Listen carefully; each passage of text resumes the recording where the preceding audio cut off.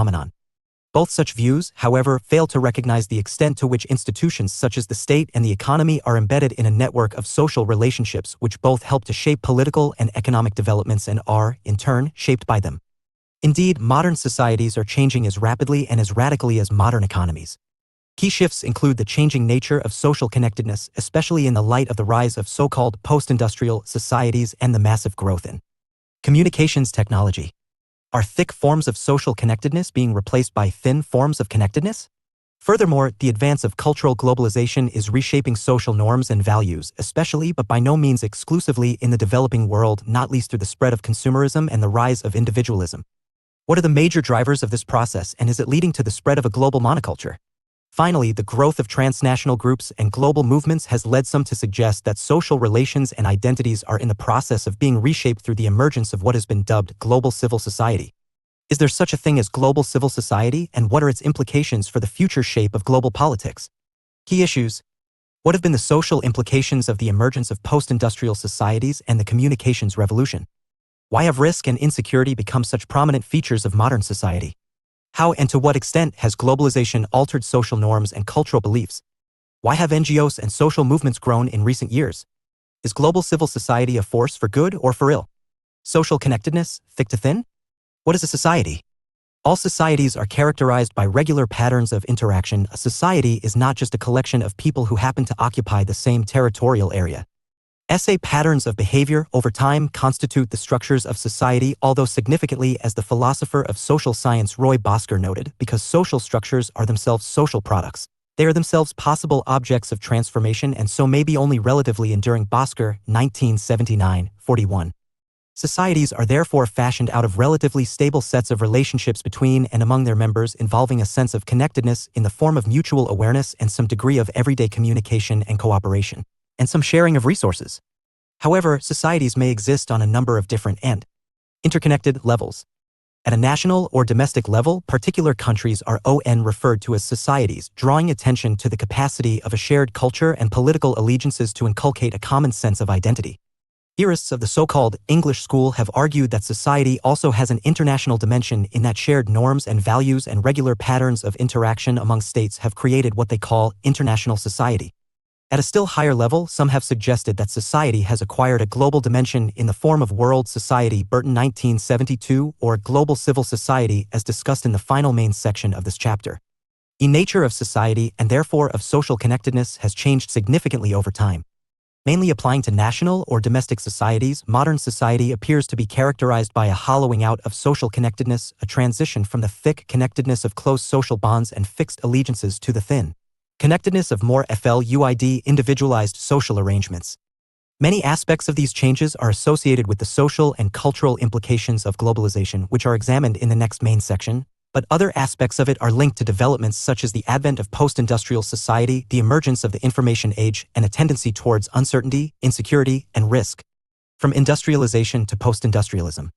Industrialization has been the most powerful factor shaping the structure and character of modern societies. It has contributed to a dramatic increase in geographical mobility through the process of urbanization. By the early 2000s, most of the world's then 6.3 billion people had come to live in towns and cities rather than in rural areas. The advance of industrialization also changed the structure of society, with the emergence of social class as the central organizing principle of society. Class divisions replaced the fixed social hierarchies of more traditional societies, usually linked to land ownership. In the process, however, the nature of social connectedness changed. One of the most influential attempts to convey this transition was undertaken by the German sociologist Ferdinand Tönnies, 1855 to 1936. Tönnies distinguished between Gemeinschaft, or community, typically found in traditional societies and characterized by natural affection and mutual respect, and Gesellschaft, or association, the looser, artificial, and contractual bonds typically found in urban and industrial societies. Nevertheless, class solidarity remained a significant feature of most industrial societies. Class solidarity remained a significant feature of most industrial societies, even though liberals and Marxists offered quite different accounts of the nature of class inequality. The former highlighted individual differences such as ability and the willingness to work, while the latter drew attention to structural divisions related to property ownership. Class loyalties, nevertheless, usually structured political allegiance. Blue-collar, or manual workers generally supported Left-wing parties, and white-collar, or non-manual workers usually supported right-wing parties. However, a further stir occurred from the 1960s onwards through the emergence of so-called post-industrial societies. One of the key features of such societies has been the process of deindustrialization, reflected in the decline of labor-intensive heavy industries such as coal, steel, and shipbuilding.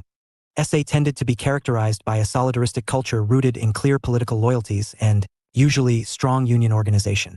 By contrast, the expanding service sectors of the economy foster more individualistic and instrumentalist attitudes.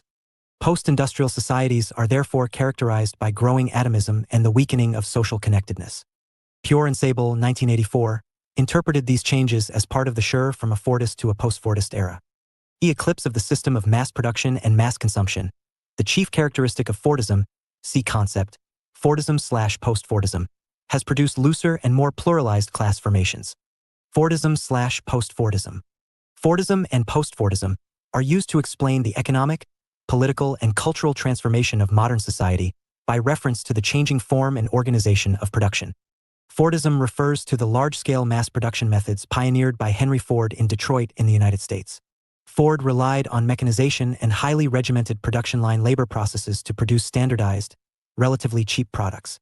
Post-Fordism emerged as the result of the introduction of more flexible microelectronics-based machinery that gave individual workers greater autonomy and made possible innovations such as subcontracting and batch production. Post-Fordism has been linked to decentralization in the workplace, social and political fragmentation, and a greater emphasis on choice and individuality. The shrinkage of the industrial working class has led to the development of so-called two-thirds, one-third societies, in which the two-thirds are relatively prosperous, a product of a marked tendency towards social leveling associated with mass education, rising affluence, and consumerism. J.K. Galbraith, 1992, highlighted this tendency in pointing to the emergence in modern societies, at least amongst the politically active, of a contented majority whose material affluence and economic security encourages them to be politically conservative. In the process, debate about the nature of social inequality and poverty in modern societies has shed from a concern about the working class and has focused instead on what is sometimes, and controversially, called the underclass or, more recently, the precariat. Underclass suffers less from poverty as it has been traditionally understood, deprivation of material necessities, and more from social exclusion, reflected in cultural, educational, and social impediments to meaningful participation in the economy and society. Colonization and decolonization. Arguably nothing has reshaped the world's societies so greatly, nor rendered them so global, as the history of colonization and decolonization. Contemporary world order itself, the prevalent perceptions of which states have more economic, military, and political power in the world and which have less, is a product of this history, but so too is the internal makeup of societies. As Barna Hessa and Salman Sayed, 2006, note, while we might live in formerly post-colonial times, many societies remain structured by the dynamics of coloniality, see here.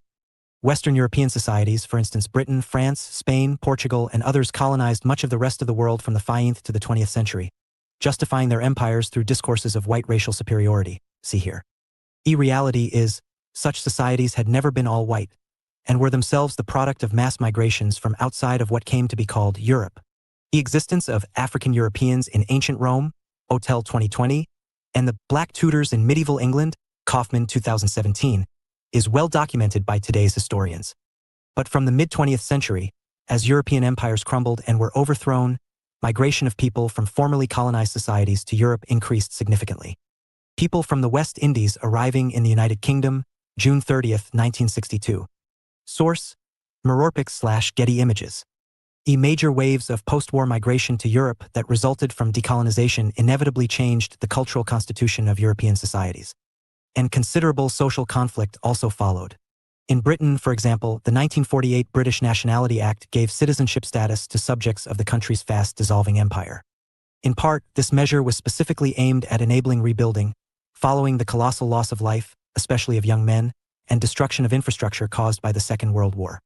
Yet new arrivals, many coming from Britain's former colonies in the Caribbean, including Jamaica, were subject to racist abuse and intimidation, from the public and media as well as some politicians. Alongside further migration, including subsequent waves from the Indian subcontinent, anti-immigrant sentiment spread, and the country's far right was rebuilt around it. Disparities in income, housing, education, and health outcomes became entrenched in many post-colonial European societies, between white populations on the one hand and people of color from former colonies on the other. SA disparities persist today and are widely seen as a root cause of the injustice that produced the Black Lives Matter movement. See here. Post-colonial people, ON represented simply as immigrants, even where they are in fact second or third generation citizens born in the country where they are given. This label have been central to diversifying and globalizing social and cultural life. Hesse and Syed 2006. Racial and religious diversity, along with a wide range of different cultural practices and products, from music to cuisine, is now commonplace in many societies.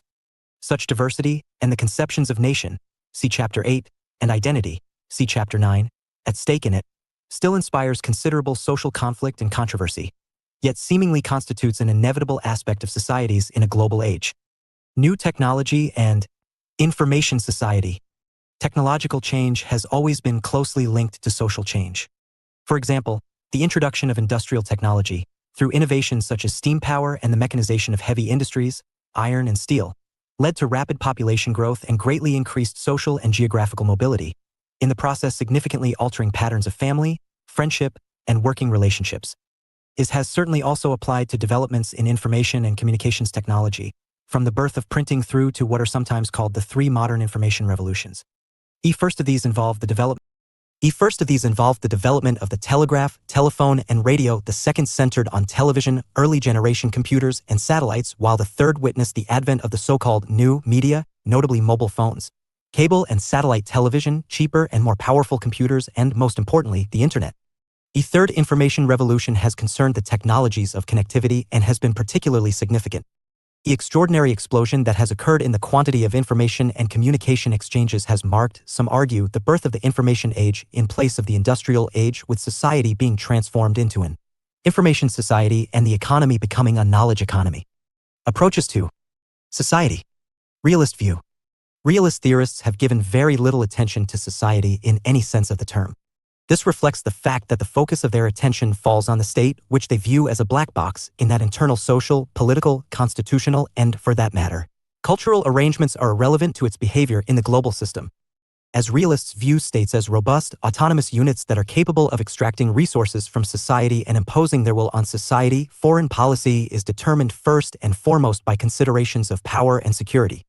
Moreover, relations between and amongst states are essentially strategic rather than social. The international system is characterized by competition and struggle, not by regular patterns of social interaction that develop through the emergence of norms, shared values, and a willingness to cooperate. Liberal view. The liberal view of society is based on individualism. Liberals thus regard society not as an entity in its own right but as a collection of individuals. To the extent that society exists, it is fashioned out of voluntary and contractual agreements made by self-interested human beings. Pluralists, nevertheless, have drawn attention to the role of groups in articulating the diverse interests within society. However, whether society is understood simply as a collection of self-interested individuals or as a collection of competing groups, liberals hold that there is a general balance of interests in society that tends to promote harmony and equilibrium. This harmony is largely brought about through the state, which acts as a neutral arbiter amongst the competing interests and groups in society, so guaranteeing social order. This task also has implications for foreign policy, which may therefore be shaped by the different groups in society and the political influence they can exert. In this way, liberals accept that foreign policy decision making may be society-centered, by contrast with the realist model of state-centrism. Liberals have typically welcomed the emergence of global civil society, seeing this as a way of pluralizing power and making intergovernmental decision-making more considered and popularly accountable. They also tend to assume that interactions among states have a significant social component, favoring the notion of international society and believing that interactions among states and non-state actors tend to be structured by principles, procedures, norms, or rules, often leading to the formation of international regimes. Constructivist view. Constructivists have placed sociological inquiry at the center of global politics by emphasizing that identities and interests in world affairs are socially constructed. Social, cultural, and historical factors are therefore of primary interest in affecting the behavior of states and other actors. Whereas realist and liberal theorists tend to view society as a strategic realm in which actors rationally pursue their various interests, constructivists view society as a constitutive realm, the realm that makes actors who or what they are, shaping their identities and interests. However, constructivism is more an analytical tool that emphasizes the sociological dimension of academic inquiry than a substantive social theory as advanced, for instance, by neo-Marxists and feminists. Marxist view. Marxism is a social theory, first of all, a theory of how societies historically emerged, how they are structured, and how they can and should change.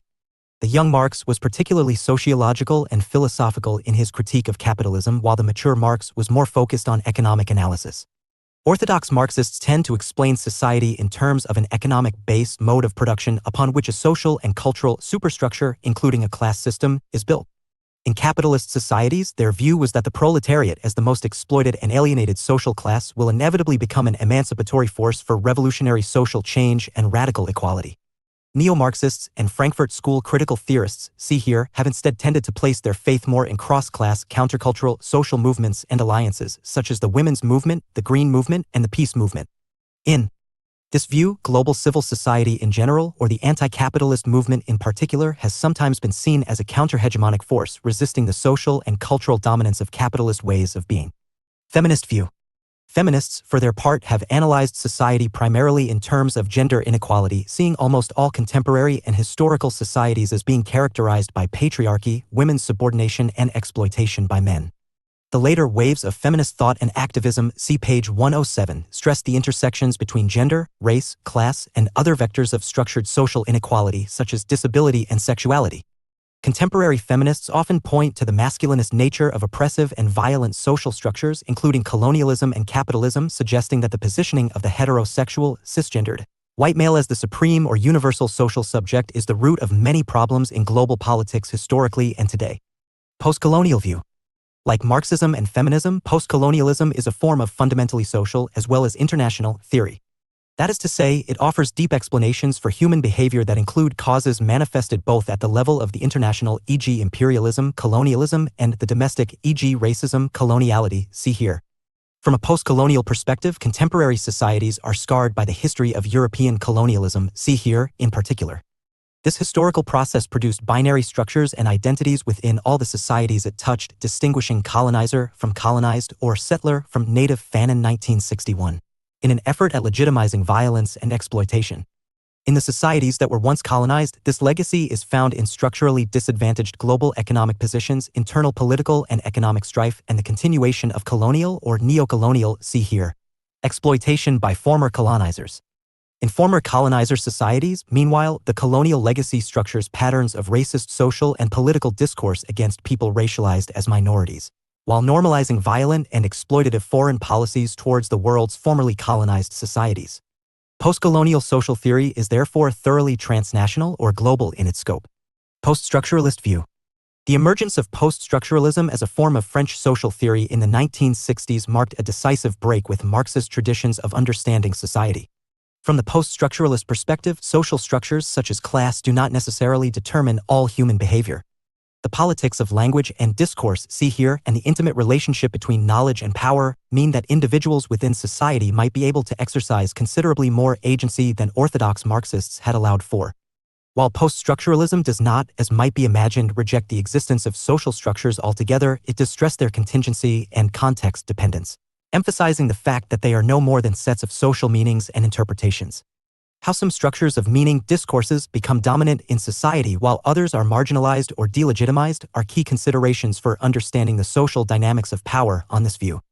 But the significance of communication and interpretation in this theory credits people with more social agency and potential for resistance to dominant discourse than the more structuralist strands of Marxist social theory allowed for. The emergence of the new media has given huge impetus to the process of globalization. Indeed, hyperglobalists subscribe to a kind of technological determinism in that they argue that accelerated globalization became inevitable once such technologies became widely available.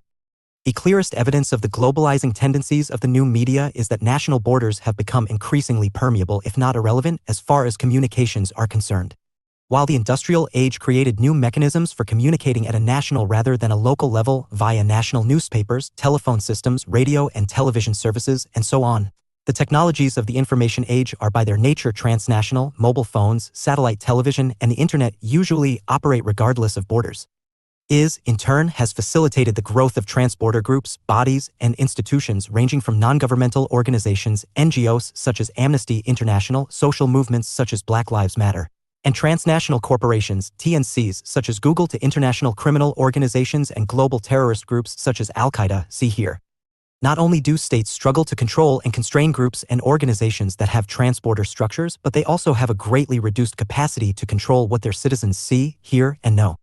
For instance, although states such as China, Myanmar, and Iran have, at various times, tried to restrict transborder communications via mobile phones and the internet, the pace of technological change is very likely to weaken such controls in the longer term. In 2000, US President Bill Clinton famously likened China's attempts to control the internet to trying to nail Jell-O to the wall. Not only have information societies brought about a historically unprecedented change in the scope of social connectedness, even giving it, at times, a transporter character, they have also altered the nature of social connectedness. More people are connected to more other people, but in different ways. One of the most influential attempts to explain this was advanced in Manuel Castells' 1996 notion of the network society. Whereas the dominant mode of social organization in industrial societies had been hierarchy, more complex and pluralized information societies operate either on the basis of markets, reflecting the wider role of market economics as well as the impact of economic globalization, or on the basis of looser and more diffuse networks. According to Castells, businesses increasingly function as network corporations. Many TNCs, for instance, are organized as networks of franchises and subsidiaries. Similar trends can be witnessed in social and political life. For example, hierarchical bodies such as trade unions and pressure groups have increasingly lost influence through the emergence of network-based social movements such as the anti-globalization movement and the environmental movement. And even terrorist organizations such as Al-Qaeda have adopted a network form of organization. The increased use of the new media in general and the internet in particular, especially facilitated by search engines such as the near-ubiquitous Google, has also led to a boom in social networking and massively expanded popular access to information. Although the impact of such developments cannot be doubted, their social implications remain a matter of considerable controversy. Advances in information and communication. Technology, ICT. 1455 Gutenberg Bible is published, initiating the printing revolution through the first use of removable and reusable type. 1837 The telegraph is invented, providing the first means of substantially super-territorial communication. 1876 The telephone is invented by Alexander Graham Bell, although the first telephone device was built in 1861 by the German scientist Johann Philipp Reis. 1894 The radio is invented by Guglielmo Marconi, with a transatlantic radio signal being received for the first time in 1901. Television is invented by John Logie Baird, becoming commercially available in 1928, the late 1930s, and reaching a mass audience in the 1950s and 1960s. 1936, first freely programmable computer is invented by Konrad Zuse. 1957, the Soviet Sputnik 1 is launched, initiating the era of communications satellites, sometimes called SATCOM. 1962, third-generation computers using integrated circuits or microchips started to appear, notably NASA's Apollo guidance computer. 1969, earliest version of the Internet developed, in the form of the ARPANET link between the University of California and the Stanford Research Institute, with electronic mail, or email, being developed 3 years later. 1991, earliest version of the World Wide Web became publicly available as a global information medium through which users can read and write via computers connected to the Internet. 1994, Netscape Navigator, the first commercially available web browser, enables people to begin browsing, creating, and posting to the World Wide Web at home. 1998, Google, which would swiftly become the most widely used search engine on the World Wide Web, a corporate giant of Silicon Valley and a leading developer of artificial intelligence, AI, is launched. 2003, MySpace, the first globally successful web-based social media platform, is launched. It would be succeeded by even more successful platforms including Facebook and Twitter, attracting hundreds of millions of users globally to create and share content with one another as part of Web 2.0. 2007, Apple launches its first iPhone, while Google releases the Android mobile operating system, two new products that inaugurated the smartphone age. More than 3 billion people are estimated to use a smartphone today. Risk, uncertainty, and insecurity. Although the thinning of social connectedness has had profound implications, the widening of its scope may be no less significant. People are exposed as never before to influences, people, events, and processes that are beyond the parameters of their face-to-face interactions, based on family, friends, work colleagues, and so on. For Zygmunt Bauman, 2000, the combination of the thinning and widening of social connectedness has changed every aspect of the human condition. Society has moved away from a heavy or solid hardware-based modernity to a light or liquid so-ware-based modernity. What he calls liquid society is characterized by the new remoteness and unreachability of global processes coupled with the unstructured and underdefined, fluid state of people's everyday lives. It has, moreover, led to a substantial increase in the levels of uncertainty and insecurity in society. When everything is short-lived and nothing stands still, people feel anxious and are constantly on alert. Global actors? Google. Google, the name originates from the misspelling of the word Google, which refers to 10 to the power of 100, was founded in 1998 by Larry Page and Sergey Brin while they were students at Stanford University. The company's remarkable growth derives from the fact that Google quickly became the world's predominant search engine, a tool designed to retrieve data and search for information on the World Wide Web, quickly sidelining other engines such as Yahoo and AltaVista. By 2022, an estimated 85% of internet searches worldwide were made using Google. Google has expanded rapidly through a strategy of acquisitions and partnerships, and it has also significantly diversified its products, which include email, Gmail, applications and storage, online mapping, including Google Earth video sharing, YouTube and social networking sites. Subsidiaries such as Google X and Google AI, meanwhile, capitalize on the firm's success in creating the world's most effective and popular search algorithms, seeking to apply this code to other areas of social and economic life. As well as developing into one of the most powerful brands in the world, Google cultivated a reputation for environmentalism, philanthropy, and positive employee relations. Its unofficial slogan is "Don't be evil." Significance: Google's success as a business organization cannot be doubted. Its widespread use and ever-expanding range of products has helped to turn Google from a noun into a verb, as in to Google someone or something. However, Google's impact on culture, society, and politics is a matter of considerable debate. Supporters of Google argue that in facilitating access to websites and online data and information, Google has helped to empower citizens and non-state actors generally and has strengthened global civil society at the expense of national governments, international bureaucrats, and traditional political elites. The oft-repeated truism that knowledge is power conventionally worked to the benefit of governmental bodies and political leaders. However, in the cyber age, easier and far wider access to news and information means that, for the first time, citizens and citizens groups are privy to a quality and quantity of information that may sometimes rival that of government.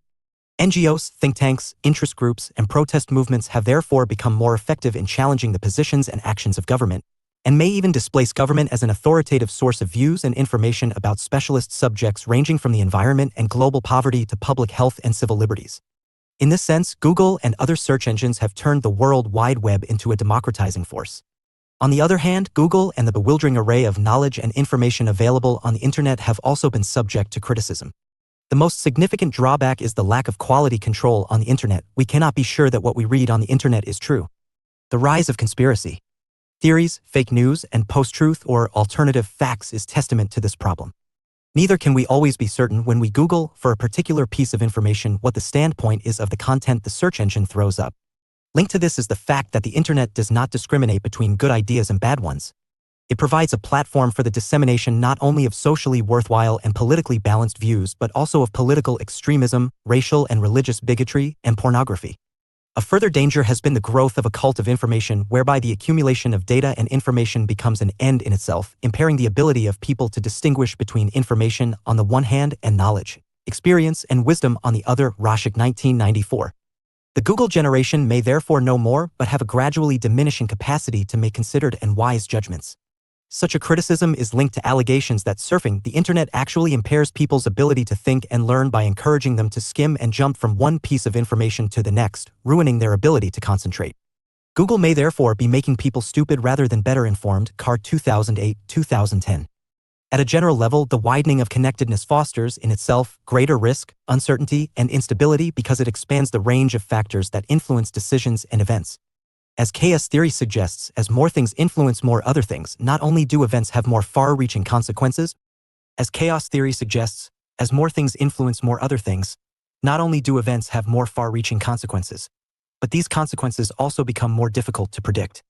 An interconnected world thus assumes a random, unstable, even crisis-prone character. Ulrich Beck, 1992, has taken this analysis further by suggesting that the prevalence of risk in modern societies reflects the transition from the first modernity, the period during which, at least in the West, the state could be relied on to provide democracy, economic growth, and security, to the second modernity, a world beyond controllability.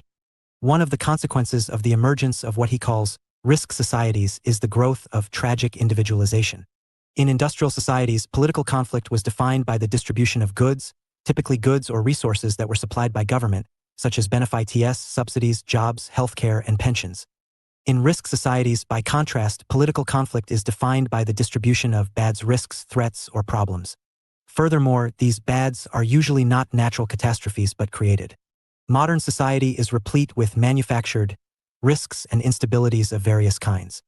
The spread of industrialization and the dismantling of regulatory frameworks has created a range of environmental threats that do not respect borders and, indeed, may affect the entire world.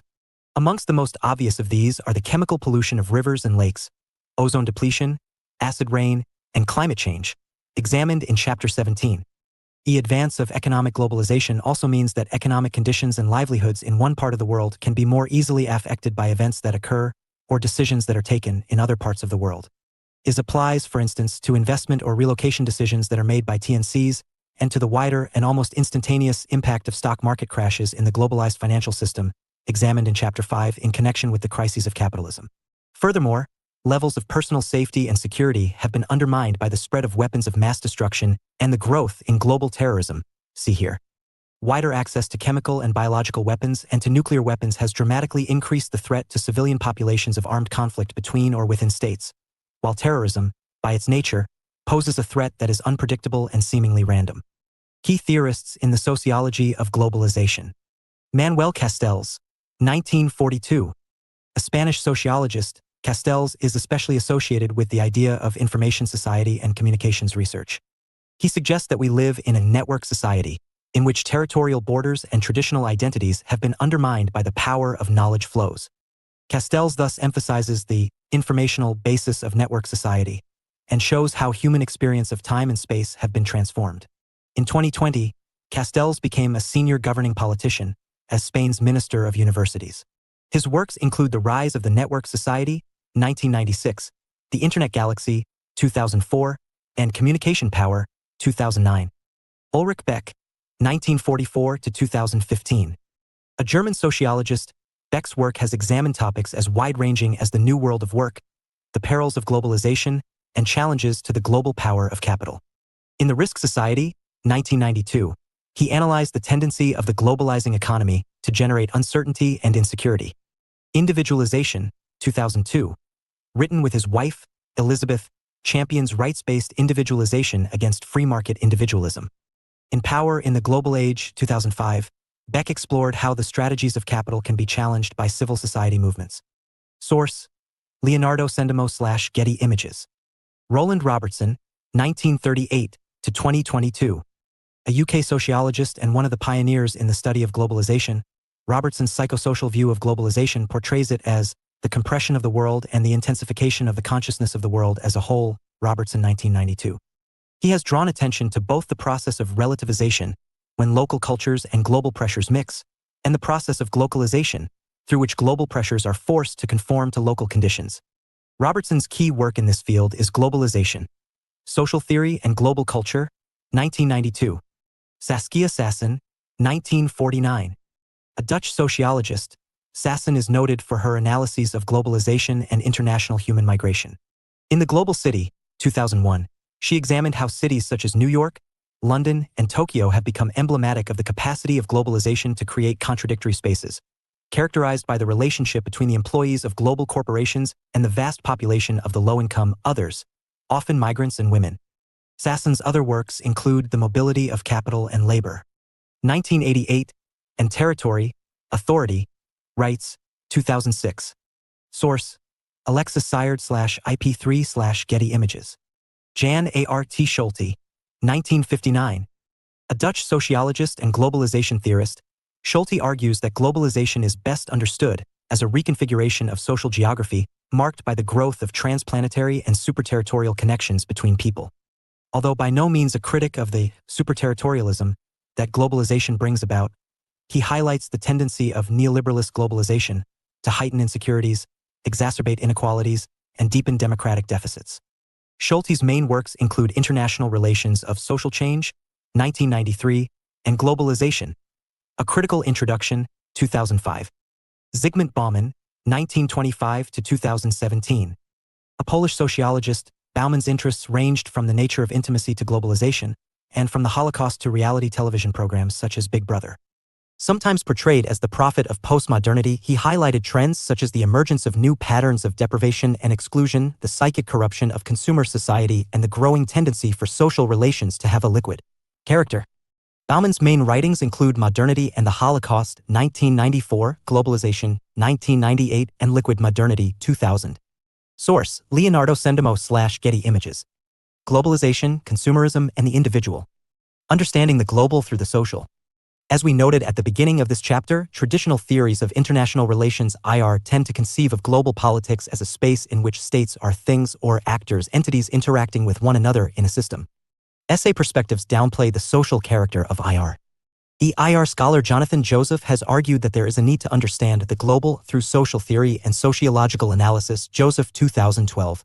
Noting that IR as the academic discipline most concerned with the global has been slow to incorporate such theory and analysis, in part because of its early fixation on the Cold War. Traditional theories of IR, see Chapter 3, emphasize what they see as unique to the domain of the international relations between discrete nations, or rather states, rather than exploring the ways in which social relations within societies also constitute relations across societies. And while many critical approaches, see Chapter 4, do take a more social approach and emphasize the global nature of social relations, it is Joseph's contention that they tend to acritically embrace globalism without always reflecting on its social roots and powerful effects. But if the idea of the global is problematic, then there are such things as global politics and global governance, and these in turn help to construct an image of the global, however misleading this might be.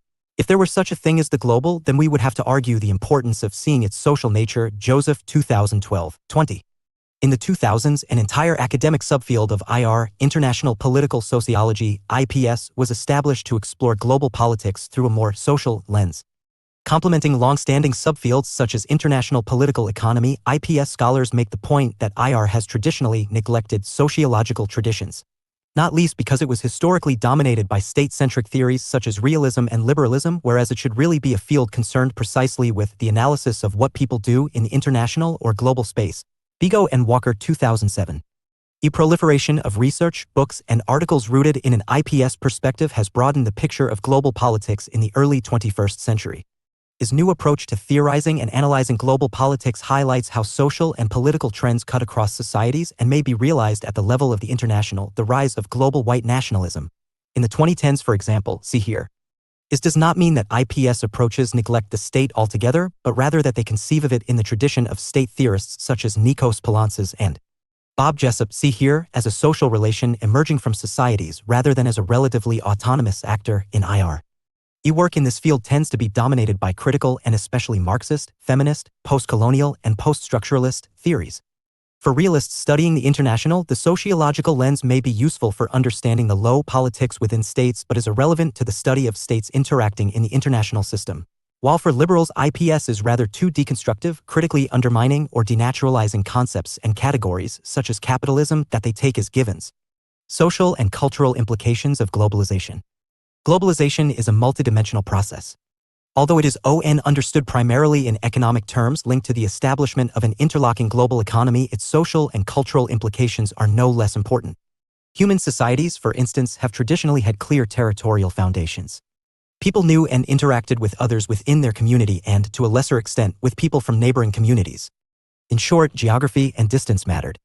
Globalization, however, has led to the rise of superterritoriality or deterritorialization, Schulte 2005, through which the constraints traditionally imposed by geography and distance have been substantially overcome. This process has occurred, most obviously, through improvements in the technologies of communication and transport. However, not only have mobile telephones, the internet, and air travel revolutionized our understanding of space, they have also transformed our notion of time, particularly through seemingly instantaneous information flows. In this light, David Harvey, 1990-2009, associated globalization with the phenomenon of time/space compression, meaning that, for the first time, human interaction could take place outside the restrictions of both space and time. Time/space compression alters people's experience of the world in a variety of ways. For instance, it means that the speed of life is increasing as, quite simply, events, transactions, and travel happen more quickly. The process of cultural globalization has sometimes been seen to be yet more significant. In this view, the essence of globalization is the process whereby cultural differences between nations and regions are tending to be flattened out. Such an approach to globalization links it to cultural homogenization, as cultural diversity is weakened or destroyed in a world in which we all watch the same television programs, buy the same commodities, eat the same food, support the same sports stars, follow the antics of the same global celebrities, and so on. Chief factors fueling cultural globalization have been the growth of TNCs and especially global media corporations, including traditional media companies such as Apple, Disney, AT&T, and Fox, And social media companies such as Facebook, Twitter, and Instagram, the increasing popularity of international travel and tourism, and, of course, the information and communications revolution. Many commentators portray cultural globalization as a top-down process, the establishment of a single global system that imprints itself on all parts of the world, in effect, a global monoculture. From this perspective, cultural globalization amounts to a form of cultural imperialism, emphasizing that cultural flows are between unequal partners and are used as a means through which powerful states exert domination over weaker states. Some therefore portray cultural globalization as westernization or, more specifically, as Americanization. The image of globalization as homogenization is at best a partial one, however. Globalization goes hand in hand with localization, regionalization, and multiculturalism, see here. The fear or threat of homogenization, especially when it is perceived to be imposed from above or from outside, provokes cultural and political resistance. This can be seen in the resurgence of interest in declining languages and minority cultures as well as in the spread of religious fundamentalism and forms of nationalism, see Chapter 8. Nevertheless, the two main ingredients of cultural globalization have been the spread of consumerism and the growth of individualism. Naomi Klein, 1970. Canadian journalist, author, and anti-corporate activist. Klein's No Logo, Taking Aim at the Brand Bullies 2000, is a wide-ranging critique of lifestyle branding and labor abuses and discusses emerging forms of resistance to globalization and corporate domination.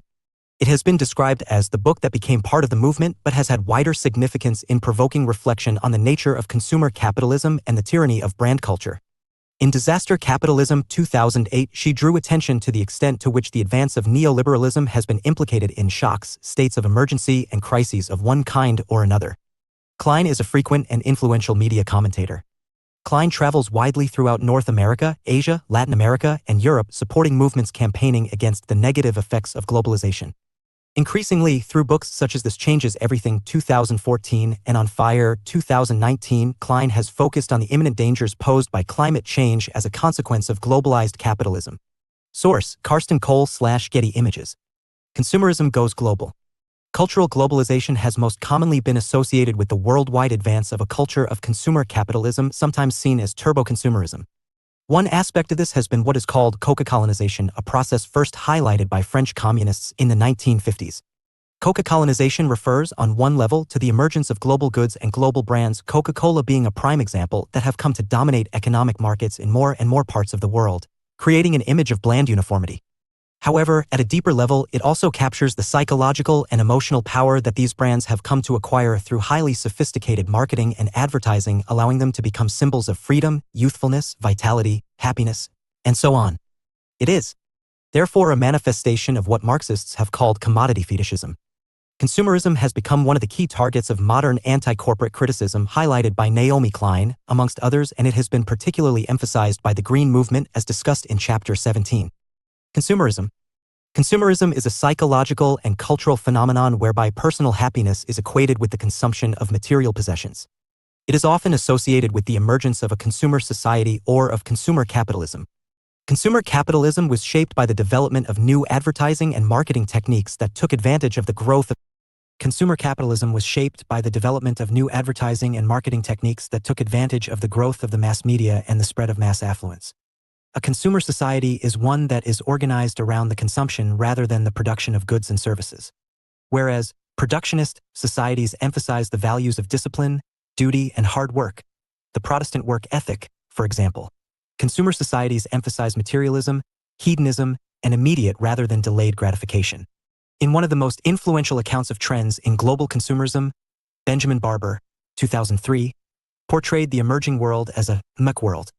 MEC world is tied together by technology, ecology, communications, and commerce, creating a shimmering scenario of integration and uniformity, in which people everywhere are mesmerized by fast music, fast computers, fast food with MTV, Macintosh and McDonald's pressing nations into one commercially homogeneous theme park.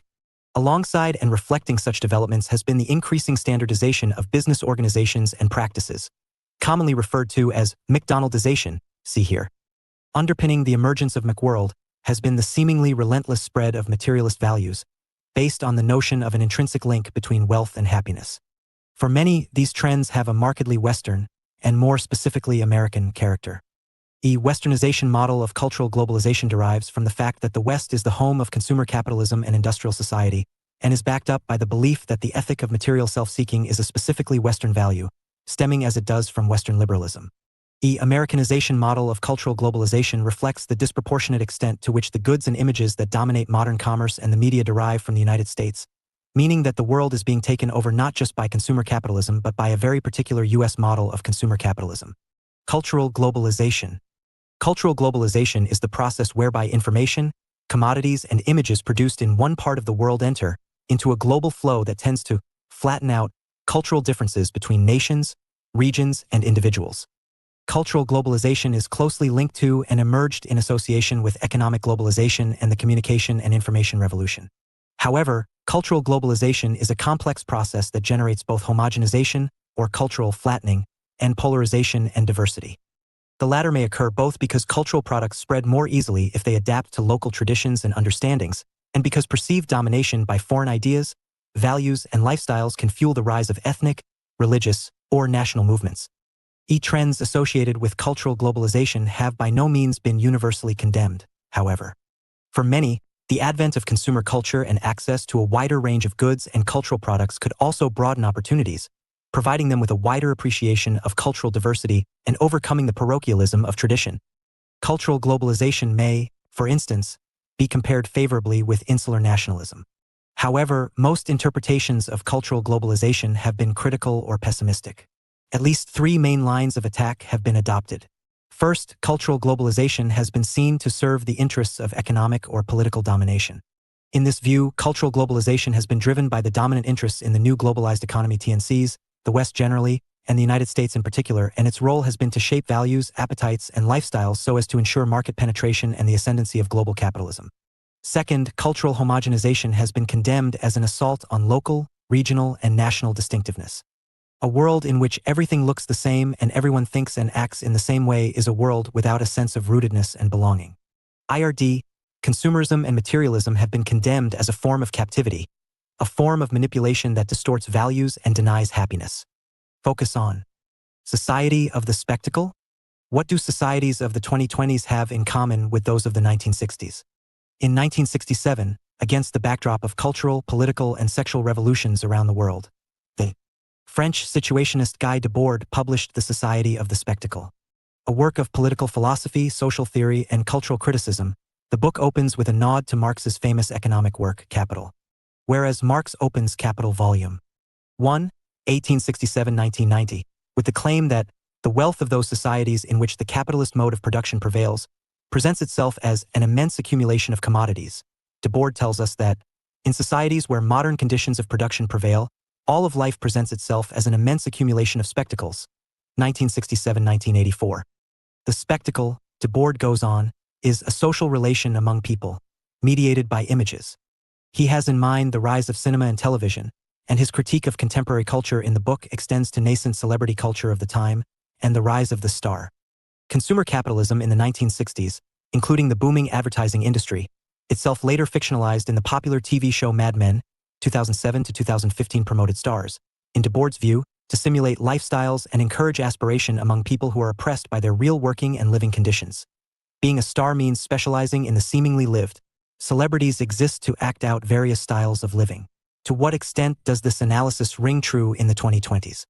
Cinema and television may have given way to social media and streaming, but Debord's critique of shallow, consumerist spectacular societies, mediated by images, might equally be applied to the culture of YouTube and Instagram, multi-billion-dollar corporations promoting unattainable lifestyles through their own stars, or influencers. Meanwhile, though traditional television has declined, the rise of multinational streaming platforms such as Netflix and the phenomenon of the smartphone, see here, in addition to social media and gaming addictions among growing segments of the global population, mean that we spend more time looking at screens and less time communicating with one another in person than ever before. In 2019, the global average screen time spent using smartphones, laptops, PCs, and tablets was estimated at 6 hours and 49 minutes per day. This figure is likely to be significantly increased since the 2020 onset of the global coronavirus pandemic, as more work, study, and leisure time was spent online. Thus, Debord's social criticism that the spectator's consciousness is, in modern societies, imprisoned in a flattened universe bound by the screen of the spectacle might be even more relevant today than it was when he wrote it. Rise of individualism. A trend towards thin social connectedness and the pressures generated by globalization have combined in modern societies to place greater emphasis on the individual and, arguably, less emphasis on community. In many parts of the world, the notion of the individual is now so familiar that its political and social significance, as well as its relatively recent origins, are overlooked. In the traditional societies, there is typically little idea of individuals having their own interests or possessing personal and unique identities. Rather, people are seen as members of the social groups to which they belong, their family, village, tribe, local community, and so on. Their lives and identities are largely determined by the character of these groups in a process that changes little from one generation to the next. The rise of individualism is widely seen as a consequence of the establishment of industrial capitalism as the dominant mode of social organization, first in Western societies and, thanks to globalization, beyond. Industrial capitalism meant that people were confronted by a broader range of choices and social possibilities. They were encouraged, perhaps for the first time, to think for themselves and to think of themselves in personal terms. A peasant, for example, whose family may always have lived and worked on the same piece of land, became a free man and acquired some ability to choose who to work for, or maybe the opportunity to leave the land altogether and look for work in the growing towns or cities. As individuals, people were more likely to be self-seeking, acting in accordance with their own, usually material, interests, and they were encouraged to be self-sufficient in the sense of taking responsibility for their economic and social circumstances. This gave rise to the doctrine of economic individualism. However, there is deep disagreement over the implications of the spread of individualism. For many, the spread of individualism has profoundly weakened community and our sense of social belonging, perhaps implying that society in its conventional sense no longer exists. For instance, academic sociology largely arose in the 19th century as an attempt to explore the usually negative social implications of the spread of industrialization and urbanization, both of which had encouraged increasing individualism and competition. For Tunnies, this had led to the growth of so-called Gesellschaft relationships, which are artificial and contractual, reflecting the desire for personal gain rather than any meaningful social loyalty. Emil Durkheim, 1858–1917, emphasized the degree to which the weakening of social codes and norms had resulted in the spread of anomie, that is, feelings of isolation, loneliness and meaninglessness, which, in Durkheim's 1897 view, had led to an increase in the number of suicides in industrial societies. Similar misgivings about the rise of individualism have been expressed by modern communitarian thinkers who have linked the growth of egoism and atomism to a weakening of social duty and moral responsibility. As people are encouraged to take account of their own interests and their own rights, a moral vacuum is created in which society, quite literally, disintegrates.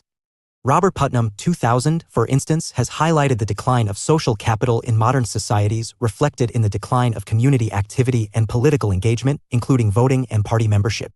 A particular source of communitarian concern has been on what the Israeli-American sociologist Amitai Etzioni, 1993, called the parenting deficit. The failure of modern parents concerned about their own enjoyment and well-being to adequately control or socialize their children, resulting in a general decline in civility and a rise in levels of delinquency and crime. On the other hand, liberal theorists in particular have viewed rising individualism as a mark of social progress. In this view, the forward march of individualism has been associated with the spread of progressive, even enlightened, social values, notably toleration and equality of opportunity. If human beings are thought of first and foremost as individuals, they must be entitled to the same rights and the same respect, meaning that all forms of disadvantage or discrimination based on factors such as gender, race, color, creed, religion, or social background are viewed as morally questionable if not indefensible. All modern industrial societies have, to a greater or lesser extent, been affected by the spread of such ideas, not least through changing gender roles and family structures that have resulted from the spread of feminism. The link between individualism and the expansion of choice and opportunity has also been highlighted by the spread in modern societies of social reflexivity, Giddens 1994. This has occurred for a variety of reasons, including the development of mass education, much wider access to information through radio, television, the internet, and so on, and intensified cultural flows within and between societies. However, social reflexivity brings both benefits and dangers. On the one hand, it has greatly widened the sphere of personal freedom, the ability of people to define who they are and how they wish to live, a tendency reflected in the increasing domination of politics by so-called lifestyle issues. On the other hand, its growth has coincided with a strengthening of consumerism and materialist ethics. Nevertheless, it is important not to overstate the advance of individualism or, for that matter, the erosion of community. Individualism has been embraced most eagerly in the Anglophone world, where it has been most culturally palatable given the impact of Protestant religious ideas about personal salvation and the moral benefits of individual self-striving. By contrast, Catholic societies in Europe and elsewhere have been comparatively more successful in resisting individualism and maintaining the ethics of social responsibility, reflected in a stronger desire to uphold welfare provision as both an expression of social responsibility and a means of upholding social cohesion. However, the best examples of successful anti-individualist societies can be found in Asia, especially in Japan, China, and Asian tiger states such as Taiwan, South Korea, and Singapore. This has led to a debate about the viability of a set of so-called Asian values and especially those associated with Confucianism as an alternative to the individualism of Western liberal societies. In addition, the image of modern societies being increasingly dominated by thin forms of social connectedness is undermined by evidence of the resurgence of thick social connectedness in many societies, especially in the form of identity politics, see Chapter 9, and linked to the growing importance of culture, ethnicity, and religion in world affairs. The notion of an emerging global monoculture may therefore be a myth, as globalization may be associated as much with the rise of ethnic nationalism and religious fundamentalism as it is with the spread of consumerism and self-seeking individualism. Barber, 2003, indeed, argued that the rise of McWorld is symbiotically linked to the emergence of militant Islam, or jihad, the latter being, in part, a reaction against the imposition of foreign and threatening Western cultural and economic practices. The growing importance of culture and religion in global politics is examined in more detail in Chapter 9. Individualism. Individualism is the belief in the supreme importance of the individual over any social group or collective body. It is the antithesis of collectivism. As such, individualism has two key implications. First, each individual has a separate, indeed unique, identity reflecting his or her inner or personal qualities. This is reflected in the idea of individuality and is linked to the notion of people as self-interested and largely self-reliant creatures. Second, all individuals share the same moral status as persons irrespective of factors such as race, religion, nationality, sex, and social position. The notion that individuals are of equal moral worth is reflected in the idea of rights, and especially in the doctrine of human rights, see Chapter 14. Global civil society. Explaining global civil society. The advance of globalization and the progressive deterritorialization of economic, cultural, and political life has gradually weakened the idea that society should be understood merely in domestic or national terms. If societies are fashioned out of a usually stable set of relationships between and among their members involving mutual awareness and at least a measure of cooperation, it has sometimes been suggested that one of the consequences of globalization has been the emergence of transnational or world society, Burton 1972, Busen 2004. However, the extent to which societal identities have been or are in the process of being established across the global population as a whole should not be overstated. A perhaps fruitful way of thinking about the transnational dimension of society is in terms of what is called global civil society. Interest in the idea of global civil society grew during the 1990s as a mosaic of new groups, organizations, and movements started. Interest in the idea of global civil society grew during the 1990s as a mosaic of new groups, organizations, and movements started to appear which both sought to challenge or resist what was seen as corporate globalization and articulate alternative models of social, economic, and political development. This happened against a backdrop of the spread of demands for democratization around the world in the aftermath of the Cold War and in the light of the intensifying process of global interconnectedness. Increasing transnational solidarity among social movements, Colas 2002-1, has been an especially visible manifestation of global civil society. Think, for example, of the global reach of the Me Too and Black Lives Matter movements in the 2010s. In some cases, these groups and organizations rejected globalization altogether, styling themselves as part of an anti-globalization movement, but in other cases they supported a reformed model of globalization, sometimes seen as social democratic or cosmopolitan globalization. The development of emergent global civil society can best be explained through the theory of countervailing power as developed by J.K. Galbraith, 1963. In this view, emergent global civil society is a direct reaction to the perceived domination of corporate interests within the globalization process. The rise of global civil society is therefore part of a backlash against the triumph of neoliberalism. It helps to explain the ideological orientation of most of these new groups and movements, which broadly favor a global social justice or world ethics agenda reflected in a desire to extend the impact and efficacy of human rights, deepen international law, see Chapter 15, and develop citizen networks to monitor and put pressure on states and international organizations, Caldor 2003.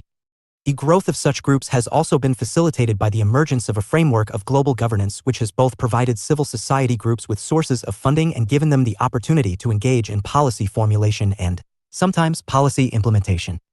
Other factors include the wider availability of advanced ICT to facilitate transnational communication and organization and the development of a pool of educated professionals in both developed and developing countries who, albeit in different ways and for different reasons, feel alienated by the globalized capitalist system. Global civil society. The term civil society refers to a realm of autonomous groups and associations that operate independently of government. Global civil society thus highlights a realm in which transnational non-governmental groups and associations interact. These groups are typically voluntary and non-profit-making, setting them apart from TNCs. However, the term global civil society is complex and contested. In its activist version, transnational social movements are the key agents of global civil society, giving it an outsider orientation and a strong focus on humanitarian goals and cosmopolitan ideals. In its policy version, NGOs are the key agents of global civil society, giving it an insider orientation and meaning that it overlaps significantly with global governance. See Chapter 20. Debating. Is globalization producing a global monoculture? The dominant image of globalization is that it tends to flatten out cultural differences, advancing sameness and diminishing difference worldwide. However, modern societies have also exemplified a strong tendency towards diversity and pluralization. For. Against. Globalization as homogenization. One aspect of globalization is universalization, the dispersal of objects, images, ideas, and experiences to people in all inhabited parts of the world. For example, economic globalization and the rise of TNCs have led to the emergence of global goods, Starbucks coffee, Barbie dolls, and so on. The spread of communications technologies such as television, film, radio, and, of course, the internet has homogenized global cultural flows and led to the creation of global celebrities such as Beyoncé and LeBron James. And English is well on its way to becoming the dominant global language. It is the language of instruction at universities in many non-Anglophone countries. It is the base language of most dominant programming languages used to produce computer software and online content, and it is the most popular language among internet users, though in the 2020s, Chinese comes a close second. Meanwhile, globalization as hybridization. Cultural exchange is by no means a top-down or one-way process. Instead, all societies, including economically and politically powerful ones, have become more varied and diverse as a result of the emergence of a globalized cultural marketplace. So-called reverse cultural flows reflect the growth of what post-colonial thinkers see here, such as Homi Bhabha and Edward Said call hybridity or creolization, the cross-fertilization that takes place when different cultures interact. In return for Coca-Cola, McDonald's, and MTV, the United States and wider West has increasingly been influenced by non-Western cultures. Eastern religions and philosophies are more influential than ever in the West, with the concept of mindfulness drawn from Taoist and Buddhist thought at the heart of a multi-billion-dollar Western wellness industry and a staple of workplace. Occupational health initiatives. Mixed martial arts, MMA, is similarly a multi-billion-dollar transnational industry based in the United States but influenced by global cultures. Its most popular discipline, Brazilian Jiu-Jitsu, BJJ, is a South American spin on a traditional Japanese fighting style. Meanwhile, South Korean food, film and television, and popular music, K-pop, have become hugely popular in Western countries in the early 21st century, thanks in English language film and television are consumed the world over. Part to the large Korean diaspora in the United States itself.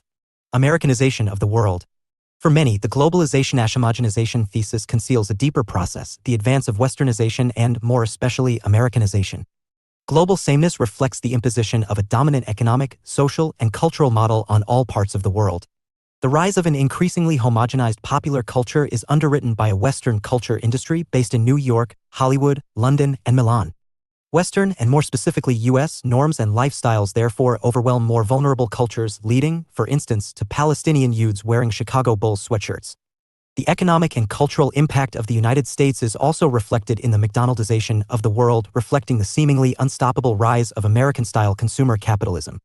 Return of the local. The globalization-homogenization thesis is undermined by the extent to which globalization either adapts to local circumstances or strengthens local influences. In developing states, for instance, Western consumer goods and images have been absorbed into more traditional cultural practices through a process of indigenization through which alien goods and practices are adapted to local conditions and needs. Examples include the Bollywood film industry and the Al Jazeera television network.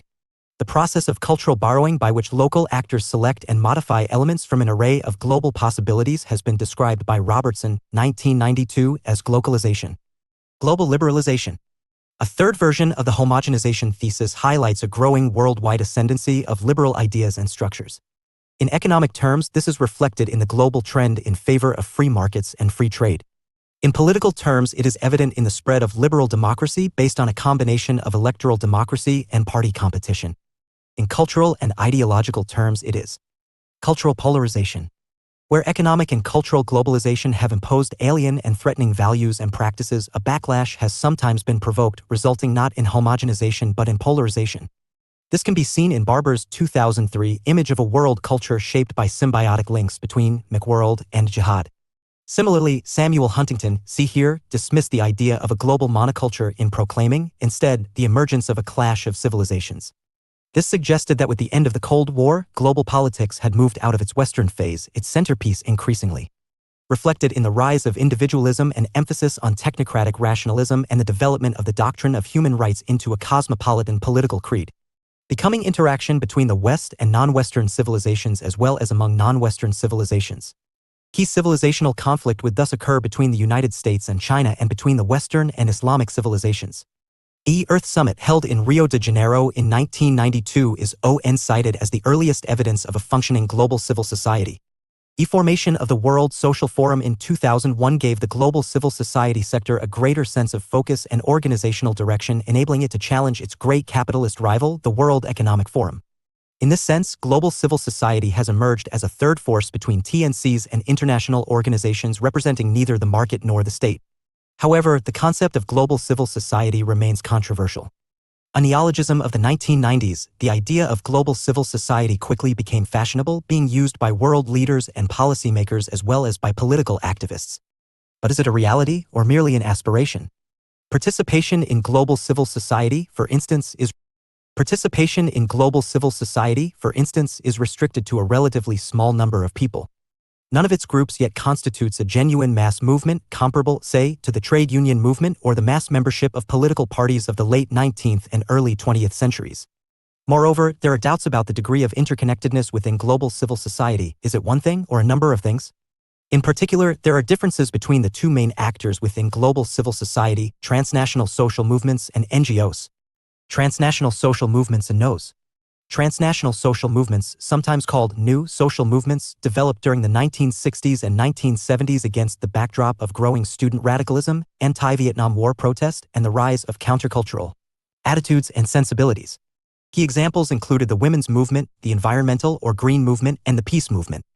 SA movements attracted the young, the better educated, and the relatively affluent, and typically embraced a post-materialist ethic. UI tended to be more concerned with quality of life issues and cultural change than with social advancement in the traditional sense.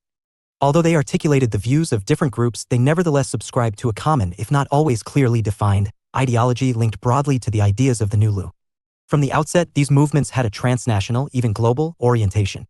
Is reflected the fact that, in many cases, support for them spills naturally across borders, for example, the women's movement, and also that, given the nature of their concerns, national divisions are seen as part of the problem rather than as part of the solution, for instance, the peace movement and the green movement.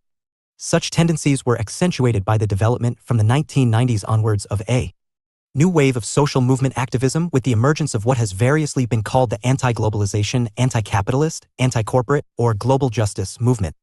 This loose and ideologically diverse movement of movements has been in the forefront of the so-called new politics, stressing decentralization and participatory decision-making and embracing a more innovative and theatrical form of protest politics.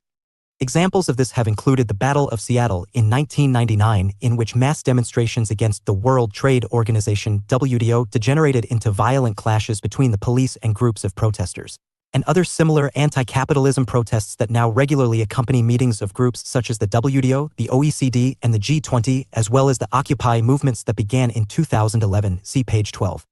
As such, transnational social movements represent the outsider face of global civil society.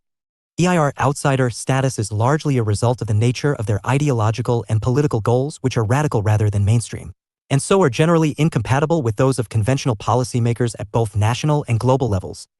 EIR use of outsider strategies such as marches, demonstrations, and protests is a way of attracting media attention and of turning potential supporters into activists. However, outsider status also places massive limitations on the policy impact of global social movements. Insofar as they have influenced UNs, it is more in terms of bringing about post-materialism. Post-materialism is a theory that explains the nature of political concerns and attitudes in terms of levels of economic development. It is loosely based on Abraham Maslow's 1908-70 hierarchy of needs which places esteem and self-actualization above material or economic needs. Post-materialism assumes that conditions of material scarcity breed egoistical and acquisitive values, meaning that politics is dominated by economic issues. However, in conditions of widespread prosperity, individuals express more interest in post-material or quality of life issues. These are typically concerned with morality, political justice, and personal fulfillment and include feminism, world peace, poverty reduction, racial harmony, environmental protection, and animal rights. A wider and more nebulous shift in values and cultural awareness. This can clearly be seen in relation to the environment movement and the women's movement. The anti-globalization movement, though much younger, has already contributed to a politico-cultural shift in terms of attitudes, particularly amongst young people, towards free trade practices and consumerist values. Many, nevertheless, view NGOs as the key actors within global civil society, their advantage being that they are institutionalized and professionalized insiders. There can be little doubt that major international NGOs and the NGO sector as a whole now constitute a significant group of political actors on the global stage. Advocacy NGOs have had a variety of high-profile successes constraining the influence of TNCs and altering the policy direction of national governments and international organizations. NGO pressure during the UN's Earth Summit in Rio in 1992, exerted by some 2,400 representatives of NGOs and a parallel NGO global forum that attracted about 17,000 people, initiated the process for controlling the emissions of greenhouse gases. The International Campaign to Ban Landmines, a network of more than 14,000 NGOs working in 90 countries, was effective in 1997 in getting the agreement of some 120 states to ban the production, use, and stockpiling of anti-personnel landmines. Without concerted pressure from NGOs, the International Criminal Court may never have been established, and INFL-UNs that continues to be vital for the effective working of the court.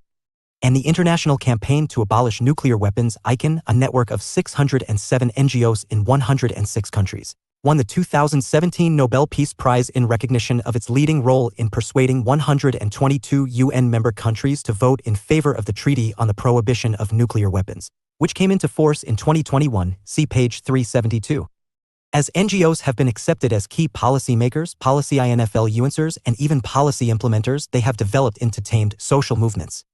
The price for their participation in the process of global governance has been the adoption of more mainstream or responsible policy positions. This trend is reflected in the fact that distinctions between NGOs and governments and international organizations and between NGOs and TNCs have become increasingly blurred. Not only do NGOs have formal rights of consultation within international organizations being accepted as a source of specialist advice and information, but NGOs and international organizations will work together in formulating and carrying out a range of humanitarian projects. Many NGOs are also part-funded by government. Médecins Sans Frontières, known in English as Doctors Without Borders, for example, receives almost half its funding from governmental sources. Indications of the growing links between NGOs and TNCs can be found, for instance, in the fact that the World Economic Forum now embraces representatives of leading NGOs and that a revolving door has developed through which TNCs demonstrate their commitment to corporate social responsibility by employing former NGO leaders and specialists. Global politics in action. NGOs and the International Criminal Court. Events. The International Criminal Court, ICC, came into operation in 2002 when the minimum required 60 states ratified the 1998 Rome Statute. NGOs played an unprecedented role in helping to bring the ICC into existence, doing much to set the international political agenda over the prosecution of genocide, crimes against humanity, and war crimes, and participating in drafting the Rome Statute. This was accomplished largely through the Coalition for an International Criminal Court, CICC, formed in 1995, which has come to have a membership of over 2,500 NGOs worldwide. Some 235 NGOs attended the Rome Conference, larger ones such as Amnesty International and Human Rights Watch sending more delegates than most countries, and with the World Federalist Movement's delegation of 60 experts exceeding even the largest government delegation. Once the Rome Statute was approved, the CICC mounted a huge lobbying campaign designed to pressure UN member states into signing and ratifying the treaty. By 2019, 154 countries had signed the treaty, 123 having also ratified it. NGOs also play a significant and ongoing role in supporting the workings of the court. Amongst other things, they provide support for victims and witnesses in giving evidence and submit legal analyses and policy arguments through so-called amicus curiae, friend of the court, briefs. Significance. The uniquely influential role played by NGOs in the establishment of the ICC can be explained in at least three ways. First, the CCC was highly effective in bringing together and coordinating diverse NGOs with different goals and focus areas, such as gender justice, victims, children, enabling them to act in a cohesive manner to achieve set ends. Second, NGO influence was closely linked to their expertise and, sometimes, political skills. Governments were keen to utilize reports and documents prepared by NGOs, benefiting both from their legal expertise and their ability to supply services, including translating and interpreting services. During the Rome Conference's 5 weeks of negotiations, the CCC not only ensured that government delegates were adequately informed but also helped to broker compromises when difficulties emerged. Third, NGOs took full advantage of the UN's willingness dating back to the early 1990s to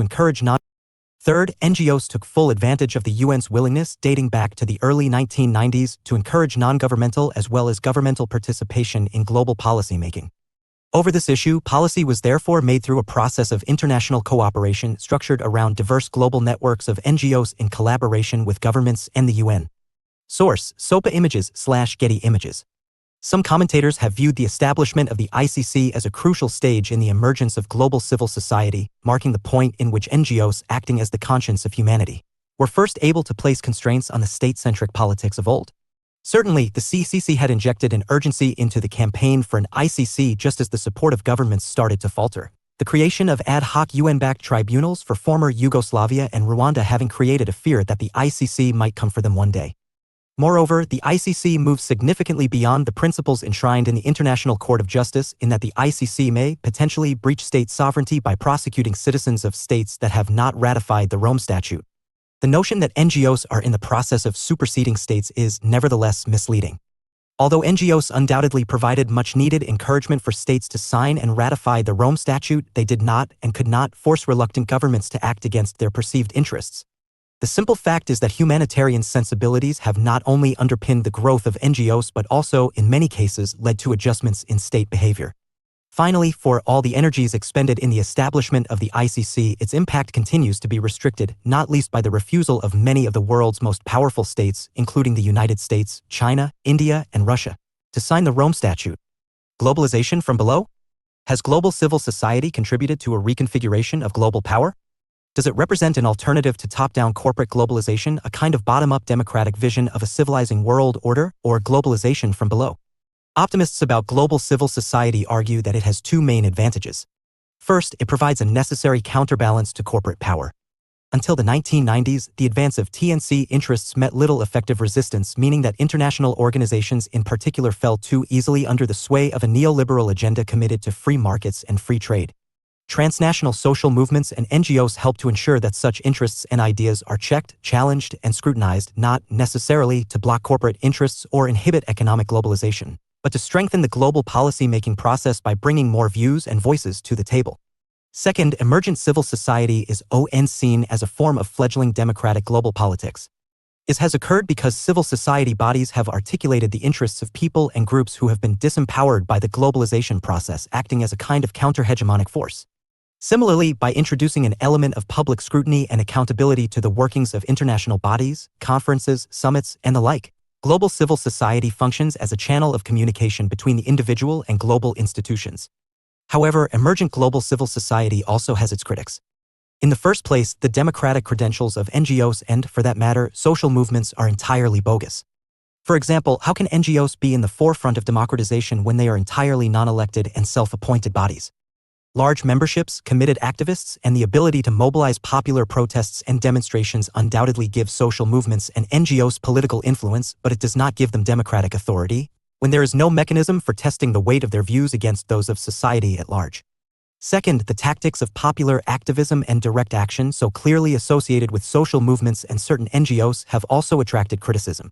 For instance, the violence that has accompanied many major anti-capitalist protests has, arguably, alienated many potential supporters, giving the entire movement an image of recklessness and irresponsibility. A final criticism is that NGOs and social movements distort national and global political agendas through their fixation on gaining media attention both as the principal means of exerting pressure and to attract support and funding. Nevertheless, may lead them to making exaggerated claims to hype political issues and to indulge in knee-jerk protest politics, aided and abetted by a mass media desperate for impact. Stories in an age of 24/7 news and current affairs. Societies are fashioned out of a usually stable set of relationships between and among their members. However, the thick social connectedness of close bonds and fixed allegiances is giving way to the thin connectedness of more fluid, individualized social arrangements. This reflects the impact of post-industrialism and the wider use of communication technology. The thinning and widening of social connectedness has been associated with a general increase in risk, uncertainty, and instability. The risks and instabilities of modern society include growing environmental threats, economic crises due to an increase in economic interconnectedness, and the emergence of new security threats. The image of an emerging global monoculture has nevertheless been challenged. Diversity and pluralization have increased in modern societies due to factors such as the adaptation of cultural products to local traditions and understandings to facilitate their spread, and because of the backlash against the perceived domination of foreign ideas, values, and lifestyles. Supporters of global civil society argue that it has effectively reconfigured global power, providing a kind of bottom-up democratic vision of a civilizing world order. Critics, on the other hand, have questioned the democratic. Cultural globalization is the process whereby information, commodities, and images that have been produced in one part of the world enter into a global flow that tends to flatten out cultural differences between nations, regions, and individuals. It is often associated with the worldwide spread of consumerism and the rise of individualism. The rise, during the 1990s, of a mosaic of new groups, organizations, and movements that sought to challenge corporate globalization has been interpreted as the emergence of global civil society. However, global civil society has been interpreted differently depending on whether transnational social movements or NGOs have been viewed as its key agents. Credentials of social movements and NGOs condemned their use of direct action and accused them of distorting national and global political agendas. Questions for discussion. What makes a society a society? Why has social connectedness become thinner? Is cultural globalization really just a form of cultural imperialism? Is individualism the enemy of social solidarity and cohesion? Has the network society substituted virtual communities for real communities? Have new forms of communication altered the global distribution of power? Does consumerism liberate people or enslave them? Are NGOs little more than self-serving and unaccountable bodies? To what extent can global civil society be viewed as a democratizing force? Further reading. Bauman, Z. Liquid Times, Living in an Age of Uncertainty, 2007. An examination of the changing human condition in the light of the emergence of liquid or light modernity. Beck, U. World at Risk, 2009. A discussion of the nature of modern society that considers the multiple manifestations of world risk. Cohen, R. and P. Kennedy, Global Sociology, 2013. A rich and diverse analysis of contemporary issues and the dynamics of social change. Joseph, J. The Social in the Global, Social Theory, Governmentality, and Global Politics, 2012. Applies Foucault's theory of governmentality to explore power in global politics. Keane, J. Global Civil Society? 2003. An exploration of the contradictory forces currently nurturing or threatening the growth of global civil society. Vanden, H. E. et al., The New Global Politics, Global Social Movements in the 21st Century, 2017. A group of authors discuss the rise of global social movements. Links to relevant web resources can be found on the Global Politics website, bloomsbury.pub/Heywood, Global Politics, 3E. Social class, broadly, a group of people who share a similar social and economic position based either on their relationship to the means of production or on the income and status of their occupational group. Post-industrial society, a society based on service industries rather than on manufacturing industries and accompanied by a significant growth in the white-collar workforce. Atomism, the tendency for society to be made up of a collection of self-interested and largely self-sufficient individuals operating as separate atoms. Underclass, a poorly defined and politically controversial term that refers, broadly, to people who suffer from multiple deprivation, unemployment or low pay, poor housing, inadequate education, and so on. Precariat, people mainly dependent upon precarious labor, working short, part-time, and fixed-term contracts, often without guaranteed hours or pay and with little or no economic or social capital to fall back on when such work is lacking. Connectivity, an information and communication technology buzzword that refers to the links between connectivity, an information and communication technology buzzword that refers to the links between one device, a computer, smartphone, or domestic appliance, for example, and others, affecting the speed, ease, and extent of information exchanges. Information society, a society in which the most important resource or commodity is knowledge/information, its primary dynamic force being the process of technological development and diffusion. Technological determinism, a theory of history in which technological innovation and development is assumed to be the principal motor of social, economic, or political change. Network, a means of coordinating social life through loose and informal relationships between people or organizations. usually for the purpose of knowledge dissemination or exchange. World Wide Web, a hypertext-based system that gives users of the internet access to a collection of online content stored on servers around the world, often simply called www or the web. Web 2.0, a play on the version numbering used by software developers. Web 2.0 represents a dramatic shift in use from the early 2000s onward, with ordinary users no longer just browsing or downloading content but increasingly creating and uploading it too, via social media posts, blogs, vlogs, and podcasts. Tragic individualization, the condition in which the individual, through the failure of science, politics, and other expert systems to manage risk, is forced to cope with the uncertainty of the global world by him or herself. Anthropogenic, generated or caused by human beings. Deterritorialization, the process through which social spaces can no longer be wholly mapped in terms of territorial places, territorial distance, and territorial borders. Time/space compression, the idea that, in a globalized world, time and space are no longer significant barriers to communications and interaction. Cultural homogenization, the tendency for national and local cultural differences to be lost in the face of, usually US-led corporate globalization. Cultural imperialism, the displacement of local cultural traditions and practices by the imposition of foreign beliefs, values, and attitudes, usually associated with consolidating or legitimizing economic and/or political domination.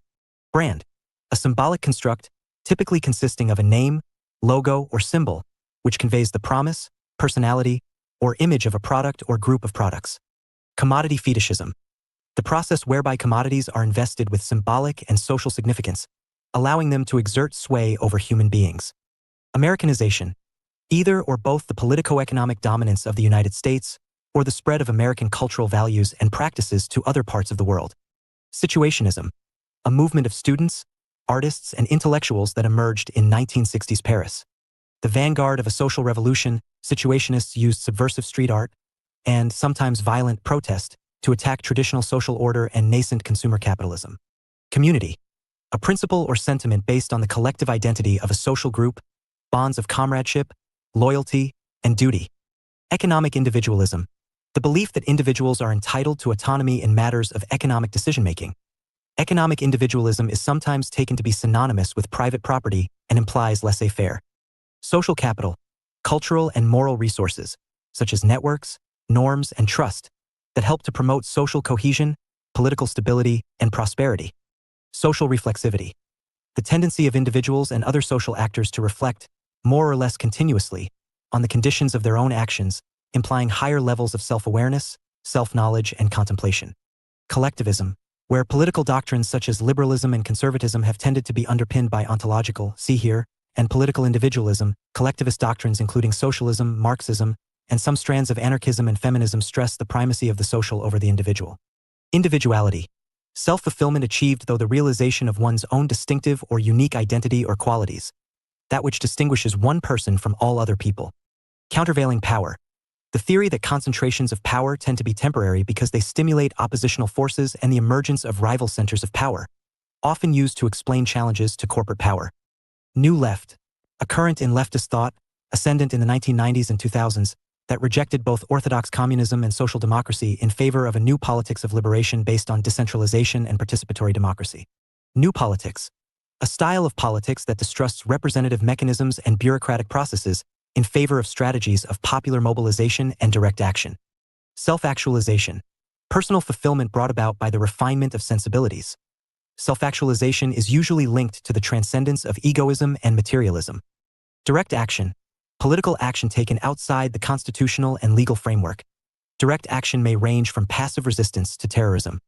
8888. Nations and Nationalisms in a Global Age. Source: John Wessels/Getty Images. Preview. Nationalism has, arguably, been the most powerful force in world politics for over 200 years.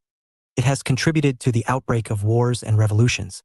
It has been closely linked to the birth of new states, the disintegration of empires, and the redrawing of borders, and it has been used to reshape existing regimes as well as to bolster them. The greatest achievement of nationalism has been the establishment of the nation as the key unit for political rule, meaning that the so-called nation-state has come to be accepted as the most basic and, nationalists argue, the only legitimate form of political organization. However, the character of nationalism and its implications for world politics are deeply contested. Has nationalism advanced the cause of political freedom, or has it simply legitimized aggression and expansion? By the dawn of the 21st century, the modern nation was under pressure.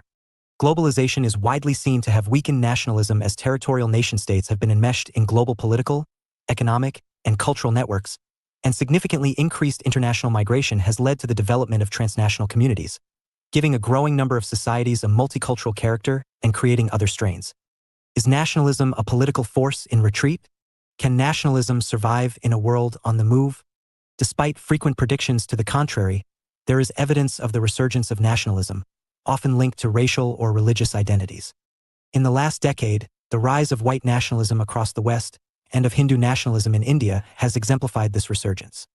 Nationalism has also re-emerged as a reaction against the culturally homogenizing impact and economic reordering of globalization.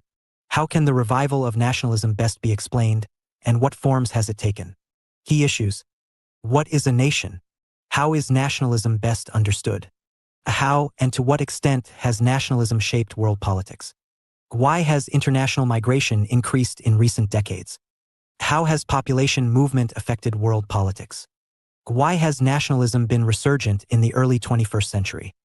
Does contemporary nationalism differ from earlier forms of nationalism? Nationalism and world politics. Modern nations and the idea of nationalism were born in the late 18th century. Some commentators see them as a product of the 1789 French Revolution, Kaduri 1966. Previously, countries had been thought of as realms, principalities, or kingdoms. The inhabitants of a country were subjects, their political identity being formed by allegiance to a ruler or ruling dynasty, rather than any sense of national identity or patriotism. However, the revolutionaries in France who rose up against Louis XVI did so in the name of the people, and understood the people to be the French nation. Nationalism was therefore a revolutionary and democratic creed, reflecting the idea that of the crown should become citizens of France. Such ideas, nevertheless, were not the exclusive property of the French. In the early 19th century, a rising tide of nationalism spread throughout Europe, exploding in 1848 in a series of revolutions that affected the mainland of Europe from the Iberian Peninsula to the borders of Russia. During the 20th century, the doctrine of nationalism, which had been honed in Europe, spread throughout the globe as the peoples of Asia and Africa rose in opposition to colonial rule. The nation. Nations, from the Latin nasi, meaning to be born, are complex phenomena that are shaped by a collection of cultural, political, and psychological factors. Culturally, a nation is a group of people bound together by a common language, religion, history, and traditions, although all nations exhibit some degree of cultural heterogeneity.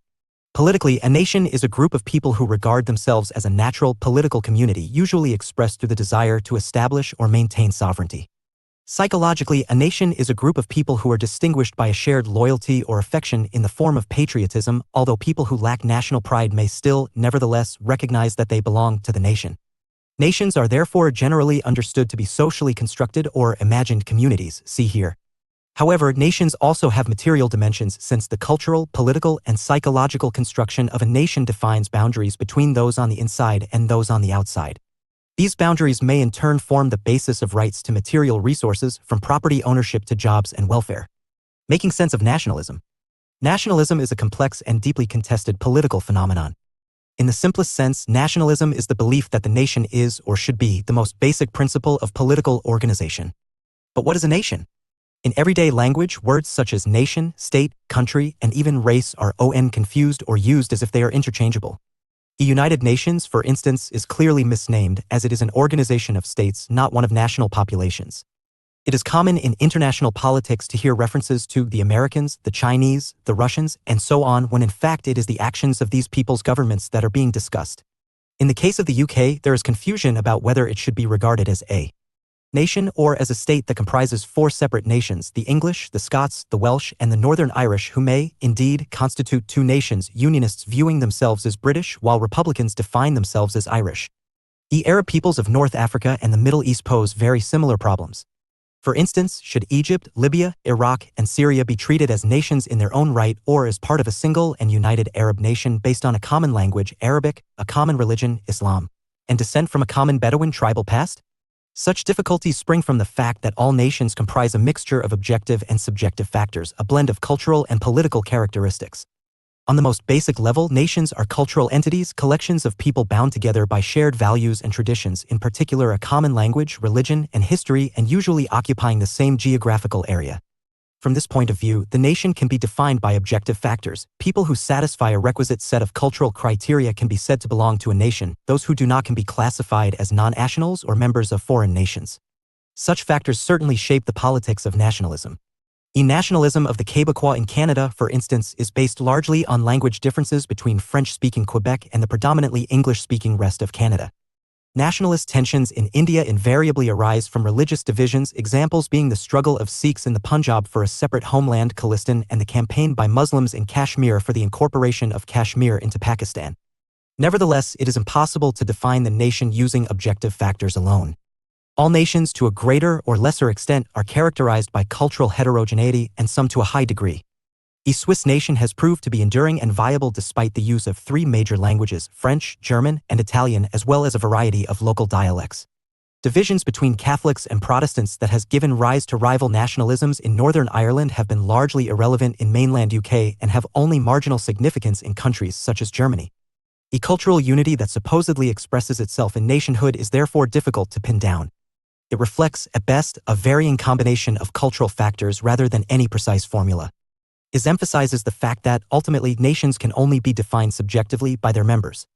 In the final analysis, the nation is a psychopolitical entity, a group of people who regard themselves as a natural political community and are distinguished by shared loyalty and affection in the form of patriotism. The political dimension of nationhood is evident in the difference between a nation and an ethnic group.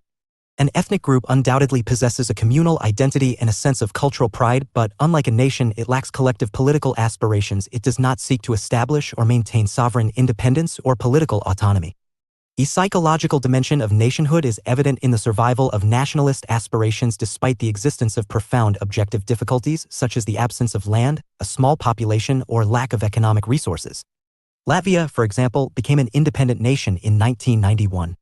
Despite having a population of only 2.6 million, barely half of whom are Lats, no source of fuel, and very few natural resources. Likewise, the Kurdish peoples of the Middle East retain nationalist aspirations even though the Kurds have never enjoyed formal political unity and are presently spread over parts of Turkey, Iraq, Iran, and Syria.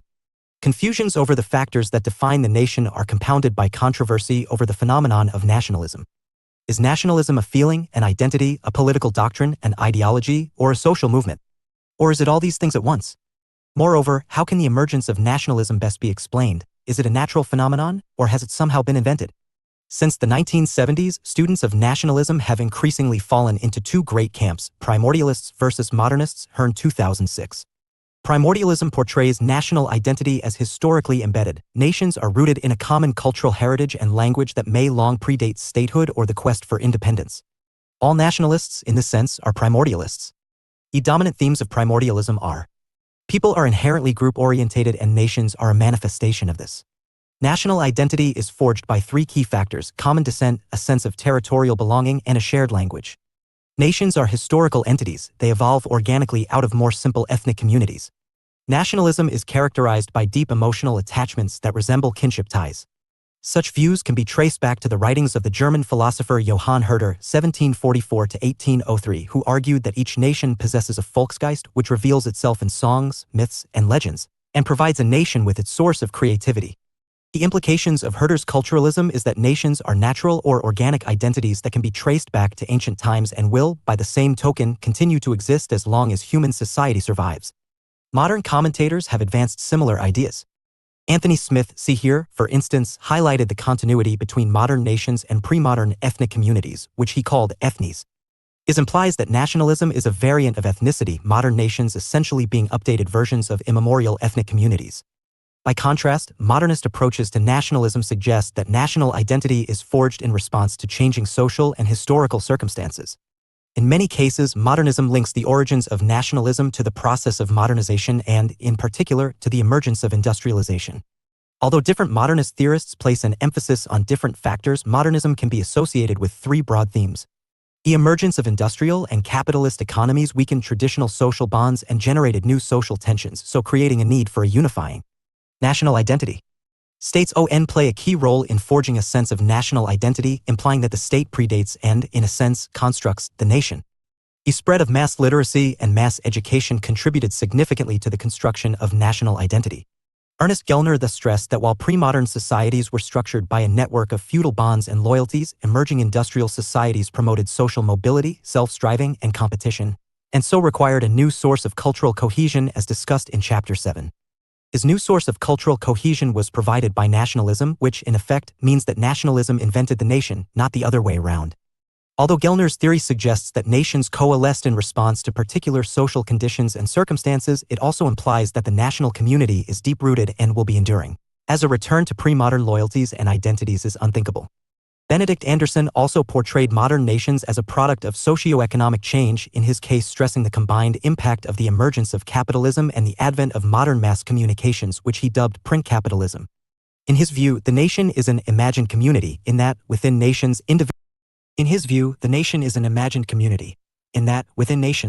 individuals only ever meet a tiny proportion of those with whom they supposedly share a national identity. Anderson, 1983. If nations exist, they exist as imagined artifices, constructed for us through education, the mass media, and the process of political socialization. Marxists such as Eric Hobsbawm, 1992, tend to view nationalism as a device through which the ruling class counters the threat of social revolution by ensuring that national loyalty is stronger than class solidarity, thereby binding the working class to the existing power structure. See approaches to nationalism. A world of nation-states. Nationalism has helped to shape and reshape world politics for over 200 years. However, the nature of its impact has been the subject of considerable debate. Nationalism is a chameleon-like ideology, capable of assuming a bewildering variety of political forms.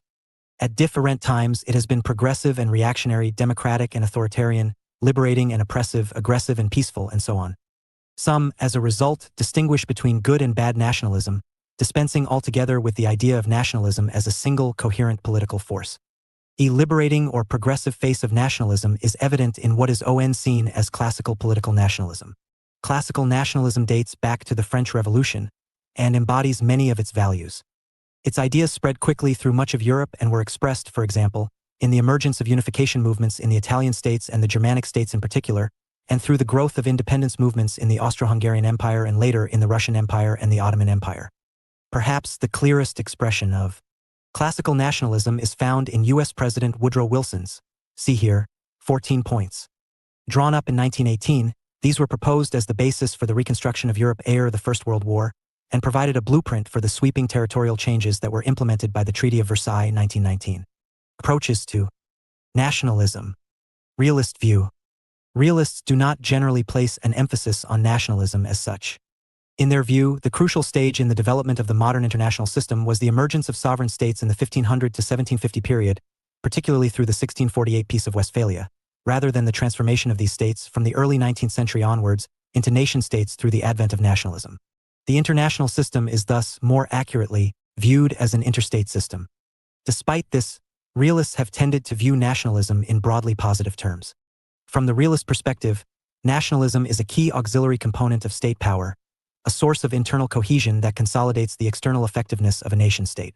By interpreting state interests, generally, as national interests, realists recognize nationalism as a force that sustains international anarchy, limits the scope for cooperation between and among states, and implies that universal values, such as human rights, are defective. Liberal view. Liberals have long endorsed nationalism. Indeed, in 19th century Europe in particular, to be a liberal meant to be a nationalist. Liberal nationalism is a principled form of nationalism, based above all on the notion of national self-determination, which portrays the nation as a sovereign entity and implies both national independence and democratic rule. Although liberal nationalists, like all nationalists, view the nation as a natural community, they regard nations as essentially civic entities, based on the existence of common values and political loyalties. From the liberal perspective, the nation-state is a political ideal, representing the goal of freedom and the right of each nation to fashion its own destiny. Self-determination, moreover, is a universal right, reflecting the equality of nations, at least in a moral sense, and implying that liberals aim not merely to achieve sovereign statehood for their particular nation but to construct a world of independent nation-states. Liberals view nationalism and internationalism as complementary, not conflicting principles.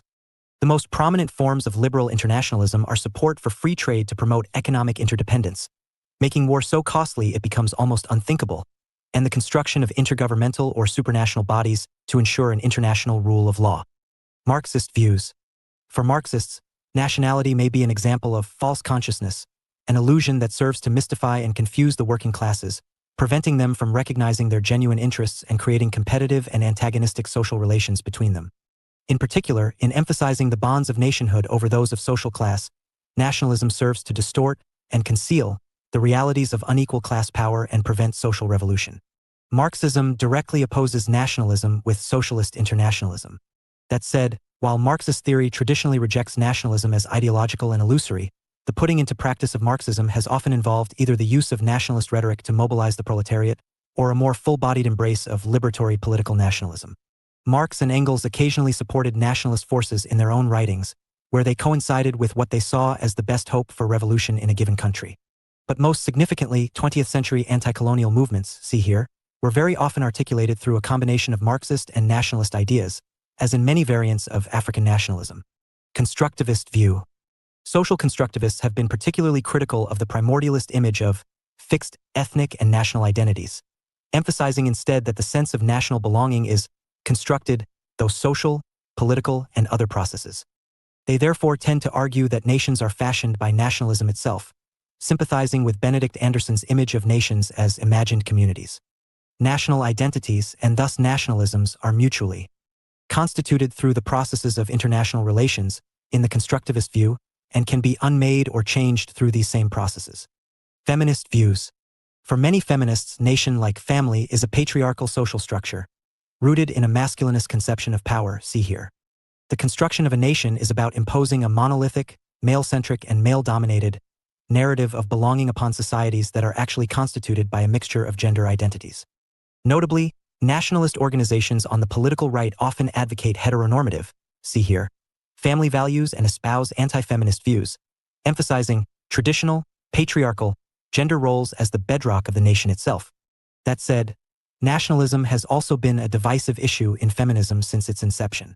The women's suffrage movement in Britain was split at its height by those who suspended or adapted their campaigning to support the national war effort in the First World War, and those who formed peace movements and campaigned against the war.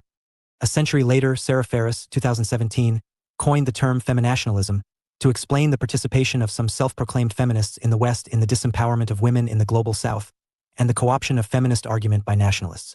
Ferris notes that one of the striking features that distinguishes contemporary European nationalist parties from their older counterparts is the invocation of gender equality and occasionally LGBT rights within an otherwise xenophobic rhetoric. Ferris, 2017, 1. Post-structuralist views. Post-structuralist and postmodernist approaches to nationalism tend to suggest that at the heart of the nationalist project is a narrative or collection of narratives. The story of the nation is told by history books, works of fiction, symbols, myths, and so on, with particular importance being given to a foundational myth that locates the origins of the nation in a time long ago and imbues the nation with special qualities. Nationalisms are significant for post-structuralists inasmuch as they are connected to the politics of difference. Specifically, nationalisms seek to solve or transcend the politics and power struggles over different identities at large in societies. Nationalist narratives present those who do not identify with or are not identified by others with the nation as deviant, dangerous, and potentially in need of exclusion. Present those who do not identify with or are not identified by others with the nation as deviant, dangerous, and potentially in need of exclusion or even extermination. Post-structuralists tend to believe that nationalists can never fully achieve their goal of a cohesive national self because there will always be resistance, deviance, and difference. Post-colonial views. The relationship between post-colonial theory and nationalism is nuanced and rich. On the one hand, nations and nationalism are at the root of a great deal of colonial and post-colonial racist violence. The social processes of othering within and between societies are often refracted through nationalist lenses. Who does or does not belong to the nation is part of a struggle connected to colonial history and the structural racism that follows it. On the other hand, nationalism has played a key role in anti-colonial struggles, particularly the African nationalism that thrived in the mid-20th century, and was closely associated with both Pan-Africanism and Marxist or socialist political and economic ideas. In the sense that many of the first post-colonial theorists, such as Amilcar Cabral, were active anti-colonial activists and revolutionary fighters struggling to realize African nations independent of colonial control from Europe. They were also self-identified nationalists. African nationalism within Africa had strong links to black nationalist, see here, and Pan-Africanist liberation movements in majority white societies too. Classical nationalism has been strongly associated with liberal ideas and values. In common with all forms of nationalism, classical nationalism is based on the fundamental assumption that humankind is naturally divided into a collection of nations, each possessed of a separate identity. Nations are therefore genuine or organic communities, not the artificial creation of political leaders or ruling classes. A characteristic theme of classical nationalism, however, is that it links the idea of the nation with a belief in popular sovereignty, see here, ultimately derived from Jean-Jacques Rousseau's 1712-78 idea of the general will. Its fusion was brought about because the multinational empires against which 19th-century European nationalists fought were also autocratic and oppressive. Mazzini, for example, wished not only to unite the Italian states but also to throw off the influence of autocratic Austria. Woodrow Wilson, for his part, wished not only that the constituent nations of Europe should achieve statehood but also that they should be reconstructed on the basis of US-style liberal republicanism. A central theme of this form of nationalism is therefore a commitment to the principle of national self-determination. Its goal is therefore the construction of a nation-state. Nation-state. A nation-state is an autonomous political community bound together by the overlapping bonds of citizenship and nationality, meaning that political and cultural identity coincide. Nation-states thus reflect Mazzini's goal: every nation a state, only one state for the entire nation. Most modern states are nation-states in that, thanks to classical nationalism, the nation has come to be accepted as the basic unit of political rule. However, the nation-state is more a political ideal than a reality, as all states are, to some degree, culturally and ethnically heterogeneous. However, the term nation-state has often incorrectly become a synonym for the state in much public and some academic discourse. This form of nationalism has had profound implications for world politics. From the early 19th century onwards, the seemingly irresistible process of nation-state formation transformed the state system, reconfiguring political power ultimately across the globe, and giving states an internal cohesion and sense of purpose and identity they had previously lacked. This was, nevertheless, a complex process. Although primordialists such as Anthony Smith 1986-1991 tend to view pre-modern ethnic communities as a kind of template for modern states, nation-state formation changed nationalism every bit as much as nationalism changed the state system. Nationalism was an important component of the 1848 revolutions that spread across Europe, from the Iberian Peninsula to the borders of Russia. However, nationalist movements were nowhere strong enough to accomplish the process of nation-building alone. Where nationalist goals were realized, as in Italy and Germany both were finally unified in 1871, it was because nationalism coincided with the ambitions of powerful states, in this case Piedmont and Prussia.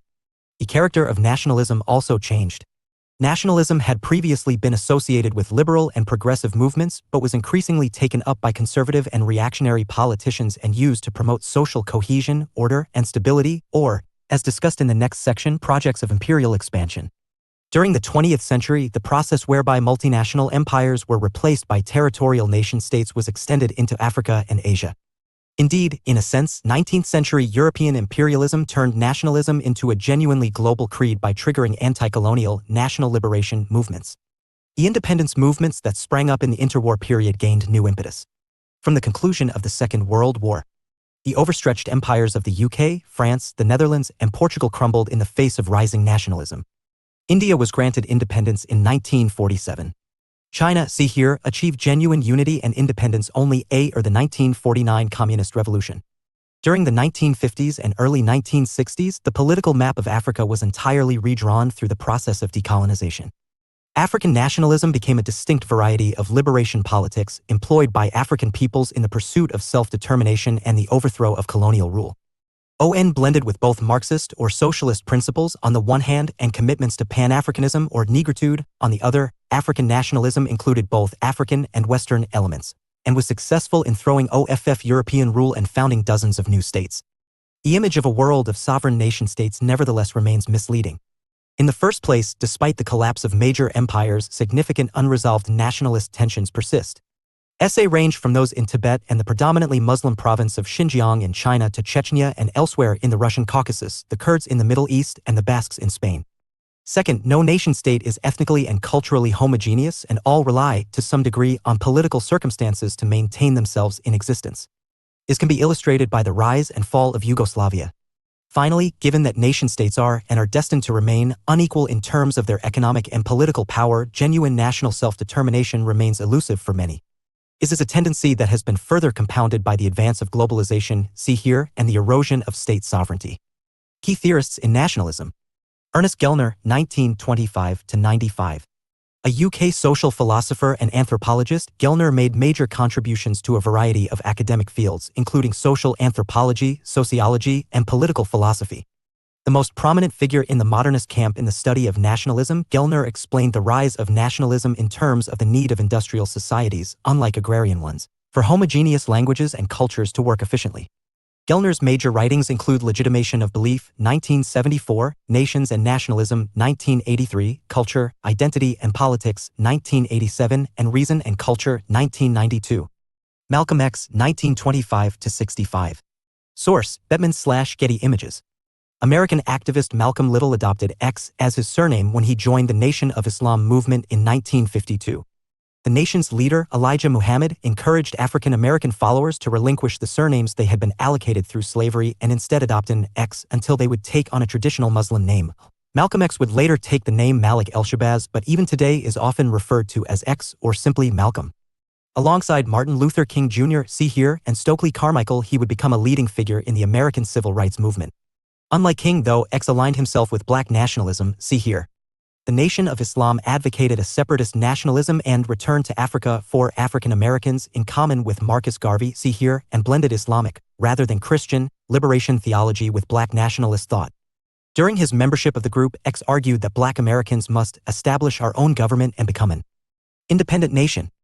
And once we become separated from the jurisdiction of this white nation, we can then enter into trade and commerce for ourselves with other independent nations.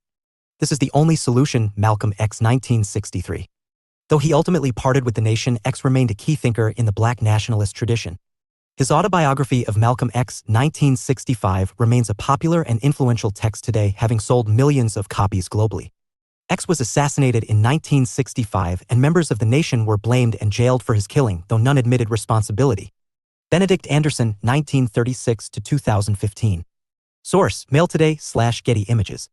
An Irish academic who was brought up mainly in California, Anderson's main publication on nationalism is the celebrated Imagined Communities, 1983.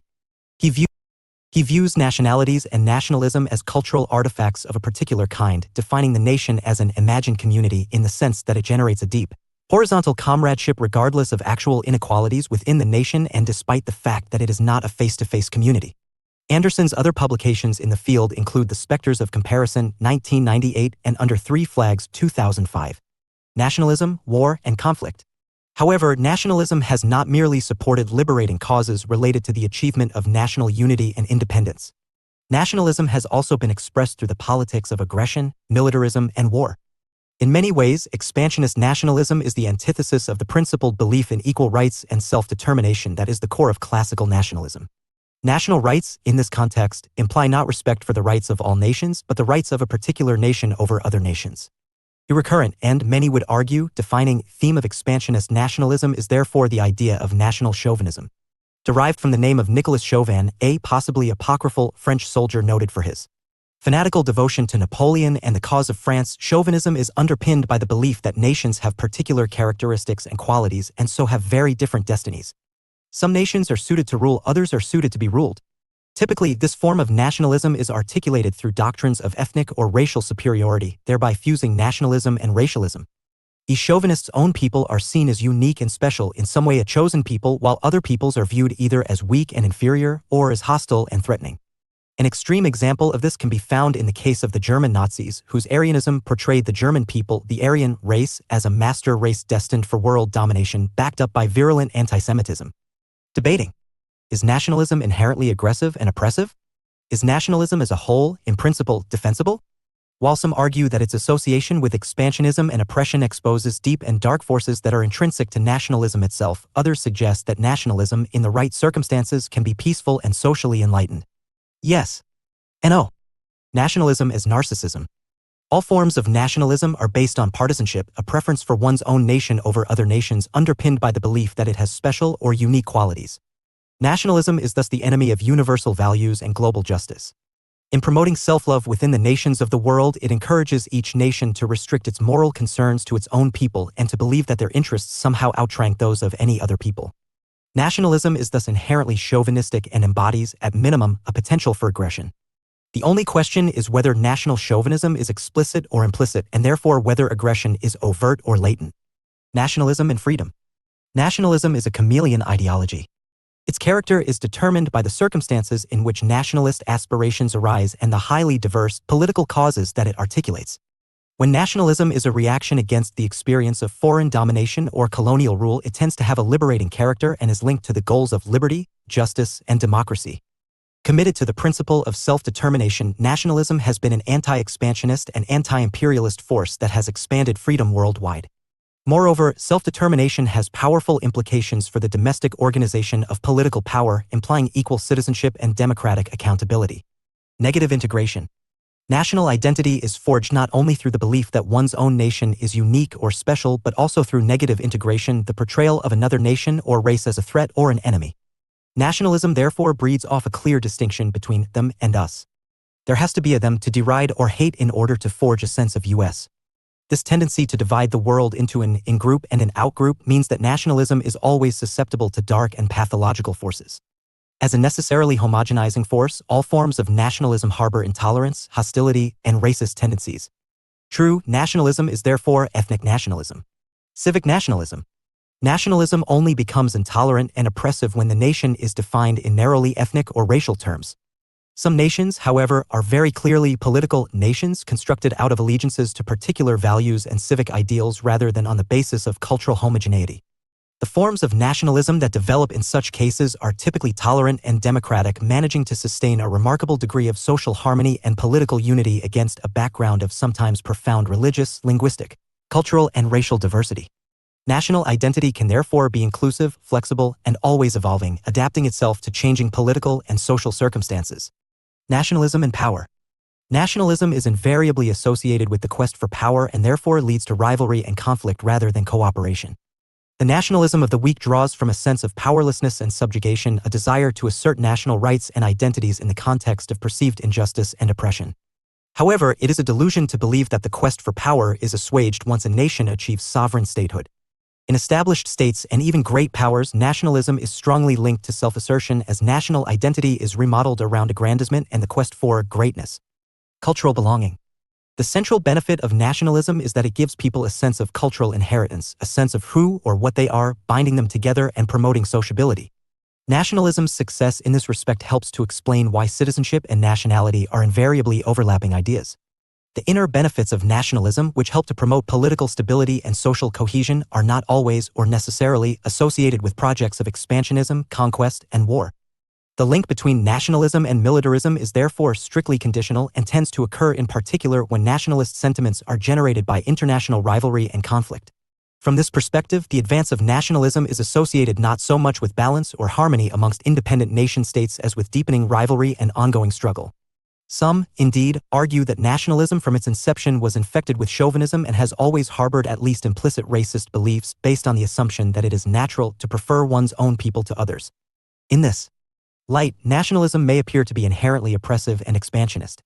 All forms of nationalism may thus exhibit some form of xenophobia.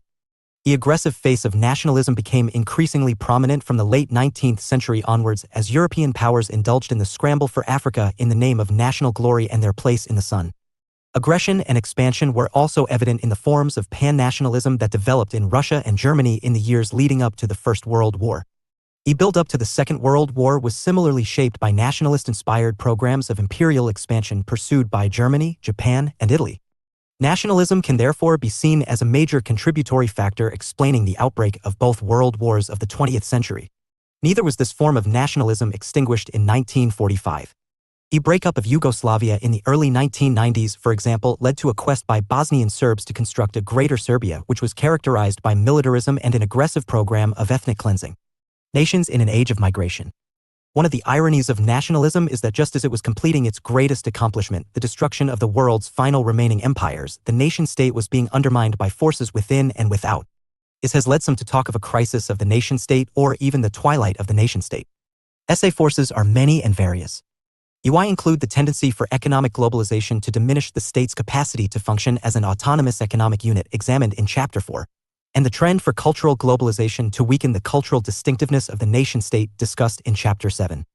However, some argue that the most potent threat to the nation stems from the upsurge in international migration and the growth as a result of transnational communities and hybridity generally. Population movement has thus had major implications for modern world politics.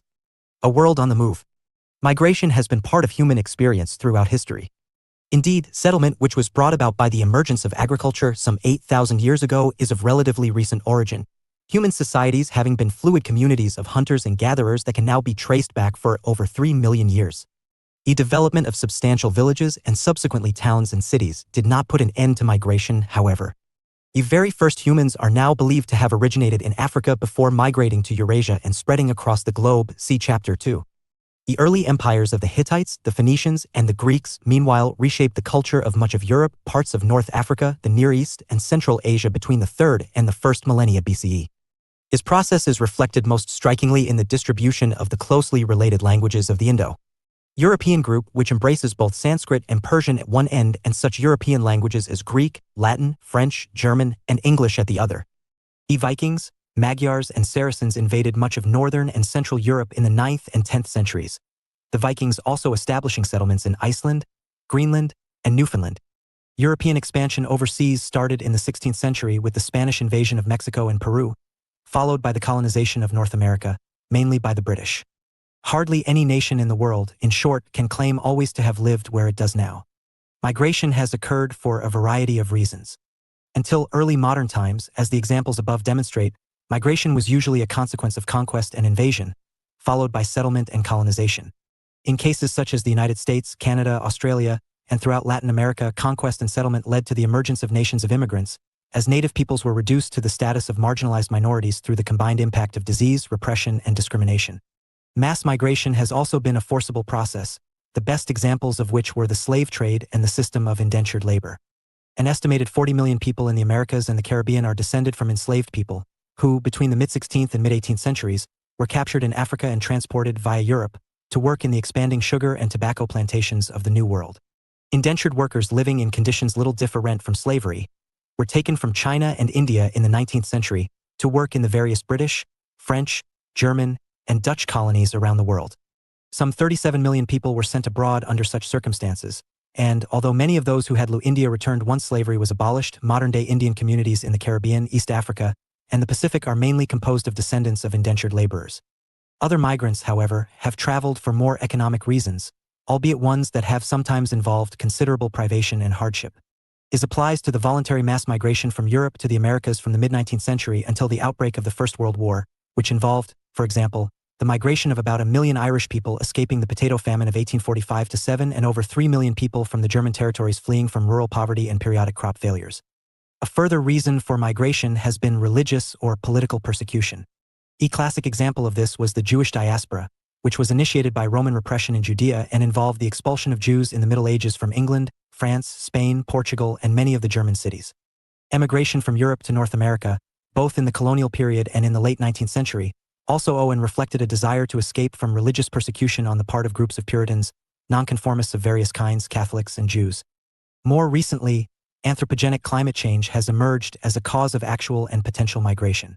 As of 2022, the United Nations High Commissioner for Refugees, UNHCR, estimated that extreme weather events associated with climate change, from abnormally heavy rain and rising sea levels to droughts and cyclones, caused more than 20 million people to move within their own countries each year. UNHCR has been involved in major relief efforts for what are often called climate refugees in recent years. Examples include the response to 2019 Cyclone Idai in Malawi, Mozambique, and Zimbabwe, and Hurricane Eta in Central America in 2020. Focus on international migration. Are people pulled or pushed? Theories of migration can be divided into those that emphasize the role of the individual and those that highlight the importance of structural factors. In practice, it is highly likely that these factors interact, as individual decision-making cannot be understood separately from the structural context in which it takes place. Individual theories stress the role of individual calculation in making migration decisions, influenced by the pursuit of rational self-interest. This is an economic model of migration, which relies on a kind of cost-benefit analysis. It implies that migration occurs because people are pulled by an awareness on the part of potential migrants that its likely benefits will outweigh its possible costs.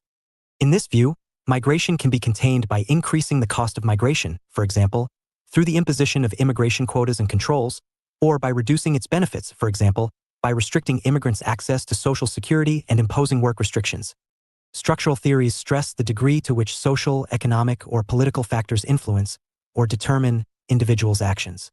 Migrants are therefore either pushed from their country of origin by factors such as chronic and acute poverty, political unrest, and civil strife, or they are pulled to their country of settlement by the need of expanding economies for additional labor, particularly in relation to jobs the domestic population is unwilling or, through lack of skills, unable to fill. From this perspective, migration can best be contained by strategies such as a reduction in global inequality and the spread of stable governance. The bulk of migration has always been, and continues to be, internal, i.e. within a country. For instance, the number of internally displaced persons, 45.7 million in 2019, consistently exceeds the number of international refugees, 26 million, and labor migration is more commonly associated with urbanization than with globalization. In China, for example, the World Bank stated in 2014 that 260 million people have moved from the countryside to urban areas since the 1990s. In 2016, the Chinese National Bureau of Statistics recorded 281.7 million rural to urban migrants in 1 year alone. However, international migration has become an increasingly important feature of the modern world. The number of international migrants, never an easy figure to calculate in view of the proportion of irregular or undocumented or illegal migrants, rose from 81 million in 1970 to 258 million in 2019, or 3.35% of the world's population. If international migrants lived together, they would constitute the fifth most populous country in the world. The idea that the modern period is an age of migration highlights not only the intensification of cross-border migration in what has come to be a hypermobile planet, but also the growing significance of migration in economic, social, cultural, and political terms. Castles et al. 2013. Above all, the age of migration is characterized by the challenges posed by international migration to the sovereignty of states, seemingly unable to regulate the movements of people across their borders effectively, despite increasing efforts to do so. Transnational and transborder population flows, just like flows of money, goods, and other economic resources, thus underline how far the divide between the domestic and international spheres has been undermined. Why and how have migratory patterns changed in recent years? In addition to the acceleration of migration, international migration has become increasingly differentiated. One dimension of modern migration is clearly linked to economic globalization. The onset of globalization has intensified pressures for international migration in a variety of ways. Essays include the development of genuinely global labor markets for a small but growing number of high-paid and high-profile jobs, and the fact that the restructuring that globalization has fostered both creates a range of skills needs that the domestic population cannot meet and, where turbulence has caused insecurity and hardship, enlarges the ranks of those looking for or needing to find new economic opportunities. Such trends also serve to explain the globalization of migration. That is, the tendency both for more countries to be affected by migratory movements at the same time, and for immigration to come from a larger number of source countries. It contrasts markedly with the pattern of labor migration in the early post-1945 period, when migratory flows were predominantly from poorer countries to either their richer neighbors or their former colonial rulers. In the latter case, this was sometimes orchestrated by a deliberate policy of recruiting workers from abroad. A further dimension of modern migration is linked to refugees, and has been the result of war, ethnic conflict, and political upheaval in areas ranging from Algeria, Rwanda, and Uganda to Bangladesh, Afghanistan, Syria, and Ukraine. In 2021, a decade since the onset of the Syrian civil war, the UNHCR reported that the conflict had made 6.8 million people refugees, in addition to 6.7 million internally displaced people. Large-scale displacement of people across borders remains a major issue in many developing countries, which together host about 85% of the world's refugees. A final dimension of modern migration is human trafficking. Although it is very difficult to assess the real extent of human trafficking, the UNHCR and the International Labour Organization (ILO) estimate that millions of people are victims at any one time, a disproportionate number of whom are women and children. In 2017, the ILO estimated that 25 million people were in conditions of forced labor around the world and that almost a quarter of these were being exploited outside their country of residence, pointing to the scale of trafficking. Of detected trafficking cases in 2020, the UNHCR found that the most commonly identified form of human trafficking is sexual exploitation, 50%, followed by forced labor, 38%. Almost always a form of organized crime, trafficking usually takes place from poorer countries to richer countries, with people being rendered vulnerable to trafficking by virtue of poverty, conflict, or other conditions. Figure 8.1 Refugees worldwide by region. Source: based on government data reported to the UNHCR 2020. Transnational communities and diasporas. Modern migration flows have had significant implications for the domestic politics of states. Essay include the development in many societies of communities bound together by transnational rather than national allegiances. There is, of course, nothing new about scattered communities that have nevertheless maintained their cultural distinctiveness and resisted pressure for assimilation. The Jewish diaspora, which can be traced back to the 8th century BCE, is the classic example of a transnational community. Ironically, the remarkable resilience of Judaism and the Hebrew language in the absence of a Jewish homeland can be significantly explained by a history of discrimination and persecution through various forms of antisemitism. Other examples include the Armenians, many of whom have been forced into exile by successive invasions and conquests, dating back to the Byzantine Empire. However, many argue that the emergence of transnational communities is one of the chief features of the modern, globalized world. Bash, Glick-Schiller, and Blancsanton, 1994. An increase in international migration does not in itself create new, transnational social spaces. For transnational communities to be established, immigrant groups must forge and, crucially, sustain relations that link their societies of origin and of settlement.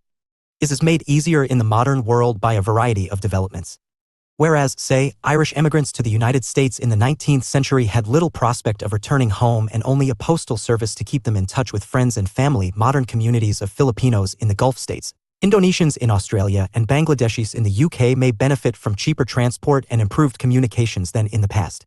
Air travel enables people to return home on a regular basis, creating more fluid communities that are bound neither by their society of origin nor their society of settlement. A near-ubiquitous mobile phone has also become a basic resource for new immigrants, helping to explain, amongst other things, its increasing penetration in the developing world, including the rural parts of Asia and Africa. Transnational communities, moreover, are bound together by a network of family ties and economic flows. Migration, for example, may maintain rather than weaken extended kinship links, as early immigrants provide a base and sometimes working opportunities for other members of their families or village who may subsequently emigrate. Transnational community. A transnational community is a community whose cultural identity, political allegiances, and psychological orientations cut across or transcend national borders. In that sense, they challenge the nation-state ideal, which clearly links politico-cultural identity to a specific territory or homeland.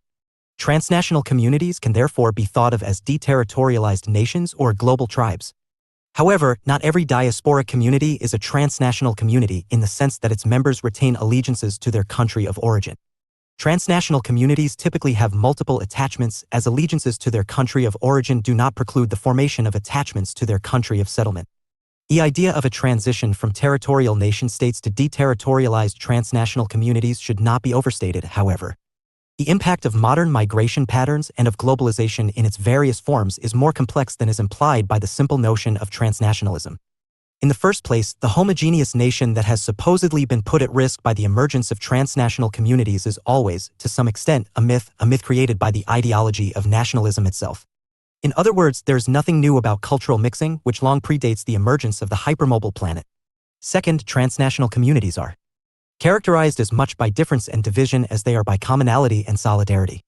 The most obvious divisions within diaspora communities are those of gender and social class, but other divisions may run along the lines of ethnicity, religion, age, and generation. It is by no means clear that transnational loyalties are as stable and enduring as nationalism. Quite simply, social ties that are not territorially rooted and geographically defined may not be viable in the long term.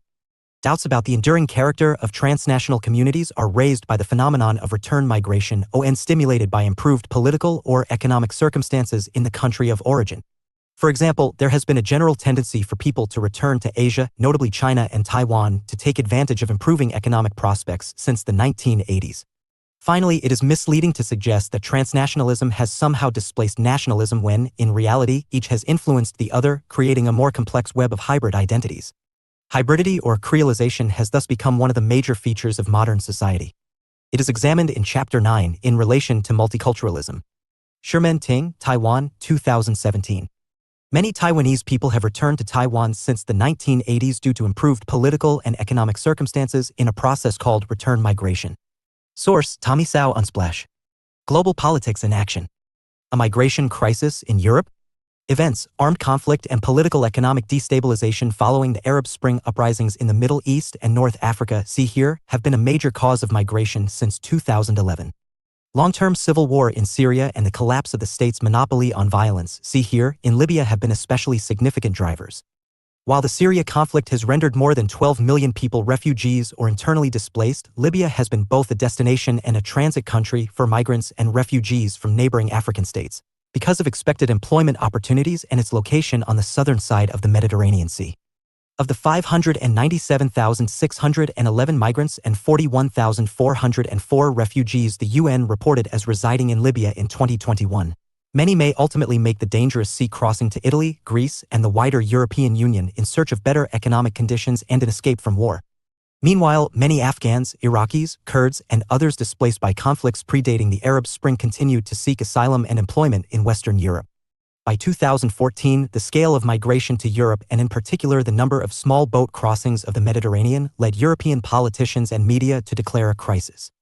That year, the OECD, see here, reported that 630,000 asylum requests were registered in EU states, a number last reached during the conflict between Bosnia and Serbia in 1992, OECD 2015.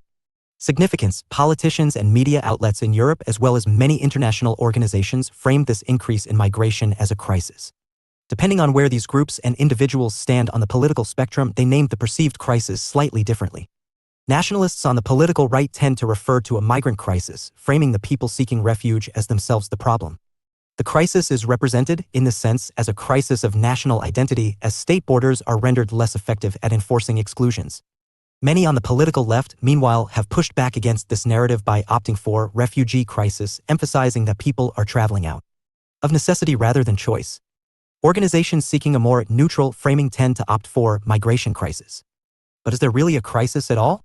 And if so, a crisis for whom? While European nationalists have sounded alarm over migration in recent years, the overwhelming majority of all people forcibly displaced from their homes, whether internally or as international refugees, are residing in developing countries. 86% according to the UNHCR in 2020.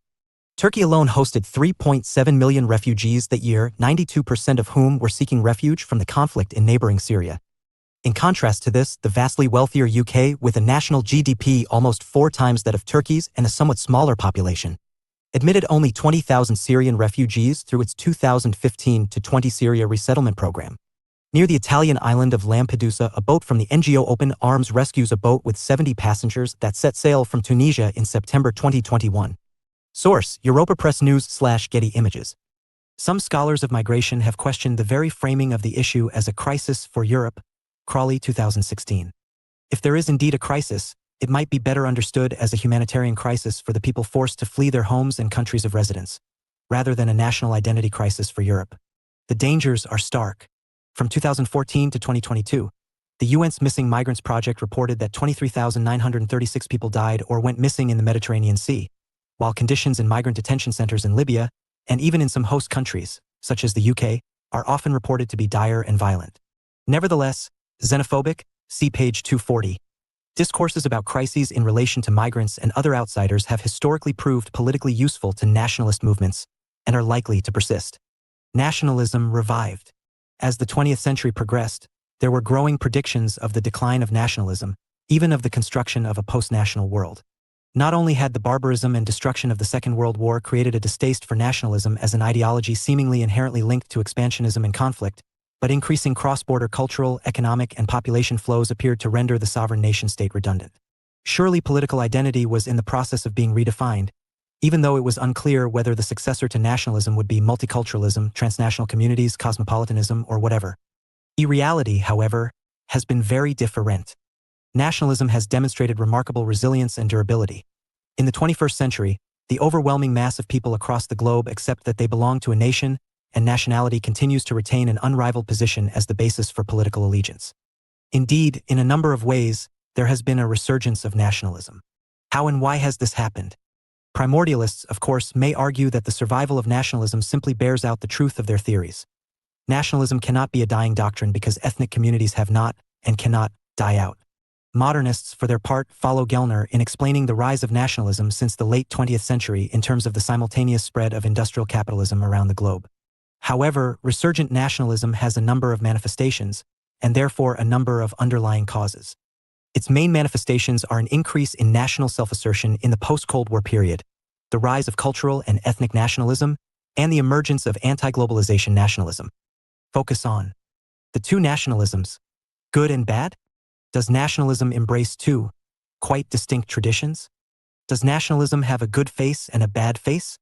The idea that there are, in effect, two nationalisms is usually based on the belief that nationalism has contrasting civic and ethnic forms.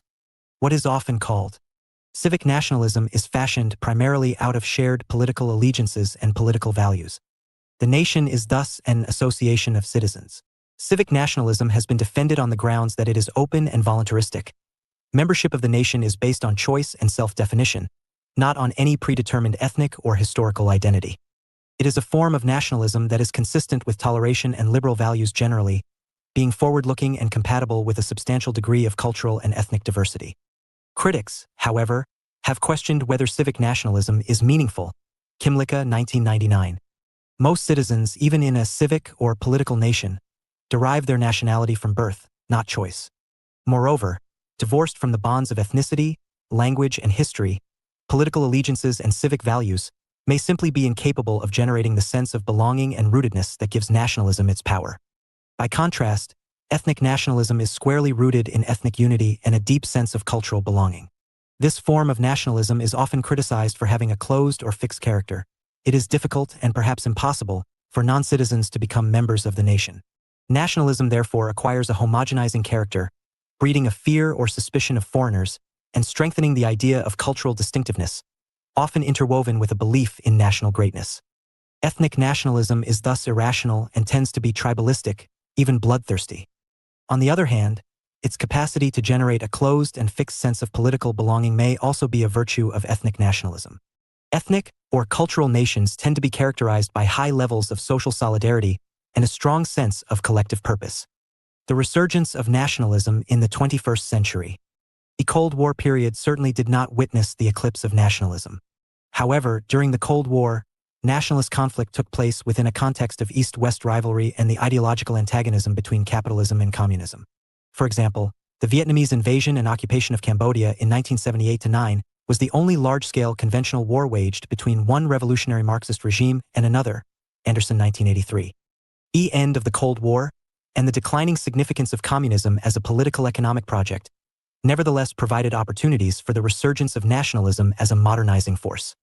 This certainly happened in East and Southeast Asia, where tiger states such as Singapore, South Korea, and Taiwan very deliberately used nation-building as a strategy for economic success in a global context. Although globalization may provide new and challenging circumstances for nationalism, such examples also show how globalization can generate new opportunities for redefining nationhood and national identity. Singapore is a particular example of this. Lacking the ethnic and cultural unity of a conventional nation-state, Singapore has nevertheless become possibly the most globalized state in the world. Basic to this process have been attempts by the ruling People's Action Party, PAP, to inculcate civic nationalism by instilling a sense of pride in the public institutions of the state as well as patriotic pride in the populace itself, in part by generous investment in technologically advanced public amenities. Civic nationalism thus helps to legitimize authoritarian rule and ensure social control, which, in turn, attracts foreign capital, thereby maintaining the growth levels that underpin patriotic pride and state allegiance. National self-assertion has also become a strategy of growing significance for emerging powers, especially in the light of the fluid nature of world order in the post-Cold War world. Nationalism has thus once again proved its capacity for investing the drive for economic and political development with an ideological impetus that emphasizes strength, unity, and pride. For instance, China's remarkable economic revival has been accompanied by clear evidence of rising nationalism. This has been apparent in the greater pressure that has been brought to bear on Taiwan to prevent moves towards the declaration of formal independence, in a firm and sometimes forcible response to independence movements in Tibet and Xinjiang, and sometimes in the growth of anti-Japanese sentiment.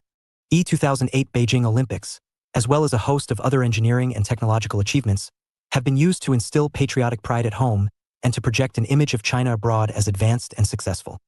Rising nationalism in India, particularly Hindu nationalism, see here, led to the establishment of a Bharatiya Janata Party, BJP, meaning Indian People's Party, government in 1998.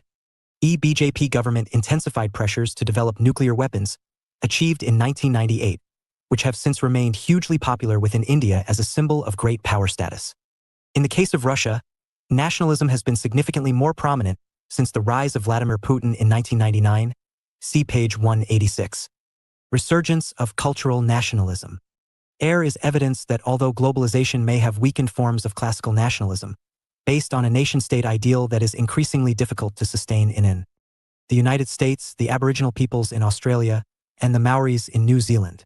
In the latter two cases, at least, this has brought about a major reassessment of national identity. Global actors.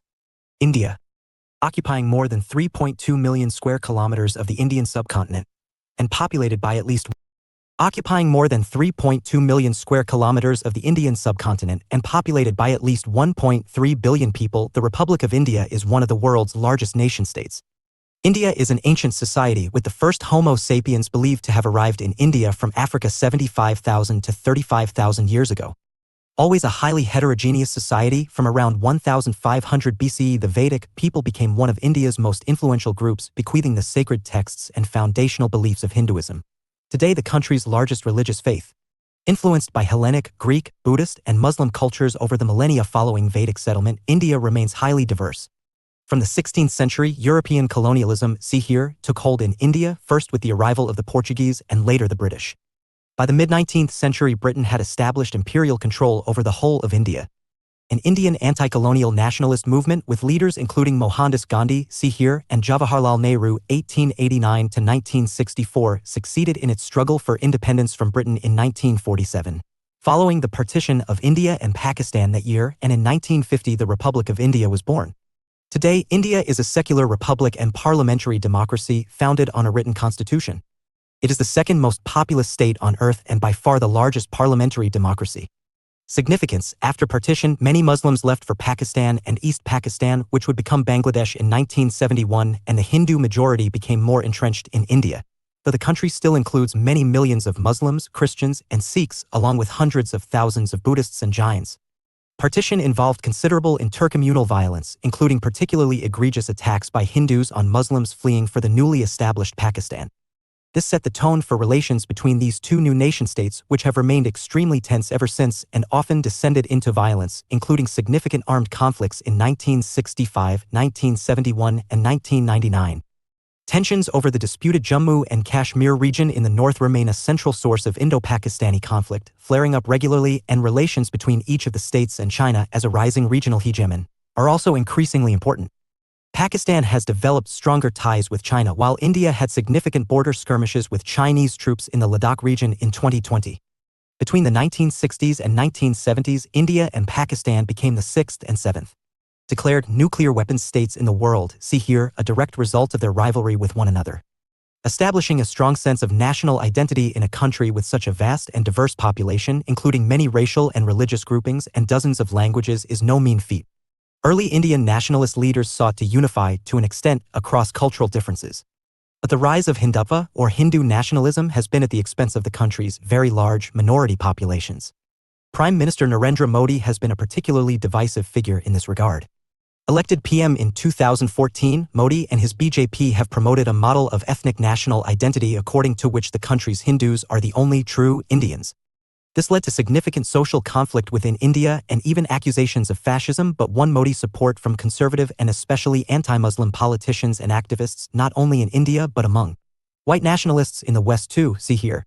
While India remains one of the very largest nation-states in the world and the largest one organized as a parliamentary democracy, in 2019 its GDP was $2.875 trillion, whereas neighboring China's was 5 times greater at $14.343 trillion, and the United States GDP dwarfed India's at $21.374 trillion, despite the latter country having a population more than 4 times greater. In this sense, India is viewed as a developing country of the global south, and millions of its citizens live below the purchasing power parity poverty line. Structural inequalities between rich and poor in India also intersect with racialized and gendered inequalities, while the caste system inherited from the Vedic civilization remains a strong determinant of levels of prosperity among the country's Hindu majority. Ethnic nationalism became significantly more prominent after the end of the Cold War. What is sometimes called New Nationalism, Caldor 2007. Led in the 1990s to a series of wars in former Yugoslavia, which also featured programs of ethnic cleansing and the worst massacres in Europe since the Second World War. A number of new nation-states were created, but other states that have emerged from this process have been subject to deep ethnic rivalries and tensions. For example, Bosnia has effectively been divided into ethnically pure Muslim, Serb, and Croat areas, While Kosovo's declaration of independence in 2008 precipitated acute tensions between its Serb minority in northern Kosovo and the majority Muslim population. Other examples of ethnic assertiveness include secessionist uprisings in Chechnya and elsewhere in the Caucasus and the genocidal bloodshed that broke out in Rwanda in 1994, when between 800,000 and 1 million Tutsis and moderate Hutus were slaughtered in an uprising by militant Hutus. Rising ethnic nationalism in the post-Cold War period has been explained in terms of the tendency of communist rule and East-West rivalry to drive religious, ethnic, and national identities underground, only for these to rise dramatically to the surface once the suppressing factors were removed. However, the process is more complex and, in some senses, deep-seated. Smith, 1995, highlighted three components that explain why nationalism resurfaced in the late 20th century and persists today. The first is what he called the uneven distribution of ethnohistory, meaning that underprivileged or relatively deprived communities have been drawn to emulate more powerful nations who are able to celebrate their identity without fear.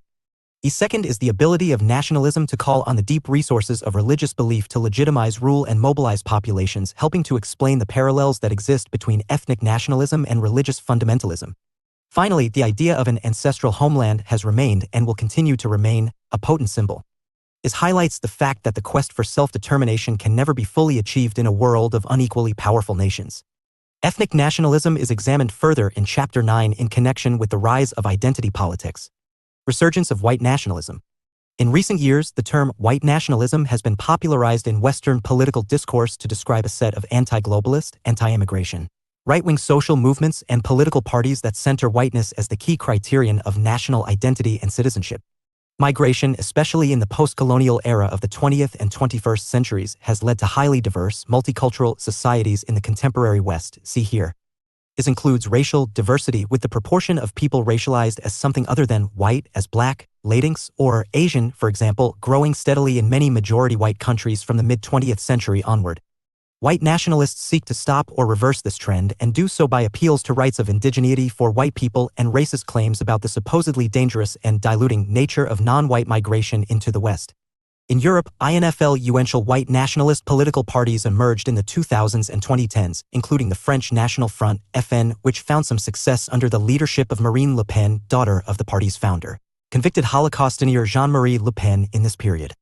UK examples include the British National Party, BNP, and the UK Independence Party, UKIP, which began as a single-issue anti-EU party before pivoting to a white nationalist agenda and later the Brexit Party.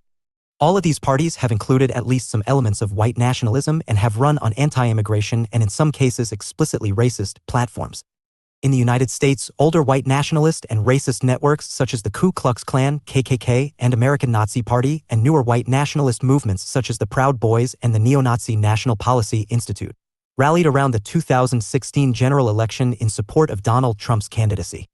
The shared values and increased profile of these groups are emblematic of the resurgence of a white nationalist, anti-Black, anti-Semitic, anti-Muslim, and anti-Latinx racism that has deep historical roots in American politics and society, stretching back through opposition to the civil rights movement, see here, to the imposition of segregation and the Confederate defense of slavery. In Australia, meanwhile, the white nationalist One Nation Party achieved a degree of legitimization through deals with the more mainstream National Party of Australia in recent years. It has been widely acknowledged that, during the 2010s, white nationalist and white supremacist politics moved from the political fringes in the West to the mainstream. This mainstreaming of white nationalism has entailed major concessions to white nationalist policies and demands by more established and successful right-wing political parties. The U.S. Republican Party's nomination of the white nationalist endorsed Donald J. Trump as its presidential candidate in 2016 and again in 2020. The UK Conservative Party's targeting of potential UKP voters from 2015 onward, including through OFF airing the 2016 Brexit referendum and Italy's Northern League pivoting from regionalist, anti-Southern. The U.S. Republican Party's nomination of the white nationalist endorsed Donald J. Trump as its presidential candidate in 2016 and again in 2020.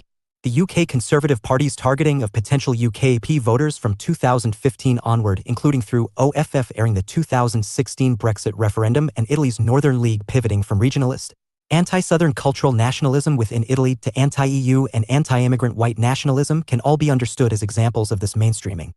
Notably, anti-Muslim racism or Islamophobia has been central to the resurgence of white nationalism in many Western societies.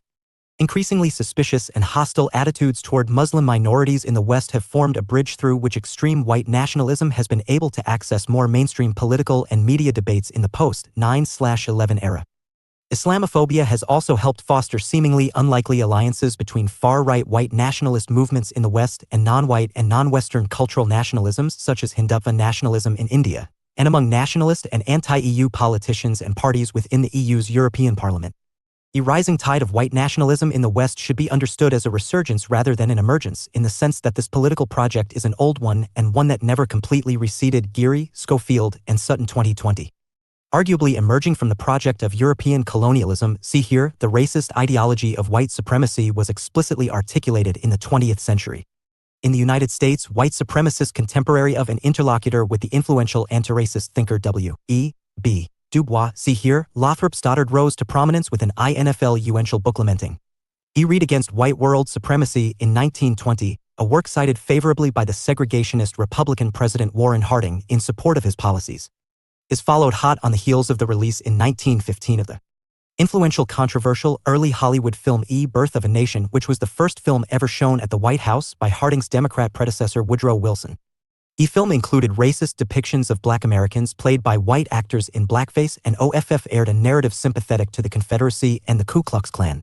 Its influence was such that the KKK was reformed in the months after the film's release, having been outlawed as a terrorist organization in the late 19th century. White supremacist and white nationalist thought and activism were not confined to the United States in the 20th century, though.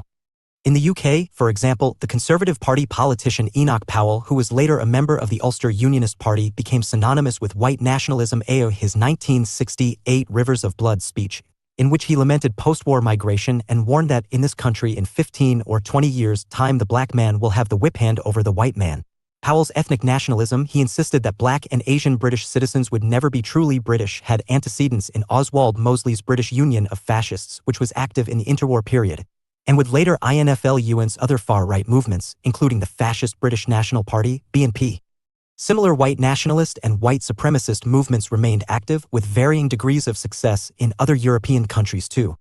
In this sense, the upsurge in white nationalist activity in the early 21st century can be understood as another wave or resurgence of a pre-existing movement that has been widely present in Western, majority-white societies. In fact, anti-racist thinkers like bell hooks, see page 110, suggest that white supremacy is one of the characteristic social structures underpinning modern Western society in general. Summary. Nationalism is a complex and deeply contested political phenomenon. This stems in part from the fact that all nations comprise a blend of cultural and political and objective and subjective characteristics. Nationalism has also been a cross-cutting ideology associated with a wide range of doctrines, movements, and causes. From the perspective of primordialism, national identity has been seen to be rooted in a cultural heritage and language that may long predate statehood or the quest for independence. From the contrasting perspective of modernism, national identity is forged in response to changing social and historical circumstances, especially linked to industrialization. The liberating face of nationalism is reflected in the reconfiguration of the world into a collection of nation-states based on the principle of self-determination. However, its oppressive face is evident in a common link to the politics of aggression, militarism, and war. While some argue that nationalism is inherently aggressive and oppressive, others suggest that there are good and bad nationalisms. Nationalism in the modern world was weakened by an upsurge in international migration, which has led to the growth of hybridity and cultural mixing in most, if not all, societies. Migratory flows have led to the formation of transnational communities and the diasporas that some believe provide an alternative to conventional nations. Nations and nationalism have demonstrated remarkable resilience. Indeed, nationalism has revived in that it has been used to underpin state self-assertion in a de-ideologized, post-Cold War period. It has also re-emerged in the forms of cultural and ethnic nationalism, including white nationalism, and it has provided a vehicle through which the transformations brought about through globalization have been challenged or resisted. Questions for discussion. How can nationality and ethnicity be distinguished? Are nations simply nothing more than invented or imagined communities? Why has the nation-state been such a successful political form? To what extent is nationalism a single doctrine? Is nationalism inherently oppressive and destructive? Is increased international migration an inevitable consequence of economic globalization? Do transnational communities constitute a viable alternative to conventional nations? How and why has nationalism revived in the post-Cold War period? Does nationalism have a future in a globalizing world? Further reading. Castles, S. H. De Haas, and M. J. Miller, The Age of Migration, International Population Movements in the Modern World, 2019. An up-to-date and comprehensive assessment of the nature, extent, and dimensions of international population movements. Ferris, S. In the Name of Women's Rights, The Rise of Feminationalism, 2017. A critical analysis of the ways in which Western feminism has been co-opted or complicit in nationalist, and especially Islamophobic, projects. Geary, D. C. Schofield, and J. Sutton, Global White Nationalism, From Apartheid to Trump, 2020. This volume offers the first transnational history of white nationalism. Sutherland, C. Nationalism in the 21st Century, 2012. An insightful analysis of the continuing importance of nationalism in contemporary global politics. Links to relevant web resources can be found on the Global Politics website, bloomsbury.pub/Heywood, Global Politics, 3E. Patriotism, literally love of one's fatherland, a psychological attachment of loyalty to one's nation or country. Ethnic group, a group of people who share a common cultural and historical identity, typically linked to a belief in common descent. Primordialism, the theory that nations are ancient and deep-rooted, fashioned variously out of psychology, culture, and biology. Volksgeist, German, literally the spirit of the people, the organic identity of a people revealed in their culture and particularly their language. National self-determination, the principle that the nation is a sovereign entity. Self-determination implies both national independence and democratic rule. African nationalism, a liberationist, anti-colonial model of nationalist social movement. It stresses Pan-Africanist ideals of unified Africanness and demanded and created new nation-states independent from European colonizing powers.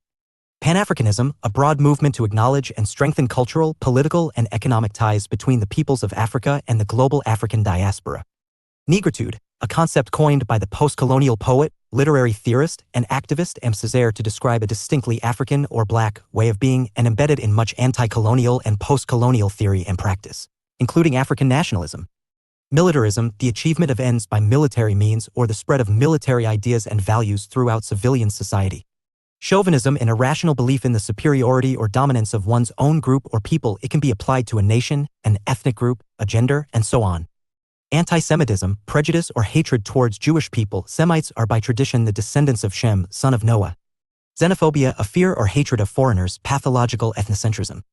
Pan-nationalism, a style of nationalism dedicated to unifying a disparate people through either expansionism or political solidarity. Pan means all or every. Ethnic cleansing, a euphemism that refers to the forcible expulsion of an ethnic group or groups in the cause of racial purity, often involving genocidal violence. Hybridity, a condition of social and cultural mixing or fusion affecting individual and group identities. Migration, the movement of a person or group of persons either across an international border or within a state. Emigration, a process whereby people leave their native country to settle in another. Immigration, a process whereby non-nationals move into a country for the purpose of settlement. Diaspora, from the Hebrew, literally, dispersion, implies displacement or dispersal by force, but is also used to refer to the transnational community that arose as a result of such dispersal. Climate refugees, commonly used by NGOs and campaigners to describe those forced into international migration by climate change. This term is yet to be formally adopted by the UN, since climate change cannot be a cause of refugee status in current international law. Internally displaced person, a person forced to flee from his or her habitual residence by the effects of armed conflict, generalized violence, or natural or man-made disaster without leaving their country. Refugee, a person compelled to leave his or her country because their life, security, or freedom have been threatened.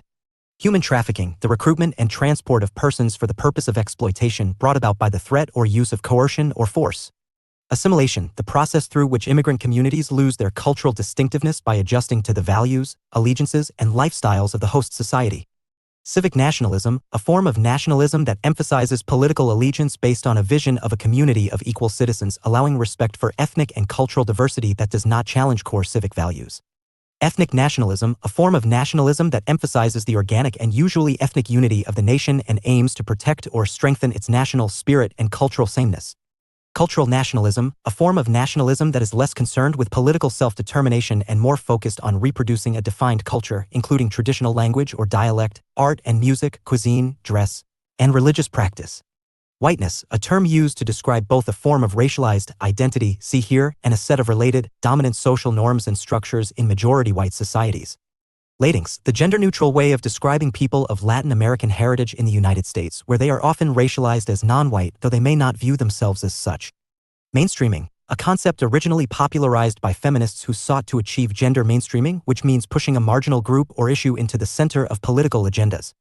Islamophobia, defined as both an irrational fear of Muslim religious communities and a form of racism that targets expressions of perceived Muslimness.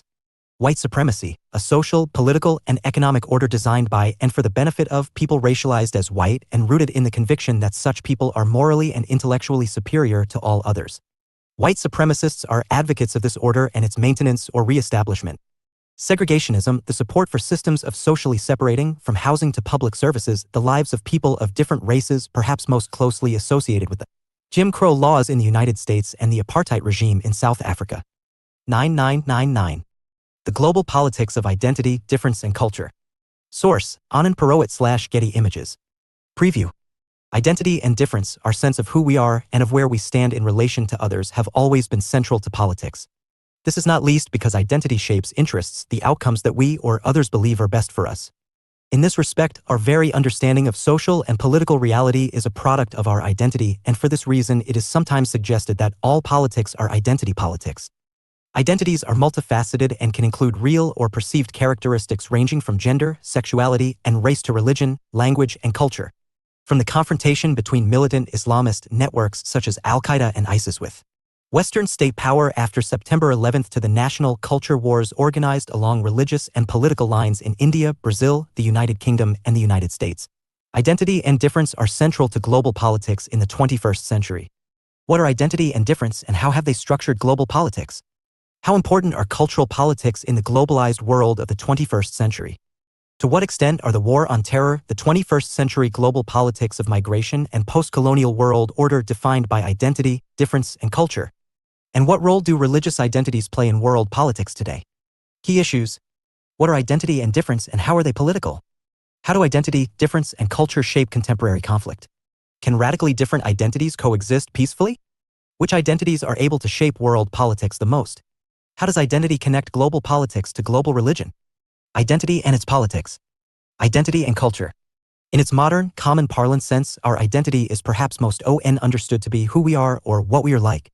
It stems from the more formal definition of identity as equality or condition of being the same in substance, composition, nature, properties, absolute or essential sameness, oneness, OED 2020. In other words, more than just who we are, our identity is really our sense of what or whom we are the same as. We might identify with a particular gender or sexuality, for example, or with a particular ethnic, national, or religious community, to name but a very few examples. One key determinant of identity is how we are racialized, see here. Racialization illuminates the two-way street of identity, since one does not necessarily get to choose to identify with a particular race. We are instead most racialized, socially classified, and assigned a race by others. Identified as. Identity is not, then, simply about our self-perception or an individual, internal process of personal psychology. It is very much a part of social and public life. As such, it is also shaped by social power and is thus entangled with politics.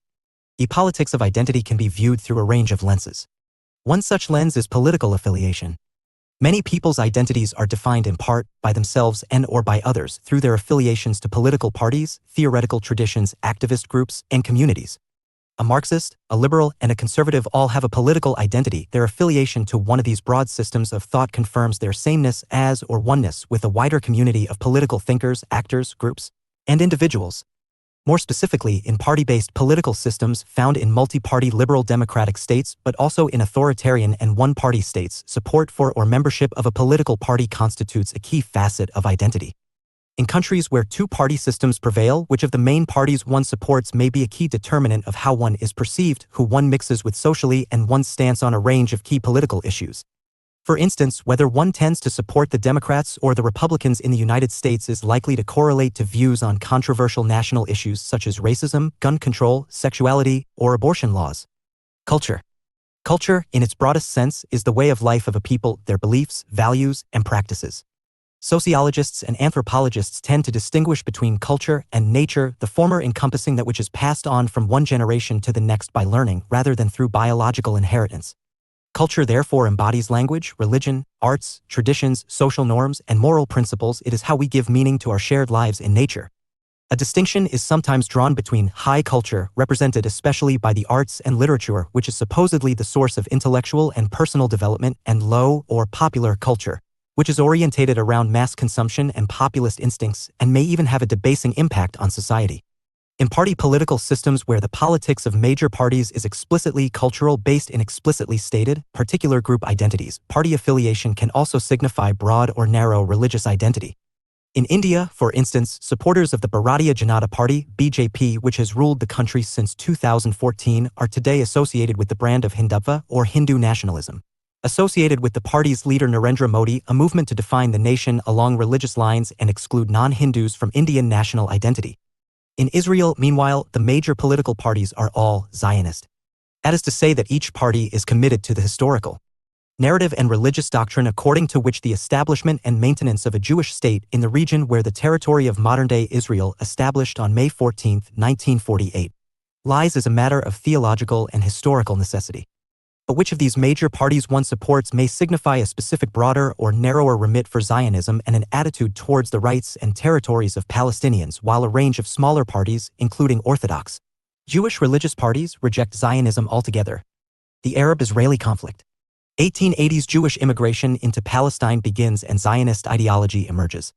1917 The Balfour Declaration at the beginning of the British Mandate 1917-47 establishes UK support for the creation of a Jewish national home in Palestine. 1947 The UN Partition Plan proposes the creation of Arab and Jewish states in Palestine, rejected by the Arabs.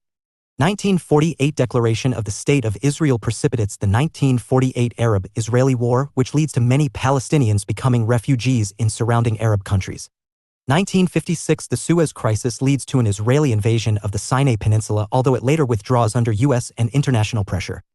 1967 Israel defeats Egypt and Syria in the Six-Day War, leading to the occupation of the Gaza Strip from Egypt, the West Bank from Jordan, and the Golan Heights from Syria. 1973 Israel defeats Egypt and Syria in the Yom Kippur War after a surprise joint attack on the Jewish Day of Fasting. 1978-9 The Camp David Accords, negotiated by the United States, lead to the 1979 Israel-Egypt Peace Treaty. 1982 Israel attacks Lebanon in response to Palestinian terrorist attacks, retreating from most Lebanese territory by 1985. 1987-93 The First Intifada Rebellion witnesses a Palestinian uprising against the occupation of the West Bank and Gaza Strip and the Palestinian Declaration of Independence in 1988. 1990-1 The Gulf War involves Iraqi missile attacks on Israeli cities and Israel's nuclear facilities. 1993-2000 Oslo Accords negotiated between Israel and the Palestine Liberation Organization (PLO), preparing the way for the establishment of a self-governing Palestinian Authority. 2000-2005 The Second Intifada marks a resurgence of Palestinian protest and militancy. 2006 Clashes between Israel and Hezbollah lead to Israeli attacks on Beirut and much of southern Lebanon and a Hezbollah bombardment of northern Israeli cities. 2008-9 Israel launches full-scale invasion of Gaza Strip, Operation Cast Lead, after a ceasefire negotiated with Hamas breaks down. 2014 Israel again launches a full-scale assault on Gaza, Operation Protective Edge, in response to the kidnap and murder of 3 Israeli teenagers. 2017-18 In a controversial move widely seen as inflaming tensions in the region, U.S. President Donald Trump orders the recognition of Jerusalem, rather than Tel Aviv, as Israel's capital, and moves the U.S. Embassy there. Importantly, religious and ethnic or racial identity can also intersect with this politics of identity, since not all members of the religious communities in question accept that outsiders may convert to their faith, and instead view their community as defined by descent. For instance, some Jewish people would not accept that one can convert to Judaism and instead insist that an unbroken, matrilineal line of descent, having a Jewish mother, herself born to a Jewish mother, and so on, is the key criterion for Jewish identity. In this way, race, religion, and nation are bound together by the politics of identity. Nation has arguably been the most important facet of identity in shaping contemporary global politics since the rise of the nation-state model from at least the Peace of Westphalia in 1648, see page 6. National identity includes notions of race and or culture, and also with language, territory, and political community in a broad, non-party sense, see chapter 8. Whether a person from Edinburgh considers themselves primarily or exclusively Scottish or British, or a person from Barcelona considers themselves Catalan or Spanish, is a very direct expression of their identity politics in relation to the nation. And though these examples do not today trigger associations with race, since Scots and Catalans are racialized by most if not all British and Spanish people as white, this has not necessarily always been the case. As historians of race and racism have shown, the Historical development of Europe involved the outcasting of a range of racially defined peoples who would today be racialized as white. As recently as the 20th century, Irish people were not considered white by all British people, for instance. The significance of the politics of national identity is at its starkest in its mobilization through war. People are called up by the governments and militaries of nation-states to fight for your country and against other nationally defined enemies, an injunction to identify with the nation strongly enough that one will kill and die for it. But relatedly, in specific international wartime contexts, there may also be an internal national identity politics at play. In the Second World War, for example, German Jews were not considered part of the nation and its forces by Hitler's Nazi government nor enemies by the Allied nations, but were rather persecuted, imprisoned, and systematically murdered by the German nation-state through the genocidal Nazi Holocaust on the one hand and to an extent accepted as refugees and later liberated from concentration camps by the Allies on the other. Meanwhile, Japanese Americans spent the war imprisoned in internment camps on the basis of their racial identity and a national political discourse, see here, that represented them as outside of and potential threats to the American nation. Wars are, in this sense, crucial engines for remaking or redefining nation and race by determining who is included and who is excluded by reference to national allegiance, perceived racial identity, and representations of the enemy.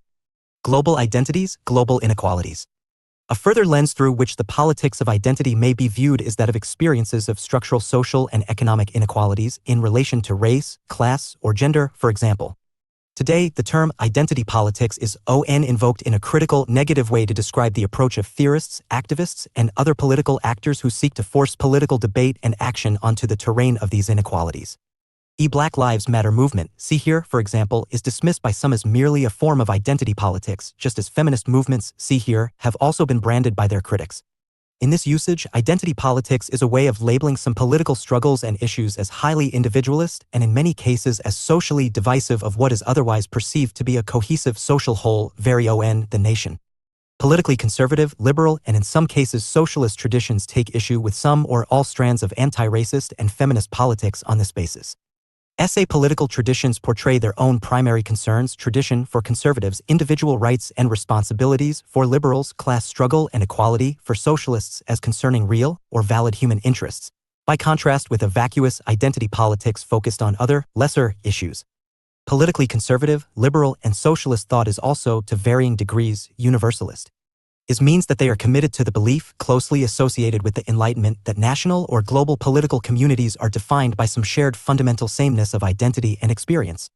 The alleged identity politics of anti-racists and feminists, meanwhile, are viewed with suspicion by these more established Enlightenment traditions, at least in the West, as particularist and therefore as potentially undermining moral and political projects of universalism. The pejorative common parlance usage of identity politics may, however, be somewhat confused.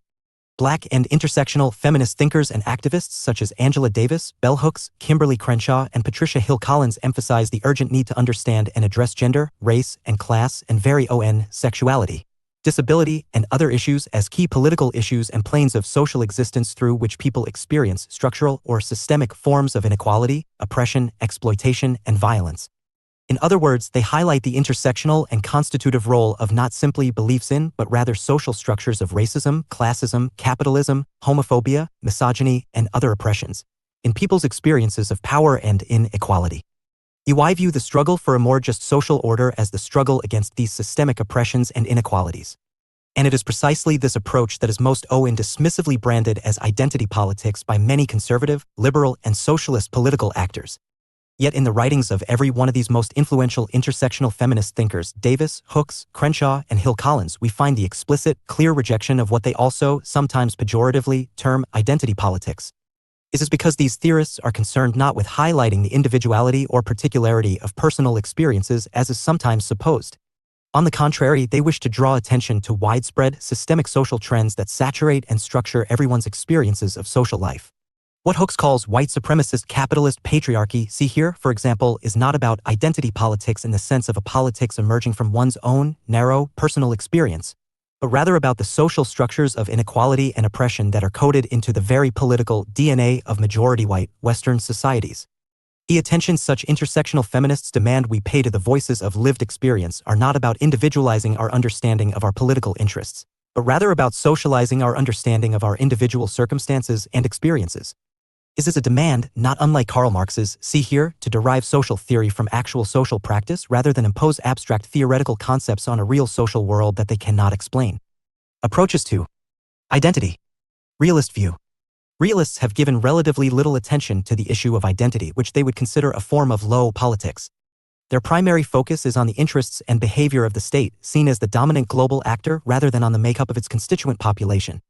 Nevertheless, since states are viewed as unified and cohesive entities, this reflects assumptions about political allegiance and social belonging.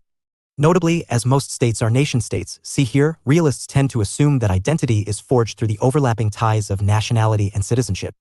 National identity, indeed, may be natural on this view in that it reflects an irresistible psychological disposition for people to identify with others who are similar to themselves. Liberal view. Liberals generally understand identity in individualistic terms.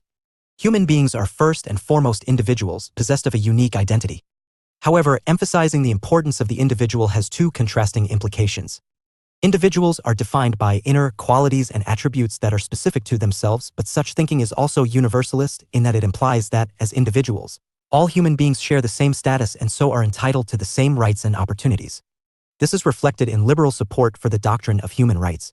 For liberals, then, identity is both unique and universal. The liberal commitment to individualism has important implications for any theory of social or collective identity. In particular, it suggests that factors such as race, religion, culture, gender, and social class are at best of secondary importance. They are not core to human identity.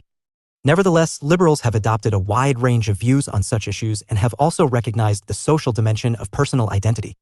This is evident in the ideas of liberal communitarianism, Taylor 1994, and liberal nationalism, Miller 2007. Marxist view. Theorists in the Marxist tradition have conventionally understood identity in terms of social class positions. Our relative class position determines our interests, but our real interests, which for the great mass of wage-laboring workers or proletarians is emancipation from exploitation by the bourgeois ruling class, are often obscured by powerful political ideology that teach us to align our views and interests with those of the ruling class. This perspective, sometimes viewed as reductionist in its class focus, tends to relegate racialized and gendered forms of identity and difference, for example, as less significant or even illusory. Class identities, nevertheless, are provisional, not fundamental. They are essentially a manifestation of the inequalities of the capitalist system and will be swept away once a classless, communist society has been established. Constructivist view. Social constructivists, for their part, have emphasized the extent to which the interests and actions of global actors, be they states or individuals, are fashioned by their sense of identity, which is in turn conditioned by non-material factors. As Wendt, see here, put it, identities are the basis of interests. Such a position rejects any fixed or unchanging notion of identity, as it does the idea that actors encounter each other with predetermined sets of preferences. Individuals can thus adopt different identities in different cultural and ideational circumstances, including, potentially, cosmopolitan identities. That said, constructivists are sensitive to the fact that identity is produced through interaction between states, for example, and that repeated negative interactions can therefore lead to a hardening of a sense of difference and diametric opposition, such that a sense of existential difference and enmity may prevail for some time, as between the USA and the USSR in the Cold War. Postcolonial view. From a postcolonial perspective, identity, especially racialized identity, see here, is something that may be imposed at least as much as assumed by individuals and groups. The invention and pseudoscience of race during the period of European colonialism entailed identifying colonized peoples with specific, limited, and stereotypical characteristics and capabilities. This identity politics depicted non-European populations as inherently inferior, and it is the contention of post-colonial theory, such as Edward Said's conceptualization of Orientalism, that this representation of identity and difference continues to structure social relations between the Western and non-Western worlds and race relations within Western and some non-Western societies in the post-colonial era too. White supremacy today is, on this view, a global social structure of identity politics, securing the privileged position of white people within and among the world's societies by reference to more or less coded or explicit assertions about their superiority over non-white others in terms of intelligence, culture, creativity, historical and civilizational significance, and scientific, political, and economic rationality. Feminist views. For feminists, gender, and for many, sexuality is a hugely important aspect of how we identify ourselves and are identified by others in terms of outcomes in global politics. From gender pay gaps to violent homophobic and transphobic attacks, women and people whose gender or sexual identity is socially minoritized are systematically subject to inequalities and injustices. Additionally, many feminists stress the indispensable significance of gender and often, race, class, sexuality, disability, or other markers of identity and difference in terms of perspective, standpoint, or lived experience. In other words, they insist that to properly understand the unequal experiences of women or women of color in particular, or lesbians, gay men, transgender, and non-binary people, their voices must be heard. In societies structured to disadvantage women and groups minoritized by gender or sexuality, this listening and understanding is often absent, and feminist critique is directed at dominant or relatively privileged social identities, such as, in Western societies, the white, middle-class, middle-aged, cisgendered, heterosexual man. Feminist critique highlights the way that this figure is often presumed the universal subject for whom society is and should be designed. As a consequence, individual men who fit this broad categorization may be the most resistant to hearing marginalized voices or to addressing the structural inequalities that tend to privilege their own identity. Post-structuralist view. Post-structuralist accounts of global politics are primarily interested in identity in its relation to the category of difference. The whole linguistic or semiotic turn in social theory that made post-structuralism possible, see here, revolves around the insight that systems of language, and therefore also thought, are rooted not in fixed, essential structures of meaning, but rather in more arbitrary and changeable forms of opposition and difference. Words and signs more broadly chiefly contain meaning through opposition to other words or signs, not by some intrinsic, permanent relationship to the thing they are meant to signify. This is what makes the existence of multiple human languages possible, and this focus on difference was especially important to the mainly French, continental theorists such as Jacques Derrida and Roland Barthes, closely associated with structuralist and post-structuralist philosophy and cultural theory. For Foucault and Foucauldian scholarship, meanwhile, the centrality of identity to the representations inherent to discourses render it politically powerful. William E. Connolly is perhaps the most well-known post-structuralist theorist of global politics and international relations of recent times. In Identity/Difference, 1991, Connolly rejects a purely critical, deconstructionist approach to global politics, proposing instead that a positive democratic order can be built around agonistic, conflictual principles, a form of political pluralism. Graffiti on a wall demonstrating the changeable nature of words as arbitrary forms of difference and as signs defined by their opposition to other signs. Source: Andreas Fickel on Splash. Difference and global social conflict. If identity amounts to a sense of sameness or oneness with others, then it is invariably articulated in opposition to something that is perceived as difference. A Catalan nationalist or independentist perceives themselves to be Catalan in part because they perceive themselves not to be Spanish or French, Portuguese, or some other nationality. EY have beliefs about what Spanishness and Catalanness entail and see themselves as fighting into the latter category rather than the former. Identity is, in other words, partly defined by difference. The significance and co-constitution of identity and difference is an ancient social fact. While political philosophers in the Western tradition, such as G. W. F. Hegel 1770–1831, emphasized how our identities emerge from interactions with others and thus from difference itself, this dialectical idea that identity and difference may overlap or contain one another was already present in Taoist and later Buddhist philosophy in ancient China at least 2,000 years earlier.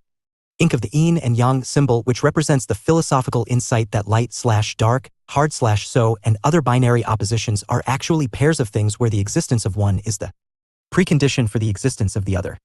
In global politics, we can think about this in terms of identity being expressed through difference between national cultures, between states, between international organizations, and even between individuals. As constructivists have pointed out, in the context of the Cold War, the USA and the USSR defined their identities and consequently their interests and aims in opposition to one another. It has even been suggested that the United States policies of military interventionism or world policing and the wars on terror of the post-9/11 era are an EFF or to construct new enemies to fulfill the role once played by the Soviet Union and restore the raison d'etre to American power and foreign policy identity. Many of the Western concerns about the rise of China seem to amount to a fear of difference. In the Western global imaginary, see here, China represents a different pole of power than the United States, characterized by very different political and cultural norms, including a rejection of the liberal democratic multi-party state model and the individualist rights-based order that is supposed to underpin it. Chengxin Pan, 2012, draws on theoretical approaches including post-colonialism, see here, constructivism, and post-structuralism in his analysis of the rise of China. Chengxin Pan, 2012, draws on theoretical approaches including post-colonialism, see here, constructivism, and post-structuralism in his analysis of the rise of China, to show how representation of difference is central to this global political sphere. China is represented as different to the West, and its difference is represented as a set of threats and opportunities for the West rather than a distinct social, political, economic, and cultural force in the world. Key function of China watching in the early 21st century, a practice realized in the proliferation of books and expert consultants on the rise of China functions, Pan argues, as a way of articulating Western/American self-imagination as well as a construction of otherness, Pan 2012, 51.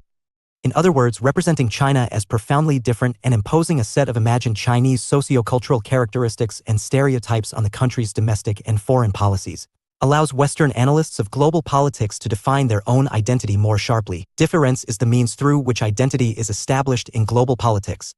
Nowhere is the question of identity and difference starker than in forms of social conflict.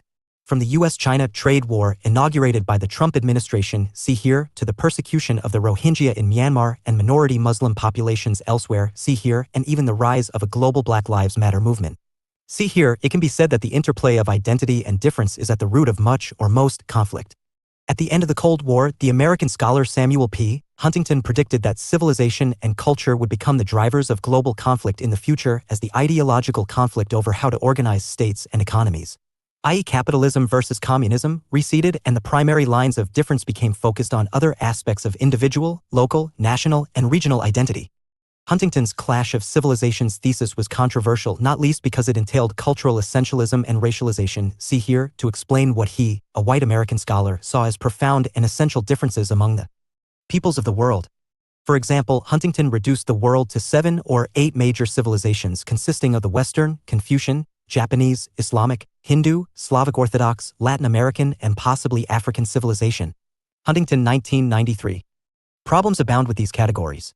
First, they are not of the same kind. Some are religious groupings, e.g. Hindu, while others are philosophical, e.g. Confucian, regional, e.g. Latin American, and even national, Japanese.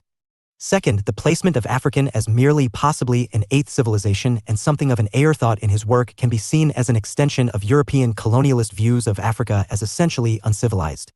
Moreover, as a measure of likelihood of future conflict, the categories have not stood the test of time. Consider, for example, the conflict between Russia and Ukraine, 2 states that Huntington would categorize as Slavic Orthodox. Neither presumed racial identity and affiliation, Slavic, nor common religious culture, Orthodox, renders these 2 societies part of the singular civilization Huntington envisioned. But Huntington's thesis also constituted a more conservative vision of the end of history thesis presented by another American scholar at that same time, Francis Fukuyama. Whereas Fukuyama envisioned the slow but more or less inevitable spread of liberal democracy, see concept, liberal democracy, reducing difference in terms of political culture, Huntington predicted a sharpening of the lines of difference in global politics and perhaps increase in conflict. Liberal democracy. A liberal democracy is a political regime in which a liberal commitment to individual rights and freedoms, including rights to political representation and economic enterprise, is blended with a democratic belief in popular rule.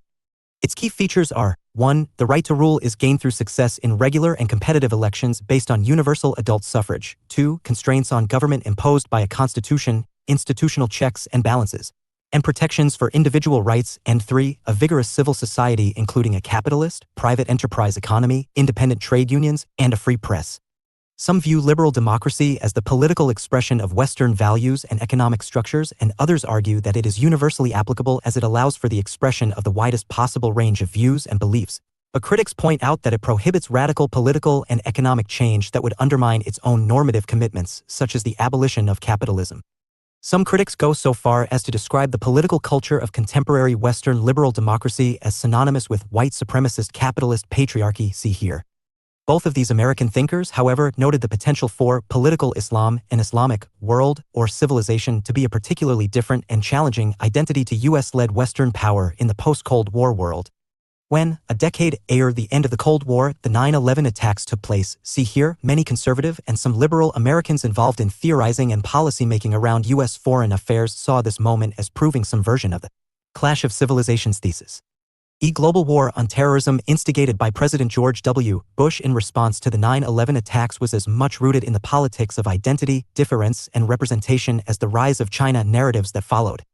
As post-colonial theorists such as Edward Said had long contended, the West has identified itself in opposition to the Islamic world, and the cultural politics in Western societies has represented Muslims and Islam as fundamentally different to Westerners and the West.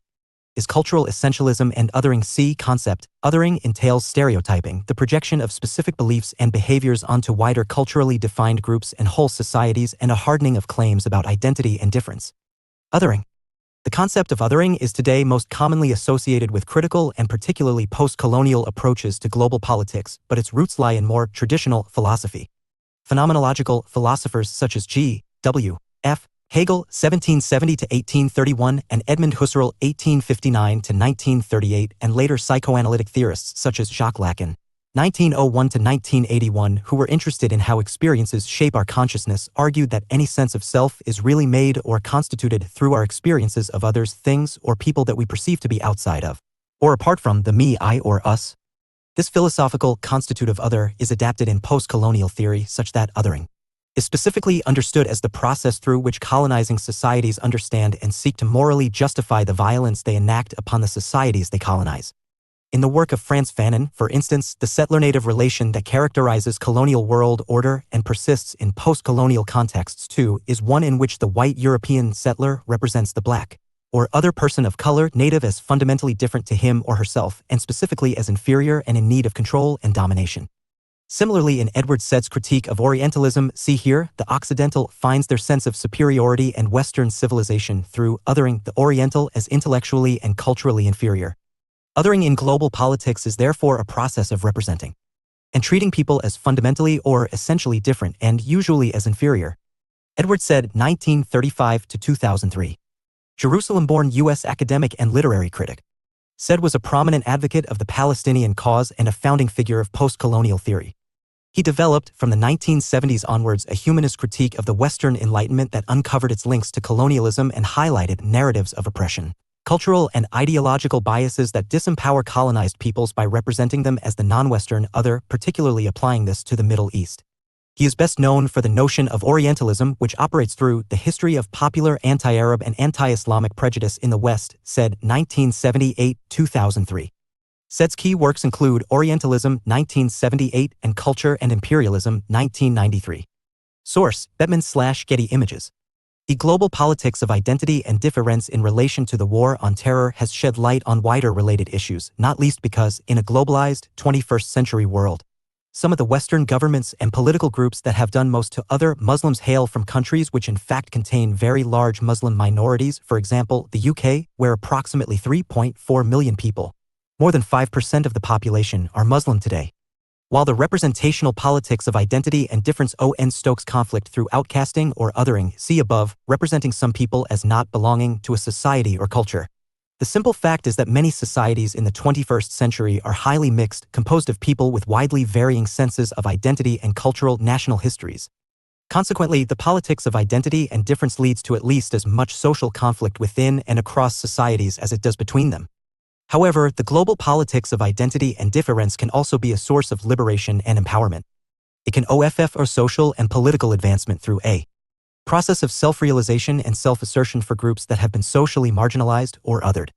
In many ways, the archetypal model for this liberation politics in recent history was the Black consciousness movement that first emerged in the early 20th century, inspired by activists such as Marcus Garvey. Black nationalism gained greater prominence in the civil rights movement of the 1960s with an upsurge in both the reformist and revolutionary wings of the movement. In its reformist guise, the movement took the form of a struggle for civil rights that reached national prominence in the United States under the leadership of Martin Luther King Jr. 1929-68, and the National Association for the Advancement of Colored People (NAACP). A strategy of protest and nonviolent civil disobedience was nevertheless rejected by the emerging Black Power movement, which supported Black separatism and, under the leadership of the Black Panthers, founded in 1966, promoted the use of physical force and armed confrontation. Black Muslim organizations in the United States, meanwhile, such as the Nation of Islam, see Malcolm X, offered a Black nationalist project rooted in a form of Islamic liberation theology. The underlying strategy of Black nationalism was, however, to confront a dominant white culture through a process of consciousness raising that has subsequently been adopted by other forms of identity politics. One of the most significant manifestations of the global politics of identity in modern societies is multiculturalism. See concept, multiculturalism is emerged as, thanks to increased international migration since the 1970s, examined in Chapter 8, more and more societies came to accept and even, although with different degrees of enthusiasm, embrace their multicultural characters. Multiculturalism proclaims the idea of togetherness in difference, Young, 1995, taking particular account of cultural differentiation that is based on race, ethnicity, religion, or language. Multiculturalism not only recognizes the fact of cultural diversity but also holds that such differences should be respected and publicly affirmed. Although the United States, an immigrant society, has long been a multicultural society, the cause of multiculturalism in this sense was not taken up until the rise of the Black consciousness movement in the 1960s. Australia officially committed to multiculturalism in the 1970s. In New Zealand, it is linked to a recognition of the role of Maori culture in forging a distinctive national identity. In Canada, multiculturalism was associated with attempts to achieve reconciliation between French-speaking Quebec and the English-speaking majority population and an acknowledgement of the rights of the indigenous Inuit peoples. Multiculturalism. Multiculturalism is used as both a descriptive and a normative term. As a descriptive term, it refers to cultural diversity arising from the existence within a society of two or more groups whose beliefs and practices generate a distinctive sense of collective identity, usually linked to racial, ethnic, or language differences. As a normative term, multiculturalism implies a positive endorsement of communal diversity, based either on the right of different cultural groups to respect and recognition or on the alleged benefits to the larger society of moral and cultural diversity. Multiculturalism, in this sense, acknowledges the importance of beliefs, values, and ways of life in establishing self-understanding and a sense of self-worth for individuals and groups alike. Multiculturalism, however, is a broad term that encompasses a range of ambiguities as well as different approaches to the challenge of diversity. The ambiguity that lies at the heart of multiculturalism is reflected in the tension between the idea of ethnic belonging on the one hand and the embrace, even celebration, of diversity on the other. Multicultural theorists highlight the importance of ethnicity as a basis for identity. Multiculturalism can be seen as a form of communitarianism in that it focuses on the group and not the individual, seeing an individual's self-worth as being inextricably linked to respect and recognition for the beliefs, values, and practices of his or her ethnic community. The advance of multiculturalism has therefore gone hand in hand with campaigns for minority rights, sometimes called special or polyethnic rights. PSIR rights that acknowledge and seek to protect a community's ethnic distinctiveness and affect matters such as dress, language, schooling, and public holidays. In states such as Canada, Australia, and New Zealand, they extend to special representation or territorial rights for Indigenous peoples. Similarly, in formerly colonized countries in the Global South, such as Brazil, the land rights of Indigenous people have been afforded specific constitutional protections, though these have proved controversial with some other social groups in the country in recent years. However, at the same time, multiculturalism proclaims the supposed benefits of cultural mixing and hybridity, the value each community derives from living within a society characterized by cultural difference. Cultures can thus learn from and enrich each other, widening cultural opportunities and strengthening intercultural understanding.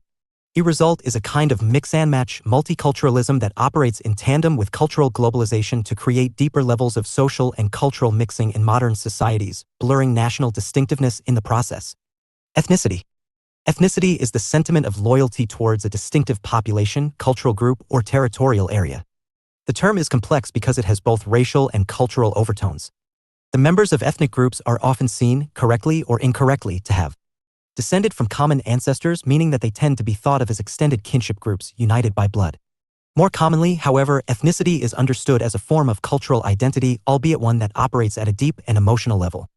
An ethnic culture encompasses values, traditions, and practices, but crucially, it also gives people a common identity and sense of distinctiveness, usually by focusing on their origins and descent. There are, moreover, competing models of multiculturalism, offering different approaches to how diversity and togetherness can be reconciled, and providing rival views on the complex relationship between multiculturalism and nationalism. Liberal multiculturalists tend to stress the importance of civic unity, arguing that diversity can and should be confined to the private sphere, leaving the public sphere as a realm of integration. Moral, cultural, and lifestyle choices can thus largely be left to the individual, while common political or civic allegiance help to bind people together. In this view, multiculturalism and nationalism are compatible, even creating a new, possibly 21st century model of national identity in the form of multicultural nationalism, which balances cultural diversity against a common citizenship. Insofar as this destroys the link between nationality and ethnicity, it is very clearly based on a form of civic nationalism. However, conservatives who argue that stable and successful societies must be based on shared values and a common culture argue that nationalism and multiculturalism are fundamentally incompatible. In this view, human beings are limited and dependent creatures who are naturally drawn to others similar to themselves but, by the same token, fear or distrust people who are in some way different. Multicultural societies are therefore inherently fractured and conflict-ridden. Suspicion, hostility, and even violence between different ethnic communities are not products of intolerance, ignorance, or social inequality, but are a simple fact of social psychology. Ethnic and cultural diversity are therefore the implacable enemy of national unity and political stability. A record of multicultural societies nevertheless suggests that there is nothing natural or inevitable about interethnic conflict or hostility. This can be seen in relation to the revival of ethnic nationalism in the late 20th century, discussed later in the chapter, but it is also evident in the close relationship between ethnic conflict and socio-economic divisions. In a sense, communal tensions have been as much about social class as they have been about ethnicity. Different ethnic groups tend to occupy differing positions within the economy and enjoy different levels of economic and social security. The way people are racialized, see here, for example, can correlate closely to income, access to welfare, and other economic goods. People who are racialized as the majority in a multicultural society enjoy forms of structural privilege or unearned advantage within their national economy, being considered more employable, or having access to professions from which minoritized groups are barred either explicitly by racist laws as in apartheid or implicitly by racist hiring practices. In some respects, these economically based ethnic tensions have become more acute in an age of globalization. This has happened in at least two ways. First, as Amy Chua 2003 argued, in many developing countries, the increased concentration of wealth in the hands of those in a position to exploit the benefit of global markets has allowed small ethnic minorities to acquire hugely disproportional economic power. Examples of what Chua calls market-dominant economic minorities include the Chinese in much of Southeast Asia, Indians in East Africa, and the Igbo people in West Africa. In such circumstances, widening economic divisions have provoked growing hostility and racial prejudice on the part of ethnic majorities, which are increasingly expressed in violence, creating what Chua called a world on fire. A second way in which economic and ethnic tensions intermingle is in global north countries, where ethnic minorities are confined to marginal, low-status, and low-income occupations. Such circumstances are linked to discrimination, structural racism, and state violence, and have sometimes led to serious civil unrest amongst ethnic minority youths. Examples of this occurred in various parts of the UK in 1981, 2001, and 2011, in Los Angeles in 1992, in Queensland, Australia in 2004, and across much of France in 2005. Black Lives Matter demonstrations, meanwhile, have swept across the United States and other majority-white Western societies since 2014 and reached a particular peak after the murder of George Floyd in 2020, see here. The end of multiculturalism? In 2011, the then recently elected UK Prime Minister David Cameron delivered a speech at the Munich Security Conference, which later became known as his Munich speech. Cameron proclaimed the failure of the doctrine of state multiculturalism, signaling not only the turn to conservative politics in the UK after 13 years of Labour Party government, but also a wider vision of European and global prospects for international security. Cameron's Munich speech, which focused on Islamist extremism as the primary threat to international security, blamed the multiculturalism of what he called the Solu in Europe for suggesting that terrorist attacks committed by Muslims against Western targets were motivated by grievances, and that, if only governments addressed them, this terrorism would stop. Cameron instead demanded that state multiculturalism be replaced with muscular liberalism, to be achieved by building stronger societies and identities. In practice, Cameron and other right-wing leaders in Western states began to advocate much more strongly assimilationist policies, targeting racially minoritized people in general and Muslims in the West in particular. Multiculturalism predates, in some forms, the modern Western liberal doctrine of state multiculturalism by a long way. India's pre-colonial, colonial, and post-colonial history, for instance, has been characterized by the coexistence of vast numbers of people of different faiths, languages, tribal affiliations, and castes. While this coexistence has not always been peaceful, far from it, and some social groups have successfully exerted dominance over others, the possibility of a plurality of cultures living together with a degree of autonomy and self-determination has long been evident in non-Western contexts. But Cameron's Munich speech was significant precisely because it represented a turn away from the specific 20th century model of liberal multiculturalism that had become central to the narratives Western liberal democratic states told about themselves, even if these narratives did not always match up to the experiences of their own racially minoritized citizens.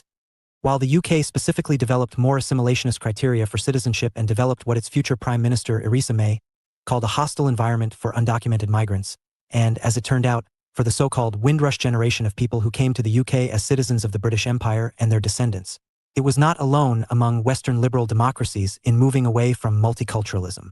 In France, the 2007-12 presidency of Nicolas Sarkozy was marked by a similar trend. Sarkozy echoed Cameron's comments a few days after the Munich speech, declaring the failure of multiculturalism and stating that, "We have been too concerned about the identity of the person who was arriving and not enough about the identity of the country that was receiving him."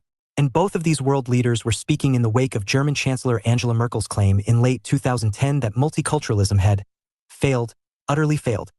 Among the Western societies of Europe, North America, and Oceania, the decade of the 2010s was marked by the rise not only of mainstream conservative politics articulating these concerns around multiculturalism, but also a new wave of far-right political activism and violence that echoed and took further these arguments. See here. In many of these countries, however, some politicians belonging to major mainstream political parties have been seen to repeat or endorse the claims of the far right, to the extent that critics from the political left and center refer to the normalization or mainstreaming of far-right politics. Essay claims and counterclaims were made especially in relation to the national election campaigns and subsequent political leadership of Donald Trump in the United States and Boris Johnson in the United Kingdom. But the so-called culture wars between the political right and left has been a thoroughly transnational, if not global, affair, enabled in part by the blurring of political lines between social media communication and formal politics. It turned backlash or even whitelash against socially liberal values and against the project of economic and political globalism in major Western states may be interpreted also as a turn away from multiculturalism and towards assimilationist or exclusionary models of nationalism. The extent to which these relatively recent developments will displace the much older structures of multiculturalism, however, remains to be seen. Religious revivalism. Religion and politics. One of the most prominent aspects of the growing political importance of culture has undoubtedly been religious revivalism and the rise of religious movements. In Huntington's 1996 view, religion is the central defining characteristic of civilizations, in which case the clash of civilizations effectively implies a clash of religions. Such a view is difficult to sustain, however. Not only are there considerable parallels and overlaps amongst the world's religions. For example, Buddhism developed out of Hinduism and Christianity, Islam and Judaism, the religions of the book, are rooted in a common belief in the Old Testament of the Bible, but the role of religion in different societies and cultures varies considerably. For instance, although Judeo-Christian beliefs are clearly a component of Western civilization, one that is nevertheless shared with Orthodox and Latin American civilizations, it is not necessarily its defining feature, Greco-Roman influences and the related tradition of Enlightenment rationalism being at least equally important.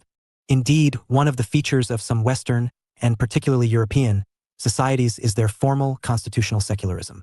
That said, the United States, where at least 70.6% of the population is Christian, and about 1/4 of voters define themselves as evangelical or born-again Christians, and countries where Catholicism remains a powerful social and political force, such as Italy, are less clearly secular political spaces. The advance of secularism, nevertheless, does not necessarily imply the decline of religion. Rather, it is concerned to establish a proper sphere and role for religion, in line with the liberal belief in a so-called public/private divide. Its aim is to fence religion into a private arena, in which people are free to do as they like, leaving public life to be organized on a strictly secular basis. Freedom of religious belief therefore developed into a key liberal democratic principle. However, other forces, such as the advance of rationalism and scientific doctrines and the growth of materialistic and consumerist values, have strengthened this worldly concerns in many societies. Religion, in its most general sense, is an organized community of people bound together by a shared body of beliefs concerning some kind of transcendent reality. However, transcendent, in this context, may refer to anything from a belief in a distinctly otherworldly, supreme being or creator God, to a more this-worldly experience of personal liberation, as in the Buddhist concept of nirvana. There are major differences between monotheistic, Abrahamic religions, Christianity, Islam, and Judaism, which have a single or limited number of sacred texts and a clear authority system, and pantheistic, non-theistic, and natural religions, Hinduism, Buddhism, Jainism, Taoism, and so on, which tend to have looser, more decentralized, and more pluralized structures. However, advocates of the secularization thesis have been confounded by developments from the late 20th century onwards. Religion has become more important, not less important. This has been evident in the emergence of new, and more assertive forms of religiosity, in the increasing impact of religious movements and, most importantly, in a closer relationship between religion and politics, through both the religionization of politics and politicization of religion. This became evident in the 1970s within Islam, and was most dramatically demonstrated by the 1979 Islamic Revolution in Iran, which brought the Ayatollah Khomeini to power as the leader of the world's first Islamic state in recent history. Historically, however, Islamic states such as the vast Caliphate of Cordoba, 292 to 1031 c., which comprised most of the Iberian Peninsula, modern-day Spain and Portugal, existed in the Middle East, North Africa, and Europe. It was not an exclusively Islamic trend, as so-called fundamentalist movements within Christianity, particularly in the form of the New Christian Right in the United States, began to thrive, as did political Hinduism and Sikhism in India. Other manifestations of this include the spread of U.S.-style Pentecostalism in Latin America, Africa, and East Asia, the growth in China of Falun Gong, a spiritual movement that has been taken by the authorities to express anti-communism and is reportedly supported by 70 million people, the regeneration of Orthodox Christianity in post-communist Russia, and the emergence of the Aum Shinrikyo doomsday cult in Japan. Although religious revivalism can be seen as a consequence of the larger upsurge in identity politics, religion has proved to be a particularly potent means of regenerating personal and social identity in modern circumstances. As modern societies are increasingly atomistic, diffuse, and pluralized, there is, arguably, a greater thirst for the sense of meaning, purpose, and certainty that religious consciousness appears to offer. This applies because religion provides believers with a worldview and moral vision that has higher, or indeed supreme, authority because it stems from a supposedly divine source. Religion thus defines the very grounds of people's being. It gives them an ultimate frame of reference as well as a moral orientation in a world increasingly marked by moral relativism. In addition, religion generates a powerful sense of social solidarity, connecting people to one another at a thick or deep level as opposed to the thin connectedness that is conventional in modern societies. Religious revivalism has nevertheless served a variety of political purposes. Three of these have been particularly prominent. First is that religion has been an increasingly important component of social conservatism, offering to strengthen the moral fabric of society through a return to religious values and practices. Such a religiously orientated moral conservatism has been particularly evident in the United States since the 1970s as the New Christian Right sought to fuse religion and politics in attempting to turn America back to Christ. Rough its influence on the Republican Party, and particularly on presidents such as Ronald Reagan and George W. Bush, the New Christian Right has made moral and cultural issues such as anti-abortion, creationism, opposition to gun control, gay rights, and stem cell research as prominent in U.S. politics as traditional ones such as the economy and foreign policy. Second, religion has been an increasingly significant component, even the defining feature, of forms of ethnic nationalism. The attraction of religion rather than the nation as the principal source of political identity is that it provides a supposedly primordial and seemingly unchangeable basis for the establishment of group membership. India has witnessed an upsurge in both Hindu nationalism and Sikh nationalism.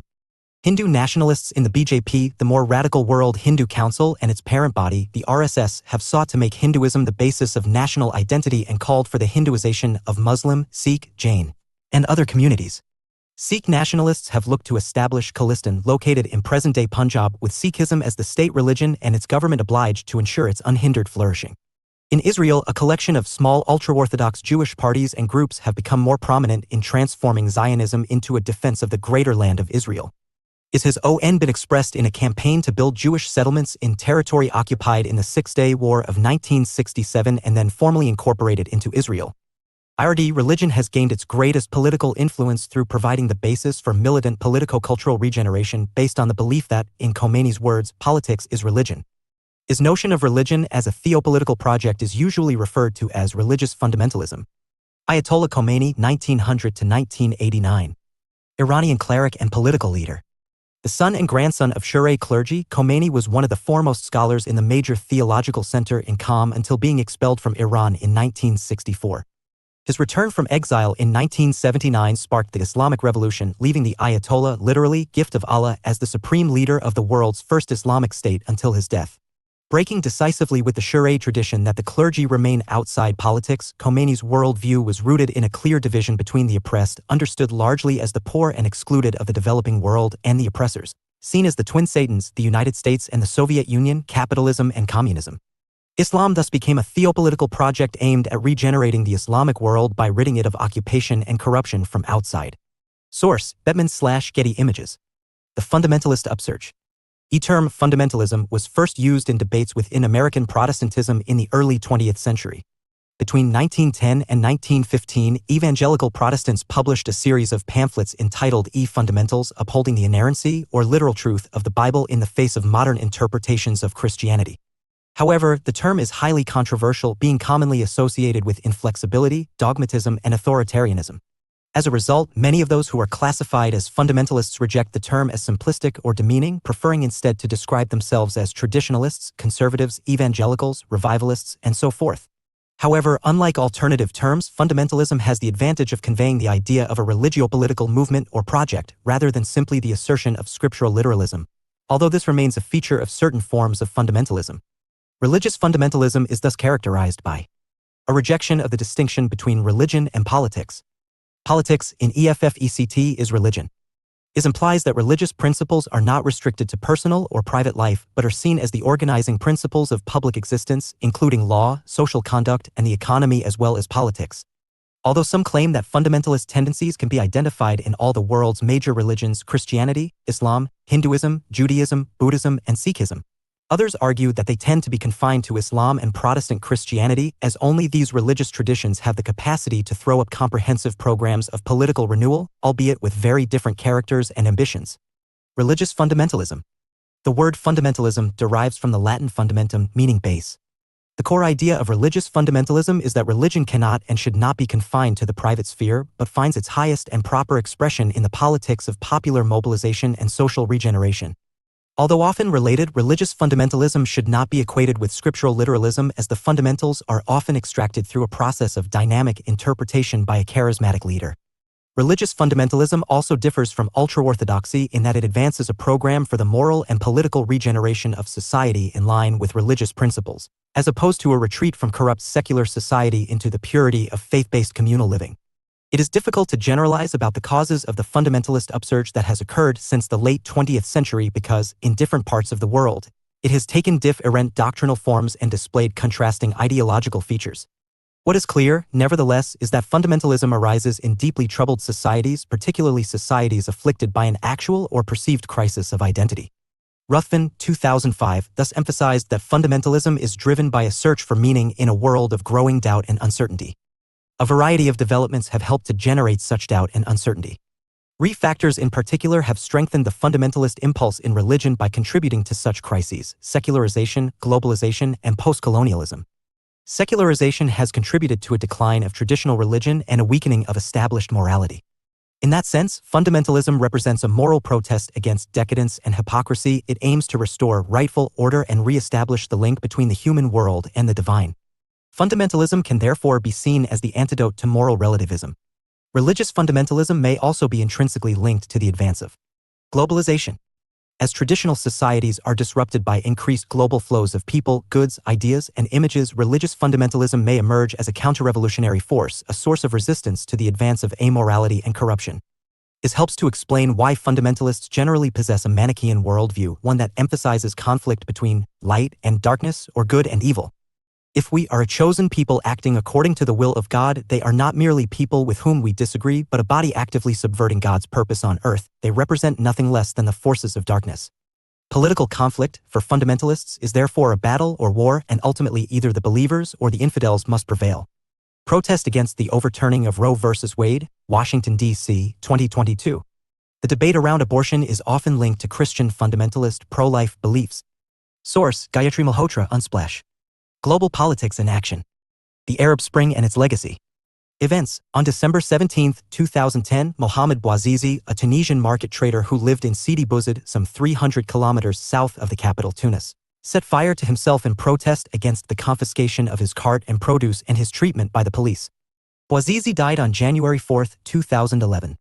This incident is often credited with having sparked the wave of protests in Tunisia, which on January 14 led to the removal of President Ben Ali after 24 years in power.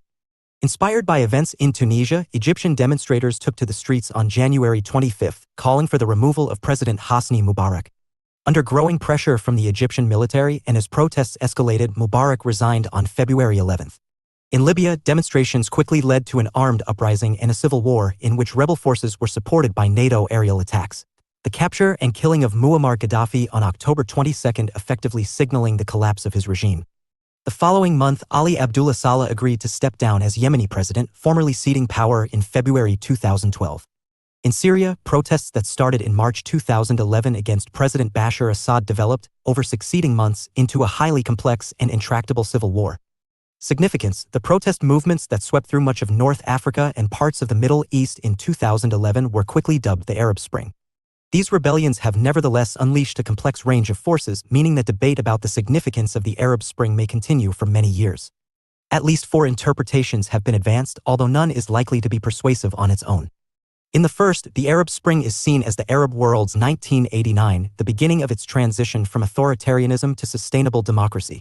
The overthrow of at least 4 dictators and the holding of the Arab world's first free and fair elections in Tunisia, Egypt, and Morocco in late 2011 and early 2012 helped to support this view. However, democratization requires a process of consolidation through which key groups and interests, including those linked to the old regime, are reconciled to the new, democratic rules of the game.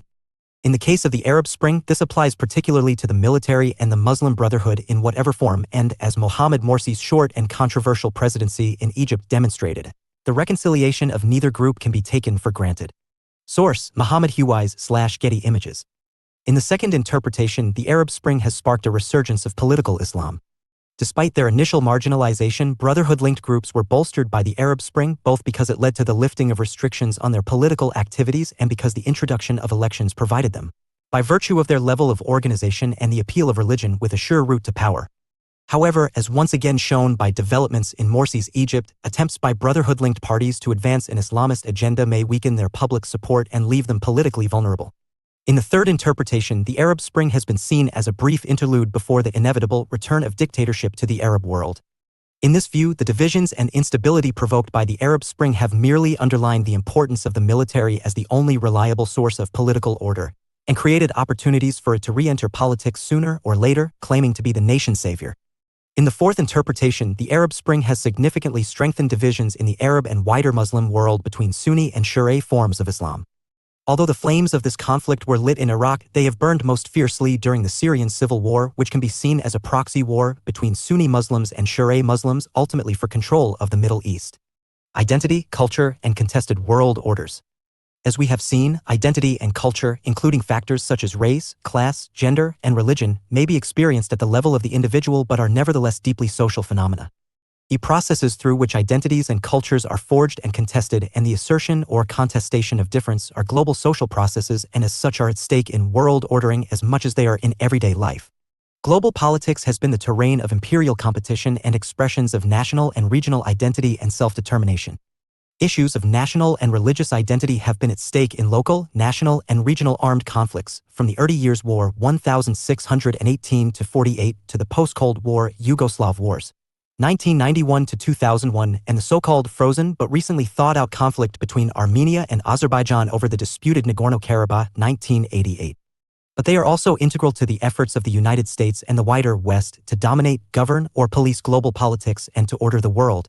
Since this mission rooted in religious and cultural traditions such as American exceptionalism and manifest destiny, the belief that American power is mandated by God, as well as the secularized Christian principles embodied by Anglo-American liberalism.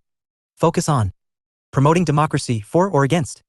Do democratic states have a right, even a duty, to interfere in the affairs of other states to promote democracy? If democracy promotion is a legitimate foreign policy goal, how should it be pursued? Democracy promotion can be justified in at least 4 ways.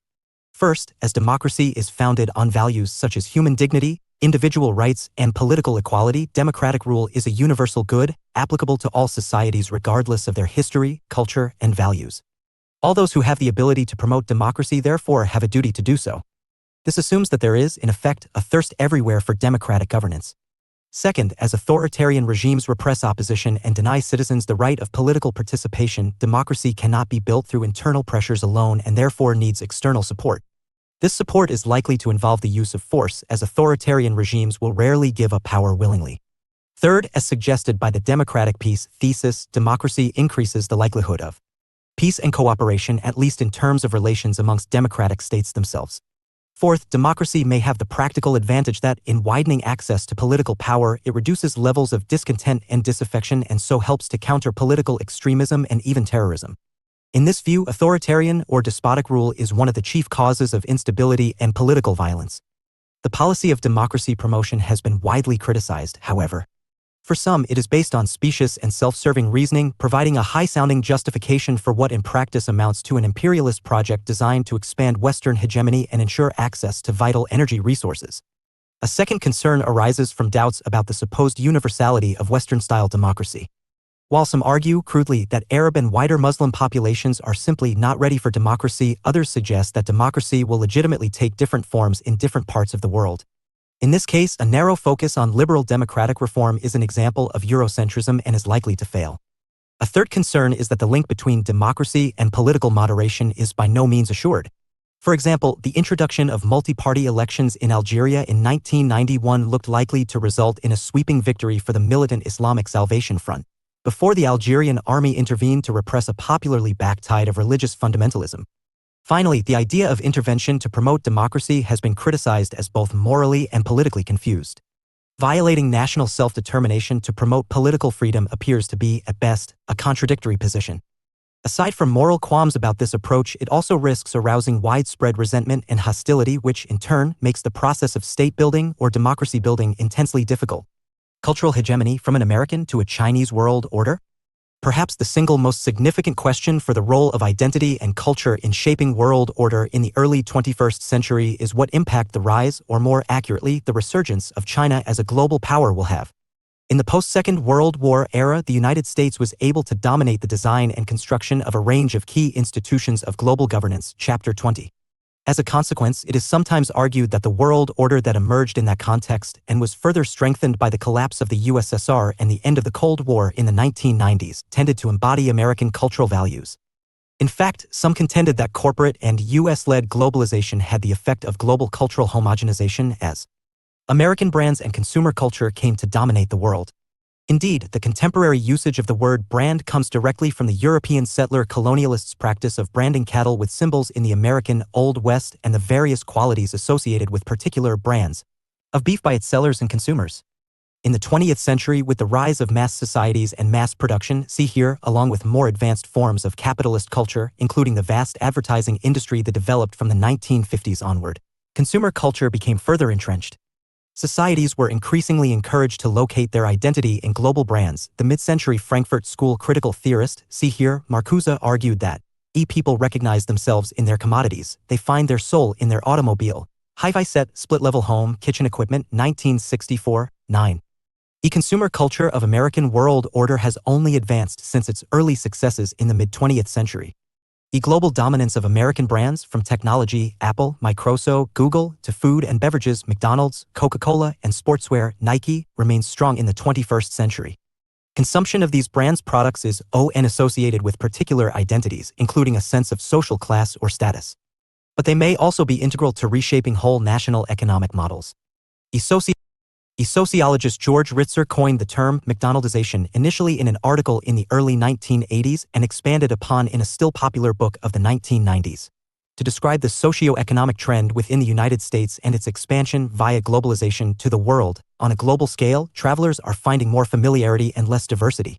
Exotic settings are increasingly likely sites for American fast food chains and other McDonaldized settings. Ritzer, 1993, 2019, 180.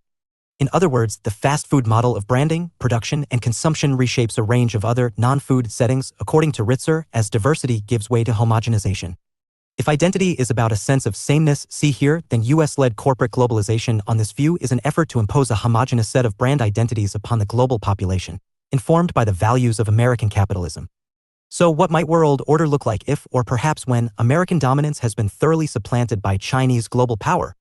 China is among those countries where some American brands have prospered and has certainly not been immune to the rise of consumer culture. Wealthy young Chinese people today are seen as belonging to the same global elite as wealthy young Americans and Europeans and enjoy many of the same forms of consumption. But China's economic model is at most state capitalist, with strict controls imposed on businesses across a wide range of issues. And it is not at all clear that Chinese values are as strongly shaped by individualized rights to capitalist enterprise. See the discussion of Asian values below. Instead, collectivist cultural values of filial piety, honoring and supporting one's parents and ancestors, family obligation, healthy living, and balance may prevail in Chinese society in a way they have not in American world order. In recent years, alongside its long-term economic rise, China has also engaged in soft power tactics through its international relations. Hundreds of universities around the world, including in the United States and Europe, now house Confucius Institutes, centers for promoting Chinese language and culture among students and scholars. Hints at how Chinese culture and identity might influence world order may also be found in its economic power entanglements in Africa. China has made massive investments in infrastructure and business across Africa, but has also taken the opportunity to promote Chinese culture, values, and identity in the continent. While one of the concerns animating Western China watchers, see here, has been that Chinese firms have been especially exploitative or extractive in their approach to doing business in Africa, the first major academic study, Oya and Schaefer 2019, which focused on firms operating in Angola and Ethiopia and interviewed 1,500 workers, found little evidence to support this view. In fact, Chinese firms were found to be leading job creation and offering conditions no worse than other firms.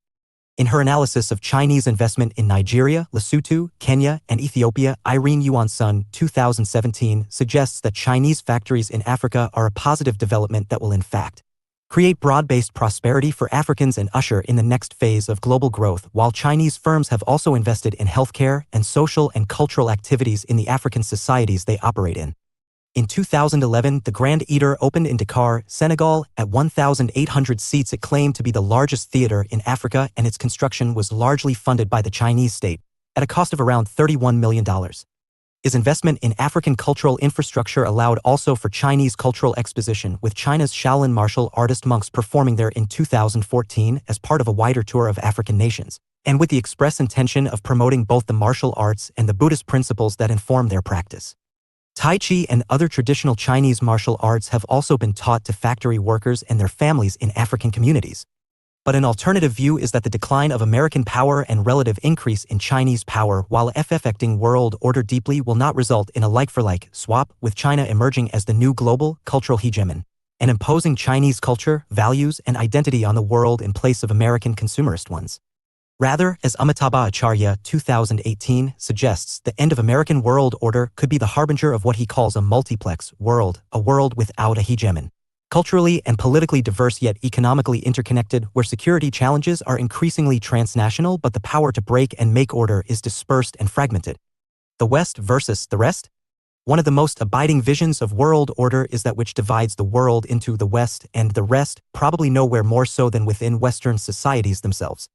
The advent of European colonialism, see here, together with the attitudes of Enlightenment rationalism, see here, have led to a sense within many Western societies that these societies are leading the world, while others, particularly formerly colonized societies of the global South, amount to the rest. The rest on this view either follow or are dragged along by the West. His vision of the West as the leading edge of the world rests partly on the identification of Westernness with capitalism and the liberal democratic state model, and is at the root of, for example, Francis Fukuyama's End of History thesis, see here. His perspective on world order, strongly associated with Eurocentrism, has been increasingly hard to sustain, however. Frantz Fanon, 1925–61. A Martinique-born French revolutionary theorist, Fanon is best known for his views on the anti-colonial struggle. In Black Skin, White Masks, 1952, he mixed personal reflection with social analysis to explore the psychological damage done to Black people in a whitened world.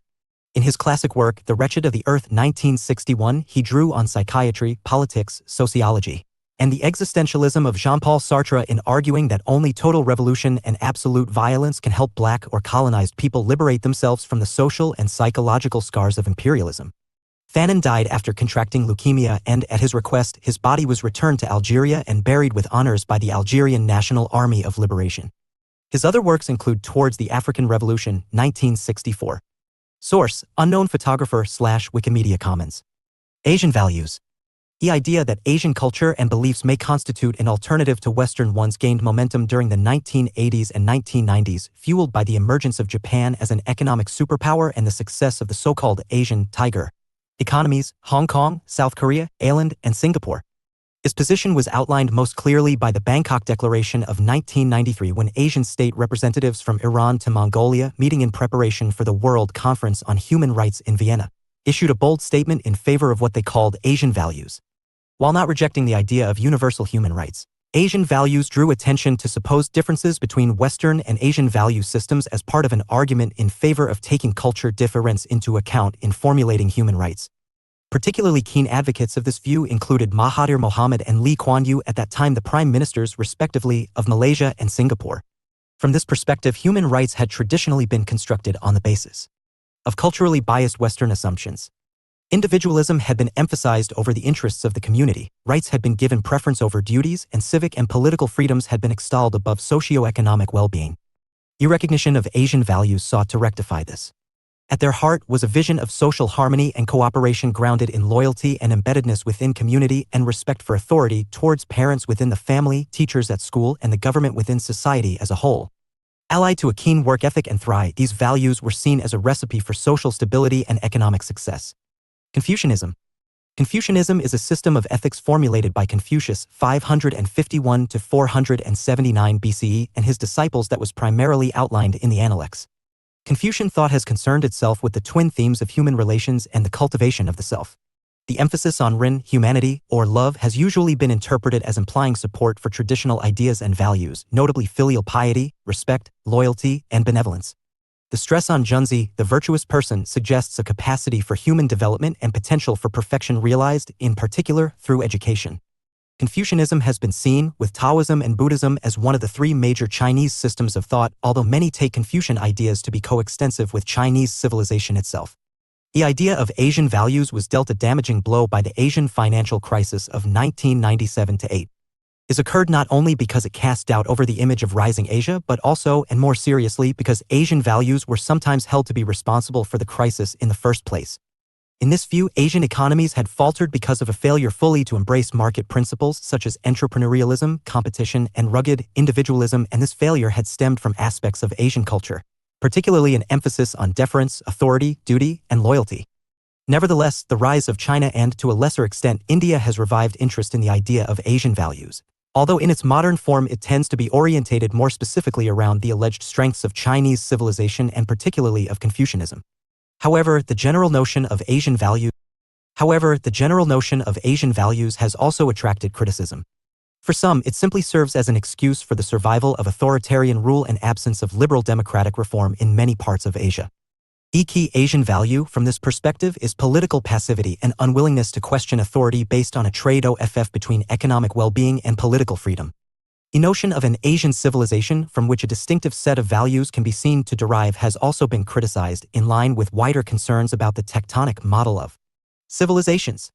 Not only does Asian culture encompass a wide range of national traditions and a mixture of religions, Islam, Hinduism, Buddhism, Christianity, and so on, but its national traditions are highly diverse as well. For example, so-called Chinese civilization is not defined by Confucianism but, rather, by the competing influences of Confucianism, Buddhism, and Taoism overlaid, in the modern period, by a Maoist version of Marxism-Leninism. Global actors? The Muslim Brotherhood. Egypt, West Asia, Beijing, and North Africa. The Muslim Brotherhood was founded in 1928 at Ismailia, Egypt, by Hassan al-Banna 1906-49. Initially focused on building up a network of schools, hospitals, and social services, the Brotherhood turned to politics during the 1930s and, briefly, to violence, operating in and out of the shadows until it was banned by President Nasser in 1954. By this time, it had spread into Jordan, Syria, Palestine, Libya, Sudan, and elsewhere. Although it remained outlawed in Egypt under Hosni Mubarak, the Brotherhood fielded independent candidates in the 2005 parliamentary election, winning 88 seats and becoming, in effect, the first legitimate opposition force in modern Egypt. Following the 2011 uprising that overthrew Mubarak, the Brotherhood formally entered politics under the banner of the Freedom and Justice Party. When parliamentary elections were held in Tunisia, Egypt, and Morocco in late 2011 and early 2012, in each case they brought parties set up or inspired by the Brotherhood to power, Mohamed Morsi, the Brotherhood-backed candidate, becoming Egypt's president in June 2012. However, Morsi was removed by the military in July 2013 after mass protests, the Egyptian courts later outlawing the Brotherhood and any organization or activity associated with it. Significance: the Muslim Brotherhood is the world's oldest and most influential Islamist movement. It pioneered a model of political activism combined with Islamic charitable works that has subsequently been widely embraced across the Muslim world. By the end of the Second World War, the Brotherhood had an estimated membership of 2 million, about 500,000 in Egypt alone. However, although it kept alive the flame of political Islam, legal proscription and political repression consigned the Brotherhood to the political margins for most of the post-1945 period. Although the rise of Islamism from the 1970s onwards generated renewed interest in the Brotherhood, it was the Arab Spring of 2011, see page 278, that transformed its fortunes. allowing it to spearhead a form of pan-Islamism that promised to alter the politics of the Middle East and North Africa fundamentally, as well as winning power in Egypt, Tunisia, and Morocco and forming the main opposition in Jordan. The Brotherhood's influence extended to the Gaza Strip through Hamas, founded by members of the Brotherhood in 1987, and Iraq, through the Iraqi Islamic Party, the largest Sunni party in the country. Brotherhood-linked parties have had the advantage that they were better organized and usually better funded than their political rivals, that they were untainted by association with ousted regimes, and that a religiously based appeal continues to be strong in societies that remain, despite revolutionary upheavals, socially conservative. Nevertheless, the dramatic reversal that the Brotherhoods suffered in Egypt in 2013 highlights the movement's vulnerability if it fails to maintain popular support and/or comes into direct conflict with the military. However, debate surrounds the ideological character of the Muslim Brotherhood. Since its inception, the Brotherhood has been committed to the establishment of an Islamic state based on the Sharia, but the shift towards pragmatic politics that began after the 1970s has seen Brotherhood-linked parties enter the political mainstream by attempting to reconcile Islamism with democratic and, sometimes, liberal beliefs. As such, it was perhaps reconstructing itself around the goal of a Turkish-style secular state run by an Islamist party rather than an Iranian-style explicitly Islamic state. The attempt to construct a form of democratic or constitutional Islamism may, nevertheless, weaken the Muslim Brotherhood by exposing it to attack from both the secular and liberal democratic forces that initiated the Arab Spring, and from Salafi groups pushing for bolder and more radical Islamization. Critics of the Muslim Brotherhood allege either that it has not fully broken with its violent past or that, behind a liberal democratic facade, it remains committed to militant Islamism, meaning that commitments on women's rights, tolerance towards religious minorities, and genuine political pluralism may be only paper-thin.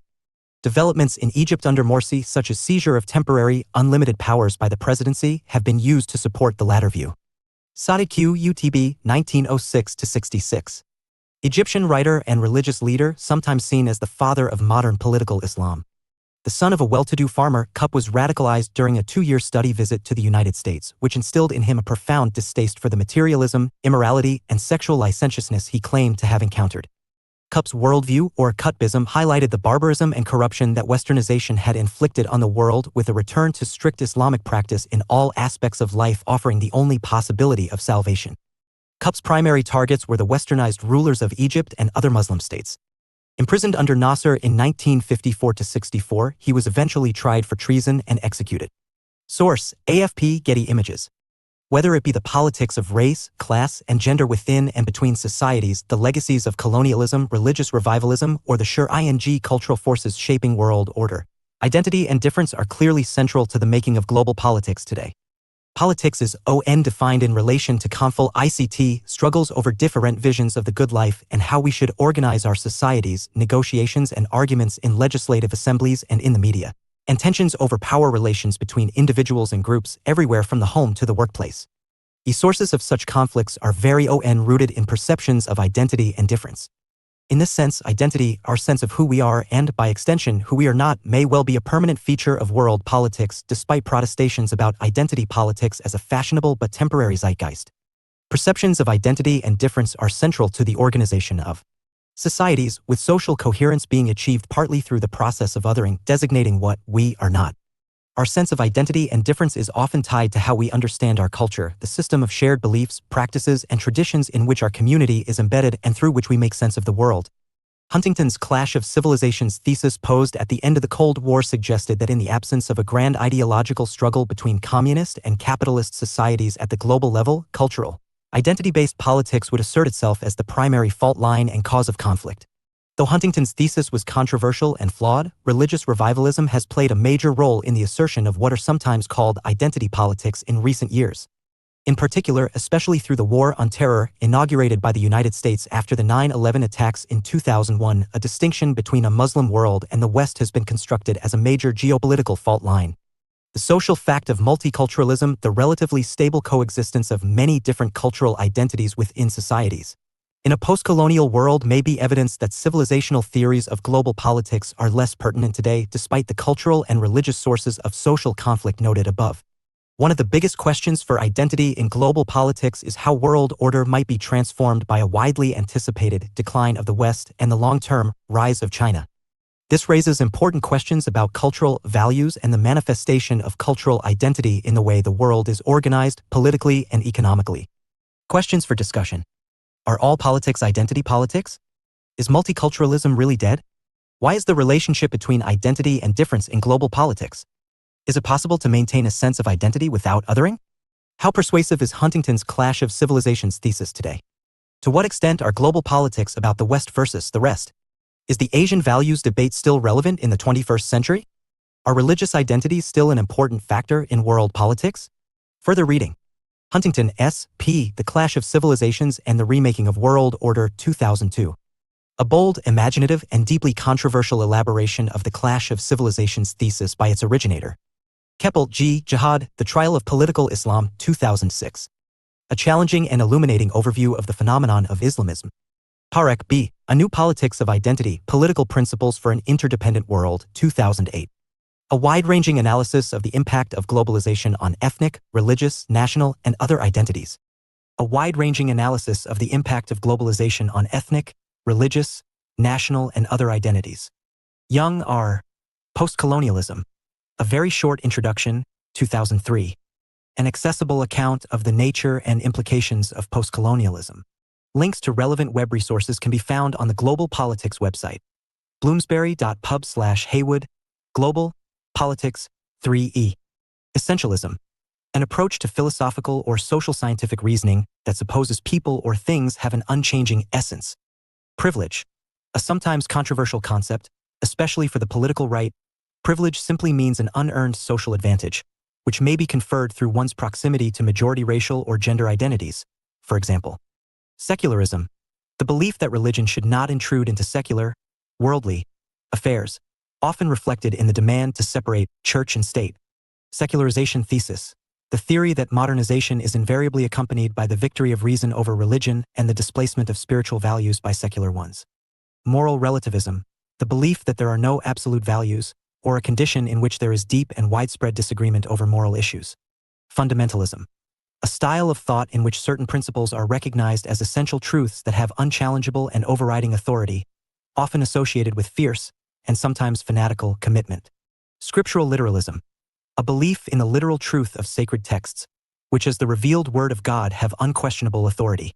Cultural homogenization. The erasure or marginalization of the wide range of diverse cultural forms and traditions in the world by a single, dominant or hegemonic culture. Consumer culture. A transition from workerist, socio-economic models, wherein social status is largely accorded by what one produces, to consumerist ones, where status is defined by what one consumes. Emerged in the 20th century. McDonaldization. The process by which ever more domains of social life is transformed to fit the model introduced by corporate American fast food chains. Asian values. Values that supposedly reflect the history, culture, and religious backgrounds of Asian societies, emphasizing the primacy on the collective, the family, wider society, and state over the individual. 10-10-10-10. Power and 21st Century World Order. Source: Govindemmer/Getty Images. Preview. At the end of the Cold War, both Mikhail Gorbachev and George H.W. Bush announced the dawn of a new world order. That order, as it unfolded in the years that followed, seemingly transformed the world from a bipolar system dominated by the USA and the USSR to a unipolar one where the United States alone was accorded superpower status. 3 decades later, key aspects of that order characterized by US-led economic globalization and US-led military interventionism seem to be disintegrating. The issue of world order is vitally important because it reflects the distribution of power amongst states and other actors. However, this raises questions about the nature of power itself. Is power an attribute, something that states and other actors possess, or is it implicit in the various structures of global politics? Does power always involve domination and control, or can it also operate through cooperation and attraction? Answering these questions also demands reflection on specific world orders. What was the new world order, and what was its fate? Is the United States still a global hegemon today? And how have multipolarity and the fragmentation of global power, the rise of emerging or resurgent powers such as China and Russia, the advance of globalization, and increased influence of non-state actors affected world order? Will a multipolar world order bring peace, cooperation, and integration, or new conflicts and heightened instability? Key issues. What is power? How and to what extent has the nature of power changed?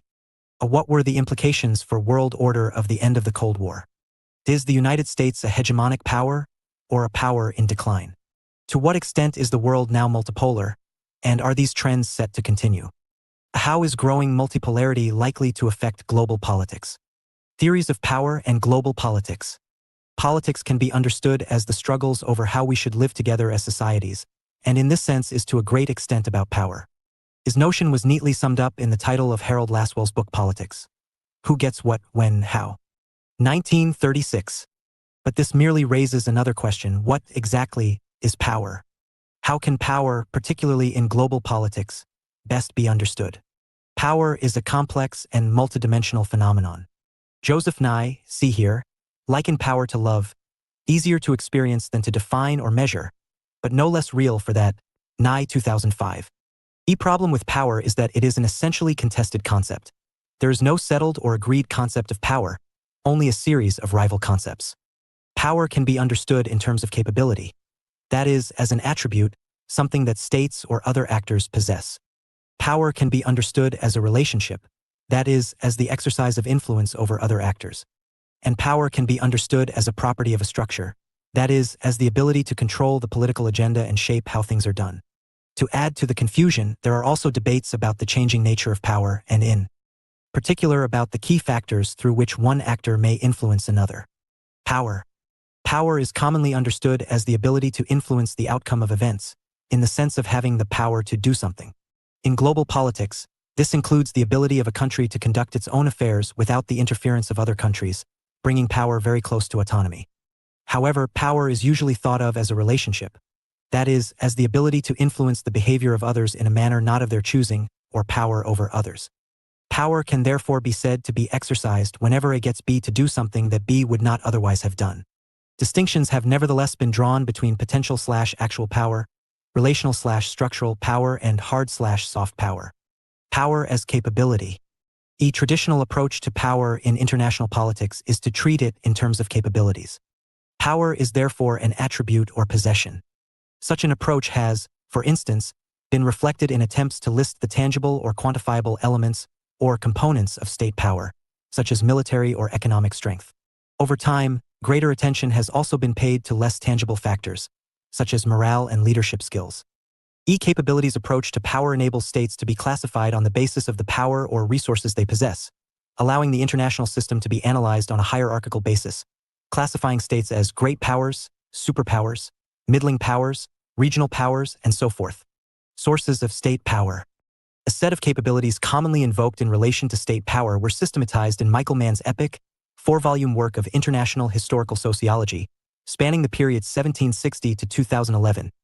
Sources of Social Power, 1986, 1993, 2012. Mann's IEMP model suggests 4 types of power are crucial.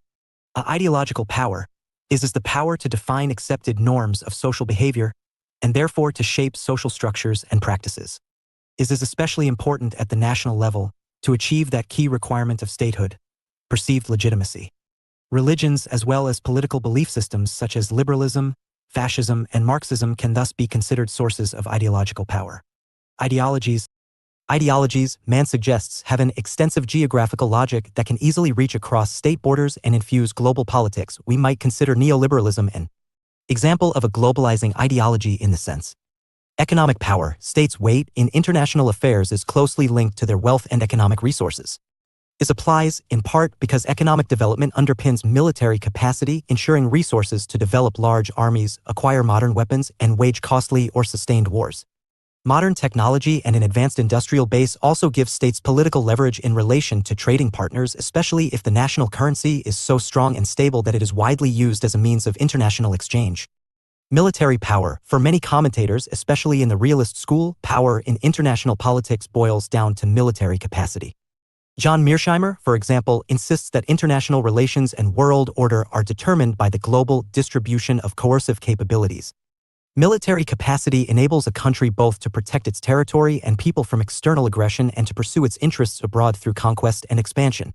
Key factors are therefore the size of the armed forces, their effectiveness in terms of morale, training, discipline, and leadership, and their access to the most advanced weaponry and equipment. Political power. Mann's definition of political power is rather narrower than many contemporary accounts.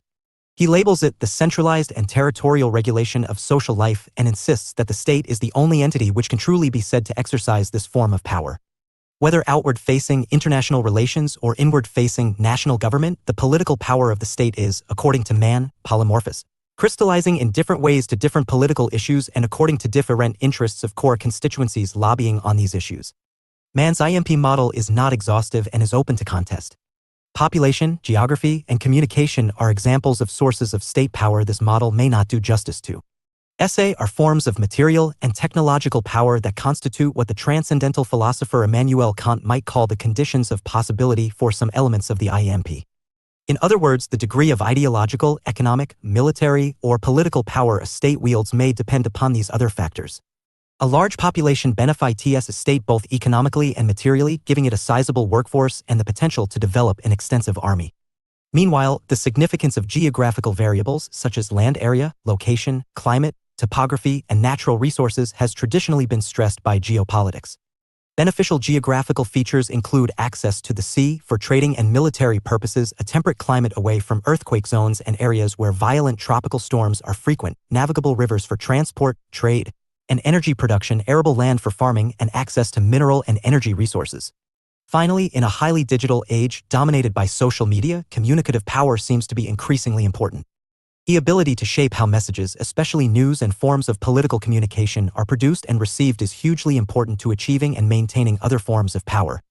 Concerns about fake news propagated through social media, the sophisticated digital manipulation of narratives, images, and ultimately perceptions, and its alleged role in producing a post-truth politics, point to the significance of communicative power to global politics today. Russia, for example, may be able to wield more political power in global politics, whether through interference in foreign elections or spreading propaganda and strategic misinformation on social media as part of a hybrid war, to annex Crimea than it would otherwise be afforded by more traditional sources of power, its ideological power and perceived state legitimacy, along with its economy being relatively weak. What is sometimes called cyber power, including the wielding of social media influence, but also hacking, industrial espionage and sabotage, and new forms of state spying, could be central to determining world order in the future, and may require less financial investment and political risk than other reordering tactics, such as the acquisition of nuclear weapons. However, the idea that power can be measured in terms of capabilities has a number of drawbacks, making it an unreliable means of determining the outcome of events. EON quoted example of the Vietnam War, 1959-75, helps to illustrate this. The United States, despite enjoying massive economic, technological, and military advantages, failed to defeat North Vietnam and its communist ally, the Viet Cong. At best, capabilities define potential or latent power rather than actual power, and translating a capability into a genuine political asset may be difficult and perhaps impossible. This applies for a number of reasons. The relative importance of the attributes of power is debatable. Is a large population more significant than geographical size? Is economic power now more important than military power? Some elements of state power may be less beneficial than they at first appear. For example, a highly educated population may limit a state's ability to wage or sustain warfare, and natural resources may impair economic growth, as in the so-called paradox of plenty, see here. Subjective factors may be as significant as quantifiable objective factors. SA include the will and resolve of the armed forces and what can be called national morale. Strategy and leadership may also be decisive, allowing, for instance, weaker actors to prevail over stronger ones in so-called asymmetrical wars. Terrorism, see here, and insurrection can thus be examples of the strength of the weak, Ignatieff 2004. It may only be possible to translate resources or capacities into genuine political efficacy in particular circumstances. For example, the possession of nuclear weapons may be irrelevant when a state is confronting a terrorist threat or fighting a guerrilla war, and such weapons are unusable in most political circumstances. Power is dynamic and ever-changing, meaning that power relations are never fixed or given.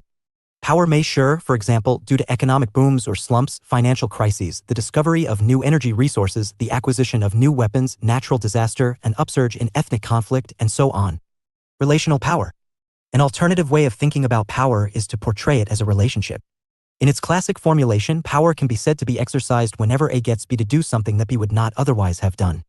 Rather than equating power with strength as in the capabilities approach, a concern with relationships equates power with influence.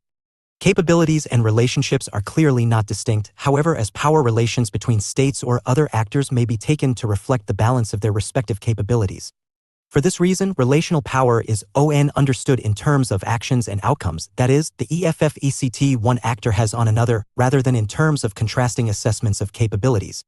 This is underscored by the importance of perception when considering power. States and other actors deal with one another on the basis of their calculations of relative power. Is may mean, for example, that reputation can sustain state power despite its decline in objective terms.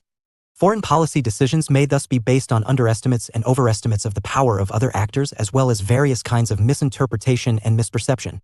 Furthermore, especially in military matters, A may exert influence on B in one of two ways, either by getting B to do what B would not otherwise have done, compel lance, or by preventing B from doing what B would otherwise have done.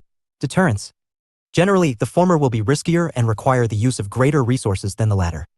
This can be seen in the contrast between the 2003 invasion of Iraq to bring about regime change, an example of compel lance, and the previous policy of preventing attacks on the Kurds and Shia Muslims by maintaining no-fly zones, an example of deterrence.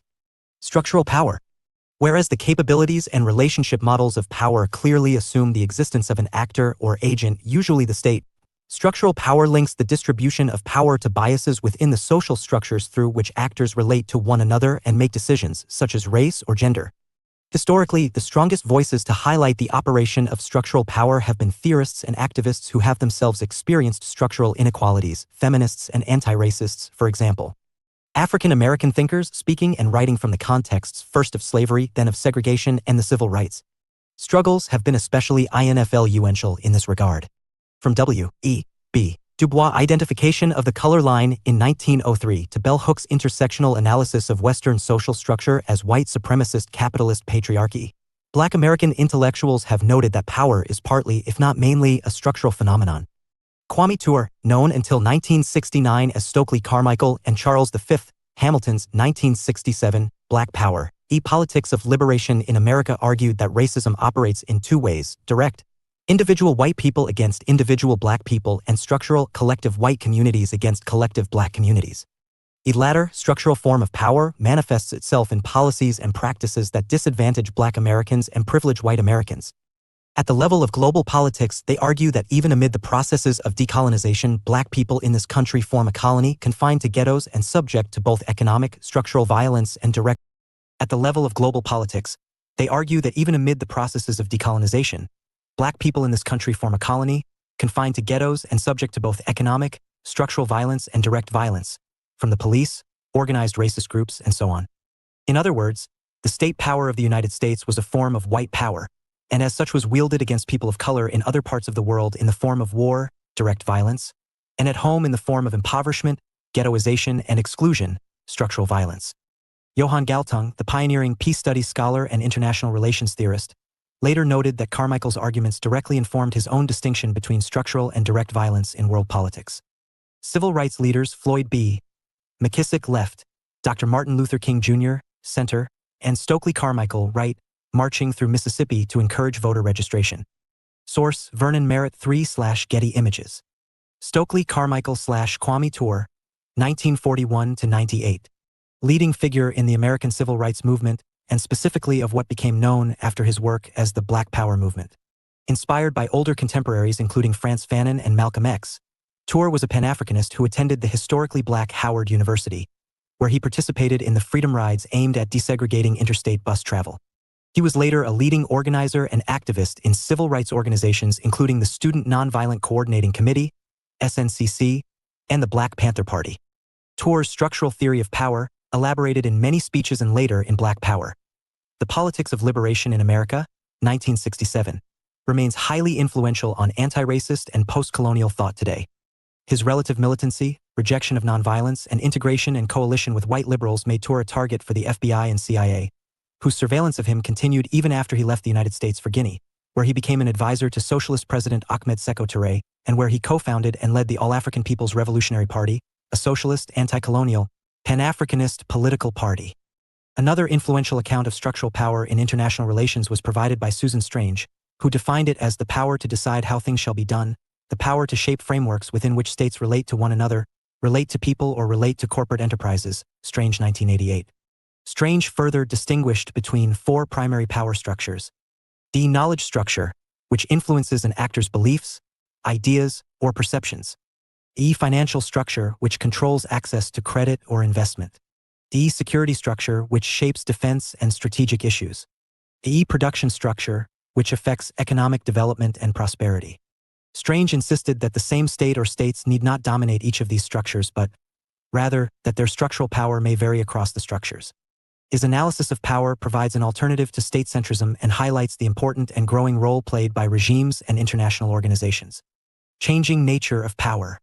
Recent debates about the changing nature of power reflect less on the emergence of conceptually new forms of power and more on the changing mechanisms through which relational power is exercised. Military to economic power. Alleged shures in this respect have attracted attention. First is a general shur from military power to economic power. Military power has been the traditional currency of world politics. Realist theorists place a particular emphasis on military power because, in their view, the international system is structured above all by security and survival. In a self-help world, states face national disaster unless they have the capacity for self-defense. However, this image of militarily based power politics has been challenged by neoliberals who argue that growing trade links and increasing interdependence make interstate war more costly and therefore less likely. Military force has thus become a less reliable and less important policy option. In the modern world, states therefore compete through trade rather than through the use of force. Hard power to soft power. Second shur is the alleged wider decline of hard power, which encompasses both military power and economic power. Hard power is command power, the ability to change what others do through the use of inducements, carrots, or threats, sticks. By contrast, there has been a growth in soft power. Soft power is co-optive power. It rests on the ability to shape the preferences of others by attraction rather than coercion, Nye 2005. Whereas hard power draws on resources such as force, sanctions, payments, and bribes, soft power operates largely through culture, political ideals, and foreign policies, especially when these are seen to be attractive, legitimate, or to possess moral authority. Differences between hard and soft power are illustrated in Figure 10.1. For some feminists, the hard/soft power distinction highlights deeper factors linked to the relationship between power and gender. In this view, the idea of power over, particularly when it is associated with hard strategies such as coercion and the use of threats and rewards, reflects masculinist biases that generally underpin the realist theory of power politics, see here. Feminists, on the other hand, have emphasized the extent to which, in domestic and transnational social relations especially, power is exercised through nurturing, cooperation, and sharing. Instead of conflictual and capacity conceptions of power, this suggests the alternative notion of power as collaboration, or power with see below. How has this alleged shur from hard to soft power come about? A key explanation is that the growth of interdependence and interconnectedness means that people see more, hear more, and know more about what happens around the globe. Increasing cross-border flows of images, information, and ideas make it easier for people to form judgments about the culture and values of other states as well as about the foreign and domestic policies of their governments. This trend is also aided by generally improving literacy levels and educational standards worldwide, and by the spread of democracy, particularly as democratic systems operate largely through soft power mechanisms, the personalities of leaders, the image and values of political parties, and so on. In such circumstances, a state's use of hard power strategies may risk the loss of hearts and minds. For example, the Bush administration's approach to the war on terror, and particularly the 2003 invasion of Iraq, may have been counterproductive in that it provoked increased anti-Americanism across the Arab and wider Muslim world, possibly even fueling support for terrorism. In most circumstances, however, hard and soft power operate in tandem, leading to the idea of smart power. There are, nevertheless, some examples of soft power that operate in the absence of hard power, such as the Vatican, the Dalai Lama, Canada, and Norway, each of which has wielded power through attraction and persuasion despite tending to avoid or formally lacking the tools of hard power. Figure 10.1 Hard, Soft, and Smart Power. Joseph S. Nye, 1937. U.S. academic and foreign policy analyst. Nye was, with Robert Cohane, one of the leading theorists of complex interdependence, which offered an alternative to the realist belief in international anarchy, Cohane and Nye 1977. In Bound to Lead, 1990, and The Paradox of American Power, 2002, he has emphasized the need for the United States to redefine the national interest in the light of developments such as globalization and the information revolution, recognizing that the new conditions of global interdependence placed a greater stress on multilateral cooperation. As he put it, the United States can't go it alone. Nye has been particularly associated with the idea of soft power, the ability to attract and persuade, a term he coined, and later with the notion of smart power, a blend of soft and hard power. Nye's other major works include Soft Power, 2005, Understanding International Conflict, 2008, and The Powers to Lead, 2008. Source: Rick Friedman. Source: Rick Friedman/Getty Images. From power over to power with. Is the conventional notion of power as domination and control, that is, material power over others, still sustainable? Until the 1980s, the prevalent understanding of power was based on realist assumptions about the primacy of states and the importance of military might and economic strength in world affairs. This was consistent with the billiard ball image of world politics, see here, in which power is demonstrated when billiard balls representing states collide with one another. This conception of power has become less persuasive over time due to a variety of developments. In addition to the collapse of the Cold War's bipolar threat system and the onset of the US-led War on Terror, these developments include the growing influence of states in the Global South, the greater prominence of discourses related to human rights, and the emergence of forms of regional and global governance. In this light, Barnett and Duval, 2005, proposed a more nuanced approach to power based on four contrasting but possibly overlapping conceptions: compulsory, institutional, structural, and productive power. The first two of these are familiar from conventional realist and liberal thinking on the subject, while the latter two are more commonly used by critical theorists. Compulsory power allows one actor to have direct control over another, usually through the exercise of military or economic means. Institutional power occurs when actors exercise indirect control over others, as, for instance, when states establish international institutions that work to their own long-term advantage and to the disadvantage of others. Structural power operates through structures that shape the capacities and interests of actors in relation to one another, as in the tendency of the global capitalist system to create a differential relationship between capital and labor. Strange's 1996 conception of structural power encompasses both this notion and institutional power. Productive power emerges from the post-structuralist theory of Michel Foucault, himself influenced by the political philosophy of Friedrich Nietzsche and the insight that knowledge is power. Productive power works by defining legitimate knowledge and by determining whose knowledge matters, and this concept of power has therefore been central to much feminist and post-colonial analysis of global politics. Cold War bipolarity and its aftermath. Cold War bipolarity. Although there is considerable debate about the nature of world order over the course of the 21st century, there is a broad consensus about the Cold War period. In the aftermath of the defeat of Germany, Japan, and Italy in the Second World War in 1945, and with the UK weakened by war and suffering from long-term relative economic decline, the United States and the Soviet Union emerged as superpowers, powers greater than traditional great powers. Their status was characterized by their preponderant military power, particularly in terms of their nuclear arsenals and their span of ideological leadership. Is Cold War bipolarity, with the two major power blocs, the US-dominated West and the Soviet-dominated East, confronting each other, was consolidated by the formation of rival military alliances. NATO in 1949 and the Warsaw Pact in 1955, and was reflected in the division of Europe, symbolized by the Berlin Wall erected in 1961. The bipolar model of the Cold War, however, became increasingly less accurate from the 1960s onwards. This was due, first, to the growing fragmentation of the communist world, notably deepening enmity between Moscow and Beijing, the Chinese Revolution having occurred in 1949, and secondly, to the resurgence of Japan and Germany as economic superpowers. One of the consequences of this emerging multipolarity was détente between East and West. This was reflected in President Nixon's historic visit to China in 1972 and the strategic arms limitation talks between 1967 and 1979 that produced the SALT I and SALT II agreements, see Chapter 12. What were the implications for the international system of Cold War bipolarity? For neorealists in particular, bipolarity is biased in favor of stability and order. This occurs for a number of reasons. First, and most importantly, bipolar systems tend towards a balance of power. During the Cold War, the approximate, if dynamic, military equality between the United States and the Soviet Union inclined both of them towards a strategy of deterrence. Once a condition of mutually assured destruction, MAD, was achieved, the two superpowers effectively canceled each other out, albeit through a balance of terror.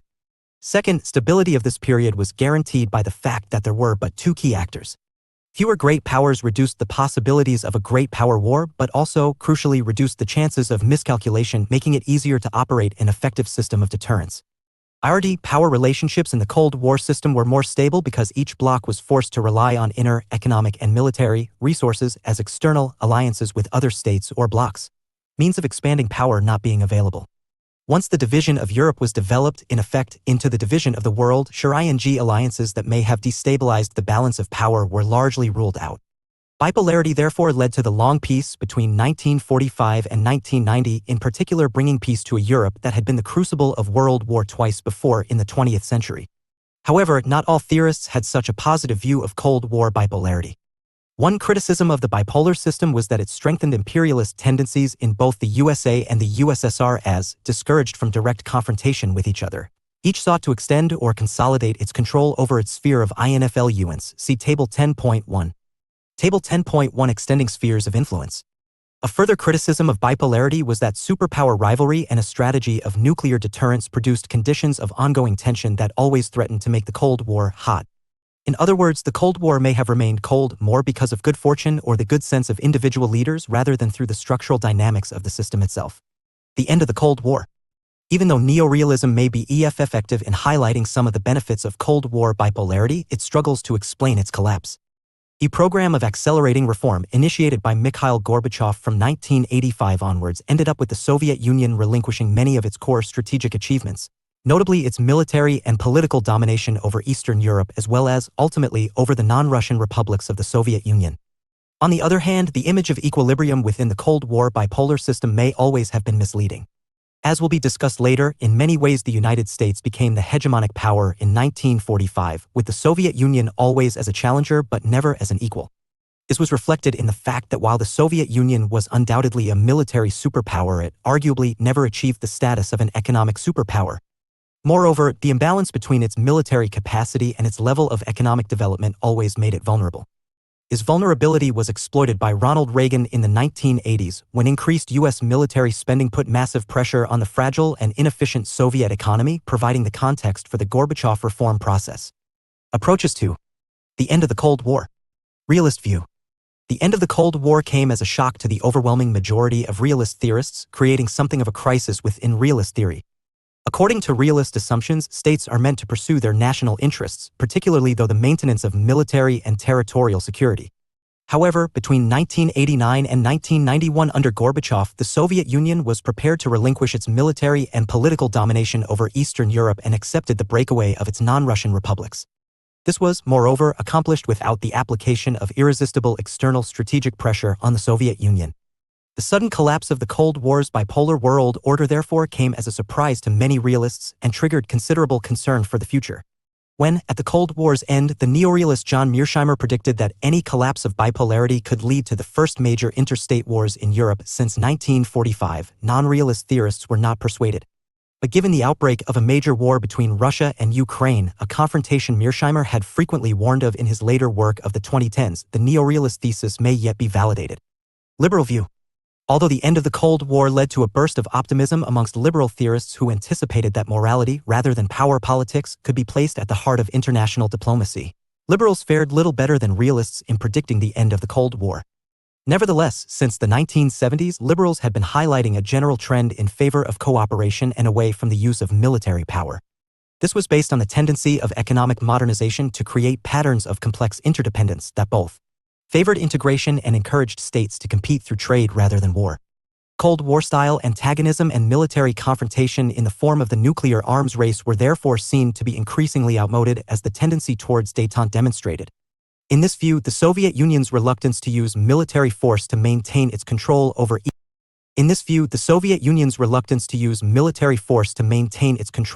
Eastern Europe as well as its own territorial integrity stemmed, in part, from the recognition that ending East-West rivalry would be likely to bring economic benefits. Marxist views.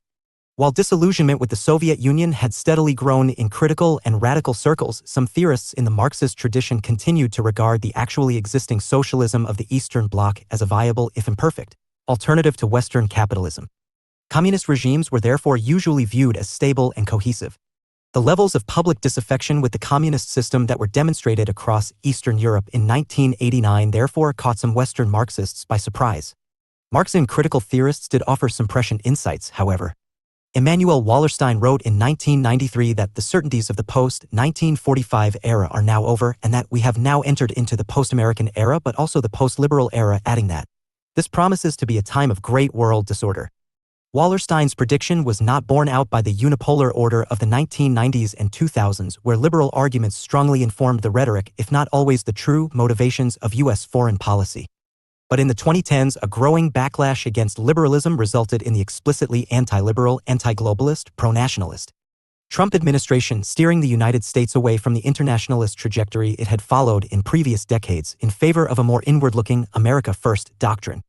This dramatic shift, including U.S. withdrawal from or frustration of a range of treaties and negotiations, including, in 2019, the Cold War-era Intermediate-Range Nuclear Forces Treaty. When viewed alongside North Korea's emerging nuclear capabilities, Russia's increasingly prominent role in regional and global politics, the rise of a transnational far-right in and beyond Europe, and the politics of Brexit in the UK, might be read as the onset of the post-liberal Great World Disorder that Wallerstein anticipated. Constructivist views. The end of the Cold War gave significant impetus to social constructivism. The failure of conventional theories adequately to explain why the Cold War ended highlighted, in a sense, a missing dimension, the role played by ideas and perceptions. What was changing during the 1990s was the identity of the Soviet Union, which informed its interests and, in turn, its actions. The social identity of the Soviet Union was reshaped by the new thinking that Gorbachev and a younger generation of Soviet leaders brought to the conduct of domestic and foreign policy. Believing that Soviet interests would best be served by international engagement across the capitalist/communist divide and no longer perceiving the United States and the capitalist West as a security threat, they calculated that political and military domination over Eastern Europe had ceased to be a key strategic interest for the Soviet Union and may indeed have become an impediment.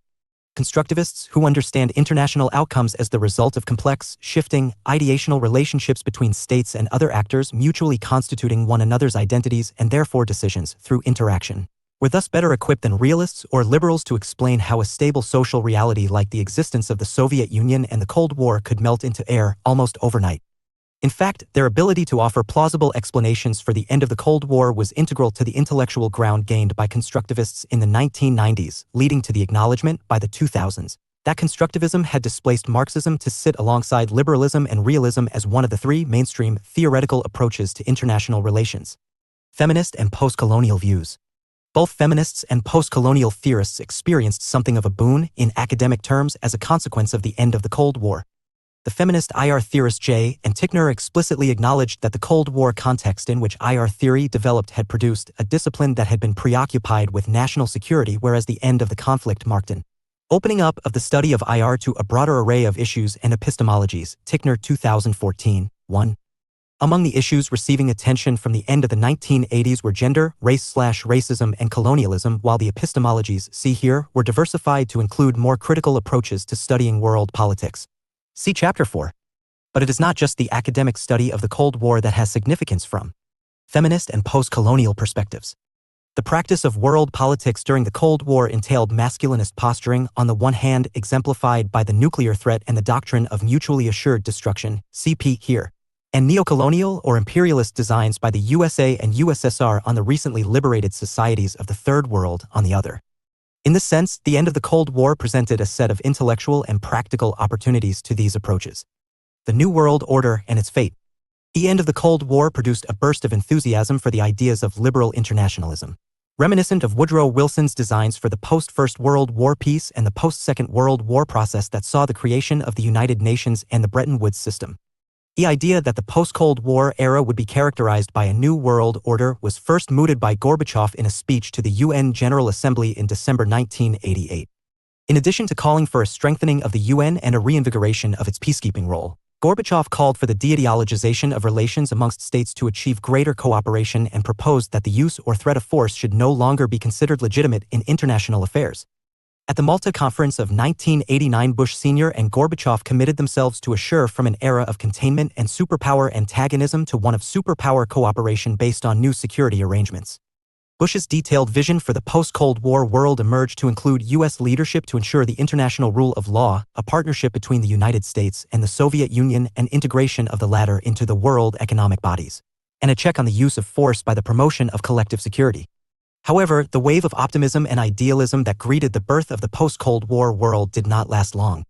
Many were quick to dismiss the New World Order as little more than a convenient catchphrase and one that was certainly not grounded in a developed strategic vision. Much of how this new world would work remained vague. For example, how and to what extent should the UN be strengthened? What institutional arrangements were required to ensure that the US-Soviet partnership would endure? How could the renunciation of the use of force be squared with the United States' emerging role as the world's police officer? For that matter, the advent of superpower cooperation was only a manifestation of Soviet weakness and, anyway, owed much to the personal relationship between Bush Sr. and Gorbachev. Alternatively, some heralded the rise not of a new world order but of a new world disorder. One reason for this was the release of stresses and tensions that the Cold War had helped to keep under control. By maintaining the image of an external threat, be it international communism or capitalist encirclement, the Cold War had served to promote internal cohesion and given societies a sense of purpose and identity. However, the collapse of the external threat helped to unleash centrifugal pressures which usually took the form of ethnic, racial, and regional conflicts. This occurred in many parts of the world, but particularly in Eastern Europe, as demonstrated by the prolonged bloodshed in the 1990s amongst Serbs, Croats, and Muslims in the former Yugoslavia, and by the war between Russia and the secessionist Republic of Chechnya that broke out in 1994. Far from establishing a world order based on respect for justice and human rights, the international community stood by in former Yugoslavia and, until the Kosovo crisis of 1999, allowed Serbia to wage a war of expansion and perpetrate genocidal policies reminiscent of those used in the Second World War. Nevertheless, the greatest weakness of the idea of an emerging liberal world order was a failure to take account of the sure-ing role and status of the United States. The main significance of the end of the Cold War was the collapse of the Soviet Union as a meaningful challenger to the United States, leaving the United States as the world's sole superpower. Indeed, talk of a new world order may have been nothing more than an ideological tool to legitimize the global exercise of power by the United States. In other words, the liberal moment in world affairs turned out to be the unipolar moment. But what was to be the shape of emerging unipolarity, and how was the United States to respond to its new status? Unipolarity, U.S. hegemony and world order. Rise to hegemony. Since the end of the Cold War, the United States has commonly been referred to as an American empire, a global hegemon, or a hyperpower. Comparisons have regularly been made between the United States and the British Empire of the 19th century and, though less convincingly, with 16th century Spain and 17th century Holland. However, the United States is a hegemon of a very different and perhaps unique kind, with some suggesting that the only helpful historical parallel is Imperial Rome. In particular, if the United States has developed into an empire, it has done so in part by eschewing non-military means and largely without forming colonies. This happened for two main reasons. The first is that, as the child of revolution, the United States is a political nation defined more by ideology than by history or culture. The American Revolution of 1776, being a revolt against British colonialism, not only imbued the fledgling United States with an anti-imperialist self-image but also highlighted a range of American values, such as The American Revolution of 1776, being a revolt against British colonialism, not only imbued the fledgling United States with an anti-imperialist self-image but also highlighted a range of American values, such as political freedom, individual self-sufficiency, and constitutional government. Not only did this ideological heritage incline the United States to oppose traditional European imperialism, but it has also given U.S. foreign policy a recurrent moral dimension. A second factor is that, in contrast to a medium-sized country such as the UK, the territorial size of the United States enabled it to develop economically through internal expansion rather than external expansion. Thus, the United States was able to surpass the UK on most industrial measures by the 1880s by relying on its seemingly unlimited mass home market and despite relatively low levels of international trade. The Cold War ensured that there would be no return to pre-war isolationism, see here, with the United States increasingly assuming a position of economic, political, and military leadership within the capitalist West. The United States was the chief architect of the institutions of the multilateralist post-1945 world, the United Nations, see here, the International Monetary Fund, IMF, the World Bank, and so on. It underpinned the economic recovery of war-exhausted Western Europe and Japan, and U.S. corporations quickly achieved international dominance in most economic sectors. Theorists such as Robert Cox interpreted such developments in terms of the United States' rise to hegemony. In this view, the United States provided the political framework for the growing world economy, exercising the military territorial power of an enforcer. Cox, 1994. Hegemony. Hegemony, from the Greek hegemonia, meaning leader, is, in its simplest sense, the leadership or domination of one element of a system over others. Gramsci, see here, used the term to refer to the ideological leadership of the bourgeoisie over subordinate classes. In global or international politics, a hegemon is the leading state within a collection of states. Hegemonic status is based on the possession of structural power, particularly the control of economic and military resources, enabling the hegemon to shape the preferences and actions of other states, typically by promoting willing consent rather than through the use of force. Following Gramsci, the term implies that international or global leadership operates, in part, through ideational or ideological means. However, during the 1970s and 1980s it became fashionable to proclaim the faltering of U.S. hegemony as a result of both internal and external challenges. Internally, politico-cultural tensions had been rising steadily since the 1960s onwards, fanned by the civil rights movement, an anti-establishment youth counterculture, and the women's movement, challenging traditional views on matters such as race, consumerism, abortion, and gender roles. Were compounded by the shock to the national psyche of the Watergate scandal of 1974, which led to the resignation of President Nixon. External challenges included the United States' effective defeat in the Vietnam War, the Iran hostage crisis in which the U.S. Embassy in Tehran was seized and 66 U.S. citizens were held hostage for 444 days, between November 1979 and January 1981, and, most importantly, the rise of economic competitors such as Germany, Japan, and the Asian tigers. Indeed, it became increasingly common during this period to assert that the United States was succumbing to a tendency common amongst earlier great powers to imperial overreach. It implies, as Paul Kennedy, 1989, put it, that military conflict must always be understood in the context of economic change. The rise and fall of great powers is therefore determined not only by their ability to engage in lengthy armed conflict, but also by the impact such conflicts have on their economic strength relative to other major states. Nevertheless, the United States proved to be remarkably resilient both politically and economically. The Reagan administration, 1981-9, helped to strengthen American nationalism both by preaching a frontier ideology based on entrepreneurialism, tax cuts, and rolled back welfare, and by adopting a more assertive and explicitly anti-communist foreign policy involving a military buildup against the Soviet Union. Moreover, while some of its erstwhile economic rivals, notably Japan and Germany, started to falter during the 1980s and 1990s, the United States' high level of spending in research, development, and training helped to improve its productivity levels and gave the country an unchallengeable lead in high-tech sectors of the global economy.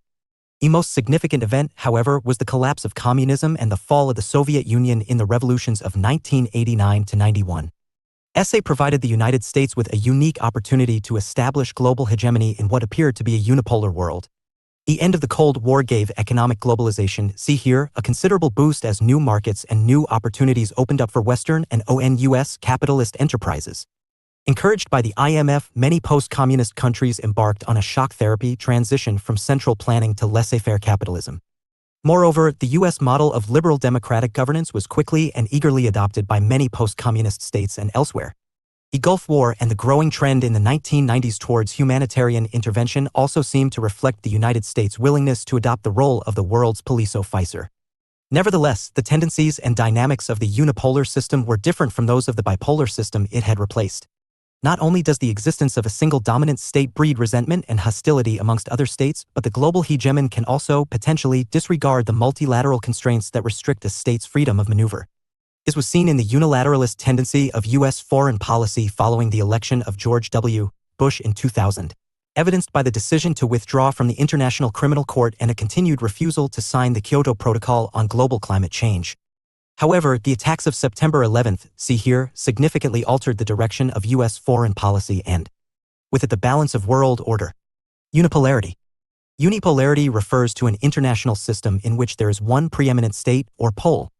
In a unipolar system, there is but a single great power, implying an absence of constraints or potential rivals.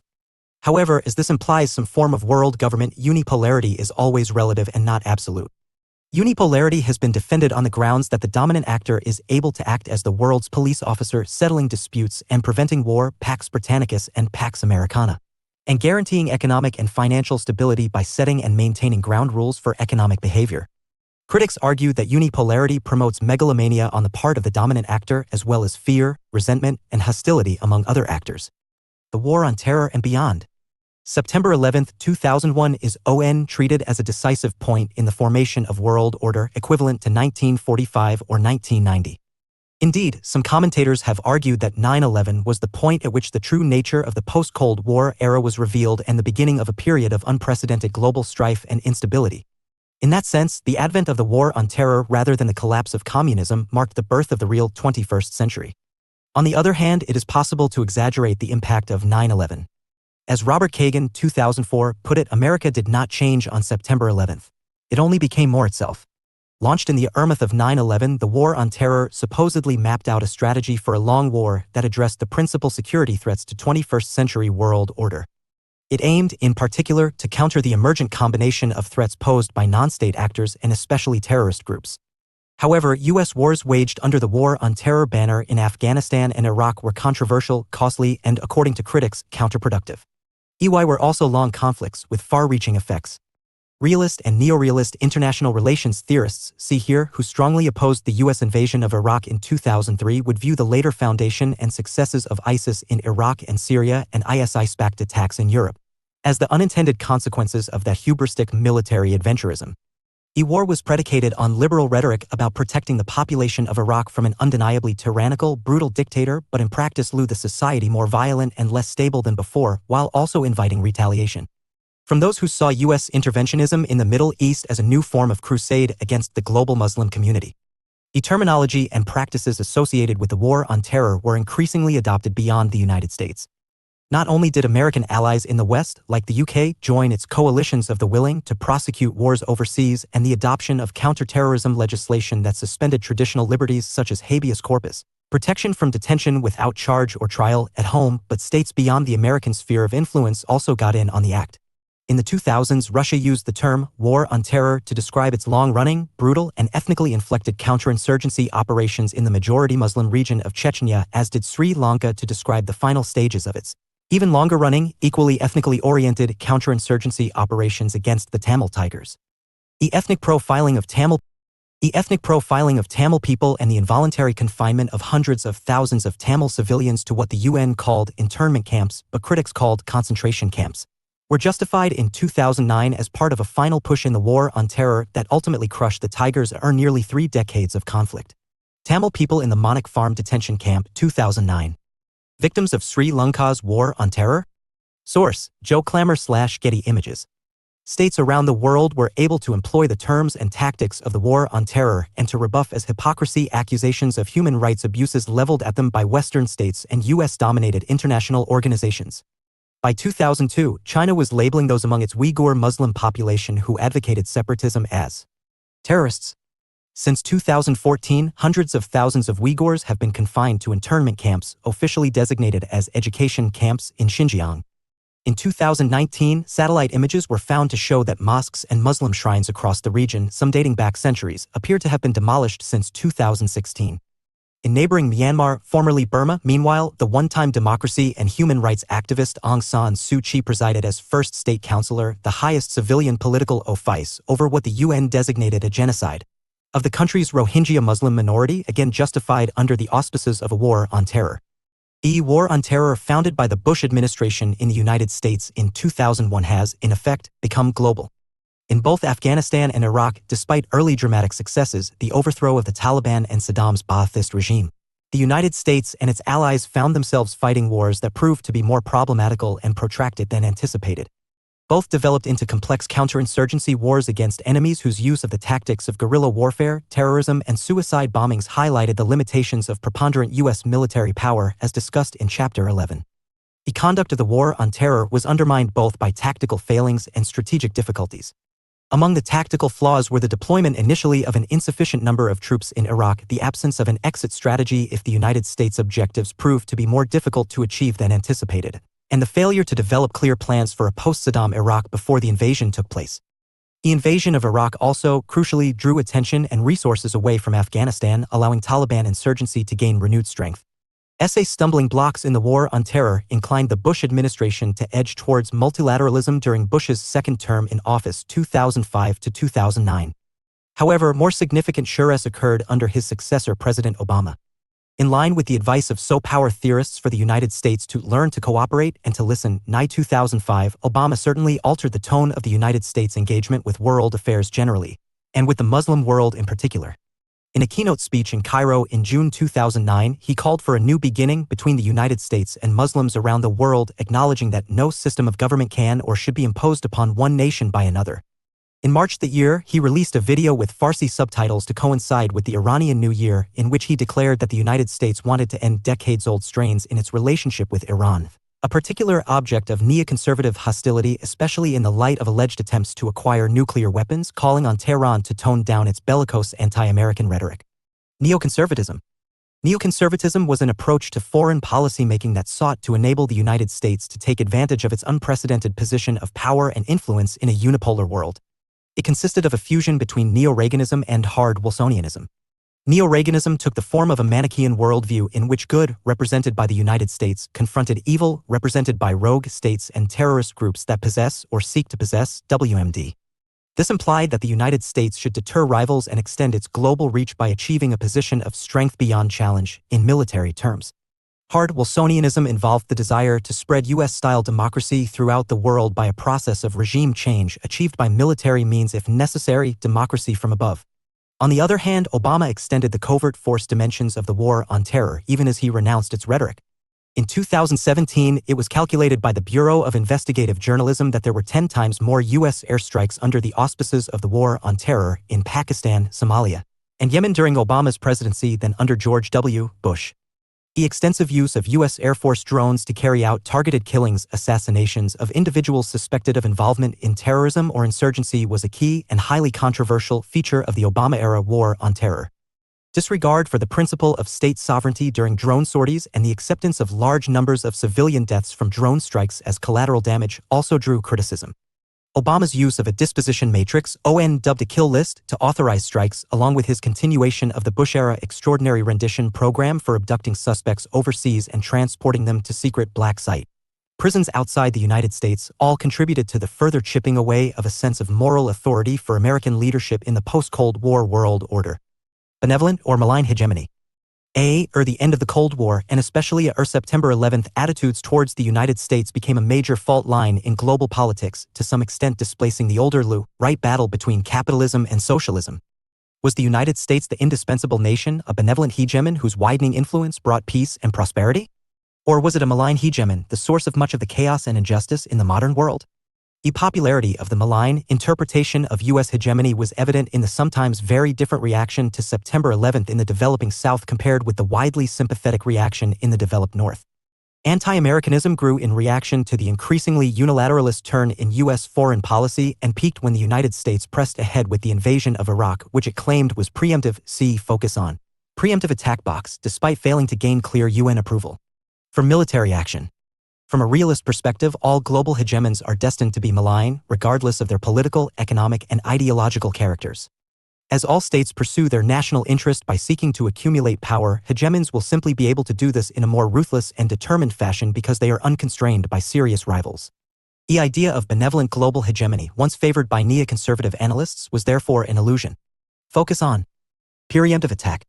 A preemptive attack, sometimes called preventive war, is military action that is designed to forestall or prevent likely future aggression.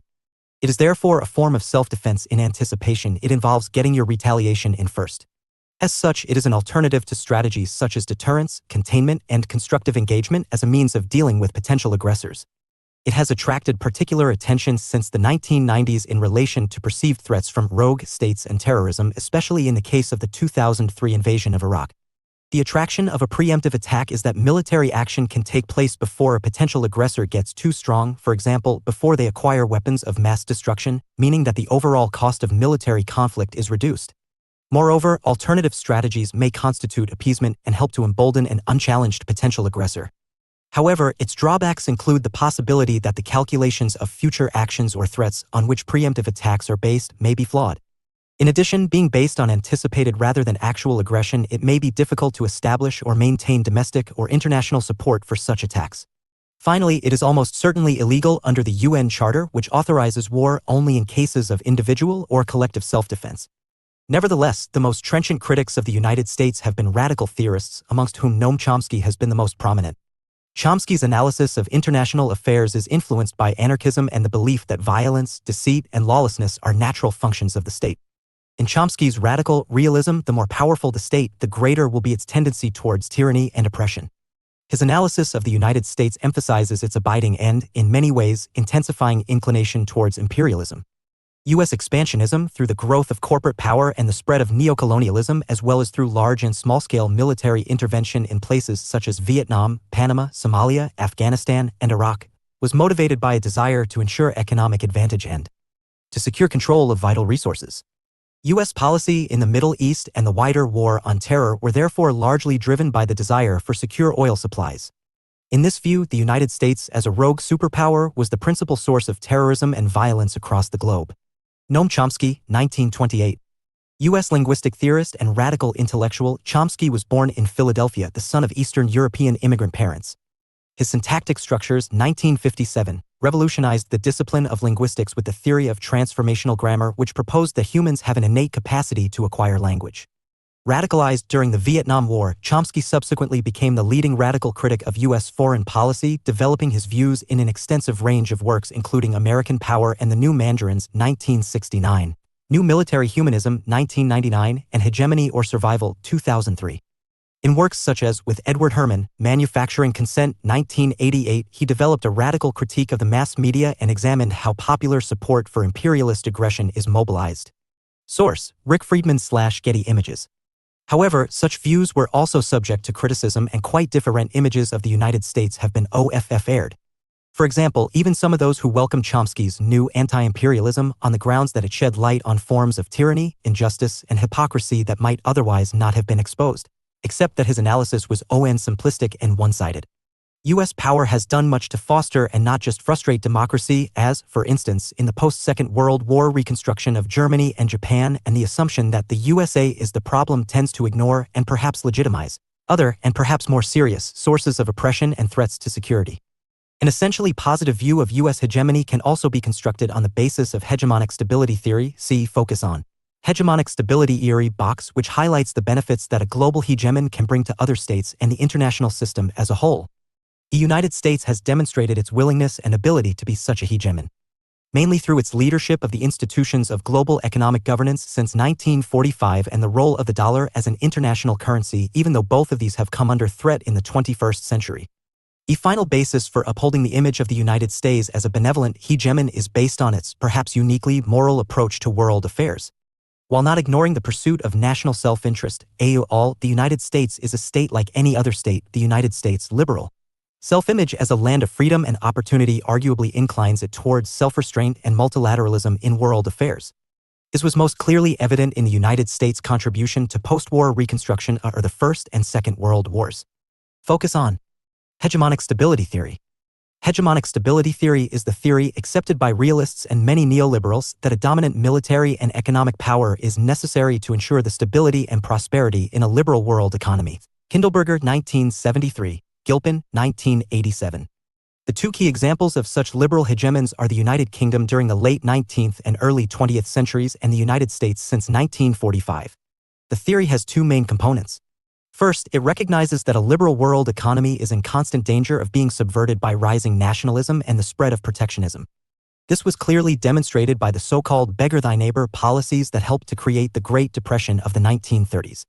A set of ground rules for economic competition are therefore needed, particularly focused on upholding free trade, for such an economy to be successful. Second, a dominant or hegemonic power is likely to be both willing and able to establish and enforce such rules. Its willingness derives from the fact that, being a hegemon, its interests coincide significantly with those of the system itself. It has a crucial stake in the system in ensuring the stability of the world economy. The hegemon is attending to its own long-term interests. It does not act altruistically. Its ability to do this stems from the fact that it alone has the capacity to deliver public goods, that is, goods that bring collective benefit rather than benefit merely to the state responsible. The hegemon, in other words, is powerful enough to act in line with absolute gains rather than relative gains, and here, by contrast, smaller, less powerful states are forced to act more narrowly in line with national self-interest. To be a hegemon, a state must therefore 1. Have sufficient power to enforce the rules of the system, 2. Possess the will to use this power, and 3. Be committed to a system that brings benefit to the mass of states. Debating. Does the United States remain a global hegemon? Debates about the decline of the United States' global hegemony are nothing new. They date back to the late 1950s and the launch by the Soviet Union of the Sputnik satellite, and to the 1970s and 1980s when the eclipse of the United States by resurgent Japan and Germany was widely predicted. However, renewed interest in the issue has been generated by the repercussions of the global financial crisis, the inward-looking America First policies of the Trump administration, and the resurgence of China as a major global power. Yes. No. Global military dominance. The United States' military lead over the rest of the world is huge.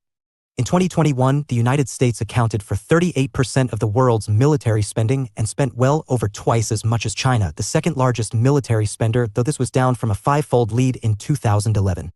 Also in 2021, it was estimated that the United States had around 750 military bases in at least 80 countries, with 173,000 troops deployed in 159 countries, as well as an unchallengeable lead in high-tech weaponry and in air power. The United States is the sole power that can intervene militarily in any part of the world and sustain multiple large-scale operations. Redundant military power. Preponderant military power may no longer be a secure basis for hegemony. There is a huge gap between the destructive capacity of the U.S. military machine and what it can achieve politically. The forced withdrawals of the United States from Lebanon in 1984 and Somalia in 1993 and the difficulty of winning asymmetrical wars in Iraq and Afghanistan demonstrate how the use of terrorist, guerrilla, and insurrectionary tactics can thwart even the most advanced power.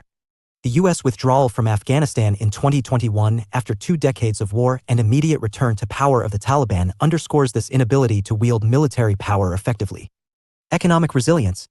The United States spends more than any other country on research and development, more than $6.6 billion in 2020, outstripping even relative economic decline. Although the United States remains the world's largest economy, its competitors, notably China and India, have been growing much more quickly in China's increasingly high-tech economy, giving it an almost unassailable technological lead over other countries and ensuring high productivity levels. Moreover, just as the British Empire remained a global hegemon until the mid-20th century despite having been overtaken by the United States and Germany, the United States may continue to retain global leadership in a world in which it is no longer the economic number one. Recent decades. The 2007-9 global financial crisis may have further weakened the United States, exposing the flaws of the U.S. economic model and bringing the dollar's position as the world's leading currency into question. Related issues include the United States' pressing fiscal problems, which affect its standing in the world, and the stability of U.S. politics, Mabey 2013. Meanwhile, unemployment and poverty and the related opioid addiction epidemic have been abiding problems in some parts of the United States, especially the post-industrial Rust Belt, since the financial crash. The U.S. population. The U.S. population is expected to reach 400 million by 2058, with big increases in the number of Hispanic and Asian Americans, helping to underpin economic performance and to keep the U.S. age profile low relative to fast-aging Europe, Japan, and China. Allied to this is the highly educated and skilled nature of the U.S. population, particularly in areas such as science and technology. University ranking schemes commonly place as many as 7 U.S. universities within the global top 10, whereas Asian universities have only begun to enter the top 20 very recently. Damaged soft power. The United States' soft power has declined in a number of respects. Its reputation has been damaged by its association with corporate power and widening global inequality, resentment developing against globalization as Americanization. Serious damage has also been done to the United States' moral authority by the War on Terror in general and the Iraq War in particular, made worse by the treatment of prisoners at Abu Ghraib and in the Guantanamo detention camp. Unrivaled structural power. The United States exercises disproportionate influence over the institutions of global economic governance and over NATO. Despite the growing influence of the developing world and of emerging economies, no country is close to challenging the United States' influence over global economic decision-making. This was reflected in the leading role that the United States played in formulating a declining diplomatic influence.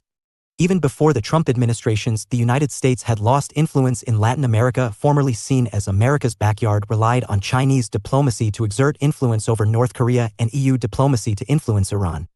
Trump's unilateralist and isolationist approach, meanwhile, coupled with his nationalist rhetoric and rejection of negotiation, led career diplomat and historian of U.S. diplomacy William Burns to decry the demolition of U.S. global response to the 2007-9 global financial crisis. Diplomacy in 2019, writing that after proudly serving 5 presidents and 10 secretaries of Diplomacy in 2019, writing that after proudly serving 5 presidents and 10 secretaries of state from both parties, I've never seen an attack on diplomacy as damaging, Burns 2019. A multipolar global order?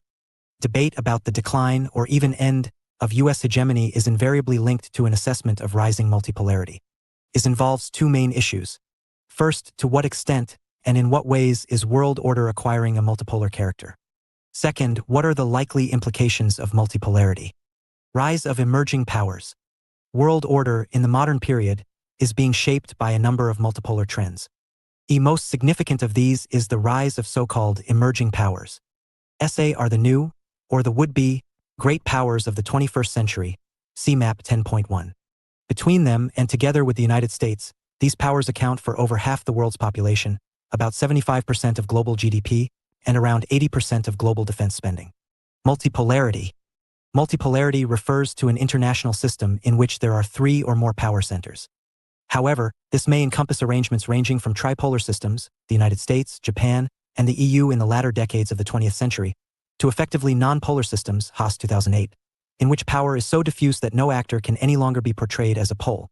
Neo-realists argue that multipolarity creates a bias in favor of fluidity and uncertainty, which can lead only to instability and an increased likelihood of war, anarchical multipolarity. Liberals nevertheless argue that multipolar systems are characterized by a tendency towards multilateralism, as a more even division of global power promotes peace, cooperation, and integration, interdependent multipolarity. Map 10.1 The BRICS Emerging Powers. China. Of all the powers that may rival, and even eclipse, the United States, the most significant is undoubtedly China. Indeed, many predict that the 21st century will become the Chinese century, just as the 20th century had supposedly been the American century. Basis for China's great power status is its rapid economic progress since the introduction of market reforms in the mid-1970s under Deng Xiaoping, 1904–97, the most dramatic phase of which began only in the 1990s. Annual growth rates of between 8% and 10% for almost 30 years, over twice the levels achieved by the United States and other Western states, have meant that China became the world's largest exporter in 2009, and in 2010 it overtook Japan to become the world's second largest economy. By 2010, the Chinese economy was 90 times larger than it had been in 1978. With the world's largest population, 1.4 billion, China has a seemingly inexhaustible supply of cheap labor, making it, increasingly, the manufacturing heart of the global economy. The resilience of the Chinese economic model was further demonstrated by the ease with which it weathered the 2007–9 global financial crisis. China also has a growing military capacity, being second only to the United States in terms of arms expenditure. China's emerging global role is evident in the influence it now exerts within the WTO and G20 and over issues such as climate change, as well as in its much strengthened resource links with Africa, Australia, and parts of the Middle East and Latin America. An neglected aspect of China's growing influence is the extraordinary rise of its power. It reflects both the significance of Confucianism in providing a cultural basis for cooperation in Asia and the attraction of its anti-imperialist heritage in Africa and across much of the developing South. By contrast, the reputations of the United States and Western powers are usually tainted by colonialism in one form or another. The prospect of the 21st century becoming the Chinese century is discussed at greater length in Chapter 22. Figure 10.2 GDP of India, 2000 to 2020, in trillions of USD. Nevertheless, the rise of China is seen as part of a larger share in the balance of global power from west to east, and specifically to Asia, and maybe from the United States to the BRICS countries, see here, sometimes dubbed the rest. Some argue that the 21st century will not so much be the Chinese century as the Asian century, with India and Japan in particular also being viewed as key actors. The transformation of India into an emerging power has been based on economic growth rates only marginally less impressive than China's. However, the Indian economic model differs markedly from China's post-communist, authoritarian state capitalism. As the world's largest liberal democracy, India's increased growth rate stem from the introduction of liberal economic reforms in the early 1990s. More than a decade after China began its market reforms, multiplying its GDP fivefold from less than $500 billion in 2000 to more than $2.5 trillion in 2020. See Figure 10.2. India has become a world leader in industries such as computer software and biotechnology, while Bollywood films have become a global entertainment phenomenon. Japan, on the other hand, emerged as a major power through its post-1945 economic miracle, becoming the second largest economy in the world during the 1970s. Indeed, until the 1990s, Japan, together with Germany, was widely seen as an economic superpower and perhaps as a model for the demilitarized great powers of the 21st century. However, the continued forward march of a Chinese-led Asia cannot be taken for granted. The Japanese economy stalled badly in the 1990s, Japan's lost decade, and its economic and political significance in the 21st century may largely depend on its developing relationship with the other emerging powers of Asia, notably China and India. Japan's record of 10% growth rates in the 1950s, progressively declining in each subsequent decade, may also contain lessons for China and India about the long-term sustainability of their high growth rates. India's emergence as a great power is constrained by a number of factors. India still suffers from acute problems of poverty and illiteracy, which are being fueled by a population growth crisis that is fast getting out of hand. India has also been less interested than China in projecting itself militarily, despite having joined the nuclear club in 2001.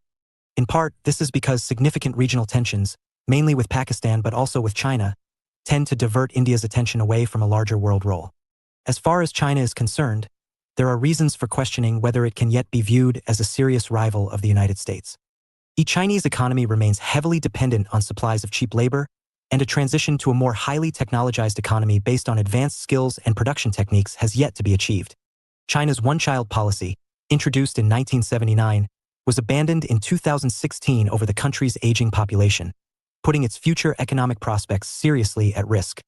The most serious challenge facing China, however, may be how it reconciles tensions between its political and economic structures. While the Chinese political system remains firmly Stalinist, based on single-party rule by the Chinese Communist Party, CCP, its economic system is increasingly market-orientated and firmly embedded in the global capitalist system.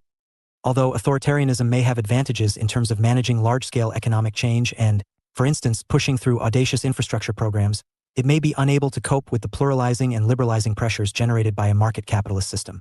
Global actors. China. The People's Republic of China was founded on October 1, 1949, by Mao Zedong. During the 1950s, the Chinese Communist Party, CCP, sought to establish control over the entire country. This involved not just political control but also the establishment of a collectivist economy and the ideological coordination of Chinese society and culture. In 1966, Mao launched the Great Proletarian Cultural Revolution, which resulted in a dramatic purge of the CCP, as well as in 1966, Mao launched the Great Proletarian Cultural Revolution, which resulted in a dramatic purge of the CCP as well as of economic and cultural elites.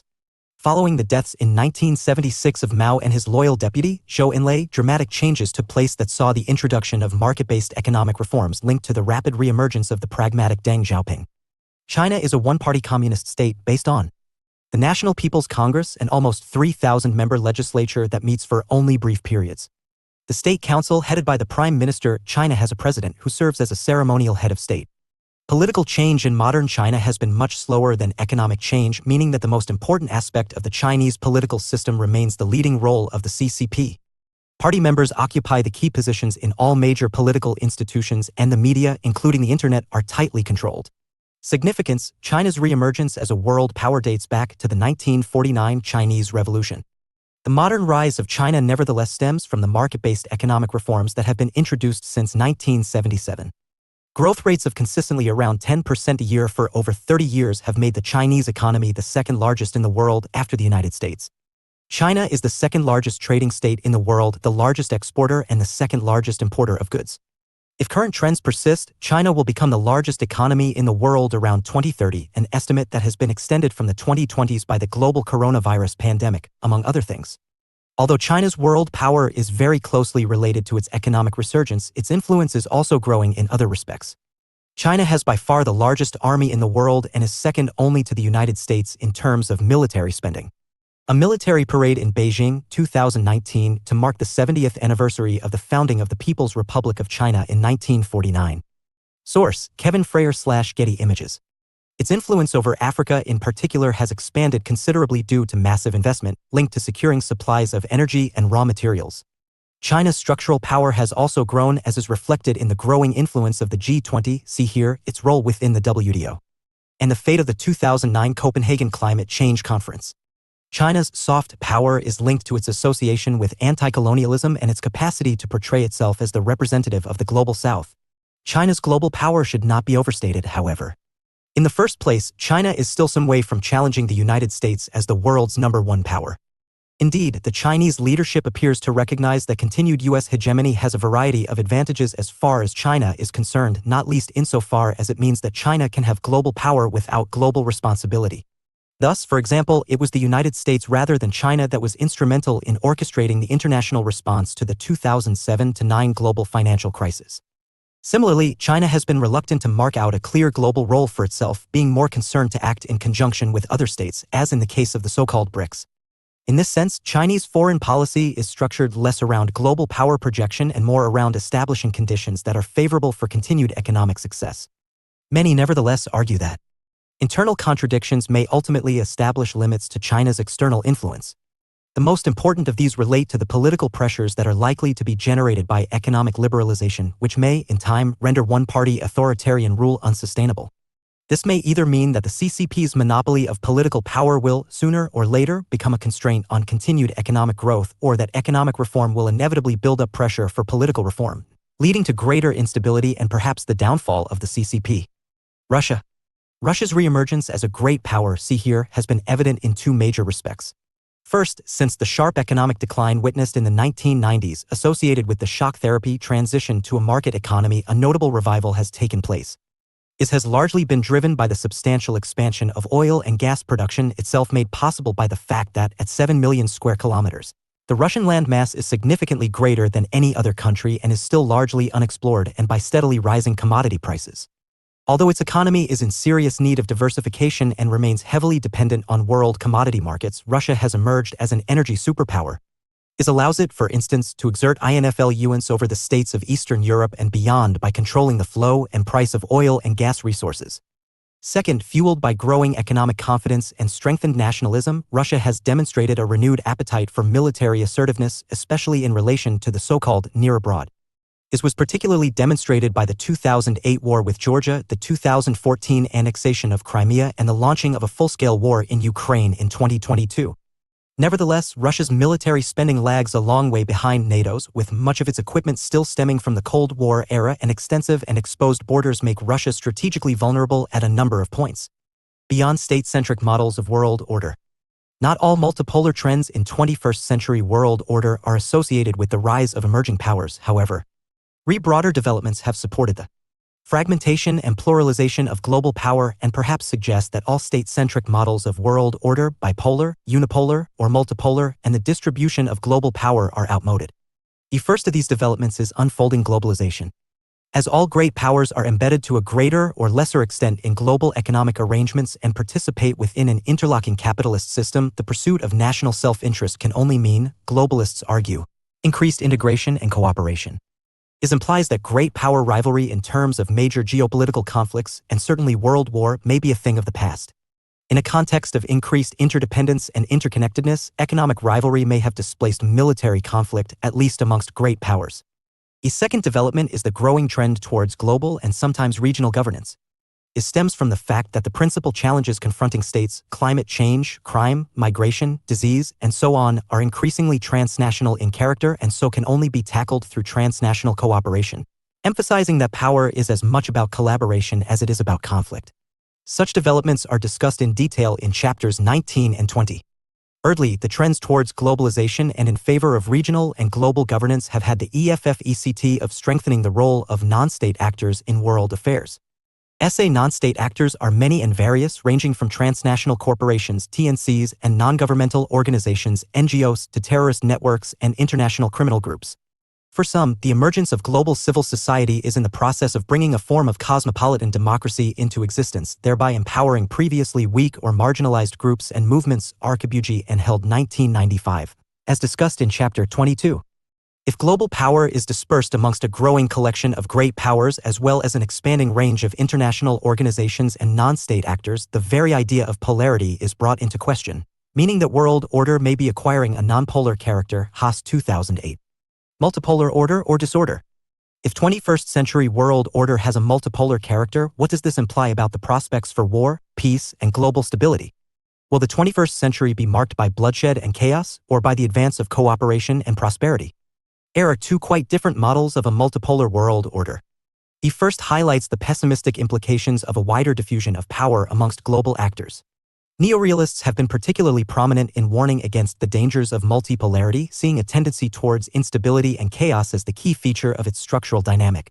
Mearsheimer, 1990, thus lamented the end of Cold War bipolarity, warning that Europe's future in particular would be characterized by a back-to-the-future scenario. By this, he was referring to the multipolar world orders that, arguably, gave rise to the First and Second World Wars by allowing ambitious powers to pursue expansionist goals precisely because power balances within the international system remained fluid. In this view, multipolarity is inherently unstable, certainly by comparison with bipolarity. It applies because more actors increases the number of possible conflicts and creates higher levels of uncertainty, intensifying the security dilemma, see here, for all states. In addition, Shuri-NG alliances amongst multiple actors mean that changes in power balances are likely to be more frequent and possibly more dramatic. Such circumstances, offensive realists in particular point out, encourage restlessness and ambition, making great powers more prone to indiscipline and risk-taking with inevitable consequences for global peace. Focus on offensive or defensive realism. Does uncertainty and instability in the international system encourage states to prioritize survival or to seek domination? Are states content with maintaining national security, or do they seek power after power? Such questions have been at the heart of an important debate that has been conducted within neorealist theory about the primary motivation of states within an anarchic international order. So-called offensive realists, such as Mearsheimer, 2001, argue that the combination of anarchy and endemic uncertainty about the actions of others forces states continually to seek to accumulate power, meaning that the primary motivation of states is to improve their position within the power hierarchy. In this view, all states are would-be hyperpowers or global hegemons, meaning that perpetual great power competition is inevitable. On the other hand, defensive realists such as Mastanduno, 1991, argue that while states can be expected to act to prevent other states from making gains at their expense, thereby achieving relative gains, they do not necessarily seek to maximize their own gains.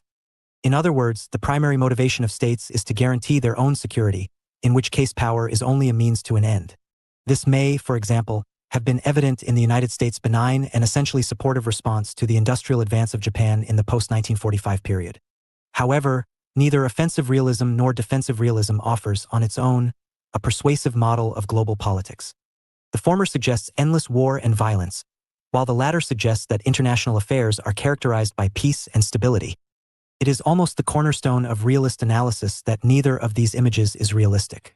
John Mearsheimer, 1947, U.S. political scientist and international relations theorist.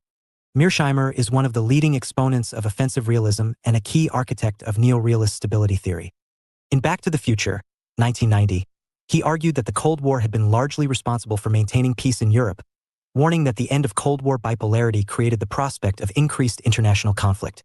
In The Tragedy of Great Power Politics, 2001, Mearsheimer argued that, as it is impossible to determine how much power is sufficient to ensure survival, great powers will always seek to achieve hegemony, behaving aggressively when they believe they enjoy a power advantage over their rivals.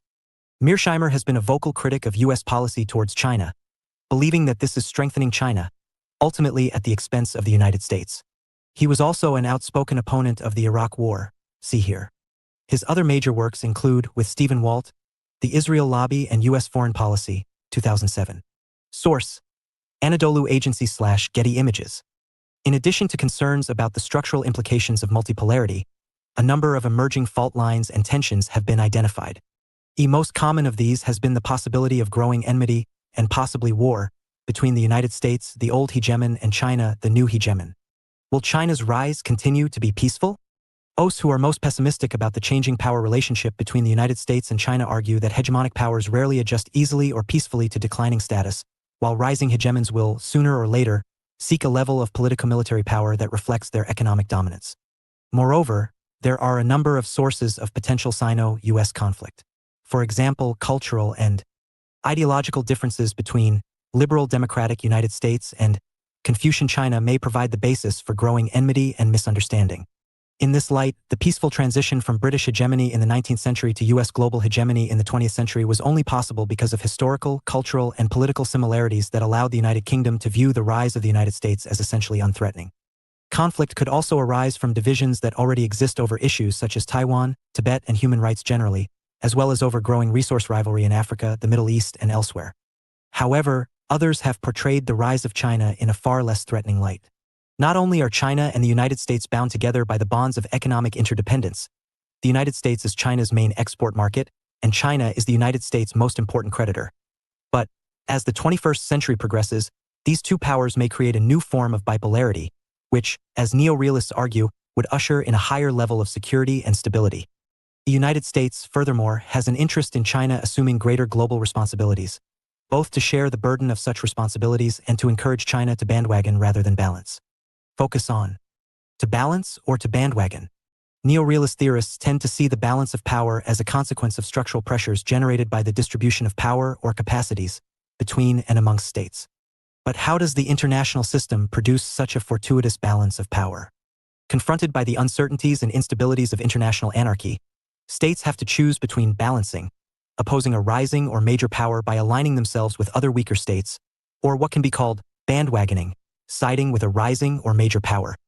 Neo-realists argue that balancing behavior tends, in most circumstances, to prevail over bandwagoning. This happens because, in a context of anarchy, rising or major powers are an object of particular fear, as there is no constraint on how they may treat weaker states. Quite simply, powerful states cannot be trusted. Structural dynamics within the international system therefore tend to favor the balance of power. This helps also to explain the formation of alliances between states that are political and ideological enemies, as in the case of the US-Soviet alliance during the Second World War. Another possible source of global tension arises from the renewed power and assertiveness of Russia, leading some to proclaim the emergence of a new Cold War. Although Russia's GDP is less than 1/25 of that of the combined NATO members, it is, because of its nuclear stockpiles, the only power in the world that could destroy the United States. US policy towards Russia has therefore attempted both to integrate it into the institutions of global governance, for example, through membership of the G8, though this was ultimately unsuccessful, and to prevent the return of Russian expansionism and territorial influence.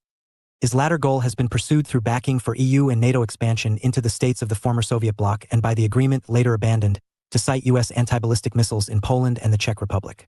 One scenario has been suggested by Kagan, 2008, who proclaimed the return of history in the form of deepening tensions between democracy and authoritarianism, the latter led by the rising powers of China and Russia. The difficulty with such a view, however, is that tensions between democratic states, for example tensions between the United States and the EU, and between authoritarian states, notably between China and Russia, may be just as significant as those across the democracy/authoritarian divide. Global politics in action. Sino-US relations in the 21st century. Events. During November 2012, the world's two biggest powers, the United States and China, made important decisions about the shape of their senior political leadership within days of one another. On November 6th, the US presidential election was won by the Democratic incumbent, President Barack Obama.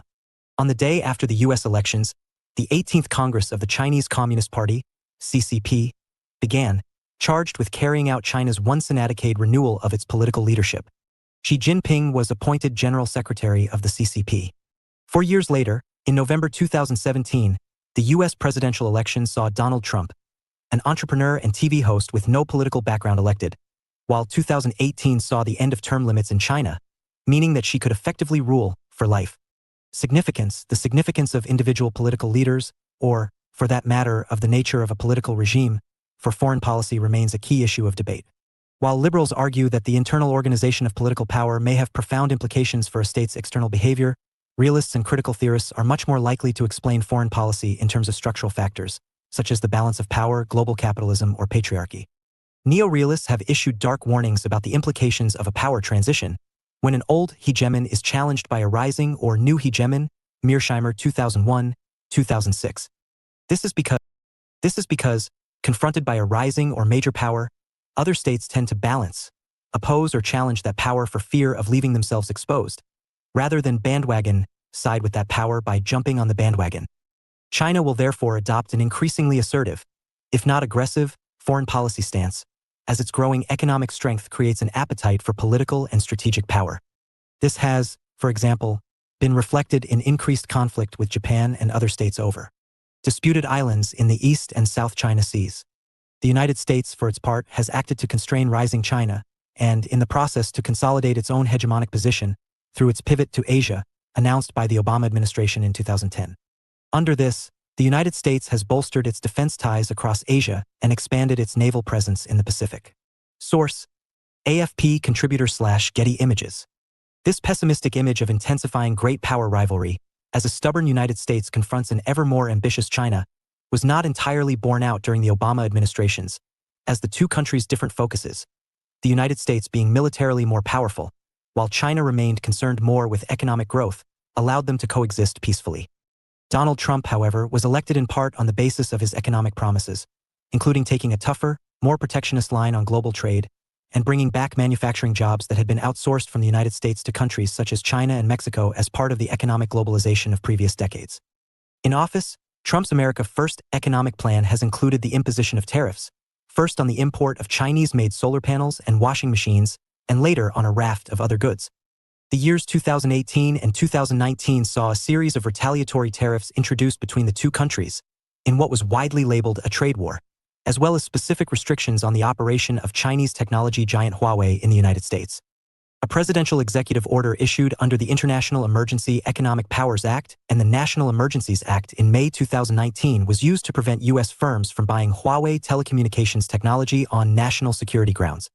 In this new environment, and with China increasing its military assertiveness over its semi-autonomous regions, especially Hong Kong, the future for Sino-US relations is much less certain. However, there is an alternative and more optimistic model of multipolarity.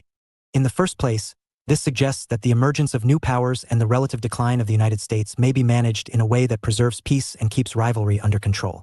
The United States' established approach to likely rivals has been to accommodate them in line with enlightened self-interest and to discourage them from aspiring to a greater role.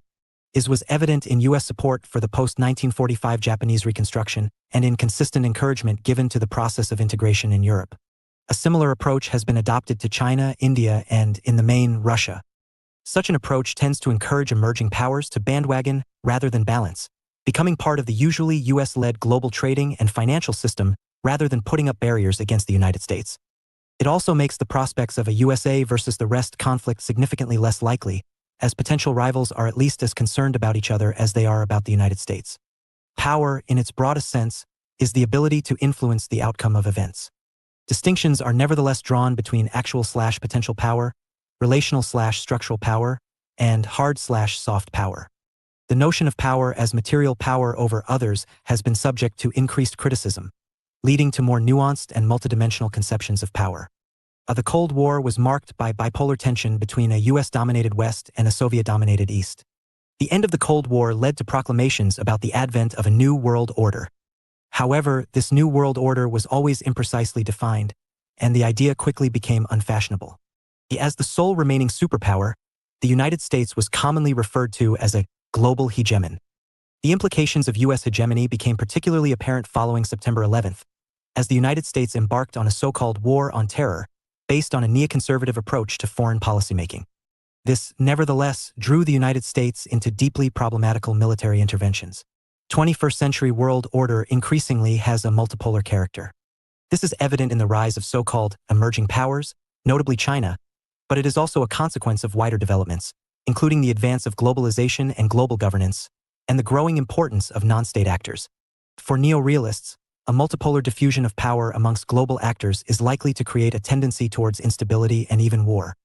On the other hand, multipolarity may strengthen the trend towards multilateralism, leading to stability, order, and a tendency towards collaboration. Questions for discussion. Why has the notion of power as capabilities been criticized?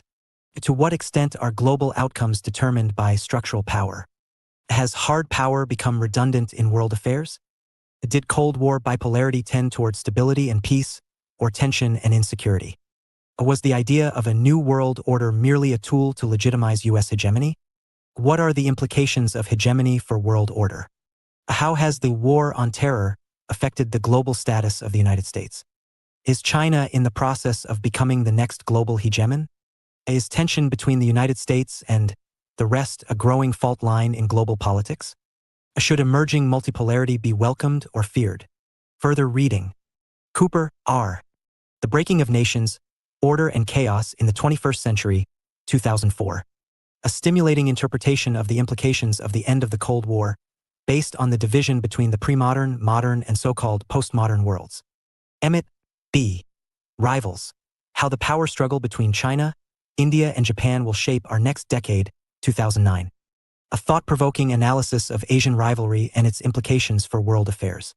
Parmer, I. and M. Cox, eds.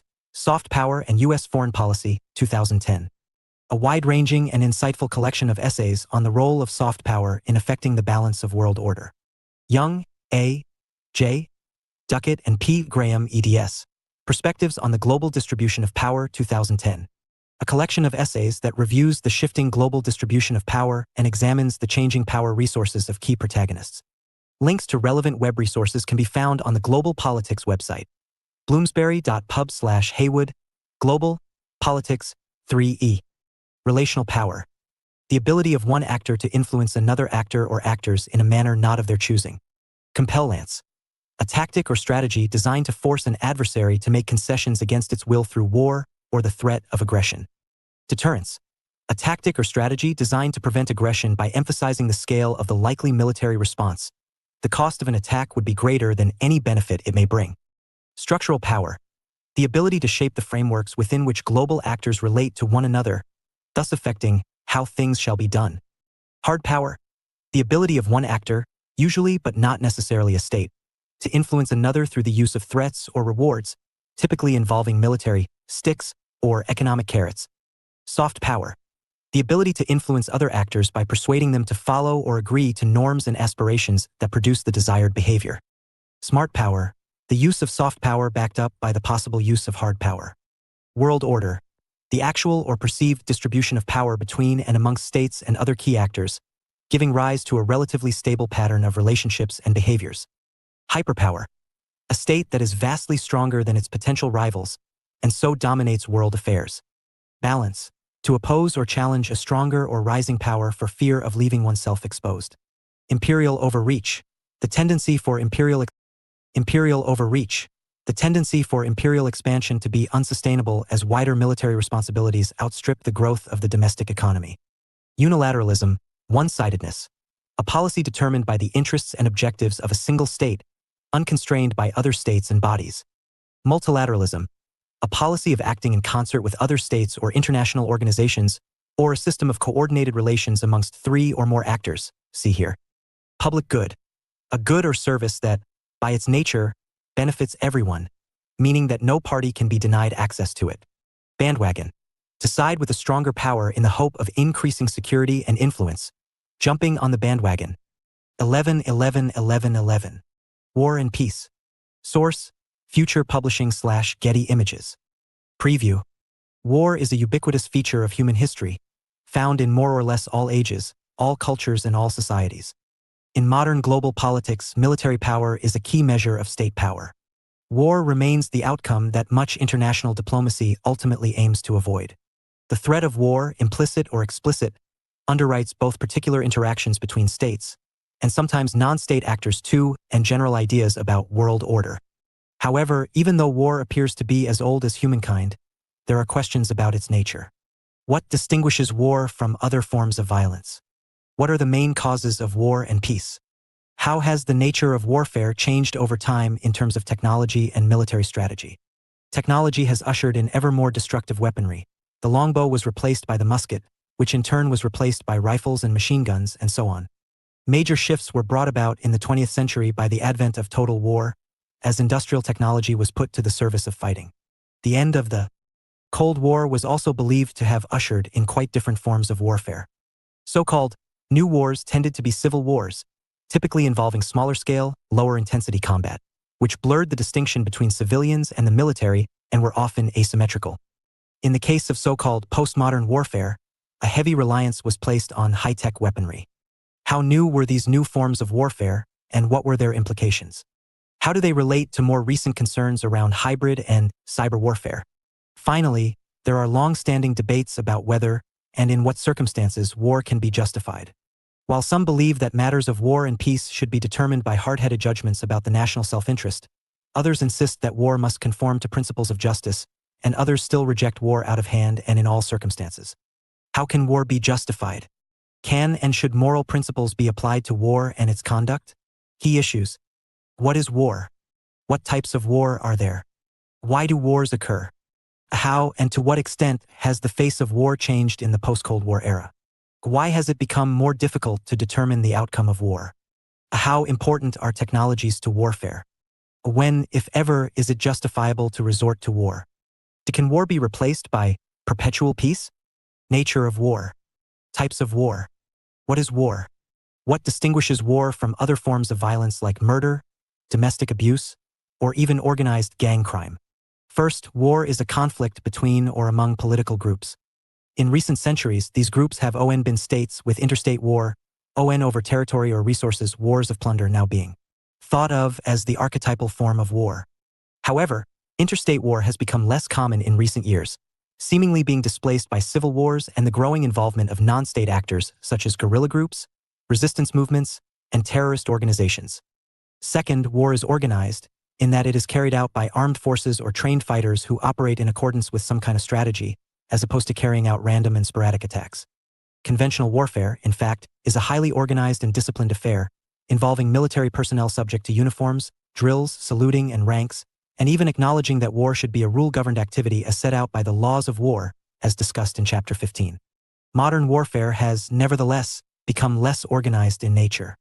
It involves more irregular fighters who are loosely organized and may refuse to fight by the rules, developments that tend to blur the distinction between military and civilian life, as discussed later in the chapter. IRD war is usually distinguished by its scale or magnitude. A series of small-scale attacks that involve only a handful of deaths is seldom referred to as a war. The United Nations defines a major conflict as one in which at least 1,000 deaths occur annually. However, this is an arbitrary figure which would, for example, exclude the Falklands War of 1982, which is almost universally regarded as a war. Finally, as they involve a series of battles or attacks, wars usually take place over a significant period of time. That said, some wars are very short, such as the Six-Day War of 1967 between Israel and the neighboring states of Egypt, Syria, and Jordan. Other wars are nevertheless so protracted, and may involve sometimes substantial periods of peace, that there may be confusion about exactly when a war starts and ends. For example, the 100 Years' War was in fact a series of wars between England and France, dated by Convention 1337 to 1453, which form part of a longer conflict that began when England was linked to Normandy, 1066. Similarly, although the First and Second World Wars are usually portrayed as separate conflicts, some historians prefer to view them as part of a single conflict interrupted by a 20-year truce. However, the nature of war and warfare has changed enormously over time, as they have been refashioned by developments in military technology and strategy. Wars, indeed, reflect the technological and economic levels of developments of their eras. From the days of smoothbore muskets with soldiers fighting in lines and columns, war gradually became more flexible, first through the advent of rifles, barbed wire, the machine gun, and indirect fire, and then through the development of tanks and extended movement, especially in the form of the Blitzkrieg as used by the Germans in the Second World War. Industrialization and the greater capacity of states to mobilize whole populations gave rise in the 20th century to the phenomenon of total war, exemplified by the two world wars of the 20th century. Other differences between wars are based on the scale of the conflict and the nature of the outcomes at stake. At one extreme there are hegemonic wars, sometimes called global, general, systemic, or world wars, which usually involve a range of states, each mobilizing its full economic and social resources behind a struggle to defend or reshape the global balance of power. On the other hand, there are limited or regional wars that are fought in line with more limited objectives, such as the redrawing of boundaries or the expulsion of enemy occupiers, as in the 1991 Gulf War, expelling Iraq from Kuwait, and the 1999 US-led NATO bombing of Kosovo, expelling Serb forces. Finally, a range of conflicts are considered to be examples of unconventional warfare, either because of the use of nuclear, chemical, or biological weapons, as discussed in Chapter 12, or because they fall into the classification of new wars, discussed later in the chapter, sometimes seen as guerrilla wars. Guerrilla warfare, a concept popularized by Ernesto Che Guevara, a leader of the Cuban Revolution in the 1950s, is a typical feature of revolutionary wars. Revolutionary wars can take the form of civil wars between competing factions and segments of the population within a state, as in Cuba, or in the Russian Revolution of 1918, but can also take the form of anti-colonial struggles, through which colonized peoples violently overthrow the foreign powers that have controlled and exploited them. For example, the Algerian War of Independence, also known as the Algerian Revolution, 1954-62, saw the forces of the National Liberation Front, FLN, which included Frantz Fanon among its political leaders, fight the French military, achieving, for example, the Algerian War of Independence, also known as the Algerian Revolution, 1954-62, saw the forces of the National Liberation Front, FLN, which included Frantz Fanon among its political leaders, fight the French military, achieving independence for Algeria after more than a century of French colonial rule. Similar revolutionary wars brought an end to European colonialism in several African nations in the 20th century. Amilcar Cabral, 1924-73, founder of the African Party for the Independence of Guinea and Cape Verde, PAIC, in Guinea-Bissau, and an anti-colonial fighter who became known as widely for his intellectual and strategic leadership as for the effectiveness of his military campaign. A Pan-Africanist, influenced by Marxist thought as well as West African cultural traditions, Cabral spoke widely about revolutionary warfare. These speeches were later published in books such as Revolution in Guinea, 1969. Cabral insisted on the importance of education, especially political education, to building a militant movement among the people, along with strategic nous when it came to the different approaches needed to mobilize urban and rural populations in a revolutionary war. Positioning the PAIC's armed struggle internationally, Cabral, a skilled and active diplomat, was also careful to maintain non-aligned status in the Cold War context. Against all odds, the PAIGC, a small, inexperienced and ill-equipped anti-colonial movement, defeated Portuguese colonialism in 1974, after more than 11 years of revolutionary war. Cabral was assassinated by rivals from within the PAIC shortly before independence was formalized, in 1973, in a move that foreshadowed the string of coups and assassinations that have plagued Guinea-Bissau since independence. Cabral's ideas were also the model in Angola for the Popular Movement for the Liberation of Angola, MPLA, of which Cabral was also a founder, and the National Liberation Front of Angola, FNLA, and in Mozambique for the Mozambique Liberation Front, FRELIMO. Source: AFP, Getty Images. Why do wars occur? Each war is unique in that it stems from a particular set of historical circumstances. Chapter 2, for instance, examines the origins of the First World War, the Second World War, and the Cold War. However, the fact that war appears to be a historical constant has inclined some theorists to argue that there are deeper or underlying explanations of war that apply to all ages and all societies. Suganami, 1996. In line with what remains the standard work on the subject of war, Kenneth Waltz's Man, The State and War, 1959, these theories can be categorized in terms of 3 levels of analysis, depending on whether they focus on human nature, the internal characteristics of states, or structural or systemic pressures. The human level. The most common explanation for war is that it stems from instincts and appetites that are innate to the human individual. Thucydides thus argued that war is caused by the lust for power arising from greed and ambition. Thucydides, 1974. War is therefore endless because human desires and appetites are infinite, while the resources to satisfy them are always finite. The struggle and competition that this gives rise to will inevitably express itself in bloodshed and violence. Scientific support for human self-interestedness has usually been based on the evolutionary theories of the British biologist Charles Darwin, 1809–82, and the idea of a struggle for survival, developed by social Darwinians such as Herbert Spencer, 1820–1903, into the doctrine of the survival of the fittest. Evolutionary psychologists, such as the Austrian zoologist Konrad Lorenz, 1966, have argued that aggression is biologically programmed, particularly in men, as a result of territorial and sexual instincts that are found in all species.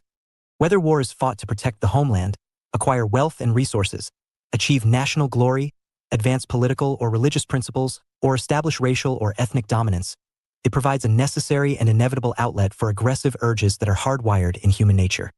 Such assumptions underpin classical realist theories about power politics, which portray contention among states or other political groups as a manifestation, on a collective level, of individual selfishness and competitiveness.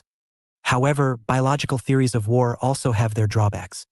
EY offer an unbalanced view of human nature that places too much emphasis on nature, which implies that human nature is fixed or given, and too little emphasis on nurture, the complex range of social, cultural, economic, and political factors that shape human behavior and may modify instinctual drives or channel them in particular directions. Furthermore, even if the idea of innate aggression is accepted, it by no means proves that large-scale, organized warfare is inevitable. The societal level. A less individualistic and biologically deterministic account of why people make war has emerged in recent years from the field of critical military studies, CMS. Scholars working in this area argue that rather than human nature or biology, it is the process of socialization into militarism that produces war. For example, leading CMS scholar Victoria Basham has explored how social practices and traditions of war commemoration are embedded in racialized and gendered discourses. Commemorative and other patriotic practices, from slogans such as "We support our troops" to the wearing of commemorative symbols and the building of statues of the fallen, may, from this perspective, be about reproducing the conditions for war. If successive generations are socialized to venerate warriors, to understand militarism as natural and right, and very on as a core part of masculinity and patriotism, then they will be better placed to support or even participate in wars of the future. CMS fundamentally aims at approaching military power as a question, rather than taking it for granted. Basham, Belkin, and Giants, 2015.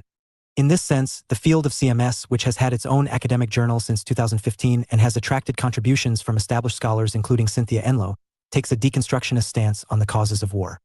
Its proponents largely hail from post-structuralist, feminist, and post-colonial critical theoretical traditions, see Chapter 4. PSIR aim is thus to demystify and denaturalize war, and to contextualize its causes in terms of power relations and social reproduction within societies. The state level. A third range of theories suggest that war is best explained in terms of the inner characteristics of political actors. Liberals, for example, have long argued that states' constitutional and governmental arrangements incline some towards aggression, while others favor peace. This is most clearly reflected in the idea that democratic states do not go to war against one another, as is implied by the democratic peace thesis, see here. By contrast, authoritarian and imperialist states are inclined towards militarism and war. This happens because such regimes rely heavily on the armed forces to maintain domestic order in the absence of representative processes and through the need to subdue subordinate national and ethnic groups, meaning that political and military elites become fused. This typically leads to a glorification of the armed forces, a political culture shaped by an atavistic belief in heroism and self-sacrifice, and the recognition of war as not only a legitimate instrument of policy, but also as an expression of national patriotism. A contemporary example would be Vladimir Putin's Russia, which has waged a low-level war in Ukraine since 2014, an all-out war starting in 2022, on the basis of strong pro-war patriotic narratives within Russia and the systematic police repression of anti-war protest in Russian cities. A more radical state-centric causal explanation is suggested in the historical sociologist Charles Tilley's quoted claim that war made the state and the state made war. Tilley's analysis of 1,000 years of European history showed that states were formed through, and in preparation for, war, the increasing cost and sophistication of armed conflict demanding systems of taxation and other features of what would become the European nation-state. War-making remains a central feature of all states, in this view because it is what they were designed to do. The structural level. A fourth variety of structural or systemic theories of war have also been advanced. The most influential of these has been the neo-realist assertion that war is an inevitable consequence of an anarchic international system that forces states to rely on self-help. In its gloomiest form as advanced by offensive realists who believe that states, regardless of their constitutional or governmental structures, seek to maximize power and not merely security. This suggests that international relations are destined always to be characterized by a restless struggle for advantage, with military conflict being an unavoidable fact of life. This tendency is accentuated by the security dilemma, see here, that arises from fear and uncertainty amongst states which are inclined to interpret defensive actions by other states as potentially or actually offensive. For realists, the only way that war can be banished permanently from the international system is through the establishment of world government and thus the abolition of anarchy, a development they nevertheless regard as highly improbable as well as dangerous. Other structural theories of war place a heavier emphasis on economic factors. Marxists, for instance, view war as a consequence of the international dynamics of the capitalist system. Capitalist states will inevitably come into conflict with one another as each is forced to expand in the hope of maintaining profit levels by gaining control over new markets, raw materials, or supplies of cheap labor. All wars are thus wars of plunder carried out in the interests of the capitalist class. In its liberal version, on the other hand, the economic impulse to war is seen to stem from the practice of economic nationalism through which states seek to become self-sufficient economic units.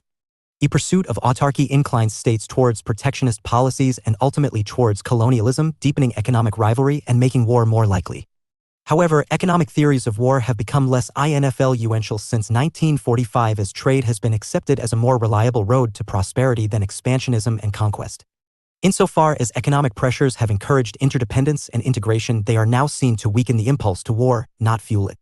War is a continuation of politics. The most influential Western theory of war was developed by Clausewitz in his master work, On War, 1832-1976. In Clausewitz's view, all wars have the same objective character. War is merely a continuation of politics or policy, by other means, 1832-1976. War is therefore a means to an end, a way of forcing an opponent to submit to one's will. Such a stance emphasizes the continuity between war and peace.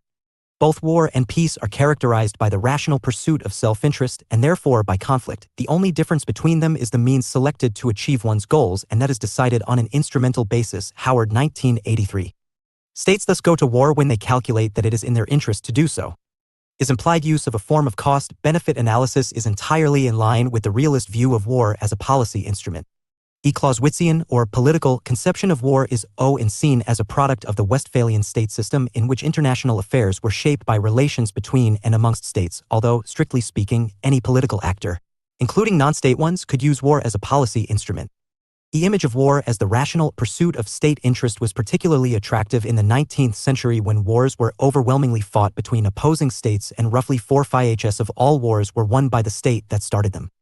Moreover, although the hostility of the people was needed to fight a war, wars were fought by armies and therefore affected formal combatants rather than the larger civilian population. This made the costs of warfare more limited and easier to calculate. Karl von Clausewitz, 1780–1831. Prussian general and military theorist. The son of a Lutheran pastor, Clausewitz entered the Prussian military service at the age of 12 and achieved the rank of major general by the age of 38. Having studied the philosophy of Kant and been involved in the reform of the Prussian army, Clausewitz set out his ideas on military strategy in On War, 1832–1976. Widely interpreted as advancing the idea that war is essentially a political act, an instrument of policy, the book sets out a Trinitarian theory of warfare that involves 1. The masses, who are motivated by a sense of national animosity, 2. The army, which devises strategies to take account of the contingencies of war, and 3. Political leaders who establish the aims and objectives of military action. Clausewitz is usually regarded as the greatest writer on military theory and war. A Clausewitzian conception of war has nevertheless attracted growing criticism. Some of these criticisms are moral in character. Clausewitz has been condemned for presenting war as a normal and inevitable condition, 1. Furthermore, that can be justified by reference to narrow state interest rather than wider principles such as justice. It therefore suggests that if war serves legitimate political purposes, its moral implications can be ignored, a position that is discussed in the final section of this chapter. On the other hand, had Clausewitz's suggestion that the recourse to war should be based on rational analysis and careful calculation been followed more consistently, many modern wars may not have taken place. Other criticisms of the Clausewitzian conception of war emphasize that it is outdated, relevant to the Napoleonic era but certainly not to modern wars and warfare. First, modern economic and political circumstances may dictate that war is a less effective and perhaps even an obsolete policy instrument. If modern states are rationally disinclined to resort to war, military power may have become irrelevant in world affairs. Van Creveld, 1991, Gray, 1997. Second, the advent of industrialized warfare, and particularly the phenomenon of total war, has made calculations about the likely costs and benefits of war much less reliable. If this is the case, war may have ceased to be an appropriate means of achieving political ends. Finally, most of the criticisms of Clausewitz highlight changes in the nature of war that make the Clausewitzian paradigm of war no longer applicable. To what extent are modern wars post-Clausewitzian wars? Approaches to war and peace. Realist view.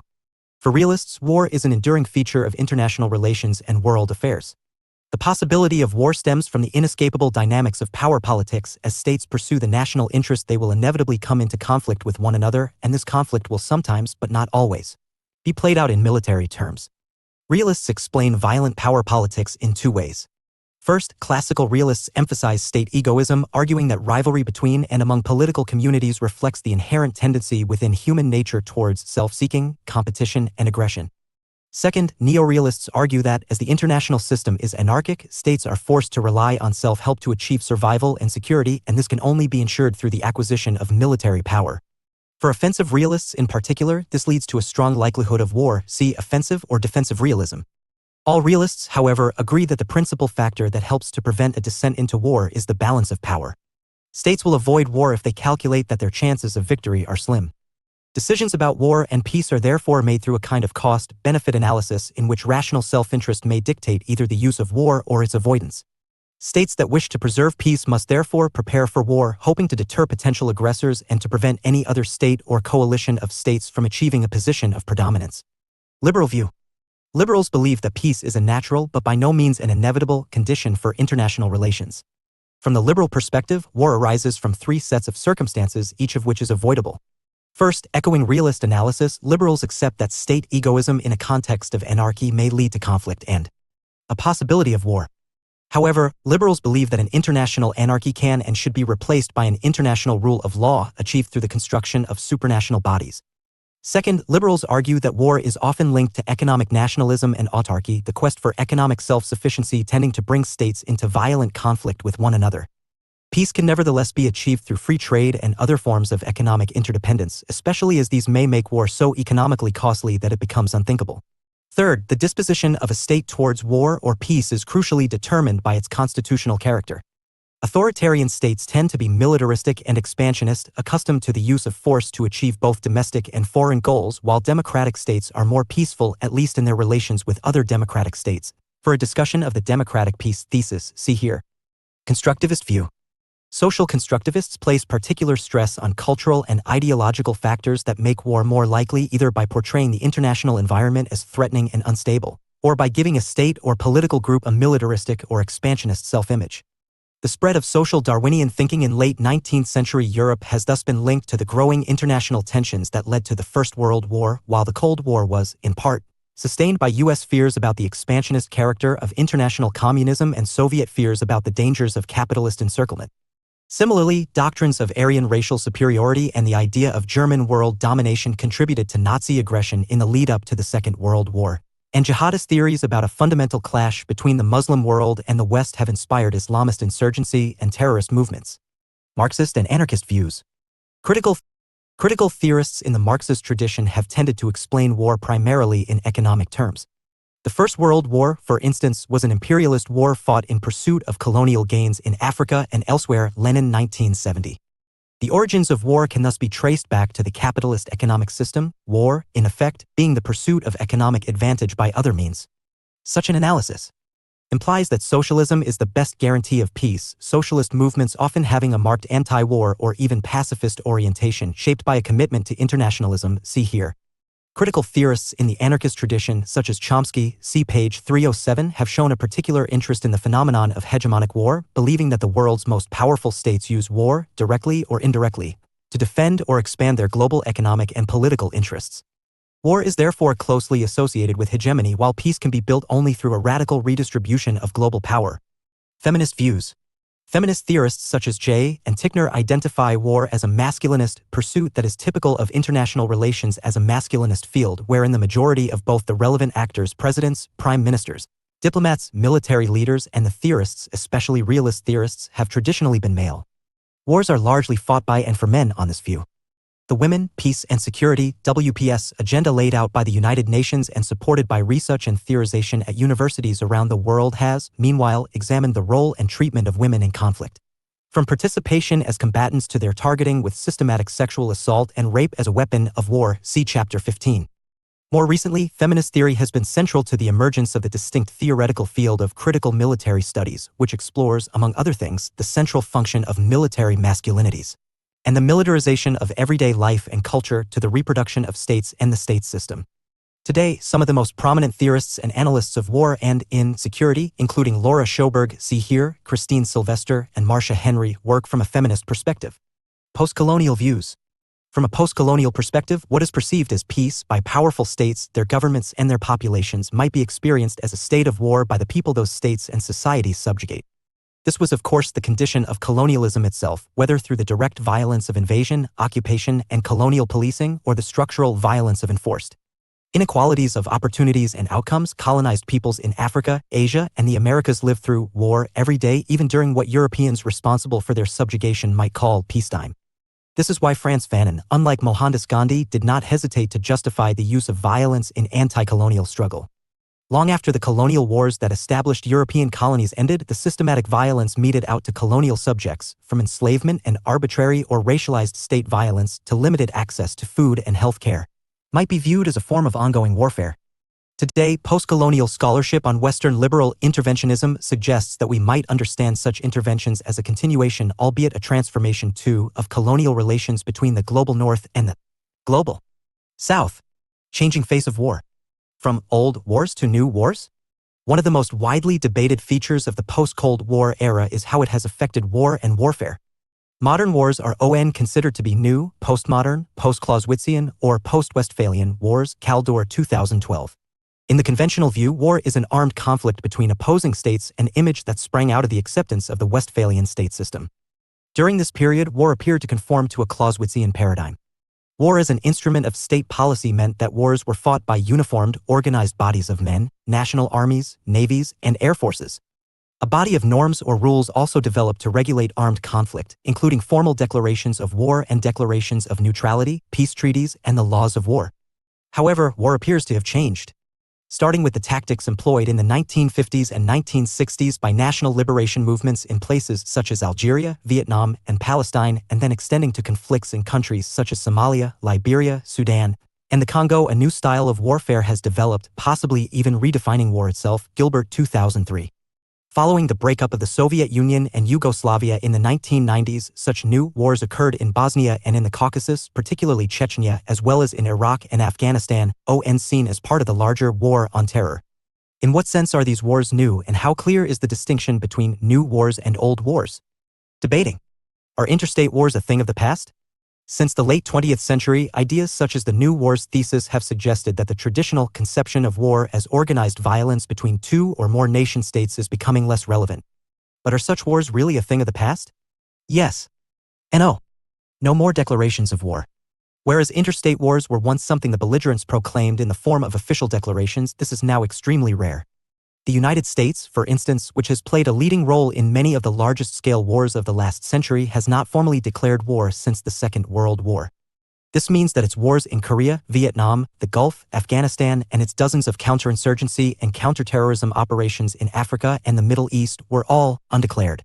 The absence of a declaration of war in these cases is intended to highlight the fact that the United States does not consider itself at war with the state or population of the country in question, but rather with a particular government, leader, or non-state group. Proxy wars. While formally declared, interstate wars declined massively after the Second World War, the Cold War and the periods since its end have been characterized by frequent proxy wars where a confrontation between two or more states plays out indirectly. The Korean War and Vietnam War were classic examples of proxy wars, with the United States and Western allies indirectly facing off against China and the USSR by fighting communist forces in key neighboring countries that these two superpowers armed and supported. More recent examples include French and UN forces which intervened in the First Ivorian Civil War 2002-7, seeking to halt the advance of insurgent groups armed by Russia and its allies. And the Russian Foreign Minister Sergei Lavrov even declared that the country's war with Ukraine in 2022 was a proxy war. Only a few weeks into the war, the United States, Russia's long-standing geopolitical rival, announced that it had sent more than $800 million of arms and equipment to Ukrainian forces, including thousands of advanced missile systems, rifles and other small arms, and more than 20 million rounds of ammunition, grenades, and mortars. The UK also sent weapons to be used against Russian troops. These proxy conflicts show that wars between major powers persist, though sometimes less directly. The rise of civil war and counterinsurgency. Some of the most significant wars of the 21st century to date have been civil wars, from Côte d'Ivoire's regime change as interstate war. While it is commonplace for powerful states, including the United States and Russia, to proclaim their wars counterinsurgency or counterterrorism operations or even humanitarian efforts, their motives are open to two civil wars and the ongoing civil war in Syria, to Afghanistan's 2 decades of unsuccessful counterinsurgency against the Taliban 2002-21 under the governments of Hamid Karzai and Ashraf Ghani. Wars between or against substate actors are now more common than wars between states. States are today much more likely to frame their wars as counterinsurgency operations, see here, aimed at non-state actors, whether at home or abroad, than wars as such. Question. The United States argued through its War on Terror that it was not in fact invading or at war with Afghanistan or Iraq as states, but was rather launching humanitarian missions to protect the populations of these countries from their own governments and dangerous non-state actors. But waging war for what is often called regime change within a state, aiming to replace a specific government, leader, or constitutional arrangement, still tends to entail the invasion, occupation, and defeat of official state forces of a sovereign power. This suggests that the discursive framing of war has become more important rather than interstate war being necessarily in decline. The role of non-state actors in conflict. Increasingly, armed conflicts are led by non-state actors.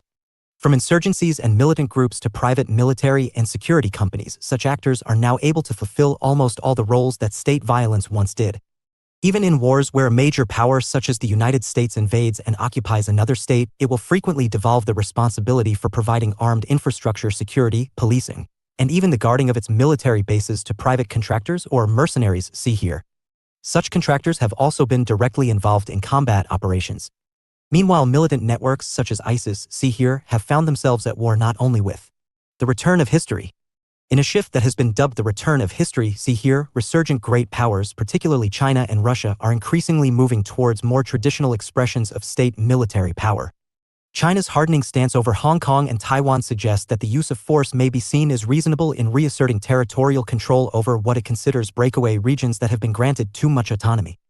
Meanwhile, the 2022 Russian invasion of Ukraine constituted a direct interstate war between two neighboring powers, with the more or less explicit goal on the part of Russia being the annexation of further Ukrainian territory. Following its successful annexation of Crimea in 2014 and replacement of the national government in Kiev, as well as more nebulous plans for denazifying the country once occupied, Syria and other states, but also Kurdish separatist militant groups and even other Islamist networks. Although not all new wars are the same, they tend to exhibit some, if not all, of the following features. EY tend to be civil wars rather than interstate wars. Issues of identity are usually prominent. Wars are asymmetrical, fought between unequal parties. A civilian/military distinction has broken down. A decline of traditional interstate war and the rise of civil war has been a marked feature of the post-Cold War era. About 95% of armed conflicts since the mid-1980s have occurred within states, not between states.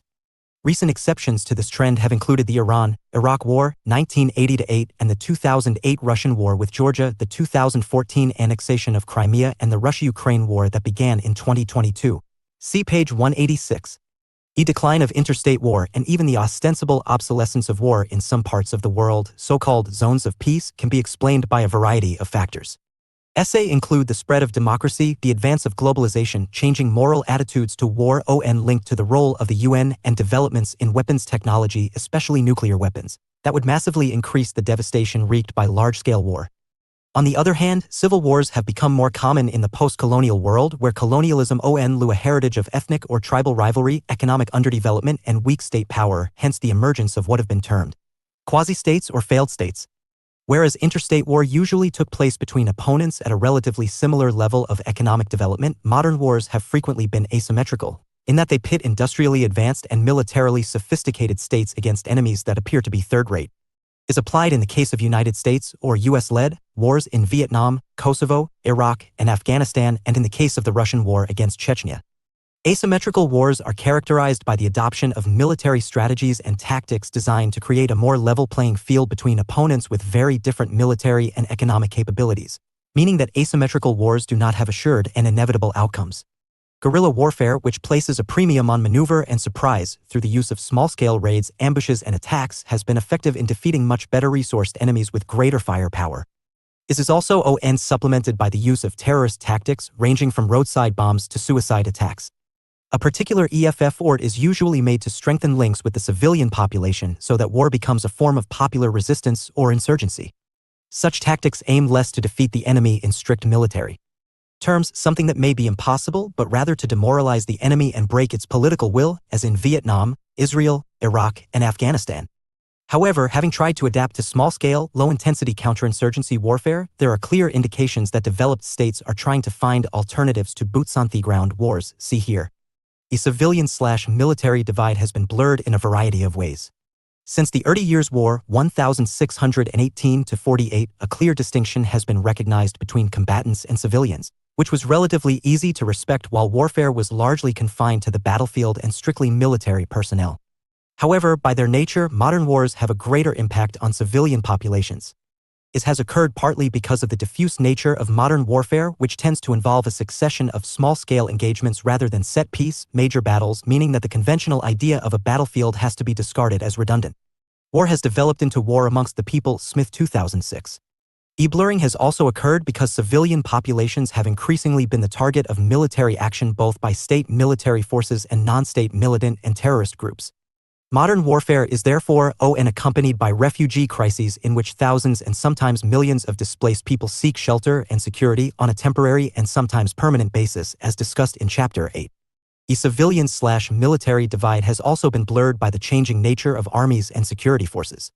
Guerrilla armies, for instance, consist of irregular soldiers or armed bands of volunteers, and insurgency comes close to assuming the character of a popular uprising. The use of mercenaries continues to be an important feature of armed conflict in parts of Africa, as in the failed 2004 coup in Equatorial Guinea. Such trends are, nevertheless, also apparent in developed states and especially the United States. The Iraq War was the most privatized in history with, by mid-2007, more private military contractors operating in Iraq, working for companies such as Blackwater, later renamed Say Services, and today trading as Academy and Halliburton than regular soldiers. At times, Blackwater even assumed control over U.S. Marines as when it was given lead responsibility for quelling the April 2004 uprising in Najaf. The company, now one of many in the mercenary marketplace, has continued its involvement in the Middle East. In 2015, an Australian and 6 Colombian mercenaries, all believed to be contracted via Academy to the United Arab Emirates to fight Houthi rebels in neighboring Yemen's civil war, were killed in action. Conflicts in the former Yugoslavia. Yugoslavia becomes a communist state, including 6 republics: Serbia, Croatia. 1945 Bosnia-Herzegovina, Slovenia, Macedonia, and Montenegro, and 2 autonomous provinces within Serbia, Kosovo and Vojvodina. 1986-9 Rise of nationalism in Serbia, the largest and most influential republic, associated with the leadership of Slobodan Milosevic after 1987. 1990 Following the fall of communism across the rest of Eastern Europe, each republic holds multi-party elections, strengthening support for independence in Slovenia and Croatia. 1991 The breakup of Yugoslavia starts with declarations of independence by Slovenia and Croatia June, Macedonia September, and Bosnia-Herzegovina January 1992. By April 1992, all that remains within Yugoslavia are Serbia and Montenegro. 1991 The secession of Slovenia precipitates the 10-day war in which the Slovenians successfully resist the Serb-led Yugoslav army. 1991-5 The Croatian War of Independence occurs, a bitter civil war fought against the Croatian Serb minority who were helped by the Yugoslav army. 1992-5 The Bosnian Civil War occurs, becoming the longest and most violent European war in the second half of the 20th century. Caused by opposition by ethnic Serbs to Bosnia's secession from Yugoslavia, the war witnesses the massacre of thousands of Bosnian Muslims and a brutal program of ethnic cleansing, whereby Muslims and Croats are expelled from areas under Serb control. Despite the 1995 Dayton Agreement to re-establish a united country, Bosnia remains effectively divided into 2 autonomous halves, one Muslim Croat and the other Serb-controlled.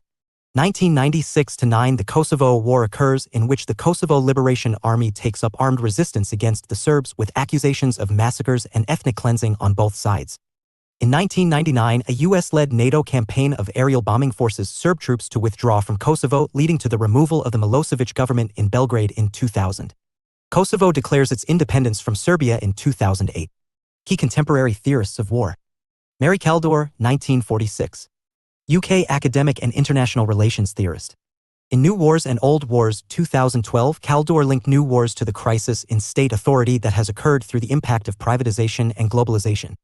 Violent struggles to gain access to or control the state lead to massive violations of human rights, with violence usually being carried out in the name of identity and mainly being directed against civilians.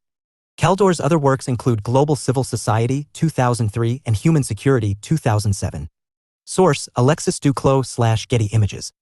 Laura Schoberg, 1979. American international relations theorist. Laura Schoberg studied under J. and Tickner and has since become one of the foremost feminist thinkers writing on war and security in the English language.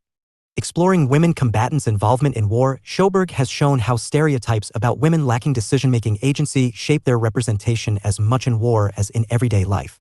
Her books include Gender, Justice, and the Wars in Iraq, 2006, with Gentry, Mothers, Monsters, Whores, Women's Violence in Global Politics, 2007, Gender, War, and Conflict, 2014, and Beyond Monsters, Mothers, Whores, 2015. Source: Laura Schoberg. David Kilcullen, 1967.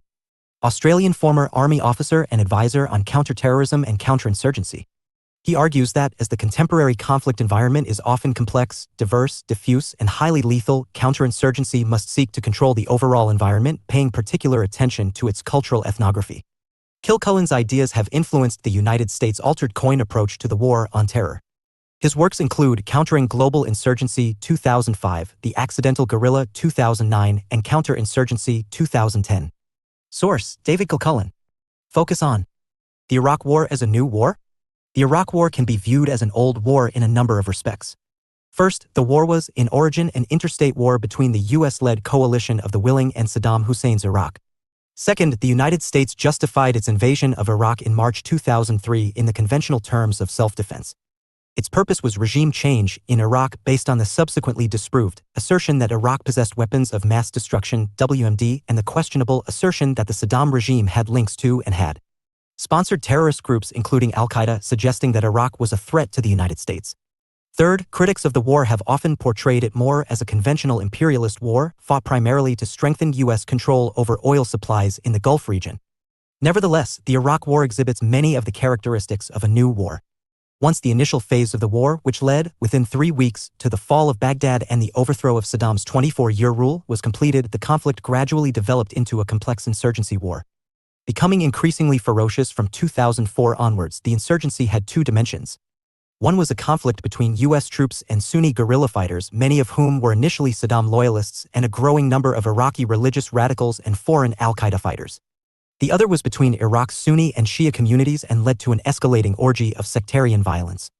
Identity-related issues were therefore clearly entangled with more conventional political ones. The United States also, over time, adapted its strategies to the challenges of a new war.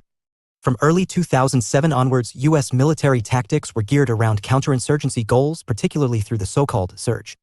In addition to increasing the United States military deployment in Iraq, this involved putting more U.S. troops onto Iraqi streets in an attempt to improve relations with the domestic population, and cultivating an alliance between U.S. forces and Sunni insurgents based in part on payments made by the United States and later the Shia-dominated Iraqi government to the Sunni Sons of Iraq, helping to marginalize religious radicals and Al-Qaeda fighters. Hybrid warfare and cyber attacks. Clausewitz observed that every age has its own kind of war. From the longbow at the Battle of Agincourt, 1415, to the Maxim gun, machine gun, in the First World War, 1914-18, and the nuclear weapons that loomed over the Cold War from the late 1940s. Changes to warfare are rooted in technological innovations.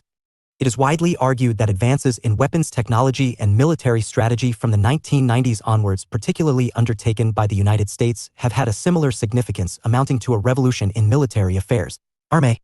Increasingly ubiquitous new technologies, including the internet, so-called smart bombs and other guided weapons, along with drones or unmanned aerial vehicles, have enabled new forms of warfare that reduced the need for conventional ground forces to face off and consequently reduced casualties, if only on the better equipped side. Postmodern wars continue to be characterized by asymmetry.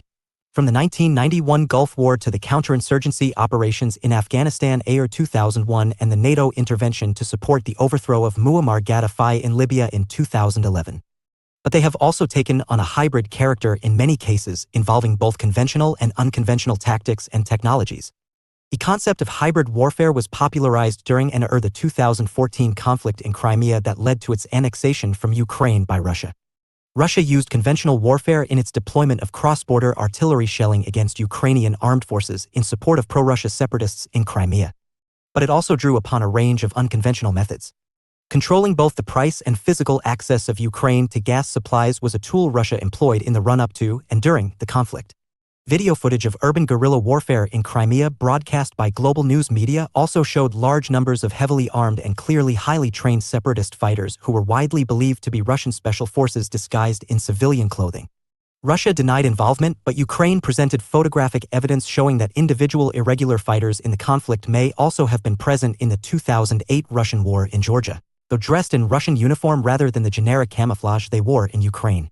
What was, therefore, widely viewed as Russian covert involvement in the internal conflict was complemented not only by the conventional and economic attacks mentioned above but also by cyber attacks. The internet and the cyberspace it creates is itself a product of military technological innovation. The U.S. Advanced Research Projects Agency, ARPA, today known as DARPA, an agency of the Department of Defense, had developed a network of computers across the country by the mid-1970s. The aim of ARPANET was to develop communications technologies that could be used in war. As it transpired, it found a wide range of educational, commercial, and other non-military uses, but internet-enabled technologies are increasingly at the forefront of warfighting.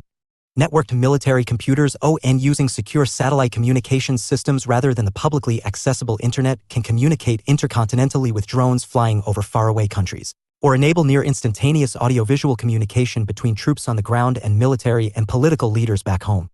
But more complex cyber attacks have seen the internet itself become a new terrain for cyber warfare. Pro-Russia hackers, widely believed to be backed by the Russian state, were also involved in the 2014 conflict in Crimea.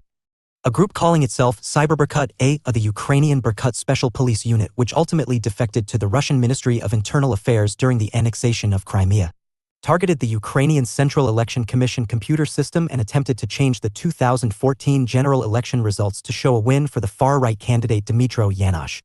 Oof, the attack was detected and the change corrected. This may have been one among many ways in which Russia and Russian-backed forces deployed cyber warfare in the conflict. Another dimension of cyber warfare that has been identified in the conflict takes place on the cyber terrain of social media. The spreading of propaganda, an ancient tool of war, has been facilitated by the dawn of a small number of social networks such as Facebook and Twitter, where billions of people worldwide access news and information. The use of automated or bot accounts sharing fake news and other forms of propaganda has been well documented in recent years, including not only in the 2014 conflict in Crimea, but perhaps most controversially in Russia's alleged campaign identified by the American Central Intelligence Agency, Federal Bureau of Investigation, and National Security Agency to influence the outcome of the 2016 U.S. presidential election in favor of Donald Trump. Russia is not alone in deploying hybrid and cyber warfare. Western states, with comparatively more resources to spend pursuing such methods, are also engaging in covert and hybrid tactics to achieve their strategic aims. Stuxnet, a form of worm computer virus or malware, is widely believed to have been developed by U.S. defense agencies. In 2010, Stuxnet made its way into the computer networks of a uranium enrichment facility in Iran, and during the period of infection, it is believed that the software forced hundreds of centrifuges in the facility to operate at speeds that caused catastrophic physical damage to them, thus slowing the enrichment process and increasing its costs as Iran was forced to deal with the broken machines. While sabotage has been a part of conventional warfare, think of the blowing up of bridges in the Second World War. Cyberspace offers new opportunities for remotely developed software solutions developed by coders to cause physical hardware damage many thousands of miles away. It is likely that wars will increasingly feature hybrid and cyber dimensions. SA changes, complementing the emergence of drone warfare and other military technological innovations and the resurgence of mercenaries in the form of private military and security companies, may make wars harder to explain, understand, and predict, and in some respects easier to wage. Is renders the prospect of the abolition of war, hoped for by pacifists, less likely. Global actors? North Atlantic Treaty Organization. Intergovernmental Military Alliance. The North Atlantic Treaty Organization, NATO, was formed in 1948 when Belgium, the United Kingdom, the Netherlands, France, and Luxembourg signed the North Atlantic Treaty, sometimes called the Brussels Treaty. The following year, 7 further countries, the United States, Canada, Denmark, Norway, Iceland, Italy, and Portugal, joined the alliance. By 2019, NATO membership stood at 29, most of its newer members being former communist states. The central aim of NATO is to safeguard the freedom and security of its member countries by political or military means. Its key principle as a military alliance is that an attack against one or several members would be considered an attack against all. Article 5 of the NATO Charter. All NATO decisions are taken jointly on the basis of consensus. Significance: NATO is the world's most powerful military alliance. The combined military spending of all NATO members constitutes about 70% of the world's military spending, mainly thanks to the United States. NATO was in origin and remained for almost 40 years a child of the Cold War.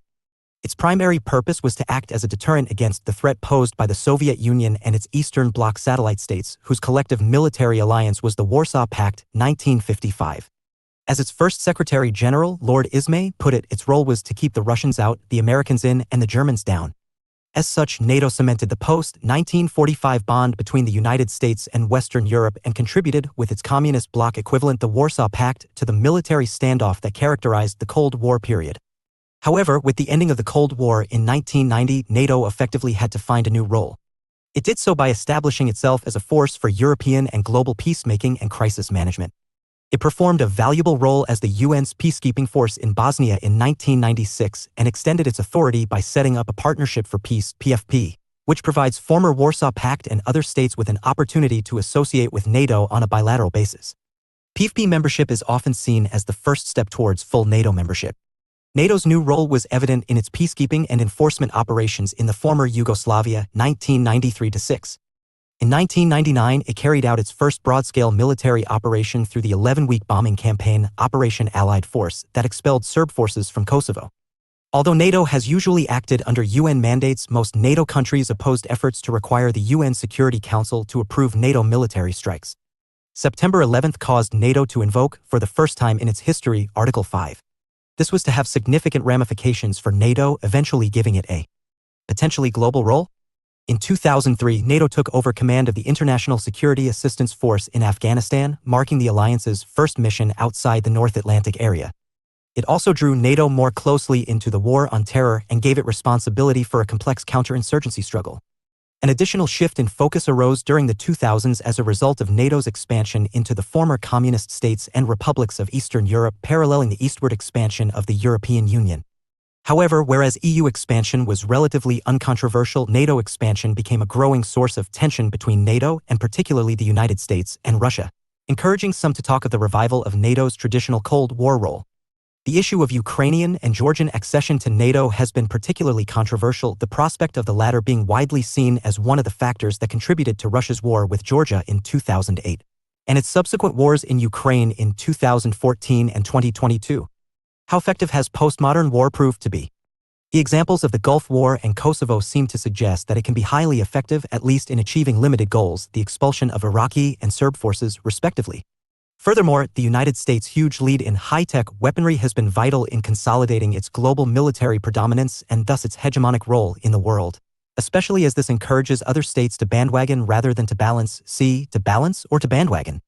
On the other hand, as in the past, advances in the technology of warfare and military strategy have not always or easily been translated into increased strategic effectiveness. One reason for this is that air power can seldom win wars on its own. As examples dating back to the 1940-1 Blitz, see here, in London, the 1945 Allied bombing of the German city of Dresden, and modern examples, such Israel's air attacks on Hezbollah in July 2006 and Hamas in December 2008, demonstrate aerial assaults rarely dispense altogether with the need for a land attack and therefore higher casualties, and, indeed, they may strengthen the resolve of the enemy. Even in the case of Kosovo, a planned 3-day air onslaught went on for 78 days and then only led to the withdrawal of Serb forces once Russia indicated that it would not support Serbia in the event of an all-out war. The other reason is that high-tech warfare is of only limited value in the context of small-scale, low-intensity wars, especially when the enemy is highly mobile and difficult to distinguish from the civilian population. For example, the United States' shock and awe assault on Baghdad in the early days of the Iraq War may have led to the speedy fall of Saddam Hussein and the collapse of the Ba'athist regime, but it did not prevent the development of a protracted and highly complex counterinsurgency war. As the limitations of counterinsurgency became increasingly apparent, pressure has grown to develop new styles of warfare, not least the much wider use of drones and other unmanned devices. Focus on the rise and fall of counterinsurgency? Have the counterinsurgency wars in Iraq and Afghanistan, the wars of 9/11, established a model for the 21st century? Or will they come to be seen as an aberration? In both wars, after an initial phase of highly promising progress, the United States and its allies found themselves confronting an escalating and bloody insurgency which seemingly they had little capacity to understand or contain. This eventually precipitated a change in military strategy with the adoption in Iraq of a counterinsurgency approach that sought, in a sense, to take on the enemy at its own game. Associated with the 2007 surge in troop numbers, more than 20,000 additional U.S. troops were deployed to Iraq. This was widely credited with having brought about a de-escalation in violence, preparing the way for the Iraqi government to assume responsibility for domestic security and allowing for the withdrawal of U.S. and other foreign troops. A similar switch in strategy took place in Afghanistan, linked to President Obama's decision in 2009 to initiate an Afghan surge, which saw the dispatch of a further 30,000 U.S. troops to the country. However, over time, counterinsurgency has somewhat fallen out of favor. The ultimate failure of the surge, realized when the United States withdrew all troops from Afghanistan and the Taliban immediately swept back to power, together with the ongoing instability in Iraq, is seen by some as evidence of Cohen's weaknesses. Kennedy and Waldman, 2013, suggest that the eventual killing for Osama bin Laden by an elite special forces unit might better represent the future of 21st century warfare. Counterinsurgency warfare has a number of drawbacks. These include that counterinsurgency is not a strategy as such, but rather a collection of tactics that depend on the nature of the insurgency it confronts, and it is always likely that insurgents will be more flexible, tactically astute, and sensitive to the needs of the local population than a foreign counterinsurgency army.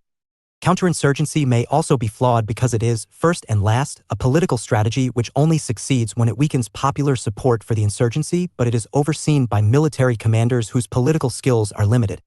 The greatest drawback of counterinsurgency warfare is, nevertheless, that it is highly costly in both economic and human terms. Winning a hearts and minds struggle. For the loyalties of the domestic population cannot happen overnight, nor can it occur without the deployment of large numbers of counterinsurgency forces whose work within local communities makes them vulnerable to attack. The chief lesson of the wars in Iraq and Afghanistan may therefore be that boots-on-the-ground warfare should in future be avoided. Justifying war.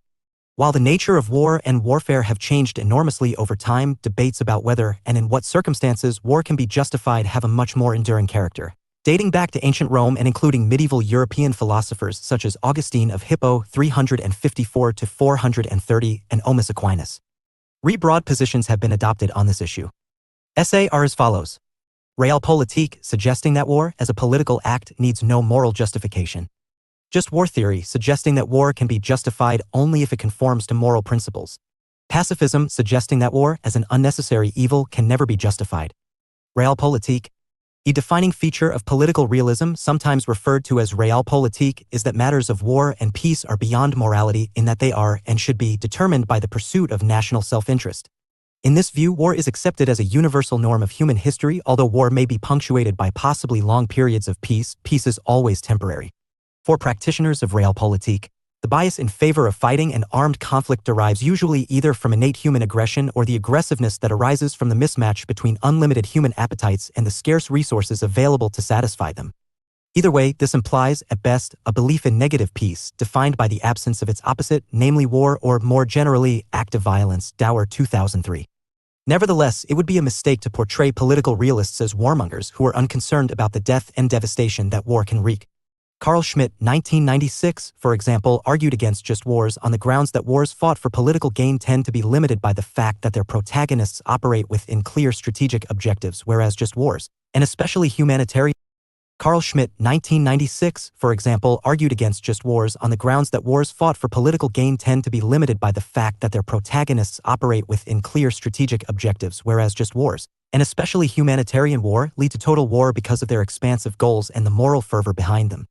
Indeed, one of the reasons why realists have criticized utopian liberal dreams about perpetual peace is that they are based on fundamental misunderstandings about the nature of international politics that would, ironically, make war more likely, not less likely. For example, during the interwar period, UK and French policymakers, deluded by the theories of liberal internationalism, failed to act to prevent the re-emergence of Germany as an expansionist power, thereby contributing to the outbreak of the Second World War. The essence of realpolitik, then, is that it is better to be hard-headed than wrong-headed. The sole reliable way of maintaining peace from this point of view is through the balance of power and the recognition that only power can be a check on power. Moreover, it may also be misleading to portray realpolitik as amoral. Rather, it is an example of moral relativism in that it is informed by a kind of ethical nationalism that places considerations of the national self-interest above all other moral considerations. In other words, its enemy is the notion of universal moral principles, not morality as such. However, realpolitik has been subject to severe criticism. In the first place, it draws on assumptions about power politics, conflict, greed, and violence that serve to legitimize war and the use of force by making them appear to be part of the natural order of things. Feminist theorists, for their part, have argued that the emphasis on the national interest and military might reflect an essentially masculinist view of international politics, rooted, for example, in myths about man the warrior. Elshton 1987, Tickner 1992a. Second, in view of the scope of devastation and suffering that war wreaks, the assertion that matters of war and peace are beyond morality, universal or otherwise, reflects a remarkable stunting of ethical sensibilities. Most thinking about why and when war can be justified therefore focuses on how the resort to war and its conduct can be reconciled with morality, usually through the notion of a just war. Balance of power. The term balance of power has been used in a variety of ways. As a policy, it refers to a deliberate attempt to promote a power equilibrium using diplomacy, or possibly war, to prevent any state achieving a predominant position. As a system, the balance of power refers to a condition in which no one state predominates over others, tending to create general equilibrium and curb the hegemonic ambitions of all states. Although such a balance of power may simply be fortuitous, neorealists argue that the international system tends naturally towards equilibrium because states are particularly fearful of a would-be hegemon. See approaches to the balance of power. Just war theory. The idea of a just war is based on the assumption that war can be justified and should be judged on the basis of ethical criteria. As such, it stands between realism or realpolitik, which interprets war primarily in terms of the pursuit of power or self-interest, and pacifism, which denies that there ever can be a moral justification for war and violence. However, just war theory is more a field of philosophical or ethical reflection rather than a settled doctrine. Its origins can be traced back to the Roman thinker Cicero, but it was first developed systematically by philosophers such as Augustine of Hippo, Omus Aquinas, Francisco de Vitoria (1492–1546), and Hugo Grotius. Aquinas, for example, identified 3 conditions for a war to be just. 1. War should be declared by a person with the authority to do so. 2. The war should have a just cause. And 3. The belligerents should have a right intention, that is, the desire for peace and the avoidance of evil. Modern contributors to the tradition include Michael Walzer, Jean Bethke Elston, and David Rodan 2002. Can standards of justice be applied to war, and what are the implications of doing so? Those who subscribe to the just war tradition base their thinking on 2 assumptions. First, human nature is composed of an unchangeable mixture of good and evil components. People may strive to be good, but they are always capable of immoral acts, and these acts include killing other human beings. War, in other words, is inevitable. Second, the suffering that war leads to can be ameliorated by subjecting warfare to moral constraints. As politicians, the armed forces, and civilian populations become sensitized to the principles of a just war and the laws of war, fewer wars will occur and the harm done by warfare will be reduced. Just war theorists therefore argue that the purpose of war must be to re-establish peace and justice. But has a war ever fulfilled these high ideals? The Second World War is often identified as the classic example of a just war. The Nazis' record of growing aggression in the 1930s leaves little doubt about Hitler's determination to pursue bold and far-reaching expansionist goals and possibly even world domination. The murder of 6 million Jewish people and others during the war itself demonstrates clearly the brutality and terror that Nazi domination would have entailed. Humanitarian intervention has also been widely justified in terms of just war theory. Focus on principles of a just war. Principles of jus ad bellum, just recourse to war. Last resort. All nonviolent options must have been exhausted before force can be justified. This is sometimes seen as the principle of necessity. Just cause. The purpose of war is to redress a wrong that has been suffered. This is usually associated with self-defense in response to military attack, viewed as the classic justification for war. Legitimate authority. This is usually interpreted to imply the lawfully constituted government of a sovereign state rather than a private individual or group. Right intention. War must be prosecuted on the basis of aims that are morally acceptable, which may or may not be the same as the just cause, rather than revenge or the desire to inflict harm. Reasonable prospect of success. War should not be fought in a hopeless cause in which life is expended for no purpose or benefit. Proportionality. War should result in more good than evil, in that any response to an attack should be measured and proportionate, sometimes seen as macro-proportionality, to distinguish it from the jus in bello principle. For example, a wholesale invasion is not a justifiable response to a border incursion. Principles of jus in bello, just conduct in war. Discrimination. Force must be directed at military targets only on the grounds that civilians or non-combatants are innocent. Death or injury to civilians is therefore only acceptable if they are the accidental and unavoidable victims of deliberate attacks on legitimate targets, sometimes seen as collateral damage. Proportionality. Overlapping with jus ad bellum, this holds that the force used must not be greater than that needed to achieve an acceptable military outcome and must not be greater than the provoking cause. Humanity. Force must not be directed ever against enemy personnel if they are captured, wounded, or under control, prisoners of war. Together with the other jus in bello principles, this has been formalized over time in the so-called laws of war. Just war theory addresses 2 separate but related issues. The first of these deals with the right to go to war in the first place, or what in Latin is called jus ad bellum. The second deals with the right conduct of warfare, or what in Latin is called jus in bello. Although these branches of just war thinking complement one another, they may have quite different implications. For example, a state fighting for a just cause may use unjust methods. Nevertheless, it is unclear whether, for a war to be just, it must fulfill all the conditions of jus ad bellum and jus in bello, or just a substantial number. There is also debate amongst just war theorists about the priority that should be accorded the various conditions. For instance, some have argued that greatest emphasis should be placed on ensuring that war is waged for a just cause, while others have suggested that it is more important that war is always a last resort. In the same vein, some just war theorists have argued that the conditions for jus ad bellum have greater moral purchase than the principles of jus in bello on the grounds that the ends justify the means. Finally, although the requirements of a just war may appear to be straightforward, they often raise difficult political, moral, and philosophical problems when they are applied in practice.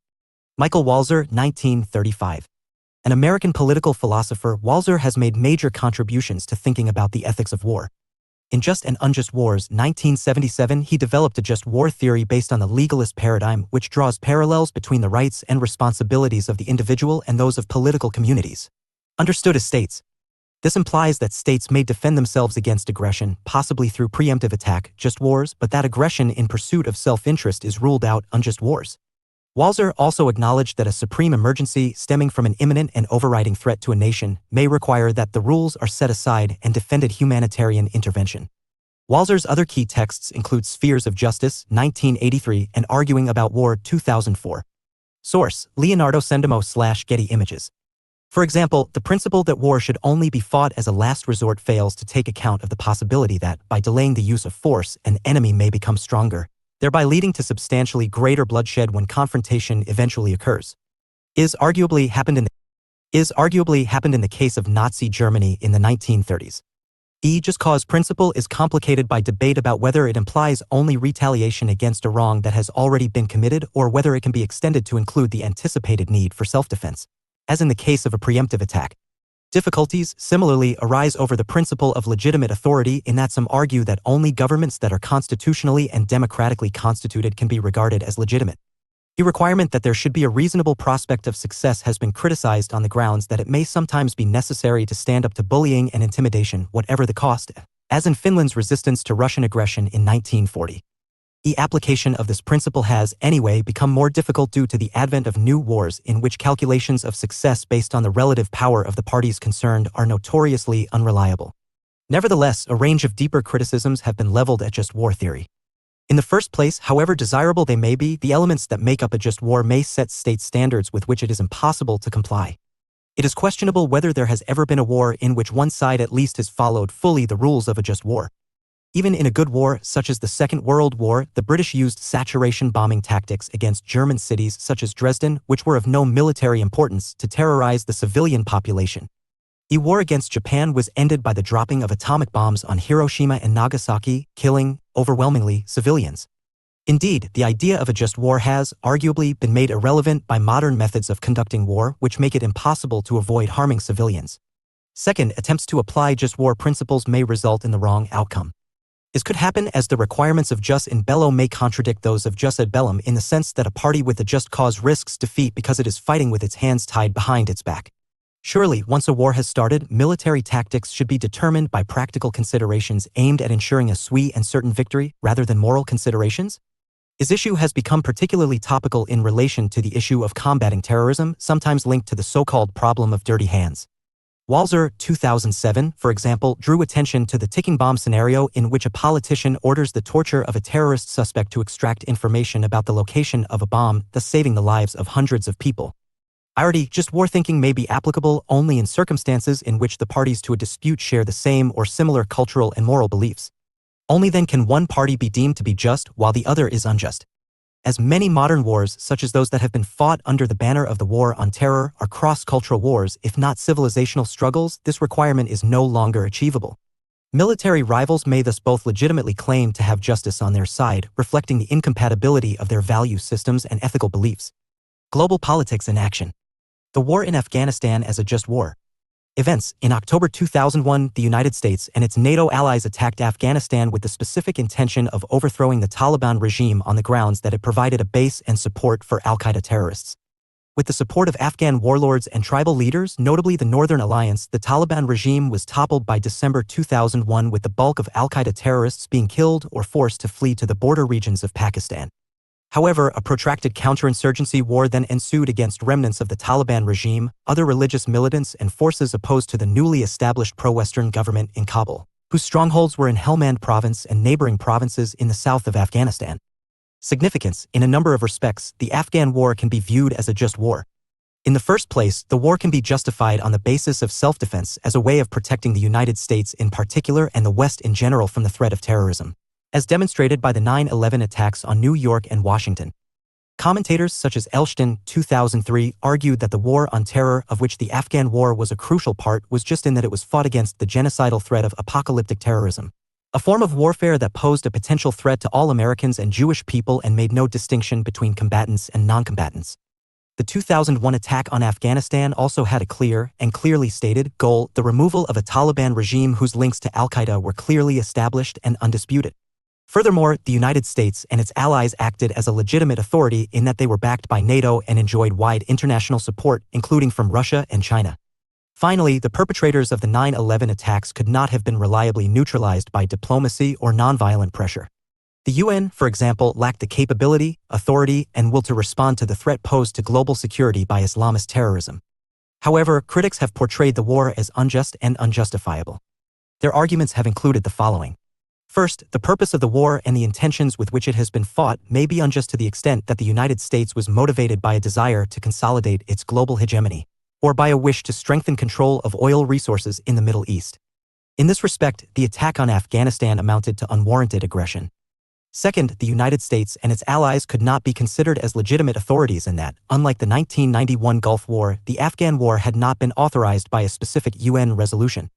Third, although the chances of success in toppling the Taliban regime were high, the likelihood of defeating Islamist terrorists through the Afghan war was much more questionable. This was because of the probability that an invasion would inflame and radicalize Muslim opinion, and also because of the dubious benefits of technological superiority in fighting a counterinsurgency war against an enemy using guerrilla tactics. Fourth, the United States violated accepted conventions of warfare through its treatment of prisoners of war who were dispatched to Guantanamo Bay and subjected to forms of torture, and in launching strikes against Al-Qaeda and Taliban bases that often resulted in civilian deaths.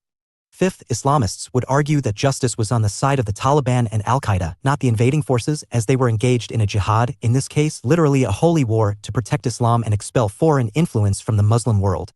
Finally, the withdrawal of all U.S. troops and the Taliban's swift return to power in 2021 rendered the primary goal of the war in terms of justice, the removal of an unjust regime, a complete failure in the final analysis. Can 20 years of war and the loss of 241,000 lives, according to the US-based Watson Institute, be justified if the war failed in its most fundamental mission? US troops use a robot and metal detectors to sweep for landmines or improvised explosive devices (IEDs) in Afghanistan, July 2002. Source: Patrick Aventurier/Getty Images. Pacifism. While just war theory attempts to reconcile war with morality by placing war within a framework of justice, pacifism views war and morality as irreconcilable. Pacifism, in short, is the belief that all war is morally wrong. Such a stance is based on two lines of thought, combined as part of pacifist argument, Holmes 1990. The first is that war is wrong because killing is wrong. His principled rejection of war and killing in all circumstances is based on underpinning assumptions about the sanctity or oneness of life, but not always rooted in religious conviction. Strains of pacifism have been found within Christianity, particularly associated with the Quakers and the Plymouth Brethren, within Hinduism and especially with Gandhi's ethic of nonviolence, and also within Buddhism and Jainism. Strongly held pacifist convictions have thus provided the moral basis for conscientious objection to military service. A second line of argument, sometimes called contingent pacifism, places greatest stress on the wider and longer-term benefits of nonviolence for human well-being.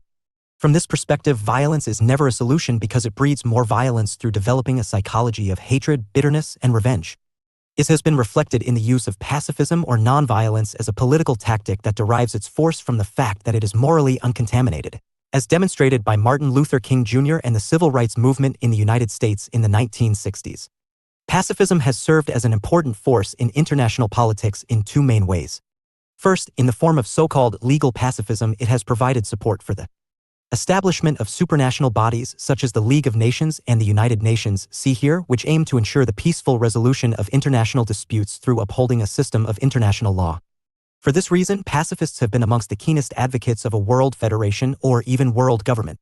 In that pacifists have sought to transcend a world of sovereign states, they have embraced the notion of positive peace, linking peace to the advance of political and social justice. Second, pacifism has helped to fuel the emergence of a growing, if disparate, peace movement.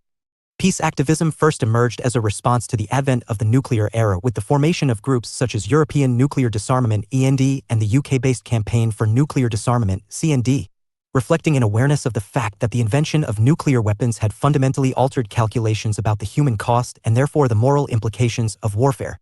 Support for such groups grew particularly strongly during the 1960s, especially the Cuban Missile Crisis of 1962. More recently, the International Campaign to Abolish Nuclear Weapons (ICAN) an inheritor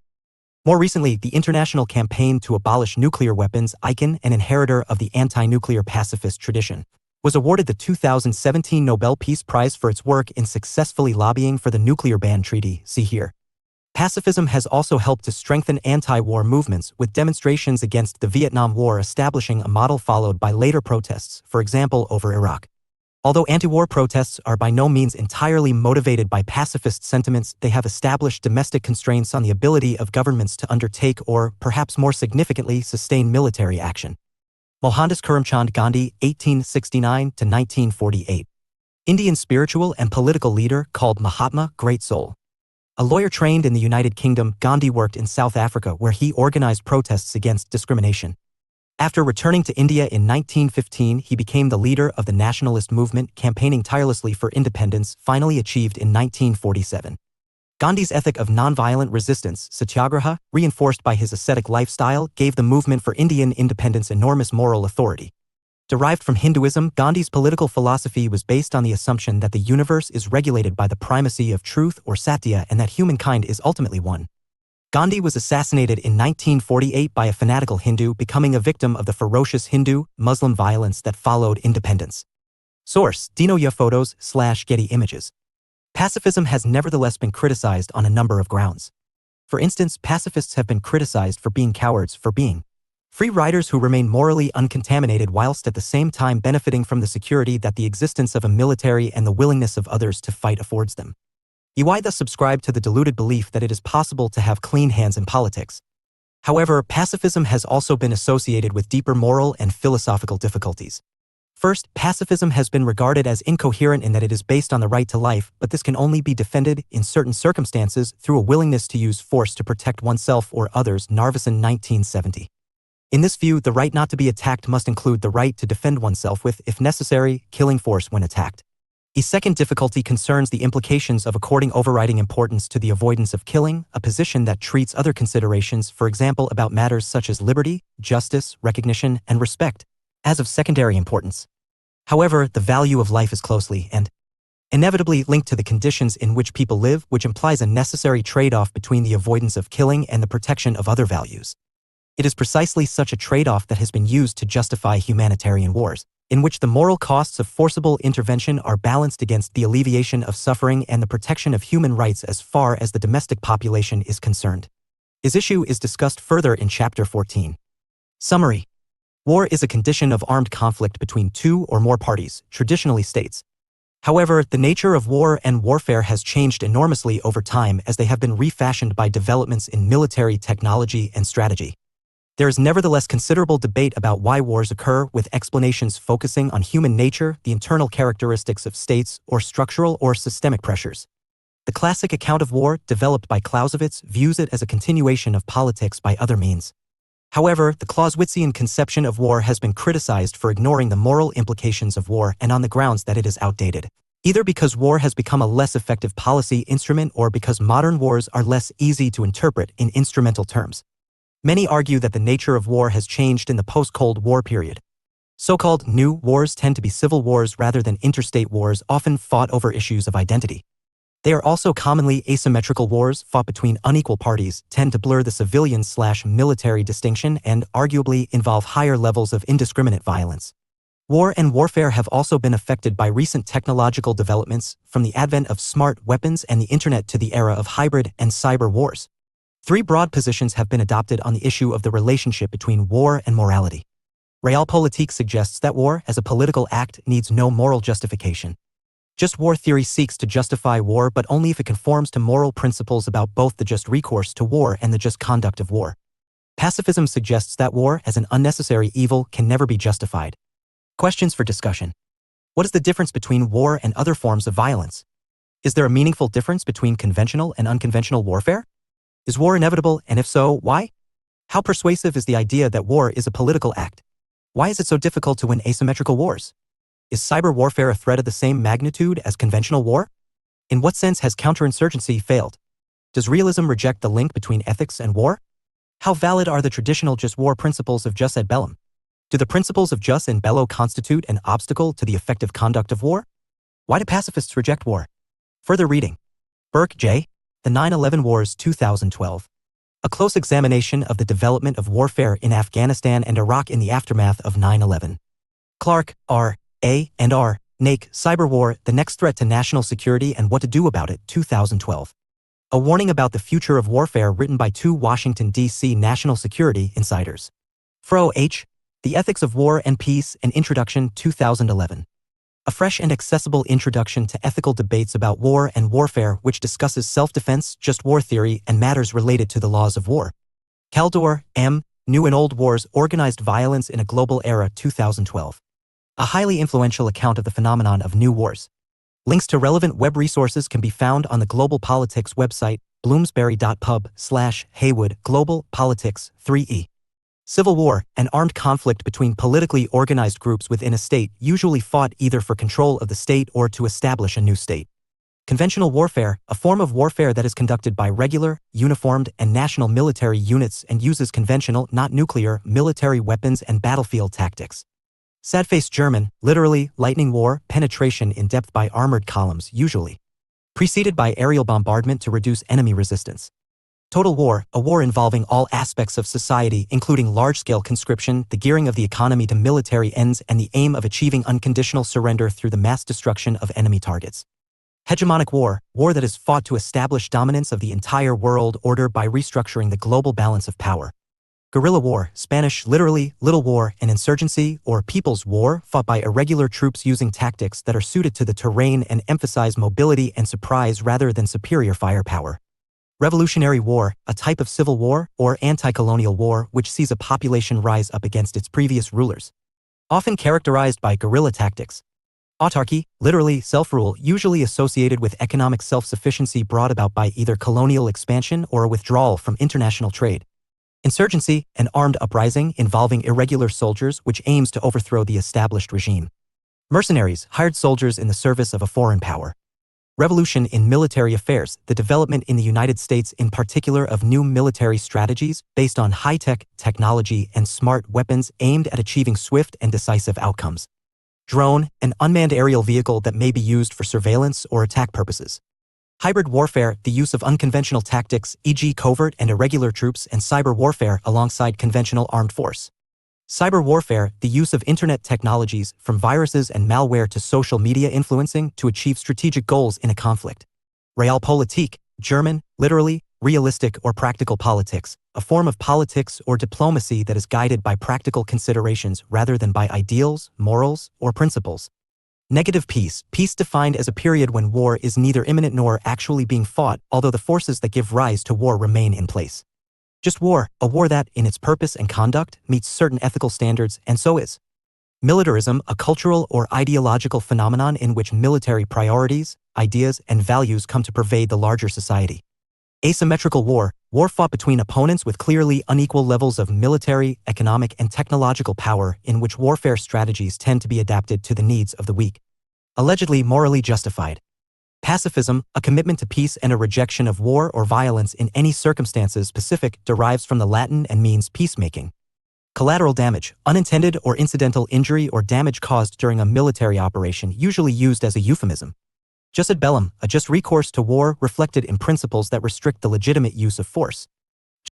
Jus in bello, the just conduct of war reflected in principles that stipulate how wars should be fought.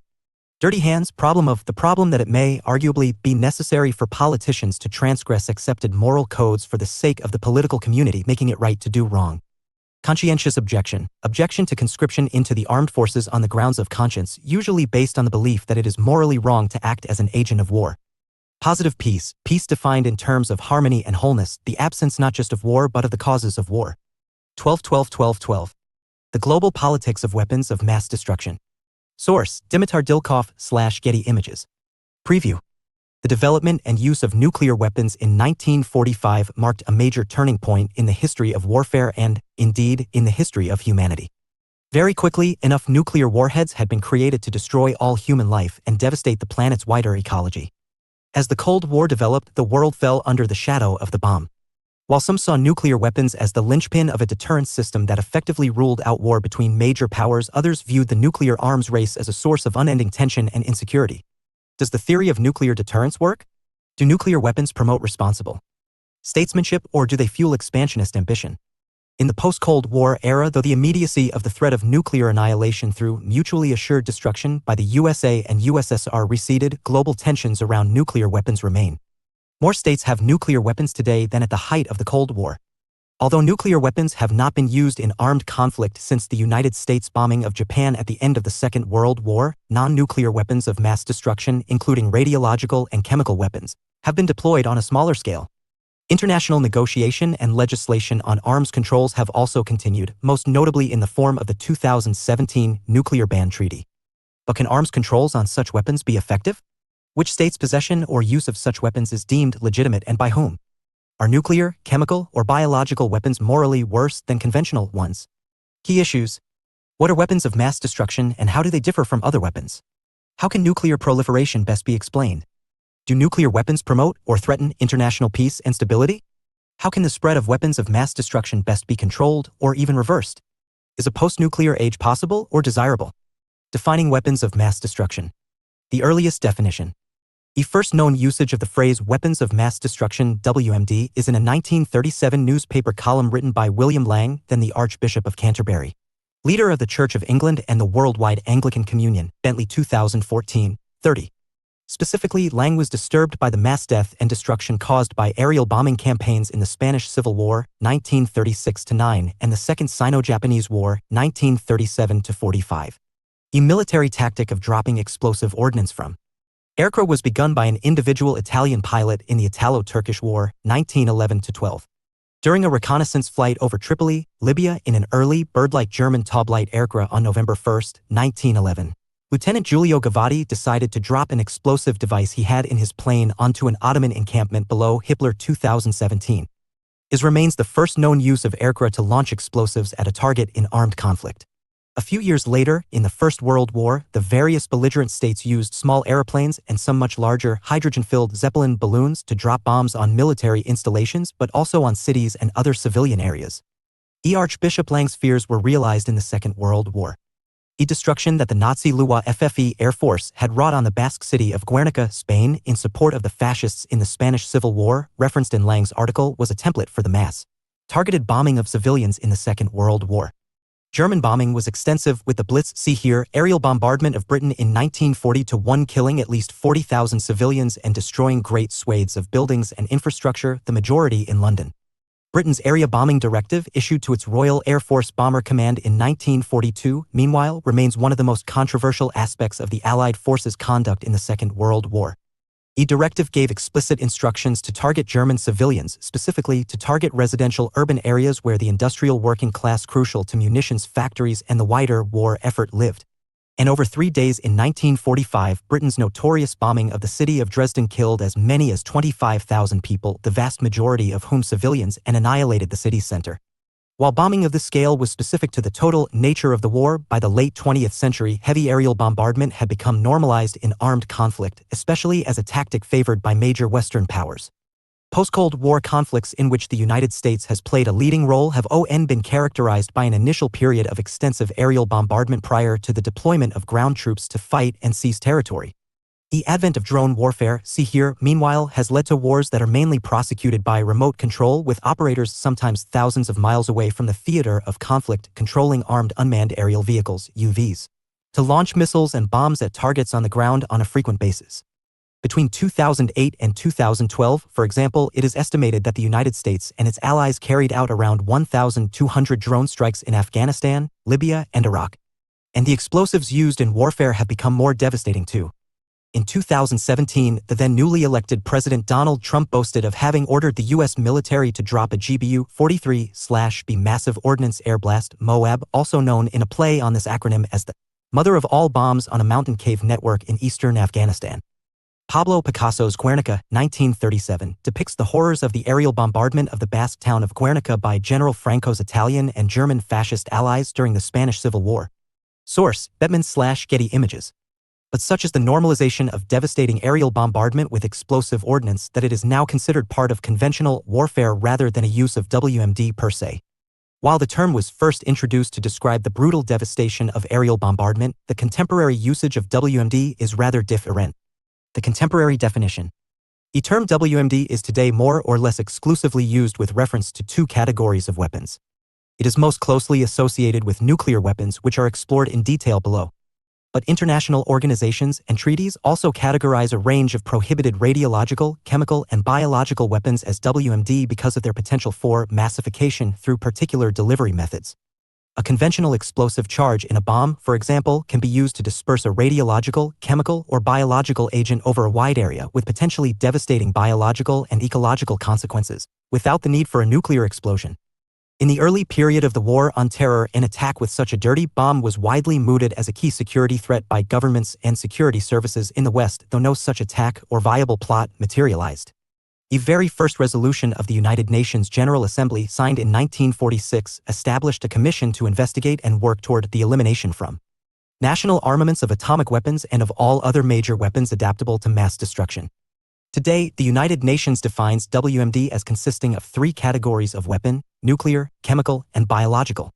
As we will see, there has been considerable effort in international diplomacy through the Cold War and post-Cold War eras to limit or end the production and prevent the use of nuclear weapons.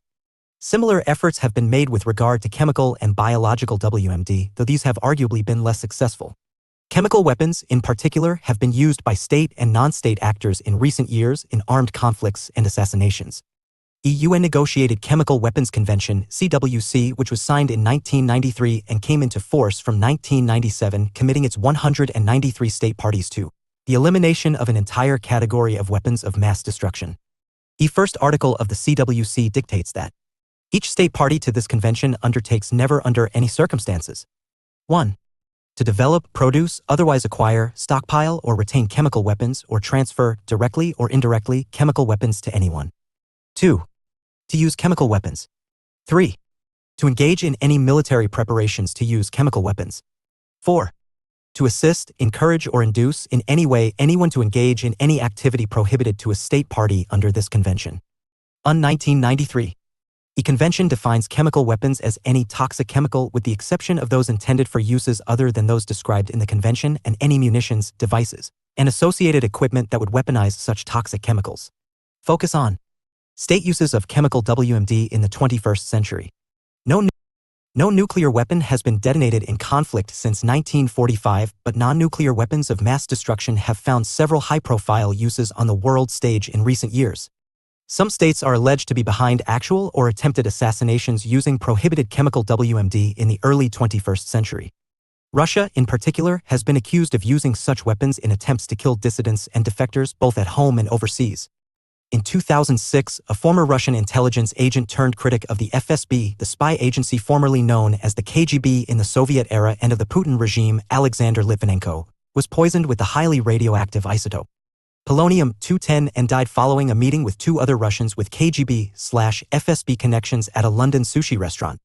In 2018, Sergei Skripal, a former Russian military officer who had acted as a British double agent in the immediate post-Cold War era before defecting to the UK as part of a spy swap with Russia, was poisoned, together with his daughter Yulia in Salisbury with a nerve agent known as Novichok.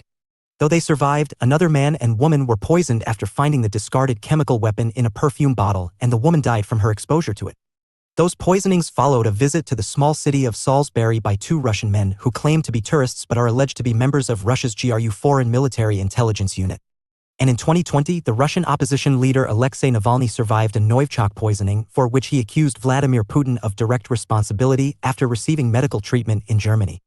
Meanwhile, the North Korean state was widely alleged to be behind the assassination of its leader Kim Jong-un's half-brother Kim Jong-nam in 2017 when two women approached him at Kuala Lumpur Airport, Malaysia, and applied VX, short for Venomous Agent X, a deadly nerve agent, to his face. And accusations of chemical weapons use were widespread and aimed at both state and non-state actors in the Syrian civil war during 2014. But while state uses of such weapons may breach international norms and laws, and the UN describes the need to make chemical weapons taboo, ethical questions remain. Is a chemical weapon more morally abhorrent than a conventional weapon if the latter is routinely used to kill and maim more people than the former, causing more mass destruction in practice? And are definitions applied equally? Western states making bold statements on the immorality of chemical WMD, for instance, often possess and manufacture nuclear weapons themselves while also routinely using less lethal chemical agents such as tear gases, including pepper spray and CS gas, for policing and military purposes. And while Western human rights groups condemned the use of thermobaric weapons or fuel air bombs by Syrian government forces in the civil war there, Western states such as the United Kingdom have faced little international condemnation for using the same explosive technology in the Hellfire missiles they prefer for conducting drone strikes. Nuclear proliferation. Nature of nuclear weapons. While chemical weapons and other WMD are controversial global political issues in their own right, nuclear weapons remain the supreme WMD in the sense that they have the capacity to destroy and render uninhabitable major cities and to wipe out tens or hundreds of thousands of human lives at a moment's notice. The first and only nuclear weapons that have been used in warfare were the atomic bombs developed by the Manhattan Project, which were exploded over Hiroshima and Nagasaki on the 6th and the 9th of August 1945, respectively. Developed under the scientific direction of the U.S. physicist J. Robert Oppenheimer and first tested in the New Mexico desert on July 16, 1945, these bombs represented an entirely new kind of weapon. Atomic bombs work through nuclear fission, the splitting of nuclei of highly enriched uranium, usually U-235, or plutonium. Fission weapons operate through a chain reaction as each fission gives out excess neutrons, which in turn go on to cause more fissions. An even more powerful nuclear weapon was developed in the hydrogen bomb. This is based on nuclear fusion, the combining of nuclei, but it can only take place if they are subject to enormously high temperatures and pressures. Fusion weapons are therefore sometimes called thermonuclear weapons. Nuclear bombs cause devastation in three ways. Immediate devastation is wreaked by a blast EFFECT of awesome explosive force, which is combined with thermal radiation that can create a firestorm traveling at several hundred miles per hour with temperatures rising to 1,000 OC. However, longer-lasting and more widespread EFFX come from nuclear radiation. Detonation of the weapon creates an immediate pulse of nuclear radiation, and byproducts of the detonation form radioactive fallout. Exposure to either of these sources of radiation can cause radiation sickness and long-term diseases, including a range of cancers. In the form of the hydrogen bomb, nuclear weapons have colossal destructive power. The Hiroshima and Nagasaki bombs were relatively small by comparison with the thermonuclear weapons later tested, some of which released destructive forces over 2,000 times greater than those used against Japan. Mers Tate, 1905-96. Source: Teenie Harris Archive / Carnegie Museum of Art / Getty Images. Mers Tate was a trailblazing researcher and teacher specializing in diplomatic history. The first black graduate of what is now Western Michigan University and first black woman to gain a government PhD from Harvard, Tate went on to spend 35 years of her academic career at the prestigious, historically black Howard University. Despite publishing prolifically on global politics, Tate is often overlooked in the field of IR today, with notable exceptions including Chilium 2021. But Tate's interests in pre-nuclear armament and disarmament policies and in the geopolitics of the Pacific region led to her important work with Doris M. Hull on Effects of Nuclear Explosions on Pacific Islanders. 1964. Tate and Hull showed through this early research on the subject that the United States testing of nuclear weapons on Pacific islands and atolls had led to serious radiation sicknesses among the indigenous peoples there, in addition to contaminating their drinking water. A series of scandals would later follow in relation to the displacement and harm caused to indigenous Pacific Islanders by states testing nuclear weapons. Most recently, in 2021, a study of declassified documents revealed that the French state concealed the fact it had caused radiation sicknesses among 110,000 people in the islands of French Polynesia from the 1960s to the 1990s. Tate's books include The United States and Armaments, 1954, and The United States and the Hawaiian Kingdom, A Political History, 1965. Proliferation during the Cold War. The unprecedented destructive potential of nuclear weapons explains why the issue of nuclear proliferation has been at the forefront of the international security agenda since 1945. How can nuclear proliferation best be explained? A general logic lies behind the tendency for any weapons to proliferate. This is based on the security dilemma, which recognizes the symbolic significance of weapons as well as their military purpose. In short, weapons acquired for defensive purposes may be perceived by other states as having, potentially or actually, offensive significance. This then encourages them to strengthen their own defensive military capacity, an action that, in turn, may be viewed by other states as offensive. A classic arms race therefore develops out of the simple fact that international politics is inevitably characterized at some level by fear and uncertainty. In addition, the potential costs of inaction when an offensive military buildup is interpreted as merely defensive greatly outweigh the cost of action when unnecessary steps are taken in response to an essentially defensive military buildup. Arms race. An arms race is a concerted military buildup that occurs as two or more states acquire weapons or increase their military capability in response to each other. Classic examples include the UK, German naval arms race that preceded the First World War and the US, Soviet nuclear arms race during the Cold War. Arms races may be fueled by defensive calculations or miscalculations, the security dilemma, or they may occur as one or more states seek military advantage to pursue offensive policies. While arms races may increase the likelihood of war by heightening fear and paranoia and strengthening militarism and aggressive nationalism, they may also help to maintain an overall balance of power and so ensure deterrence. However, in the case of nuclear weapons, a range of other factors have been relevant. Essay include the particular importance of their deterrent effect. In view of the devastating potential of nuclear weapons, an attack on a nuclear power is almost unthinkable. The United States' atomic attack on Japan in 1945 therefore encouraged the Soviet Union to intensify its efforts to develop nuclear weapons, leading to the first Soviet nuclear test in 1949. Another factor is that nuclear weapons quickly acquired huge symbolic significance, particularly in terms of the political prestige associated with their possession. Members of the so-called nuclear club are thus usually considered to rank amongst states of the first order. It was therefore no coincidence that during the Cold War the club expanded to include all 5 of the permanent members of the UN Security Council, the P5, with nuclear tests also being carried out by the UK, 1952, France, 1960, and China, 1962. During the Cold War, sometimes seen as the first nuclear age, nuclear proliferation was primarily vertical. During the Cold War, sometimes seen as the first nuclear age, nuclear proliferation was primarily vertical rather than horizontal. Greatest attention was given to restricting the spread of nuclear arms beyond the Big Five, particularly through the Nuclear Non-Proliferation Treaty, NPT, which was introduced in 1968 and extended indefinitely in 1995. Almost all states have signed the NPT with the notable exceptions of India, Pakistan, and Israel. By contrast, during this period, the United States and the Soviet Union built up the capacity to destroy the world many times over. By 2002, the joint US and Russian nuclear capacity accounted for 98% of all the nuclear warheads that had been built, see Figure 12.1. Both sides quickly developed massive first-strike capability but also acquired second-strike capabilities that would enable them to withstand an enemy's attack and still destroy major strategic targets and population centers. By the early 1960s, both superpowers had an invulnerable second-strike capability which ensured that nuclear war would result in mutually assured destruction, thus completing what Jervis, 1990, called the nuclear revolution. This system of nuclear deterrence led to a balance of terror that some have viewed as the most powerful evidence of the capacity of the balance of power to maintain peace and security. Nuclear war, indeed, threatened such environmental devastation that it created the possibility of the extinction of life itself, not least through a nuclear winter. Figure 12.1 Accumulation of nuclear warheads by the United States and the Soviet Union, 1945-90. Source: data from Norris and Christensen, 2010. Proliferation in the post-Cold War era. The end of the Cold War produced early, optimistic expectations that the issue of nuclear proliferation would be of declining relevance. If East-West rivalry had fueled the nuclear arms race and created a balance of terror, its end surely opened up the possibility that nuclear proliferation could also be ended if not reversed. Such expectations were fueled by the 1991 Strategic Arms Reduction Treaty, START, and by START II in 1993, through which the United States and Russia agreed, for the first time, to reduce the number of their nuclear warheads and to eliminate certain categories of weapons, such as land-based intercontinental ballistic missiles with multiple warheads. Such early optimism quickly faded, however. The post-Cold War era, sometimes seen as the second nuclear age, has been characterized by heightened anxiety about nuclear proliferation. This has happened for at least 4 reasons.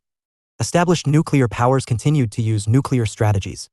The incentives for states to acquire nuclear weapons have increased. Proliferation is easier as nuclear weapons and nuclear technology are more readily available. Fears have heightened that nuclear weapons may get into the wrong hands. Approaches to the balance of power. Realist view. The idea of the balance of power has played a central role in realist theory. Waltz, 1979, for example, portrayed the balance of power as the theory of international politics. This reflects core assumptions about the importance of power in shaping state behavior and of the role of power relations in structuring international politics. Realists view the balance of power understood as a rough equilibrium between 2 or more power blocks in strongly positive terms. As only power can be a check on power, the balance of power tends to lead to peace and stability. However, realism embraces 2 quite different conceptions of the balance of power. For classical realists, the balance of power is essentially a policy, a product of political intervention and statesmanship. This example of voluntarism, implying faith in free will and personal commitment, assumes that key decision-makers in foreign policy enjoy great, though not unlimited, freedom of maneuver. For neorealists, on the other hand, the balance of power is treated more as a system, as a set of arrangements that tend to arise automatically rather than through the self-willed actions of decision-makers. This example of determinism, implying that human actions are entirely conditioned by external factors, suggests that the balance of power is essentially imposed by events on statesmen who are constrained by the dynamics of the international system. This happens because states in a self-help system are likely to act to prevent the emergence of hegemonic domination by a single state. A balance of power, nevertheless, is more likely to develop in a bipolar system than it is in either a multipolar or unipolar system. See neorealist stability theory, Liberal view. Liberals have generally been critical of the idea of balance of power. In their view, the balance of power legitimizes and entrenches power politics and international rivalry, creating inherent instability and deepening distrust. This is because the basic premise of the balance of power is that other states or coalitions of states pose a threat to security, and this can only be contained through a rival buildup of power or the formation of a rival alliance. A balance of power mindset is therefore more likely to cause war than prevent it. Much of liberal thinking about international politics has therefore focused on finding alternative and more effective mechanisms for ensuring peace and security. The principal liberal solution is the construction of international organizations such as the League of Nations or the United Nations, which are capable of turning the jungle of international politics into a zoo. This happens, in part, because whereas the balance of power fosters private agreements amongst states, international organizations foster public agreements that cover most if not all states, so making possible a system of collective security. See here. Constructivist and post-structuralist views. Social constructivists have emphasized the extent to which any assessment of the balance of power is dependent on perception, ideas, and beliefs. Any assessment of the balance of power is therefore shaped by the identities that states have of themselves and of other states. In short, paraphrasing Wendt's 1999 oft-quoted assertion about anarchy, the balance of power is what states make of it. International society theorists of the English school have similarly argued that the balance of power is an artifact. It emerges out of the existence of common norms and values and a mutual desire of states to avoid war. The balance of power then works because states want it to work. Bull, 1977-2012. Post-structuralists, for their part, take this deconstruction of the balance of power further. Walker, 1992, highlights the fact that it is first of all a simplifying and mechanistic analogy, an idea of international relations which helps to reify a particular view of the state and of its role as the key actor in international relations. Feminist view. Feminist theorists have shared with liberals the belief that balance of power thinking tends to intensify international conflict and make war more likely, not less likely. For feminists, this reflects a gendered conception of the balance of power in which power is almost always conceived as power over the ability to control or dominate others. A feminist view of power, such as that of Jay and Tickner, may conversely emphasize power as an enabling, nurturing, supportive phenomenon, empowerment. The balance of power therefore invariably becomes a struggle for power as the masculinist notion of power informs competitive behavior in a global order dominated by patriarchal social relations. Postcolonial view. Postcolonial theorists have viewed the balance of power as an essentially European or Western game which excludes consideration of the rest of the world. The European balance of power system in the late 19th century thus coincided with the scramble for Africa and a deepening of global inequalities and imbalances. The balance of power is, like other concepts popular with realists, a means of ideological justification for empire and colonialism. It naturalizes or excuses as inevitable or desirable the structurally or directly violent control of some societies by others. The states of the global south are thus viewed as little more than pawns for the great powers to play with by those fixated on the balance of power. Marxist view. For Marxists, the balance of power is an ideological concept, which is to say that it exists to make structural social inequalities in the world appear natural, inevitable, and timeless. Justin Rosenberg, 1994, insists on historicizing the balance of power from a Marxist perspective, putting it in its place as a social concept in international relations theory.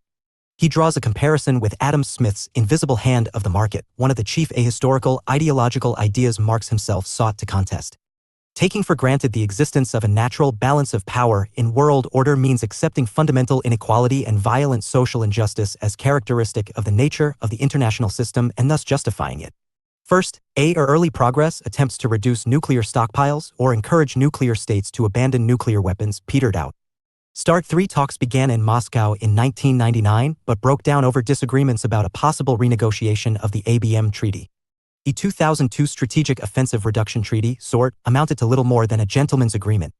It contained no verification measures, allowed the United States and Russia to deploy between 1,700 and 2,200 warheads, with the rest being put in storage rather than being destroyed.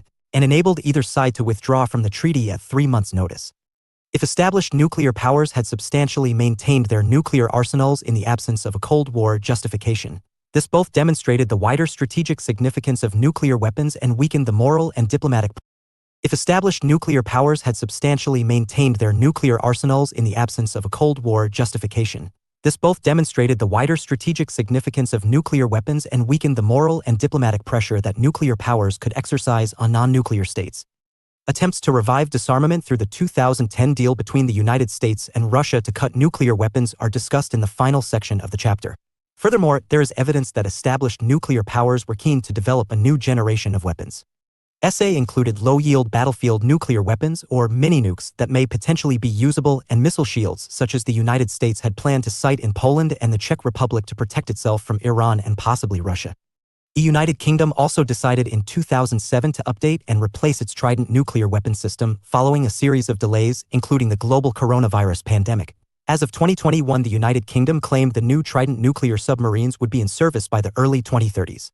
Second, non-nuclear states came, in many cases, under growing pressure to acquire nuclear weapons. This occurred in a variety of ways.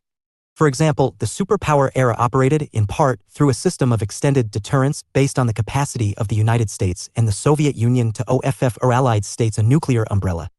Concern about the withdrawal of the US or Russian nuclear umbrella was likely to encourage states to stand on their own 2 feet in nuclear terms.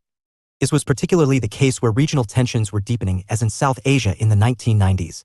In 1998, both India and Pakistan tested nuclear devices and joined the Nuclear Club, responding to an increasingly bitter rivalry over Kashmir and other issues, as well as the scaling back of U.S. support for Pakistan and India's loss of the backing of the Soviet Union.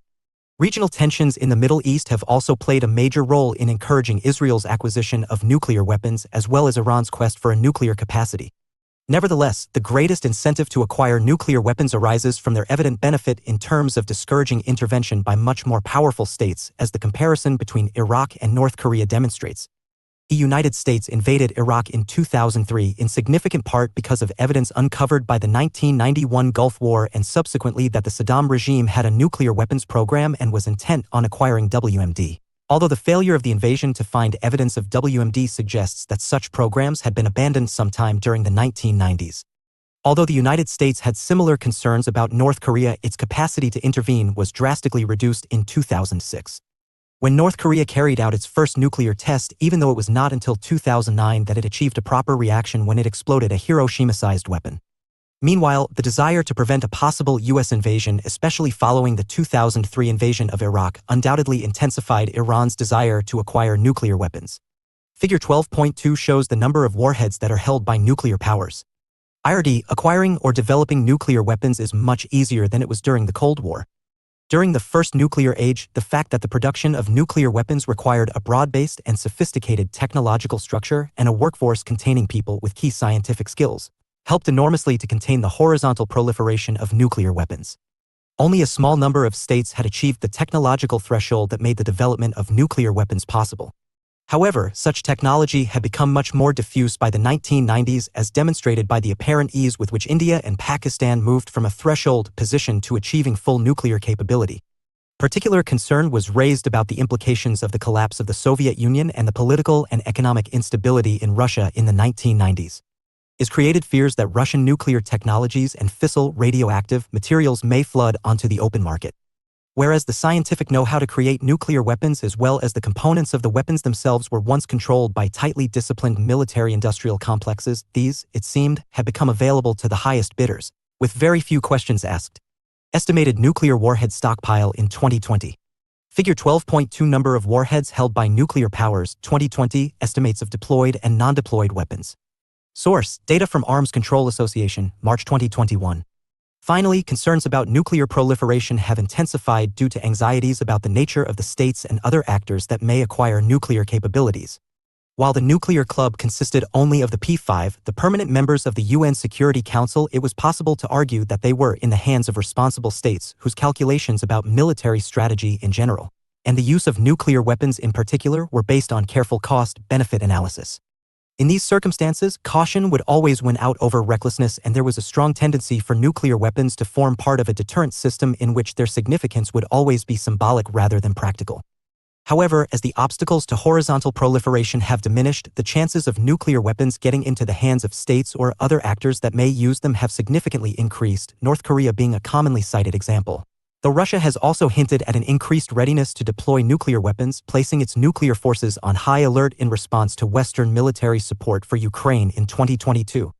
This particularly applies in the case of rogue states, see here and here, in which military-based dictatorial government combines with factors such as ethnic and social conflict and economic underdevelopment to dictate an aggressive foreign policy, particularly in the context of regional instability. In the post-Cold War era, U.S. foreign policy has increasingly focused on attempts to prevent such states from acquiring nuclear weapons, with particular concern focusing in 2002 on the states dubbed the Axis of Evil by President Bush: Iraq, Iran, Syria, Libya, and North Korea. More serious, though, is the prospect of nuclear weapons getting into the hands of non-state actors such as terrorist groups, especially ones motivated by radical politico-religious ideologies, for whom the traditional constraints on the use of WMD, arising in part from the fear of retaliation, simply do not apply. Concerns about nuclear terrorism are discussed in Chapter 13. However, the image of a world in which all states, to say nothing of a collection of non-state actors, seek to acquire nuclear weapons is misleading. Indeed, the extent of proliferation is much less than we might otherwise have expected in an anarchic, self-help system, Smith 2010. A number of states with clear economic and technological potential to develop nuclear weapons have demonstrated a consistent determination not to do so. They include Australia, Canada, Germany, Japan, and South Korea. A further collection of states have voluntarily abandoned nuclear programs and renounced nuclear weapons. Brazil, Argentina, and South Africa are all former opaque nuclear states.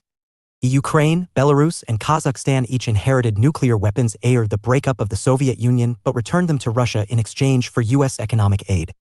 The U.S. invasion of Iraq revealed that the Saddam regime, under pressure from the International Atomic Energy Agency (IAEA), the UN agency that monitors states' compliance with their commitments under the NPT and other non-proliferation agreements, had abandoned its nuclear program along with its chemical and biological weapons sometime after the Gulf War, while Libya voluntarily gave up all its WMD programs in 2003 in return for new trade agreements with the United States and the United Kingdom and an end to diplomatic isolation.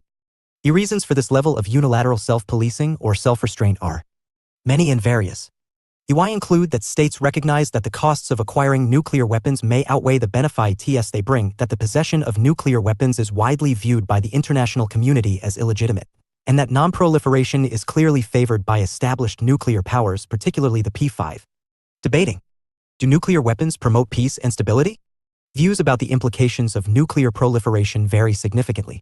Whereas realists have interpreted nuclear weapons as a major component of the long peace of the Cold War, others have warned that they pose an ever-present and indeed deepening threat to peace and security. Yes. And no. Absence of nuclear war. The most remarkable thing about nuclear weapons is how rarely they have been used. Nuclear weapons have only been used as an instrument of war in 1945 to hasten the end of war in the Pacific by bringing about the surrender of Japan, even if the United States was also concerned to send a message to the Soviet Union. The fact that they have not been used subsequently and that conventional war has never broken out between two nuclear powers suggests that nuclear weapons are weapons of a very particular kind. They are almost entirely of symbolic, not practical, importance. Fallibility of deterrence systems. The theory of nuclear deterrence is naive and dangerous. A world in which there are nuclear weapons will always carry the threat of nuclear war. Deterrence may always fail due to miscalculations and accidents. For instance, states may make miscalculations about whether other states possess an invulnerable second strike capability or, for that matter, whether they possess nuclear weapons at all. Conventional wars may also escalate into nuclear wars through mistakes made in the frenetic atmosphere that often surrounds decision-makers in wartime situations. Effective deterrence. The primary motive for acquiring nuclear weapons is deterrence, the prevention of war through the massive devastation that would befall an aggressor. Nuclear weapons are danger of nuclear imbalances. There is no guarantee that vertical or horizontal nuclear proliferation will preserve the balance of power.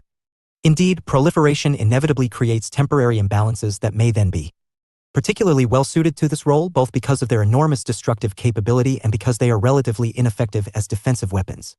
This means that there is a low possibility of a state achieving a first-strike nuclear knockout, since nuclear powers invariably seek to develop a second-strike capability. This makes a nuclear war fought between two nuclear powers virtually unthinkable. Exploited by aggressive states. After all, the Hiroshima and Nagasaki bombs were dropped to take advantage of precisely such a military imbalance. International stability. The vertical proliferation of nuclear arms has not destabilized international politics because it has tended to preserve the balance of power, albeit through a balance of terror. Horizontal proliferation has been gradual, with the nuclear club growing from 5 in 1964 to 8 by 2005, although Israel and possibly Iran are widely seen as opaque nuclear states. Arguably, the gradual spread of nuclear weapons preserves international stability better than either no spread or a rapid spread would. Usable nuclear weapons. Developments in recent years have focused increasingly on the production of nuclear weapons that have a more precise and contained impact, making them usable. These tactical or battlefield nuclear weapons are no longer of symbolic importance alone.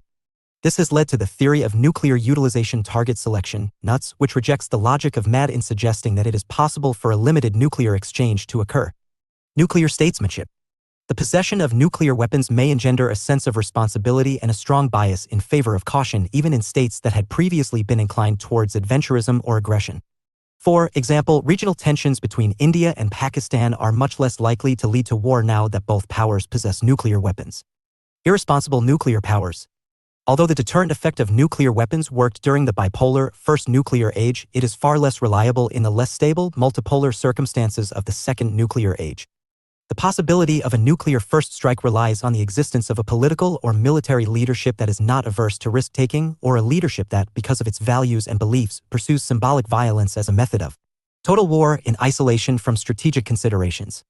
The greatest concern is therefore that nuclear weapons may fall into the hands of military-based dictatorial regimes or even terrorist organizations which may have fewer scruples about using them. Nuclear arms control and disarmament. Arms control and anti-proliferation strategies. Nuclear arms control has been seen as a central means of containing conflict and ensuring global security. Arms control is, nevertheless, a less ambitious goal than nuclear disarmament, which aims to decrease the size and capability of a state's armed forces, possibly depriving it of weapons. The objective of arms control is therefore to regulate arms levels either by limiting their growth or by restricting how they can be used. There is nothing new about arms agreements. For example, in 600 BCE a disarmament league was formed amongst Chinese states. However, formal bilateral agreements and multilateral agreements to control or reduce arms were rare before the 20th century. What changed this was the advent of industrialized warfare through the development of technologically advanced weapons. It is therefore no surprise that, since 1945, the arms control agenda has been dominated by attempts to limit the spread of WMD and particularly nuclear weapons.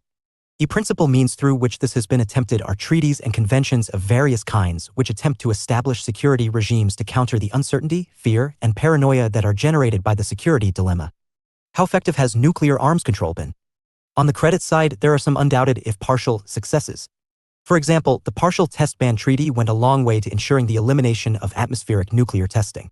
Similarly, the NPT, the single most important nuclear arms control treaty, has made a major contribution to slowing the pace of horizontal proliferation, especially amongst developed states that clearly possess the economic and technological capacity to acquire nuclear weapons. Moreover, even when their specific provisions were effectively ignored, bilateral treaties between the United States and the Soviet Union at least went some way to reduce tension and promote caution, arguably helping to prepare the way ultimately for the end of the Cold War. On the debit side, however, nuclear treaties and conventions singularly failed to prevent the vertical proliferation of nuclear weapons during the Cold War, as the United States and the Soviet Union each built up nuclear arsenals of staggering proportions. START I and START II were, for example, simply dead letters, even though they set out only to reduce the increase in nuclear weapons, not to reduce them. Why has arms control been so difficult to bring about? The first answer is, as realists would point out, that the security dilemma is an intractable problem, meaning that security regimes are always likely to break down and arms races are unavoidable. Second, there is a difference between national security, calculated on the basis of the interests of particular states, and the sense of collective or international security on which bilateral or multilateral agreements are based. In other words, states are always liable to view their buildup of arms as legitimate in terms of providing defense and ensuring deterrence, regardless of the international agreements that they are encouraged to join or have signed up to. India, Pakistan, and Israel have thus never signed the NTP, while North Korea withdrew from the treaty in 1985. The greatest difficulty in ensuring effective and enforceable arms control is that it seeks to control the most heavily armed and therefore the most powerful of the world's states. Great powers, and especially superpowers, will only be prepared to be bound by security regimes if they calculate that it is in their national interests to do so. Until the 2010 Prague Treaty, see timeline below, genuine progress towards nuclear disarmament between the United States and Russia was confined to the relatively brief period at the end of the Cold War, forming part of the so-called peace dividend. However, the security priorities of both states soon changed. By the late 1990s, the United States, undoubtedly the most significant actor over the issue of arms control in the post-Cold War era, was revising its calculations about the dangers of nuclear proliferation, as well as about the means of countering it. Major nuclear arms control agreements. 1959 Antarctic Treaty prohibits weapons testing and deployment in Antarctica. Multilateral 1963 Limited Test Ban Treaty bans atmospheric, underwater, and outer space nuclear tests. Multilateral 1967 Outer Space Treaty bans the deployment of nuclear weapons in space. 1968 Nuclear Non-Proliferation Treaty (NPT) A prohibits the acquisition of nuclear weapons by non-nuclear states, and B commits the 5 recognized nuclear powers to the reduction and removal of their weapons over time. Multilateral 1972 Strategic Arms Limitation Treaty 1, SALT 1, limits strategic nuclear weapons and freezes ICBMs at 1972 levels, USA/USSR. 1972 Anti-Ballistic Missile ABM Treaty limits the number of anti-ballistic missiles, USA/USSR.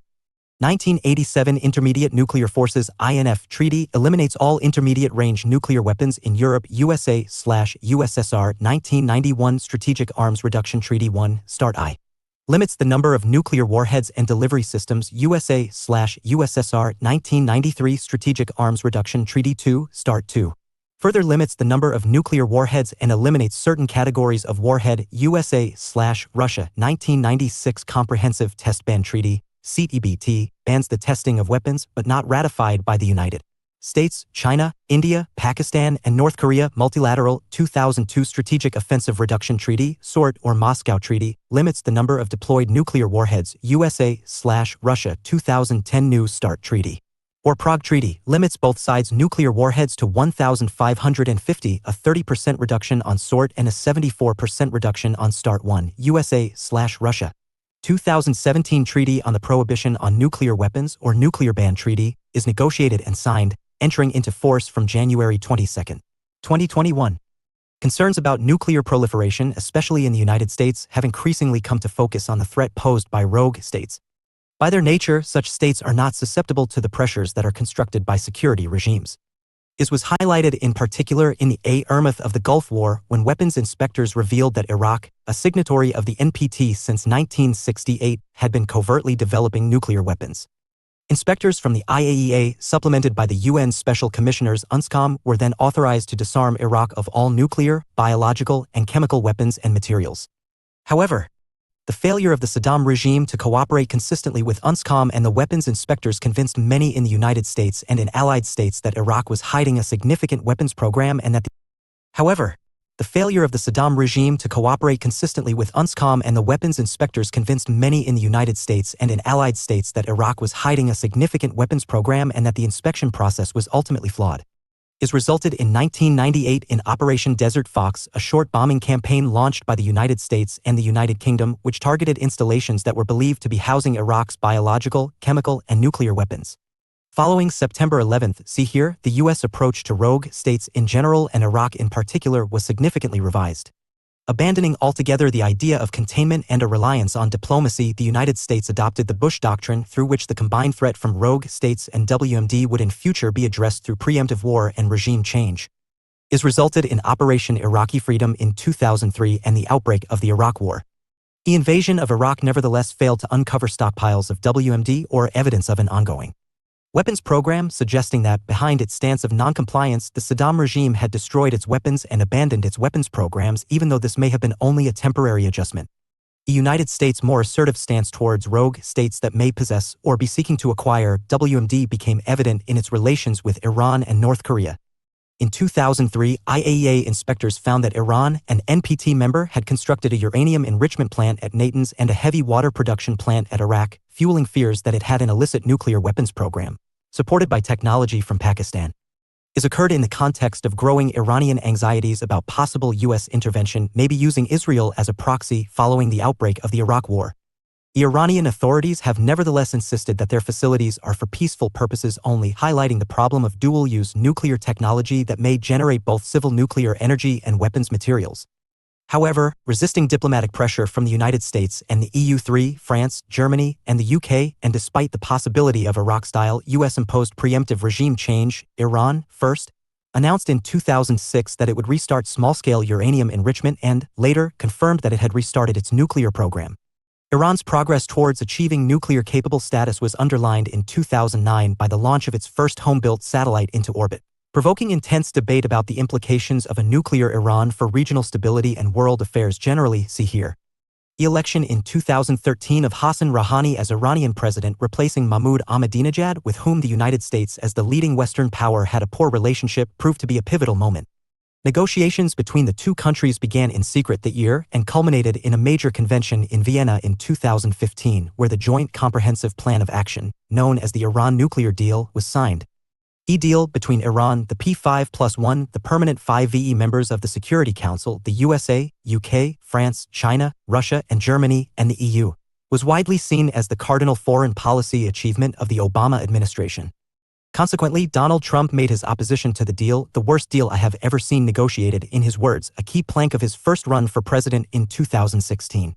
As president, Trump withdrew the United States from the agreement in 2018 as part of his wider program of undoing key Obama-era policies and reimposed sanctions on Iran. In the absence of the United States, the EU agreed to maintain the deal with Iran and other signatories, disregarding American sanctions. But following the subsequent American drone strike assassination of the Iranian military leader General Qasem Soleimani in 2020, Iran itself stated that it would no longer be constrained by the terms of the deal. Iran did, however, maintain cooperation with the IAEA and, following the election of President Joe Biden later that year, indicated that it would be open to potentially resuming the terms of the deal. Concerns about North Korea developing nuclear weapons stem, in part, from the threat that this could pose to South Korea, which would then be under pressure itself to follow suit, possibly leading to a nuclear arms race in the Korean peninsula. A further worry arises from the possibility of a North Korean nuclear attack on the U.S. mainland. However, despite pressure to isolate North Korea, which intensified as September 11, U.S. diplomatic leverage over North Korea has been weak and may have been counterproductive, especially as North Korea's geographical proximity to China makes preemptive regime change much less likely. North Korea rejected calls for it to open its nuclear facilities to IAEA inspection before withdrawing from the NPT in 2003. In 2006, North Korea detonated a nuclear device, making it the world's 9th nuclear state. However, following 6-party talks spearheaded by China and involving the United States, South Korea, North Korea, Russia, and Japan, North Korea announced in 2007 that it had frozen its nuclear weapons program, even though it resumed plutonium reprocessing, a precursor to producing atomic weapons, the following year. Albeit failed, launch of a long-range missile in 2009. And the decision to expel nuclear weapons inspectors and pull out of 6-party talks for good appeared to indicate the continuing determination of North Korea to become a fully-fledged nuclear weapon state. But one of the surprises from the Trump administration was that, following an initial intensification of hostility between the United States and North Korea, with President Trump referring to Kim Jong-un as a little rocket man and a madman, and Kim firing back that Trump was a mentally deranged dotard, U.S.-North Korean relations developed to an historically unprecedented high point. In 2018, the two countries held a summit in Singapore, and though few concrete commitments were made on nuclear proliferation, this marked the first ever meeting between North Korean and American leaders, with Trump and Kim appeared to be on very good terms. In another first for U.S.-North Korean relations in 2019, following the G20 summit in Japan, Trump met with Kim and the South Korean President Moon Jae-in in the Demilitarized Zone (DMZ) between the two Koreas. At the invitation of Kim, Trump stepped across the line separating the two countries to pose for photographs, making him the first American president ever to visit North Korea. From the perspective of post-colonialism, however, the concentration of non-proliferation energies on countries such as Iran and North Korea, and the wider link between non-proliferation and the problem of rogue states, is largely driven by Eurocentric perceptions and assumptions. Racist, Eurocentric, and Orientalist, see here, representations of non-Europeans tend to depict them as backward and irrational, and thus as potentially less responsible possessors of nuclear weapons. Trump's little rocket man comments aimed at undermining Kim by reference to his physical stature, for instance, has historical precedent in similarly infantilizing and Orientalist tropes. President Franklin Roosevelt once referred to the Vietnamese, with whom the United States would later humiliatingly lose a protracted war, as a small and passive people, for example. Global politics in action. Iran and the bomb. Events. Iran's pursuit of civil nuclear power dates back to the 1950s, when it took place with the support of the United States and under the UN's Atoms for Peace program. After Iran's 1979 Islamic Revolution, a clandestine nuclear program was disbanded, although small-scale research into nuclear weapons may have been restarted during the Iran-Iraq War. The exposure in 2002 of Iranian nuclear facilities in Natanz and Iraq convinced many in the United States, Israel, and elsewhere that Iran's civil nuclear program was being used as a cover for the development of nuclear weapons. Less than full cooperation with the International Atomic Energy Authority (IAEA) inspection regime also led to escalating economic sanctions being imposed on Iran. The launching in 2009 of Iran's first domestically made satellite into orbit not only gave Iran an official presence in space but also provoked concerns about the possible development of long-range ballistic missiles. In 2010, Iran announced that it had become a nuclear state based on the ability to produce uranium enriched up to 20%, intended for medical usages. Significance: the possibility of Iran building nuclear weapons continues to be at the forefront of debates about global security, but what would be the consequences of Iran getting the bomb? Does the prospect of Iran becoming the world's 10th nuclear power pose profound and unacceptable risks to regional and global security? At least 3 major concerns have been raised about Iran going nuclear. In the first place, a nuclear Iran would constitute a threat to the very existence of Israel. It is claimed that this is because the politico-religious nature of the Iranian regime makes it both an implacable enemy of Israel and immune to the conventional logic of nuclear deterrence. A first-strike nuclear attack by Iran on Israel, almost regardless of its consequences, can therefore not be ruled out. Short of a full-scale attack, Iran may pass on nuclear weapons to groups such as Hamas and Hezbollah, which could be used against Israel. Second, the advent of a nuclear Iran would deeply upset regional stability, transforming the balance of power in the Middle East and encouraging states such as Turkey, Egypt, and Saudi Arabia to acquire nuclear weapons to prevent Iran becoming the regional hegemon. Third, a nuclear Iran would pose a threat to the United States, either through the possibility of an intercontinental ballistic strike or through the support an emboldened Iran may give to anti-American terrorism around the world. The Bushehr nuclear power plant on Iran's Persian Gulf coast, which was completed in 2009 with the help of Russian technology and support. Source: STR/Stringer Getty Images. On the other hand, it can be argued that such fears are either greatly exaggerated or based on fundamental misunderstandings. Instead of seeking nuclear weapons for offensive purposes, Iran may be motivated more by a fear of both Israel, which has enjoyed a nuclear monopoly in the Middle East, probably since the 1960s, and the United States, underpinned by a history of adverse treatment by Western powers, especially the United Kingdom, dating back to the 19th century. Moreover, Iran's acquisition of nuclear weapons may improve, rather than inflame, relations with Israel, as a nuclear balance of power tends to engender more responsible and risk-averse behavior by all parties. Similarly, it is by no means clear that a nuclear Iran would spark a nuclear arms race across the Middle East, since states such as Turkey, Egypt, and Saudi Arabia did not initiate nuclear weapons programs while Israel stood as the region's sole nuclear power, and, anyway, if regional nuclear proliferation did occur, it may generate greater stability rather than instability. Waltz 2012. Finally, if the logic of nuclear deterrence effectively rules out an Iranian attack, whether conventional or nuclear, on Israel, such an attack on the enormously more powerful United States is surely unthinkable. An alternative approach to security in a world of nuclear proliferation is to erect missile shields.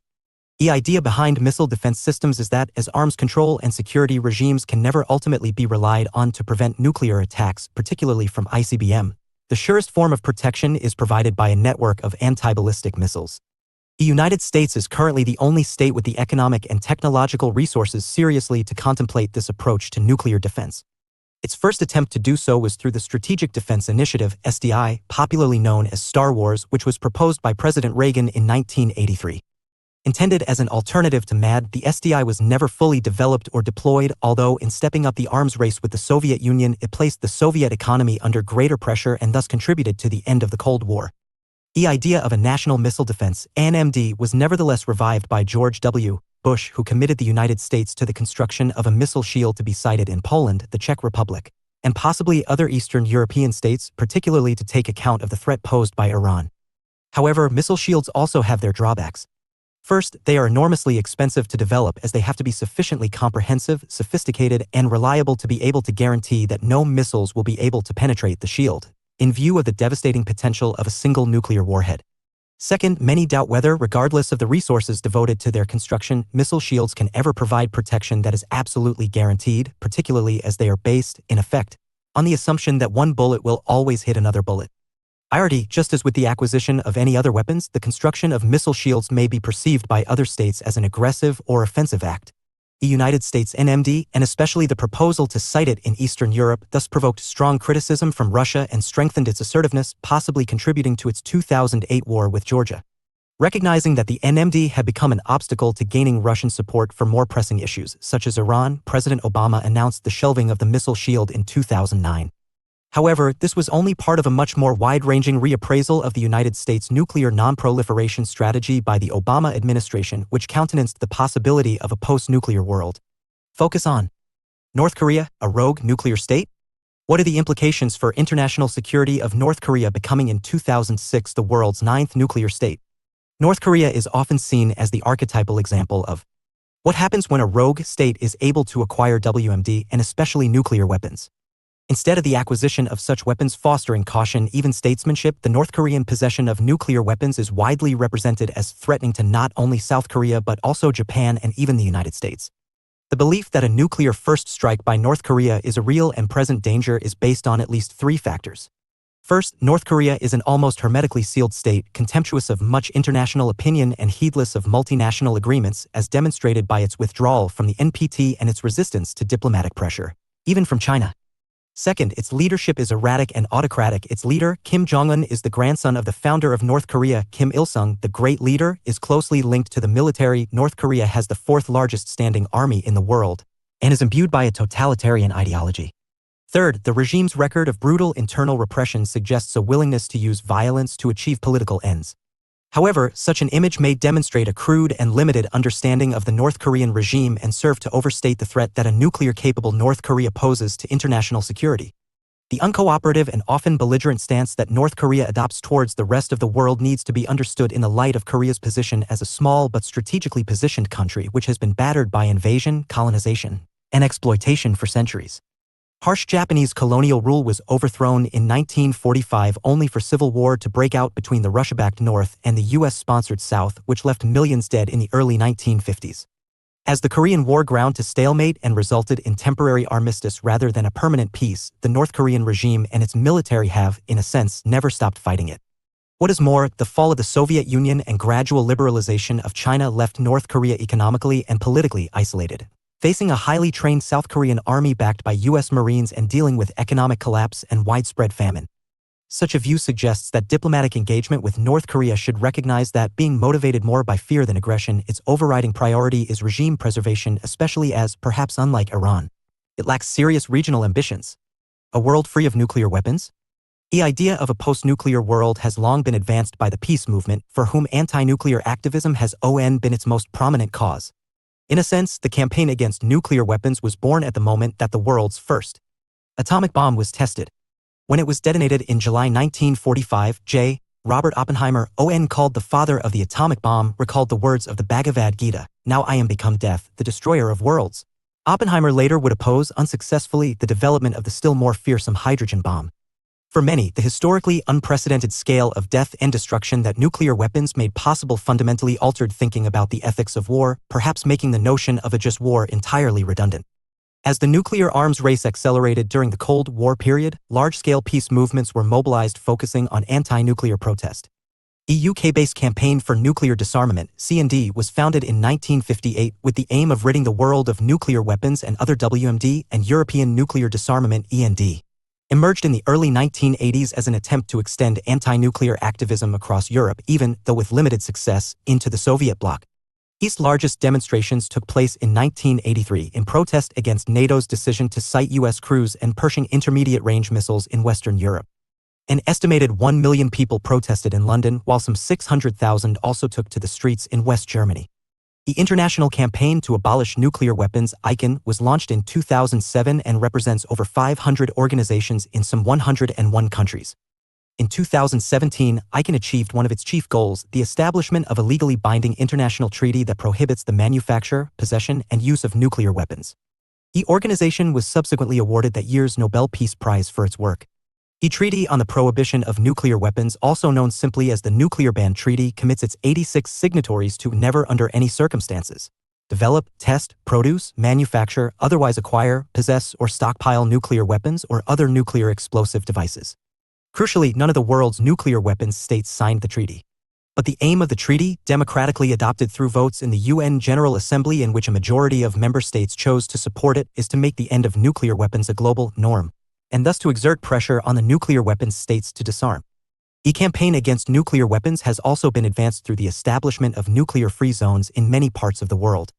The earliest of these were in the Antarctic 1959, Latin America and the Caribbean 1967, and the South Pacific 1985. The Treaty of Pelindaba 1996 declared Africa to be a nuclear-free zone, as did the Bangkok Treaty 1997 in relation to Southeast Asia. Taken collectively, these treaties mean that most of the southern hemisphere is now a nuclear-free zone. Such trends and movements have been motivated by a variety of considerations. Most prominently, nuclear weapons have been seen as morally indefensible if not quintessentially evil. In this view, the development, use, or threatened use of a weapon that would lead to the indiscriminate deaths of tens of thousands or, more likely, millions of people can never be justified in any strategy of nuclear deterrence. Simply leads to an escalating and unstable arms race, making nuclear war more likely not less likely, and that nuclear weapons deepen inequality amongst states as the elite nuclear club try to dictate to the rest of the world. Psychological arguments against nuclear weapons have also been advanced, not least linked to their capacity to generate unending anxiety and dread, as post-1945 generations have lived under the shadow of the bomb. Leon and Falk, 1982. Liberals and social constructivists have nevertheless always emphasized the scope for state policy on nuclear weapons to evolve beyond narrow national security concerns. This was briefly evident in the re-energizing of US and Soviet disarmament efforts as the Cold War crumbled, but it resurfaced in the stress the Obama administration placed on the idea of a nuclear-free world. In a speech beneath the walls of Prague Castle in April 2009, in advance of the signing of the New START treaty with Russia, Obama set out his vision of a world free from nuclear weapons, although he acknowledged that the goal of complete nuclear disarmament may not be achieved in his own lifetime. In September 2009, Obama became the first U.S. president to chair a meeting of the UN Security Council, the chief purpose of which was to call for an end to the proliferation of nuclear weapons, in the hope of strengthening the non-proliferation regime ahead of the 5-yearly review of the NPT due to take place in May 2010.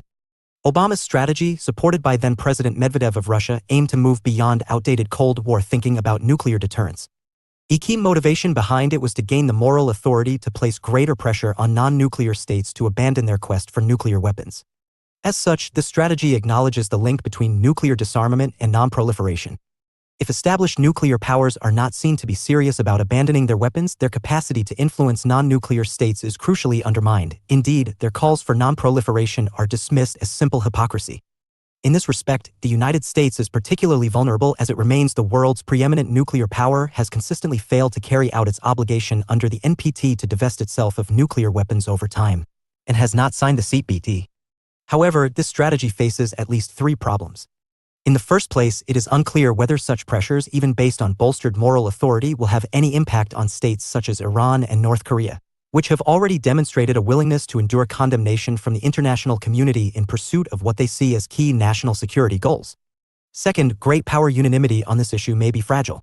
China, for instance, has made it clear that it has no plans to scrap its nuclear weapons, and, in a context of the sure location of global power, it perhaps has little incentive to follow the United States' lead. In any event, creating conditions and levels of confidence among established nuclear powers in which the abolition of nuclear weapons is generally viewed as a safer option than retention is going to be challenging. Significant technical problems will have to be surmounted if abolition is to become a reality. Not the least of these are about how the elimination of nuclear warheads can be verified and whether nuclear material can be monitored with high confidence. It is difficult, therefore, to pretend that the task of abolishing nuclear weapons will be easy or that it will be accomplished in the near future. Perkovich and Acton, 2008. There are some, nevertheless, who argue that even if the elimination of nuclear weapons is possible, it may not be desirable. Concerns, for example, have been expressed about the impact the strategy of nuclear disarmament may have, if successfully implemented, on the likelihood of war. To the extent that the decline in interstate wars since 1945, especially between major powers, has been a consequence of the fear that conventional wars may escalate into nuclear wars, a reduction in, or worse, the elimination of nuclear arsenals may only create conditions that allow such wars to break out again. It suggests that the deterrent effect of nuclear weapons did not end with the end of the Cold War. A further concern is that, ironically, nuclear disarmament may damage the cause of non-proliferation as well as strengthen it. A major factor helping to prevent nuclear proliferation in recent decades has been the existence of the United States nuclear umbrella. If making a credible commitment to nuclear disarmament means reducing the range and effectiveness of the U.S. umbrella, states ranging from Japan, South Korea, and Taiwan in Asia to ones across the Middle East and the Gulf may be forced to reconsider their non-nuclear status. Efforts to create a world free of nuclear weapons may therefore prove to be counterproductive. Summary.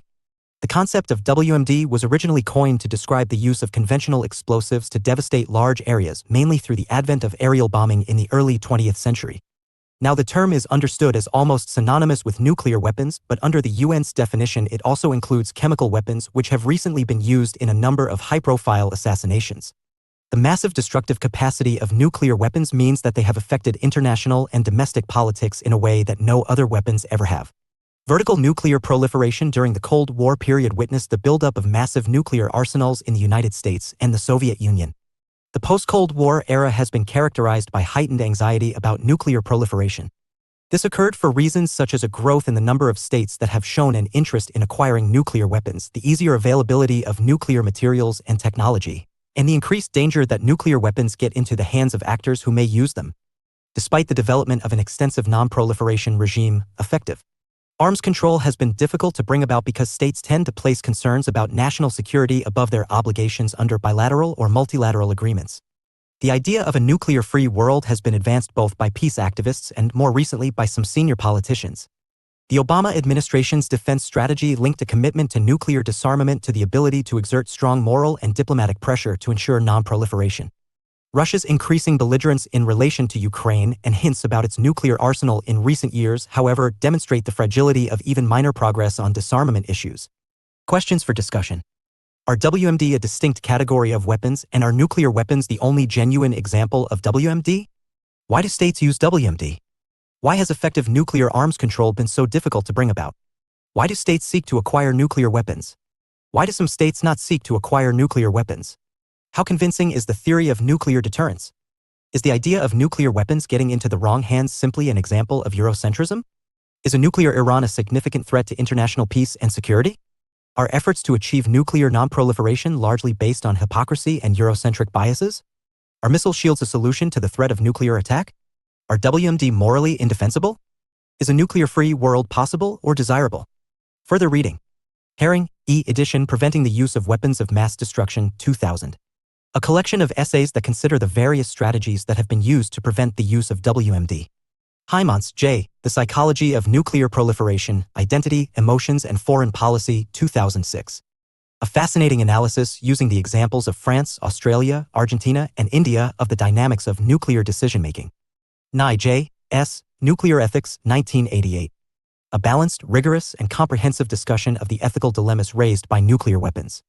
Zollingen, E. Nuclear Logics, Contrasting Paths in East Asia and the Middle East, 2007. An examination of the contrasting logics of nuclearization and denuclearization in different parts of the world. Links to relevant web resources can be found on the Global Politics website, bloomsbury.pub/Heywood, Global Politics, 3E. Nuclear weapons, weapons that use nuclear fission, atom bombs, or nuclear fusion, hydrogen bombs, to destroy their targets through the effect of blast, heat, and radiation. Nuclear proliferation, the spread of nuclear weapons either by their acquisition by more states or other actors, horizontal proliferation, or by their accumulation by established nuclear states, vertical proliferation. First strike, a preemptive or surprise attack on an adversary, getting one's retaliation in first. Second strike, a retaliatory attack on an adversary in response to a first strike attack. Nuclear winter, the theory that the smoke and dust created by nuclear explosions would extinguish the sun's rays and dramatically lower temperatures on the Earth. Nuclear umbrella, protection afforded non-nuclear states or minor nuclear powers by guarantees made to them by major nuclear powers, a form of extended deterrent. Arms control, mechanisms through which the proliferation of arms is constrained by agreements limiting their production, distribution, and use. Disarmament, the reduction of fighting capacity either through scaling down or eliminating arms or, more likely, categories of weapons. Peace dividend, the opportunity afforded by the end of Cold War superpower rivalry to reduce military spending and increase economic and social expenditure, often described as turning guns into butter. Bush Doctrine, the doctrine that preemptive military action possibly aimed at achieving regime change would be taken against states thought to be threatening the United States through the development of WMD and or by harboring terrorists. 13. Terrorism. Source, Anadolu Agency/Getty Images. Preview. The events of September 11, 2001 ushered in a major reappraisal of the nature and significance of terrorism, which had previously been dismissed as a secondary concern. For some, what was variously dubbed new terrorism or global terrorism had become the principal security threat in the early 21st century, reflecting the fact that, in conditions of globalization, non-state actors, in this case, terrorist groups had gained important advantages over states. Beyond this, the inauguration of the War on Terror suggested that resurgent terrorism had opened up new fault lines that would define global politics for the foreseeable future. However, terrorism is both a highly contested phenomenon and a deeply controversial concept. Critical theorists, for example, argue that much commonly accepted thinking about terrorism amounts to stereotypes and misconceptions, with the significance of terrorism often being grossly overstated, usually for ideological reasons. How should terrorism be defined? Why and how have scholars disagreed over the nature of terrorism? Why is far-right, white supremacist terrorism on the rise across the West? Disagreements over the nature and significance of terrorism are nevertheless matched by debates about how terrorism should be countered. Not only are there divisions about the effectiveness of different counterterrorism strategies, but there has also been intense debate about the price that may have to be paid for protecting society from terrorism in terms of the erosion of basic rights and freedoms. Should terrorism be countered through strengthening state security, through military repression, or through political deals, and what are the implications of such strategies? Key issues. What is terrorism? What are the key perspectives on terrorism? Has the nature of terrorism changed in recent years? Has terrorism gone global? Is white supremacist terrorism a major global threat? How significant is modern terrorism? How can and should the threat of terrorism be countered? Understanding terrorism. Terrorism is by no means a modern phenomenon. Early examples include the Sicarii dagger men, usually seen as an extreme splinter wing of the Jewish zealots, who, in the 1st century, used killings and kidnappings in their campaign against the Romans in Judea and against Jewish people who collaborated with the Romans. Similarly, the UG or Ugs in India, a cult that carried out ritual killings supposedly in honor of the goddess Kali, and which came to particular prominence in the 19th century, may have emerged as early as the 13th century. The term terrorist, nevertheless, derives from the French Revolution and the Reign of Terror, 1793–4, is witnessed a wave of mass executions, carried out by the Jacobins under the leadership of Robespierre, in which up to 40,000 alleged enemies of the revolution lost their lives. The first widespread association of Western societies with terrorism occurred with the upsurge in clandestine violence by anarchist groups in the late 19th century, which reached its peak in the 1890s. Amongst its victims were Tsar Alexander II, 1881, Empress Elizabeth of Austria, 1898, King Umberto of Italy, 1900, and Presidents Carnot, 1894, of France and McKinley, 1901, of the United States. Anarchist terrorism was a form of propaganda by the deed. It used violence as a way of raising political consciousness and stimulating the masses to revolt, sometimes by attacking what were seen as symbols of oppression and exploitation. This was evident in the attack on the Café Terminus in Paris in 1894, which was justified as an assault on bourgeois society, and the mysterious incident in the same year in which a man, later identified as a French anarchist, blew himself up in the vicinity of the Royal Observatory at Greenwich, London, the incident that inspired Joseph Conrad's novel *E Secret Agent*. A further wave of anarchist violence broke out in the 1960s and 1970s, undertaken by groups such as the Baader-Meinhof Group in West Germany, the Italian Red Brigades, the Japanese Red Army, and the Angry Brigade in the United Kingdom. However, in the post-1945 period, terrorism generally had a nationalist orientation. During the 1940s and 1950s, it was associated with anti-colonial struggles in Africa, Asia, and the Middle East, later being taken up by national liberation movements such as the Palestine Liberation Organization (PLO) and groups such as Black September. Terrorism was also used by disaffected national or ethnic minorities in Western societies, notably by the Irish Republican Army (IRA) in Northern Ireland and on the UK mainland, by Euskadi ta Askadasuna ETA, meaning Basque Land and Freedom, in the Basque region of Spain, and by the Quebec Liberation Front (FLQ) in Quebec. Nevertheless, the September 11th attacks on New York and Washington convinced many people that terrorism had been reborn in a new and more dangerous form, leading some to conclude that it had become the principal threat to international peace and security. However, before this assertion is addressed, it is necessary to consider the nature of terrorism, the different ways in which terrorism has been understood, and whether terrorism has changed in recent years. Defining terrorism. The central feature of terrorism is that it is a form of political violence that aims to achieve its objectives through creating a climate of fear and apprehension. Gooden, 2006. As such, it uses violence in a very particular way, not primarily to bring about death and destruction, but to create unease and anxiety about possible future acts of death and destruction. Terrorist violence is therefore clandestine and involves an element of surprise, if not arbitrariness, designed to create uncertainty and widening apprehension. Terrorism, therefore, takes the form of seemingly indiscriminate attacks on civilian targets, although attacks on symbols of power and prestige and the kidnapping or murder of prominent businessmen, senior government officials, and political leaders are usually also viewed as acts of terrorism. Nevertheless, the concept of terrorism remains deeply problematical. It applies, in part, because of confusion about the basis on which terrorism should be defined. Traditionally, terrorism can be defined by the nature of the act itself, clandestine violence that has a seemingly indiscriminate character. However, the nature of terrorism is not inherent in the violent act itself because it rests, crucially, on intentions, specifically the desire to intimidate or terrify. Schmid and Jongman 1988. Not only does this mean that terrorism is always a social fact rather than a brutal fact, but also that the intentions behind acts of terrorism may be complex or uncertain. Jackson 2009. Its victims, innocent civilians. However, does this mean that attacks on military targets and personnel or the assassination of political leaders cannot be described as terrorism?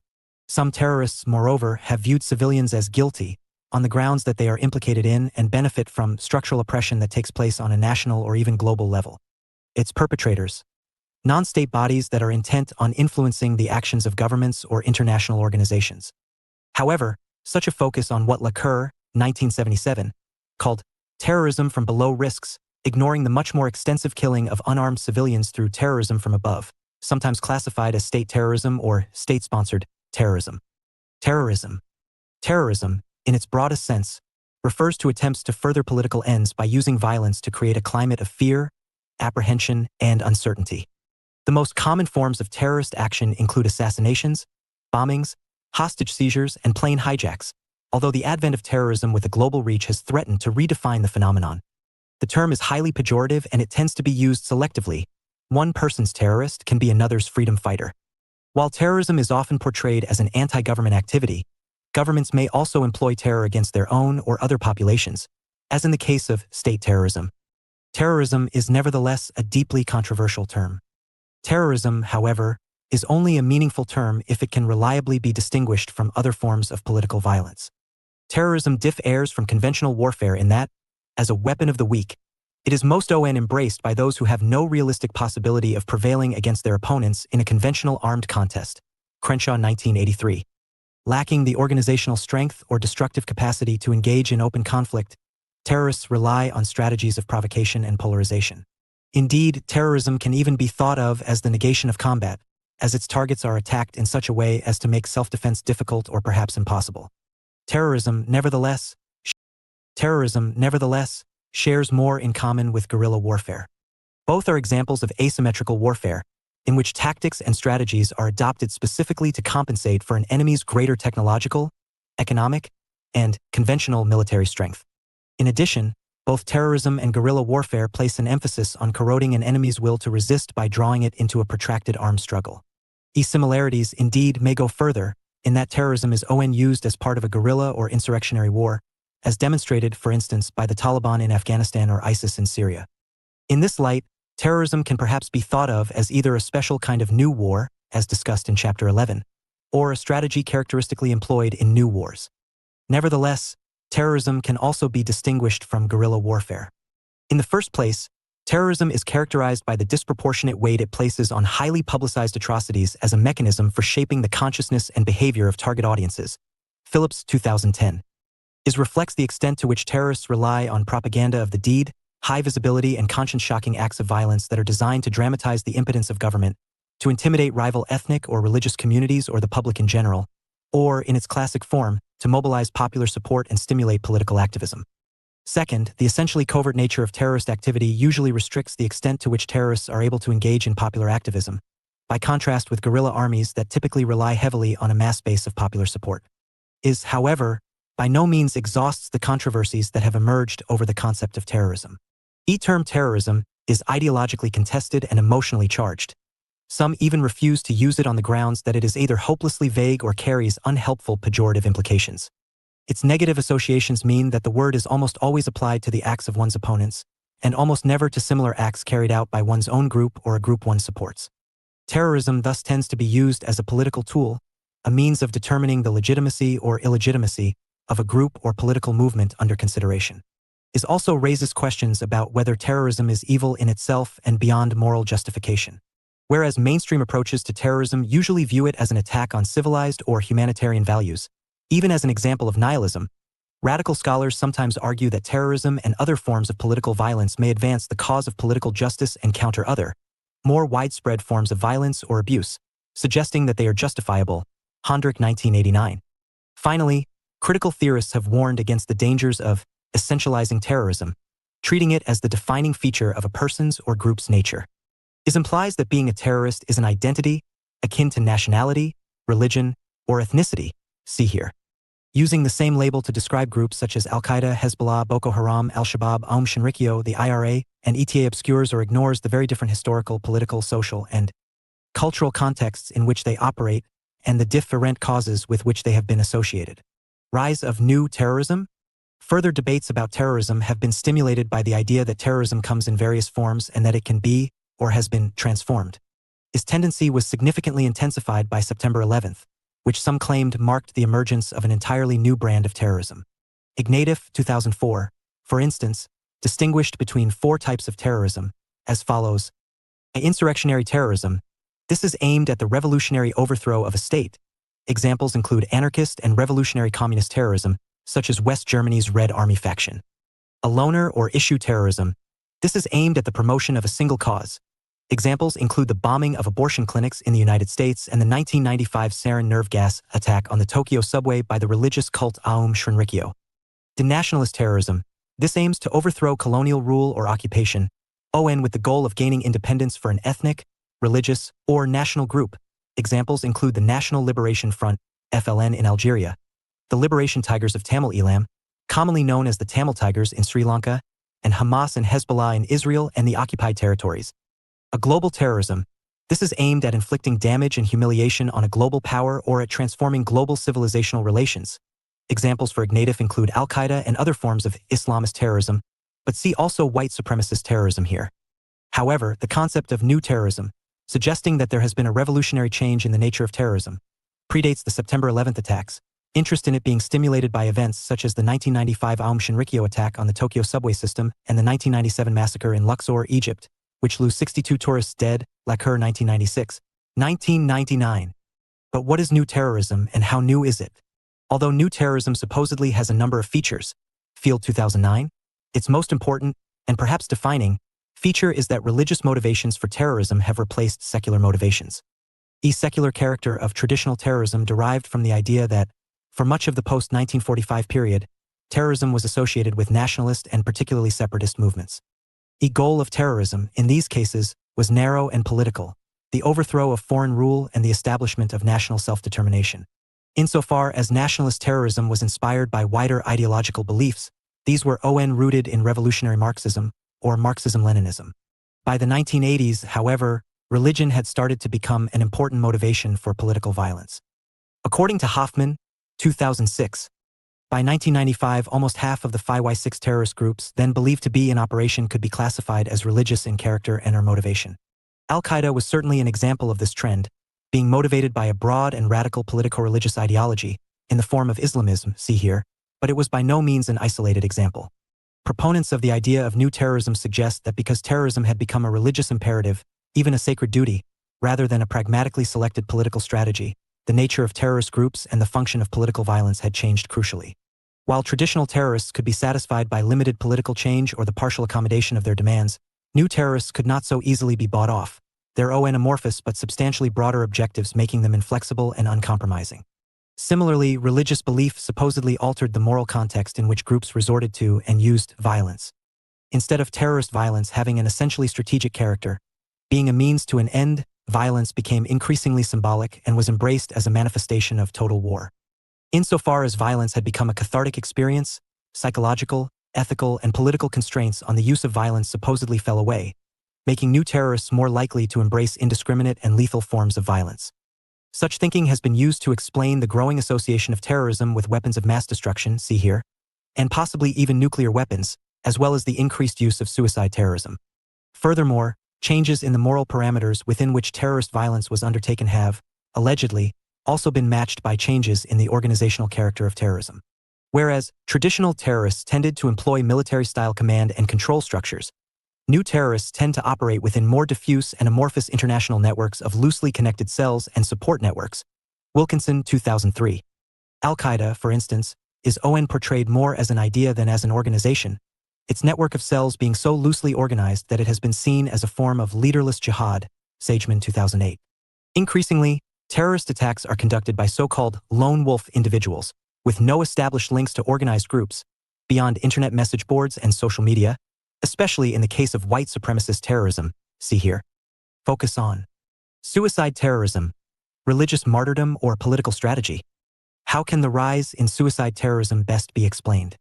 In particular, are suicide bombings best understood as the fulfillment of a religious quest? Although suicide attacks are nothing new, between 2,800 and 3,900 Japanese pilots died in kamikaze, divine wind, attacks during the Second World War. There has been a marked increase in suicide attacks in recent years. From an average of 3 attacks a year in the mid-1980s, these rose to 10 attacks. From an average of 3 attacks a year in the mid-1980s, these rose to 10 attacks a year in the 1990s, over 100 attacks a year in the 2000s, and 228 attacks per year from 2011 to 2021. This trend has commonly been explained in terms of the rise of religiously inspired martyrdom as exemplified in particular by Islamist groups such as Al-Qaeda and Hezbollah. In this view, the heightened fervor and absolute dedication that is required to persuade people to kill themselves in the process of carrying out political violence is most likely to arise in a context of fundamentalist religious belief, especially when this is associated with faith in an afterlife. However, based on an analysis of all key incidents of suicide terrorism from 1980 to 2003, Pape 2005 concluded there is little evidence of a link between terrorism and Islamic fundamentalism or, for that matter, religion of any kind. Most suicide terrorism has taken place in a context of nationalist or separatist struggles, with the leading exponents of suicide attacks being the Sri Lankan Tamil Tigers, a nationalist movement subscribing to a secular ideology. In this light, suicide terrorism may be best explained in terms of strategic considerations. The strategic basis for suicide attacks is that, being difficult to protect against, they are an unusually effective form of terrorism. The UN found that the 2,279 suicide attacks worldwide in the decade from 2011 and 2021 caused 84,422 casualties, 79% of which, 67,094, civilian. This is backed up by the fact that suicide attacks carry enormous moral force, demonstrating the strength of the convictions that inspire them and highlighting the depth of the injustice they seek to protest against. Nevertheless, the notion of new terrorism has also been subject to criticism, many arguing that distinction between new terrorism and traditional terrorism is largely artificial or, at least, much exaggerated. Copeland, 2001. For example, religiously inspired terrorism is certainly not an entirely new phenomenon. Apart from more ancient examples, elements within the Muslim Brotherhood, which was formed in 1928, have often been linked to assassinations and other attacks, while nationalist groups such as the Moro National Liberation Movement, MNLF, Egyptian Islamic Jihad, and Hezbollah have explicitly fused religious and political objectives.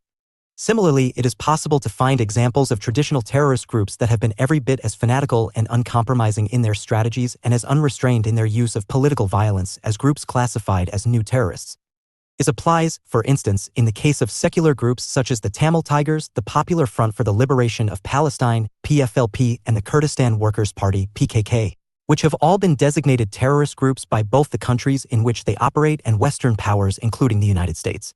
Finally, the notion of clear organizational differences between new and traditional terrorist groups may also be misleading. Apparently, traditional terrorist groups such as the Provisional IRA and Fatah, the largest faction in the Palestine Liberation Organization, PLO, delegated significant autonomy to individual terrorist cells, frequently allowing them to conduct operations independently of any command and control structure. Approaches to terrorism. Realist view. Realist thinking about terrorism tends to place a strong emphasis on the state/non-state dichotomy. Terrorism is viewed as a violent challenge to the established order by a non-state group or movement, often as part of a bid for power. The realist emphasis on politics as a realm of power-seeking and competition can thus be seen to apply to the behavior of non-state actors as well as to that of states. From this perspective, the motivations behind terrorism are largely strategic in character. Groups use clandestine violence and focus on civilian targets mainly because they are too weak to challenge the state openly through conventional armed conflict. They attempt to exhaust or weaken the resolve of a government or regime that they cannot destroy. The crucial feature of the realist approach to terrorism is nevertheless that, being an attempt to subvert civil order and overthrow the political system, the state's response to terrorism should be uncompromising. In a political tradition that can be traced back to Machiavelli, see here, this reflects the belief that political leaders should be prepared to contravene conventional morality to protect a political community that is under threat. This is often called the problem of dirty hands because they have wider public responsibilities. Political leaders should be prepared to get their hands dirty and set aside private scruples. Liberal view. Liberals, like realists, tend to view terrorism as an activity primarily engaged in by non-state actors. Insofar as they have different views about the motivations behind terrorism, liberals are more inclined to emphasize the role of ideology rather than simple power-seeking. A key factor in explaining terrorism is therefore the influence of a political or religious ideology that creates an exaggerated sense of injustice and hostility and so blinds the perpetrators of violence to the moral and human costs of their actions. However, liberal thinking about terrorism has tended to be dominated by the ethical dilemmas that are posed by the task of counterterrorism. On the one hand, liberals typically view terrorism as an attack on the very principles of a liberal democratic society: openness, choice, debate, toleration, and so on. On the other hand, liberals have been anxious to ensure that attempts to counter terrorism are consistent with these same values, but have been accused of failing to do so. Marxist view. Marxists have been more sympathetic to the idea that terrorism, particularly when directed at property, or in some cases at powerful people rather than innocent civilians, may be a politically and morally justifiable tactic. Terrorism has been a tactic employed by both Marxist and anarchist groups to advance their revolutionary struggles historically, and today thinkers on the political left remain skeptical of knee-jerk demonization of terrorism. Meanwhile, terrorism as the killing of unarmed civilians is something that is engaged in both by states and by non-state actors. State terrorism, indeed, is much more significant than non-state terrorism because states have a far greater coercive capacity than any non-state actors. Terrorism is thus largely a mechanism through which capitalist states use violence against civilians either to maintain their power or to exert influence over other states. In this respect, terrorism is a social relation within capitalism. Joseph, 2011. Post-structuralist views. Many post-structuralists see terrorism as a clear example of the core arguments post-structuralism advances, in particular the centrality and power of language, labeling, and discourse to the social construction of reality. They note the arbitrariness with which states might designate their violent political opponents as terrorist while viewing their own political violence as warfare and even as emancipatory in the case of humanitarian intervention. But post-structuralists are also interested in how the war on terror discourse includes age-old binary representations of good and evil. A cottage industry of post-structuralist analysis, also influenced the Marxian Frankfurt School, see here, has sprung up to analyze terrorism and counterterrorism through a discursive lens.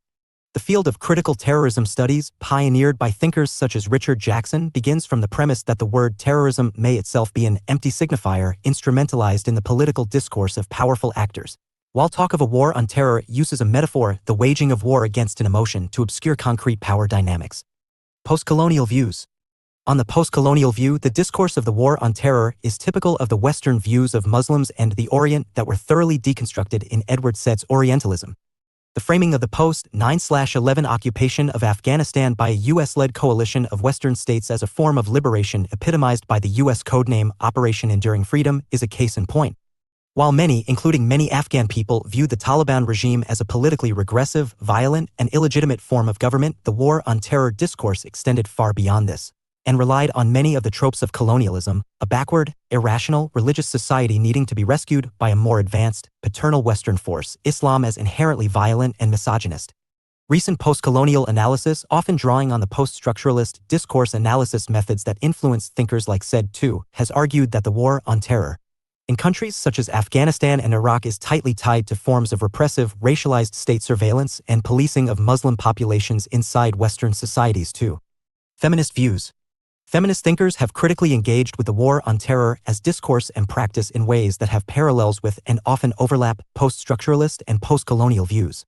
Laura Schoberg, along with Karen Gentry, Nadia Ali, and others, has explored the ways in which terrorism is depicted differently when the political violence is carried out by women.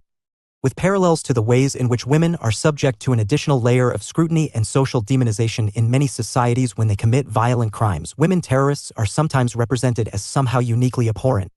Schoberg shows how political and media representations of women suicide bombers, such as the so-called Black Widows of Chechnya, rely on established stereotypes about women that position them as lacking agency, as being little more than tools of powerful men. In the war on terror, these general stereotypes about women have intersected with Orientalist assumptions about Asian women in general and Muslim women in particular as submissive and about non-Western societies as more patriarchal than Western. In the War on Terror, these general stereotypes about women have intersected with Orientalist assumptions about Asian women in general and Muslim women in particular as submissive and about non-Western societies as more patriarchal than Western ones. Postcolonial and intersectional feminists, see here, point out that when misogyny is identified as belonging to the men of a racialized minority or foreign, other, its role in majority white Western liberal democracies is conveniently glossed over. Significance of terrorism. Regardless of whether September 11th reflected a change in the nature of terrorism, it is widely assumed that it brought about a profound shift in its significance. The threat posed by terrorism was suddenly accorded a historically unprecedented level of importance based on the belief that terrorism was a manifestation of new fault lines that would define global politics in the 21st century. This was reflected most obviously in the launch of the War on Terror and in the changing shape of world order that occurred in its wake, as discussed in Chapter 10. But how well-founded are these assumptions?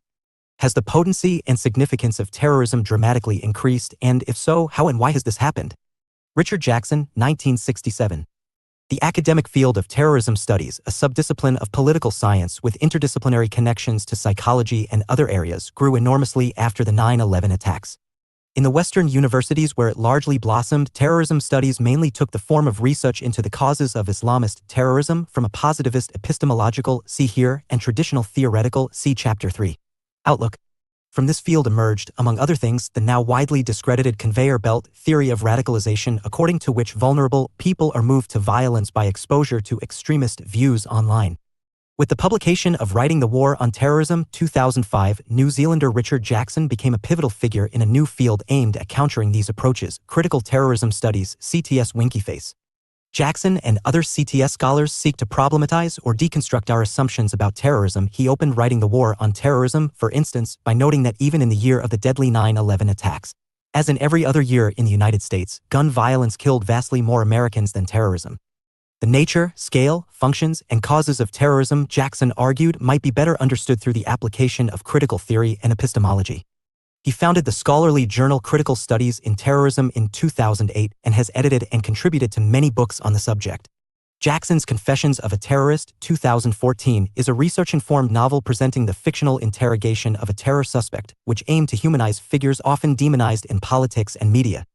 Terrorism goes global. There is nothing new about the idea that terrorism has an international, transnational, or even global dimension. Late 19th century anarchists, for example, saw themselves as part of an international movement and operated, in Western Europe at least, across national borders. The extreme Lewis groups of the 1960s and 1970s, such as the Baader-Meinhof group, formerly the Red Army faction, the Japanese Red Army and the Italian Red Brigades, believed that they were engaged in a global struggle, both to overthrow the capitalist system and to expel the U.S. military presence from Western Europe and elsewhere.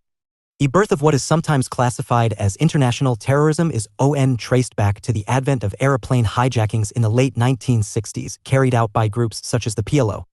However, the development of terrorism into a genuinely transnational, if not global, phenomenon is generally associated with the advance of globalization. Modern terrorism is sometimes, therefore, portrayed as a child of globalization. This has happened for a number of reasons. First, increased cross-border flows of people, goods, money, technology, and ideas have generally benefited non-state actors at the expense of states, and terrorist groups have proved to be particularly adept at exploiting this hypermobility. Second, increased international migration flows have helped to sustain terrorist campaigns as diaspora communities can become an important source of funding, as occurred, for instance, with the Tamil Tigers. Globalization has generated pressures that have contributed to a growth in political militancy generally. This has either occurred as a backlash against cultural globalization, see here, and the spread of Western goods, ideas, and values, or it has been a consequence of imbalances within the global capitalist system that have impoverished and destabilized parts of the global South. Globalization may have provided a backdrop against which terrorism acquired an increasingly transnational character, but it does not in itself explain the emergence of transnational or global terrorism. This is evident in the case of one of the forms of terrorism that appears to be most clearly transnational, Islamist or jihadist terrorism.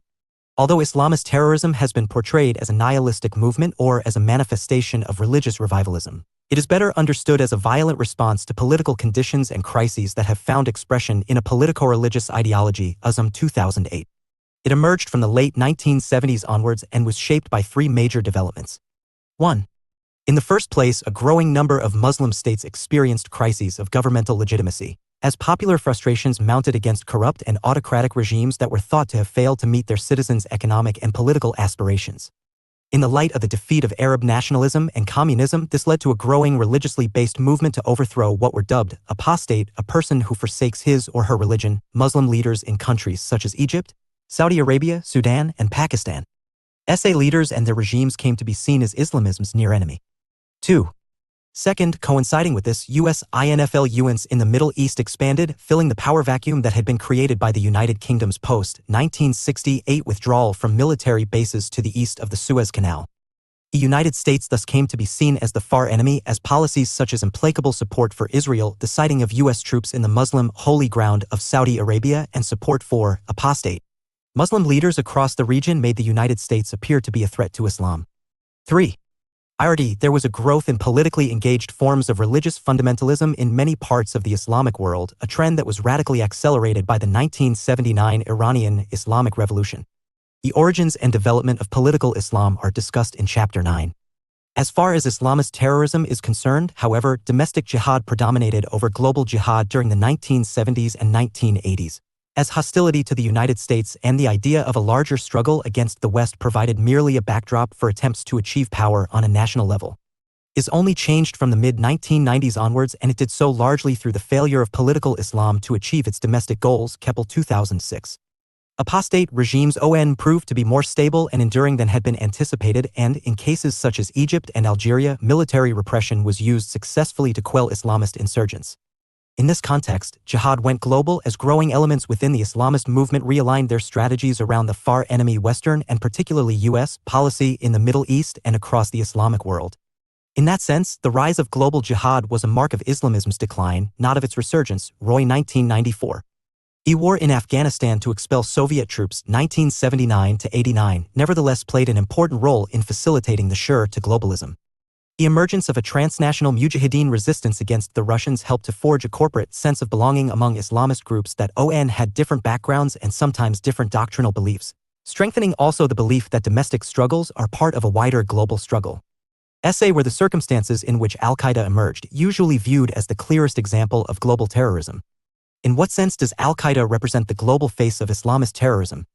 Al-Qaeda's goals are transnational, if not civilizational. It seeks to purify and regenerate Muslim society at large, both by overthrowing apostate Muslim leaders and by expelling Western and particularly U.S. influence, and by engaging in a larger struggle against the moral corruption of what it sees as Western crusaders.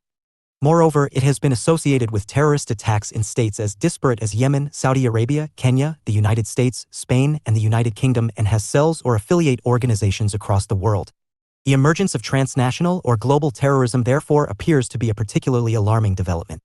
Not only does it seem to be a form of terrorism that may strike anywhere, anytime, but also, by defining its goals in civilizational terms, the overthrow of secular, liberal society, it appears massively to increase its potential targets.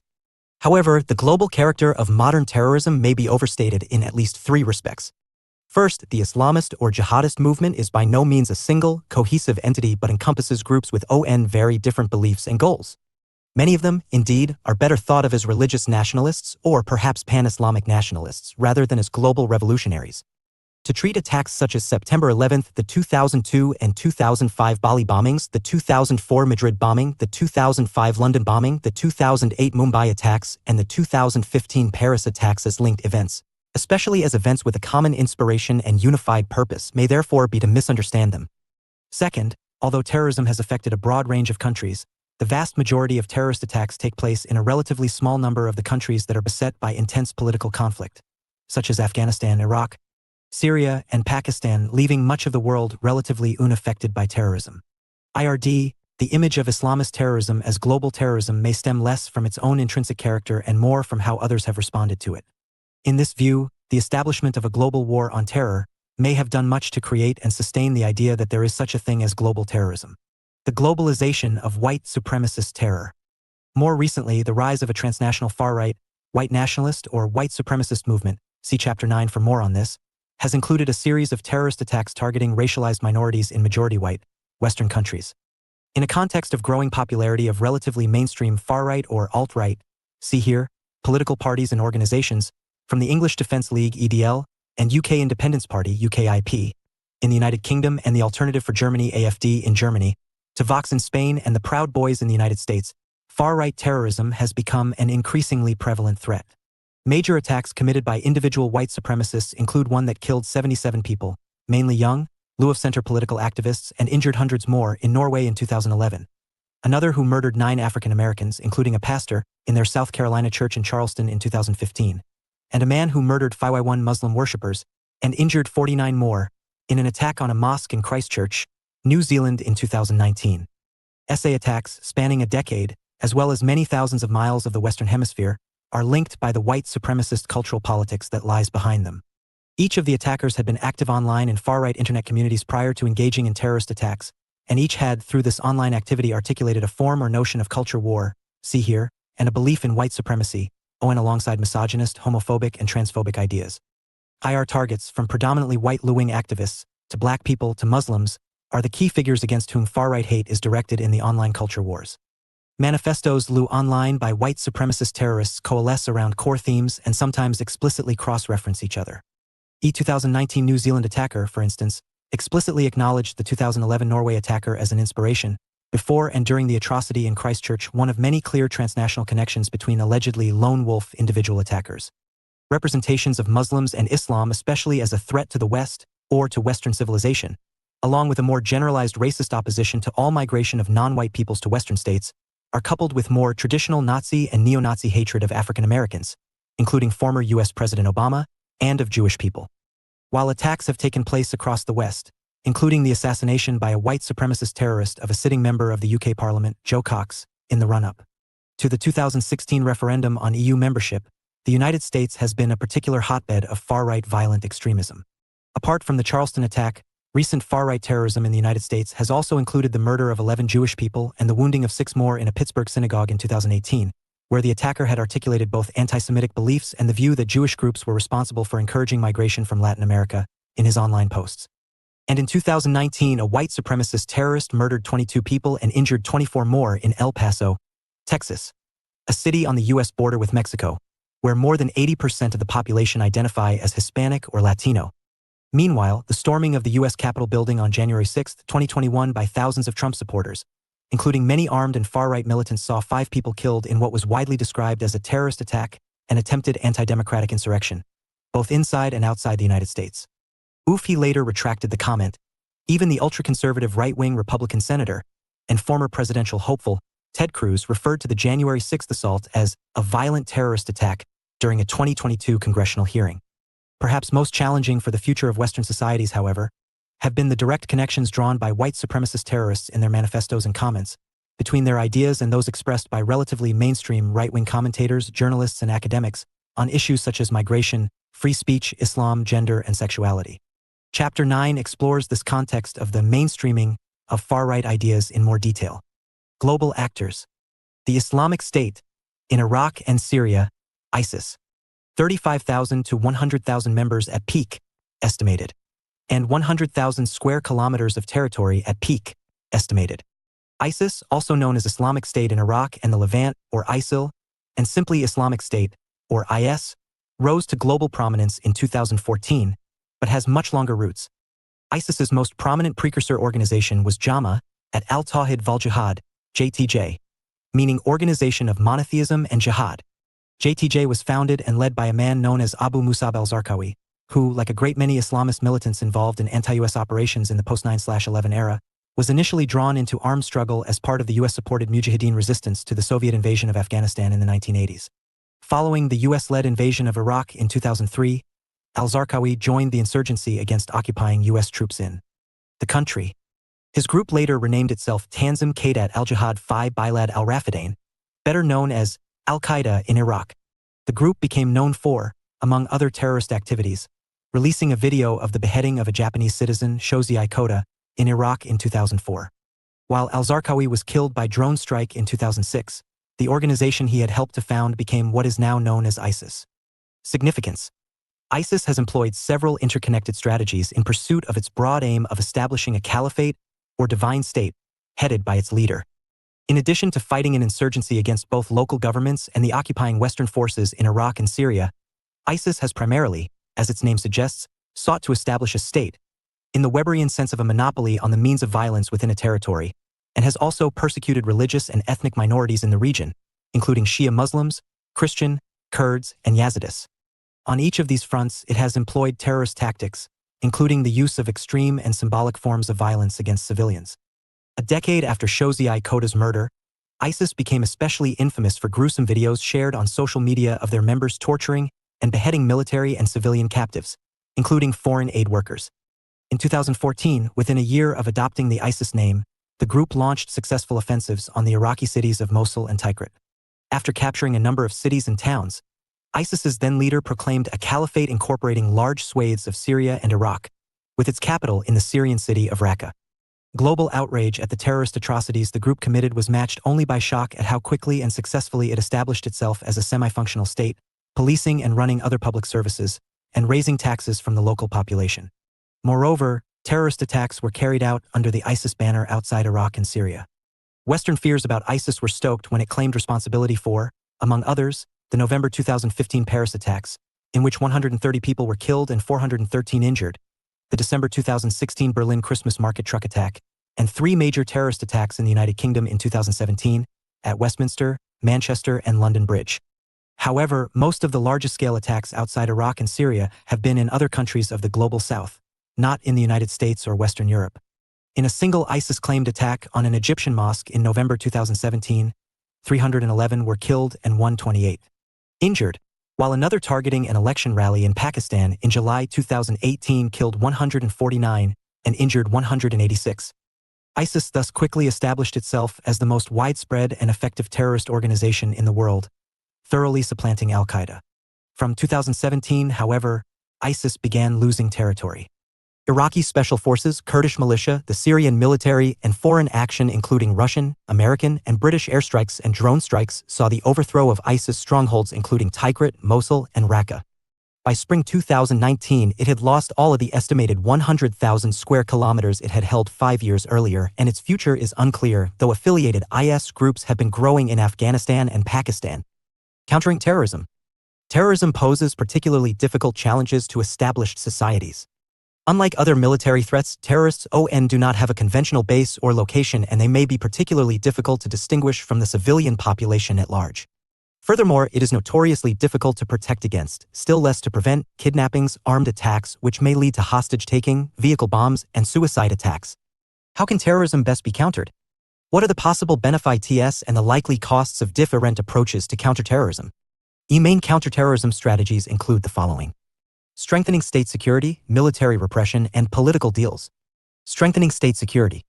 In states such as Israel, Sri Lanka, Spain, and the United Kingdom, which have experienced long campaigns of nationalist-based terrorism, tighter state security, based on emergency legislation, has long been enforced.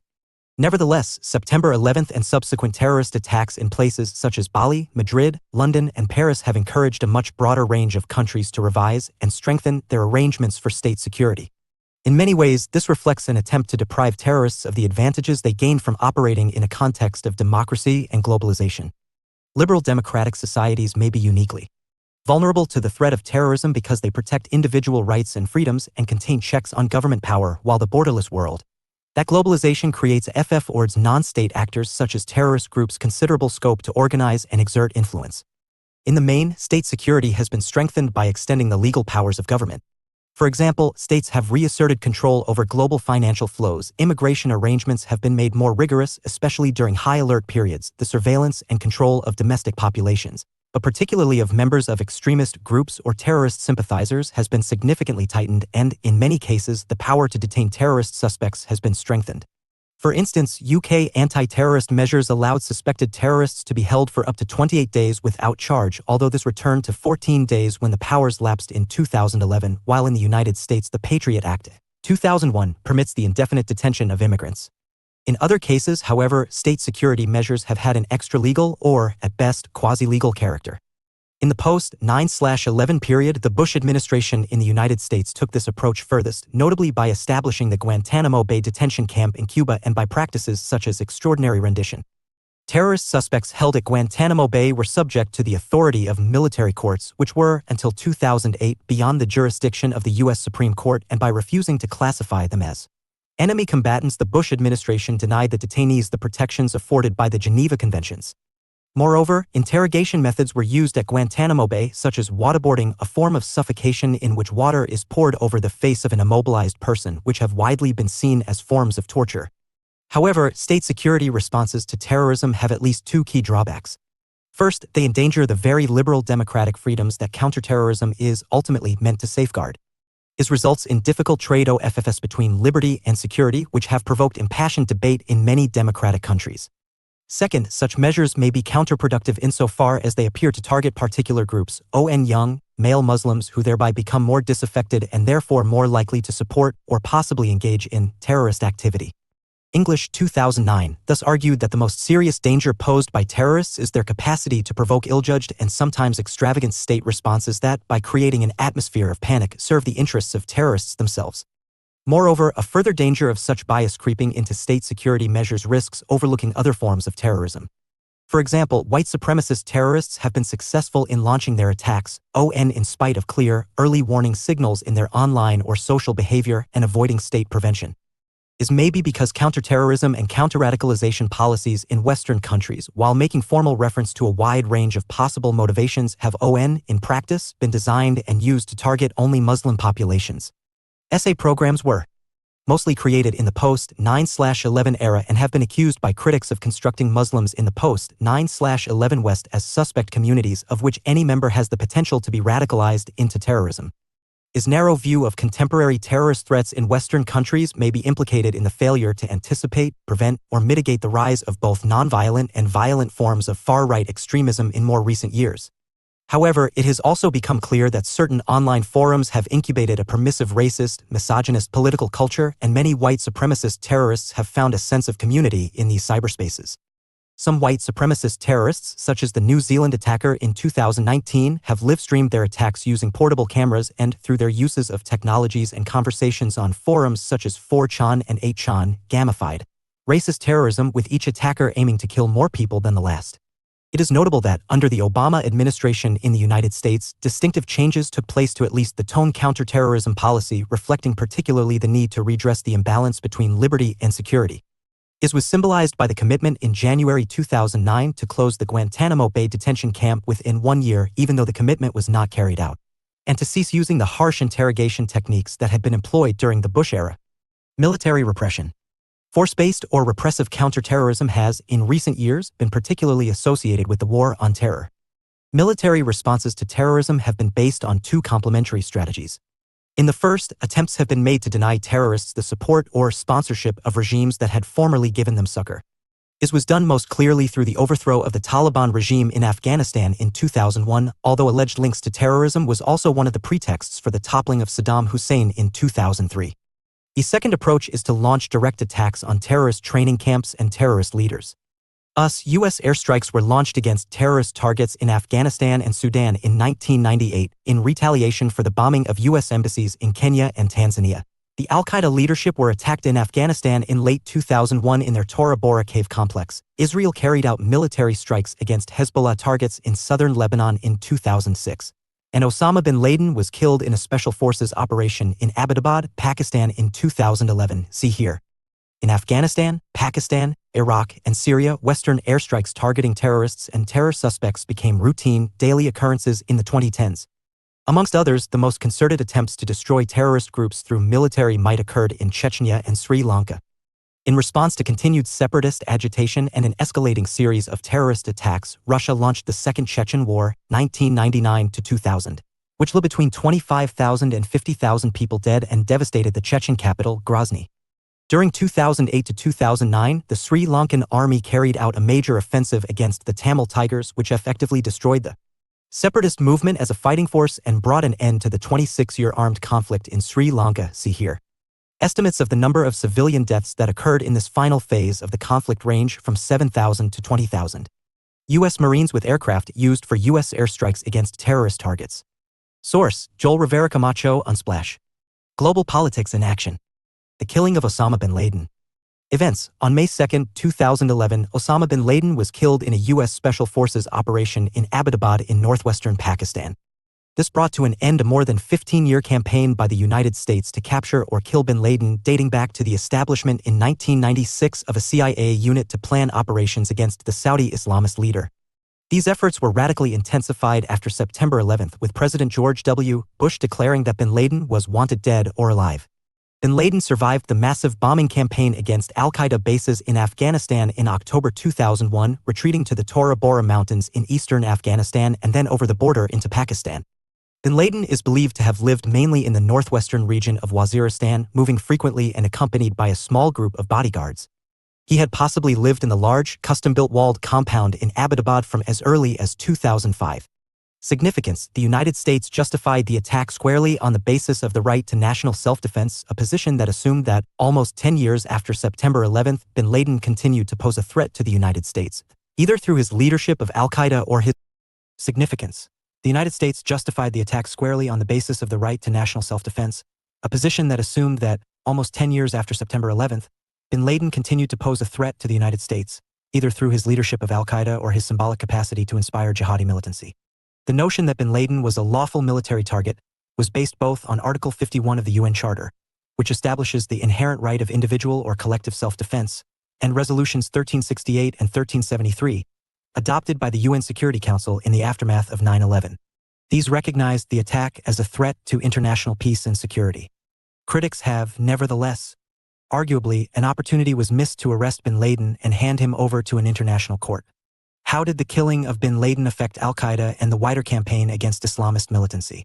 The belief that bin Laden's death would deal a major blow to al-Qaeda is based on the assumption that, aside from his continuing operational significance, bin Laden was a uniquely charismatic leader and the chief symbol of Islamist resistance to the United States and the West in general. President Barack Obama and Secretary of State Hillary Clinton, with other U.S. security officials, watch a live stream of a U.S. Special Forces unit locating and killing Osama bin Laden, May 2011. Source: The White House/Getty Images. Such an analysis may, however, misunderstand the nature of the al-Qaeda movement. If al-Qaeda consists, as many argue, of an essentially leaderless network, then bin Laden's importance was always largely symbolic, and there is no reason why his mythic influence should end with his death. It has therefore been argued that the killing was primarily of significance in helping to restore a sense of national honor in the United States and boosting President Obama's chances of winning re-election. However, bin Laden's death also raised questions about the value of decapitation, the removal by capture or killing of senior figures, as a counterterrorism strategy. The aim of decapitation is both to undermine the cohesion and operational effectiveness of an organization and to deliver a moral blow to its members and supporters. The fact that it can be achieved at a relatively low human and economic cost, relying, as it does, on intelligence operations and the use of drones or special forces, rather than large-scale armies, also adds to its appeal. On the other hand, in line with other force-based counterterrorism strategies, the record of decapitations is that they are generally ineffective at best and counterproductive at worst.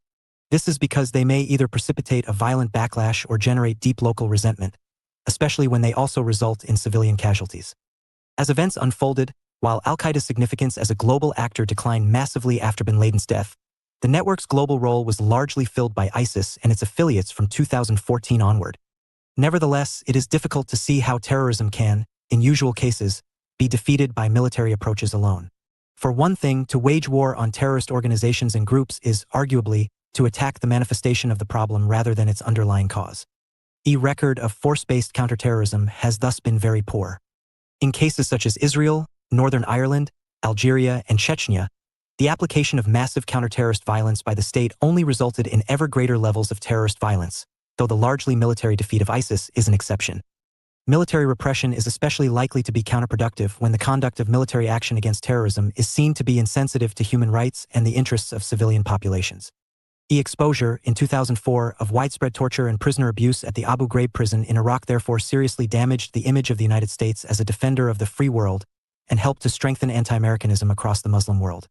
Moreover, as terrorism in cases such as Iraq and Afghanistan has been used as part of wider insurgency wars, it is difficult to see how anti-terrorist warfare can be winnable in the conventional sense. Many military commanders therefore argue that terrorism and insurgencies can only ever be reduced to manageable levels, rather than eradicated altogether. Political deals. Finally, political solutions can be found to terrorist problems. In a sense, most terrorist campaigns have political endings, in that their general ineffectiveness means that, over time, leading figures in terrorist movements tend to gravitate towards respectability and constitutional politics. Nevertheless, governments have also pursued strategies designed specifically to encourage terrorists to abandon political violence by drawing them into a process of negotiation and diplomacy. For example, a willingness to engage politically with the Provisional IRA provided the basis for an end to Republican terrorism in Northern Ireland, a process that led eventually to the 1998 Belfast Agreement, sometimes called the Good Friday Agreement, through which agreement was reached on the status and future of Northern Ireland. Similarly, negotiations conducted during 1990-3 by the South African government under President de Klerk and the African National Congress prepared the way for the end of apartheid and the establishment, in 1994, of South Africa as a multiracial democracy, with the ANC leader Nelson Mandela as its president. Political approaches to counterterrorism involve a hearts and minds strategy that seeks to address the political causes of terrorism and not just its manifestations.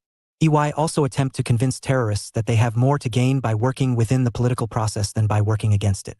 In the case of Islamist terrorism, a political solution would certainly involve progress being made on the Palestinian question.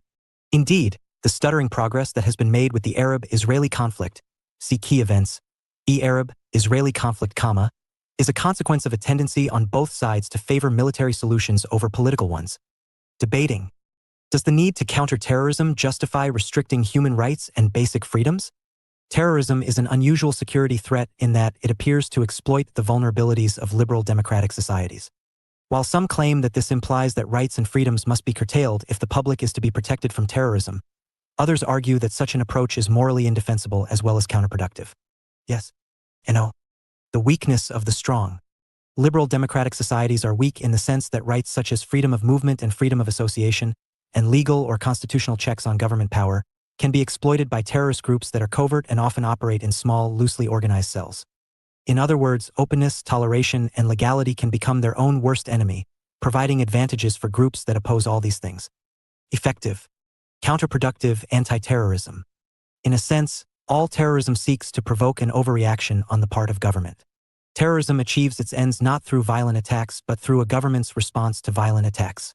By adopting draconian measures, governments are invariably playing into the hands of terrorist groups, which are able to gain support and sympathy, and even increase recruitment, if the groups they claim to support feel stigmatized and resentful. Matters, indeed, get worse if governments are drawn into a cycle of Counterterrorism must deprive terrorists of these advantages, and this can only mean selective and appropriate restrictions on individual rights and freedoms.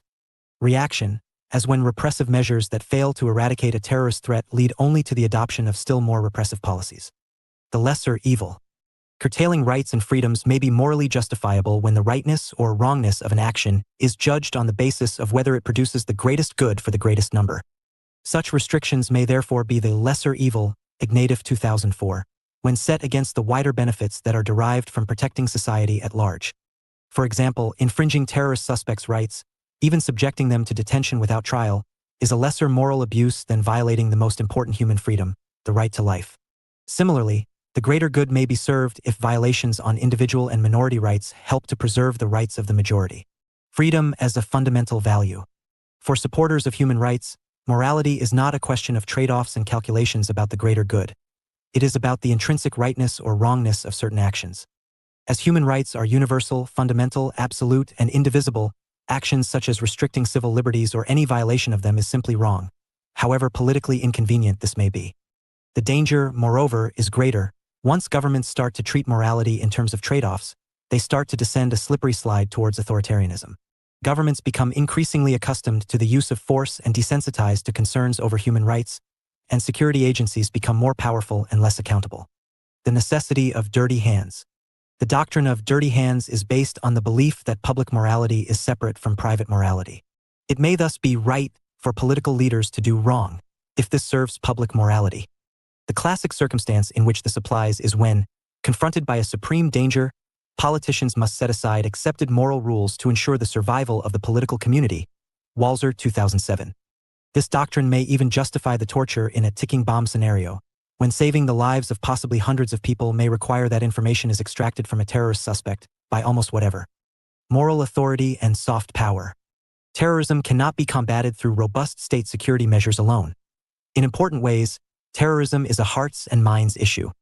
If a clear ethical line cannot be drawn between terrorism and counterterrorism, governments lose moral authority, and this undermines their public support at home and abroad. For example, controversial practices associated with the Guantanamo Bay detention camp damaged the United States' soft power and weakened international support for the war on terror, particularly but not only in Muslim countries. Securing and maintaining the moral high ground by combating terrorism while scrupulously upholding human rights and basic means about the location of a bomb. Freedoms, therefore, makes ethical and political sense. Nevertheless, the idea of tackling terrorism by making political deals with terrorists or by acceding to their demands has also attracted criticism. In the first place, it is sometimes seen as an example of appeasement, a moral retreat in the face of intimidation and violence, even an unwillingness to stand up for one's beliefs.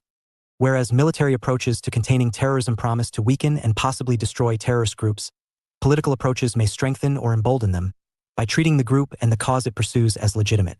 Moreover, political approaches are most likely to be effective in the case of nationalist terrorism, where deals can be done over matters such as power sharing, political autonomy, and even sovereignty. Religious or racist terrorism, on the other hand, may simply be beyond the reach of political solutions. What, for instance, would constitute a political solution to forms of terrorism that aim to establish theocratic rule in Western societies and overthrow liberal democratic institutions and principles, or those that seek to establish racially pure societies? Finally, the capacity of political deals to provide a comprehensive solution to large-scale political violence may have been undermined by links that have become more pronounced since the end of the Cold War between terrorism and insurgency, generally, and forms of criminality. Cochrane, 2010. The path of peace and negotiation may seem distinctly unattractive to terrorist groups in places such as Afghanistan, the Balkans, the Democratic Republic of the Congo, Guatemala, and Somalia, which are able to raise enormous amounts of money from drug running, targeted violence, and other illicit activities. Summary. A terrorism, broadly, refers to attempts to further political ends by using violence to create a climate of fear, apprehension, and uncertainty. Terrorism is nevertheless a deeply controversial term, not least because it is highly pejorative and tends to be used as a political tool. Mainstream, radical, and critical perspectives offer quite different views on the nature of terrorism and the value of the concept. The proponents of the idea of new terrorism suggest that since the 1990s, a more radical form of terrorism has emerged whose political character, motivations, strategies, and organization differ from traditional terrorism, particularly in the growing importance of religious motivation. But serious doubts have been cast on the value of this distinction. It is widely assumed that September 11th marked the emergence of a profoundly more significant form of terrorism which can strike anywhere, anytime. However, although many accept that there are important links between modern terrorism and the processes of globalization, many have questioned whether terrorism has genuinely gone global. While the attention of states and media was focused on Islamist terrorism in the decades after September 11th, white supremacist terrorism is now seen as one of the fastest-growing global threats to peace and security, with major increases in white supremacist attacks across the West, and the mainstreaming of some far-right perspectives on immigration and other issues in liberal democracies. A key counterterrorism strategies include the strengthening of state security, the use of military repression, and political deals. State security and military approaches have often been counterproductive and have provoked deep controversy about the proper balance between freedom and security. The effective solutions to terrorism have usually involved encouraging terrorists to abandon violence by drawing them into a process of negotiation and diplomacy. Although such an approach has sometimes worked in the case of nationalist terrorism, it has been seen as an example of appeasement and as inappropriate to dealing with Islamist terrorism. Questions for discussion. How can terrorism be distinguished from other forms of political violence? Is there such a thing as state terrorism? Are there any circumstances in which terrorism can be justified? Has the growing importance of religious motivation transformed the nature of terrorism? Did 9/11 mark the emergence of a truly global form of terrorism? Why has white supremacist terrorism been growing?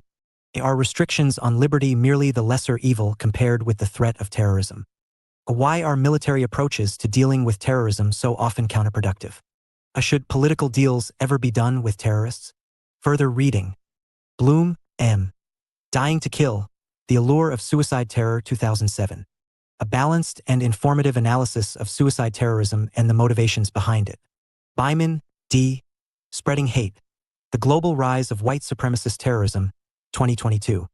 Documents the meteoric and global rise of white supremacist terrorism in the last decade and offers policy prescriptions for combating it. Hoffman, B. Inside Terrorism, 2006.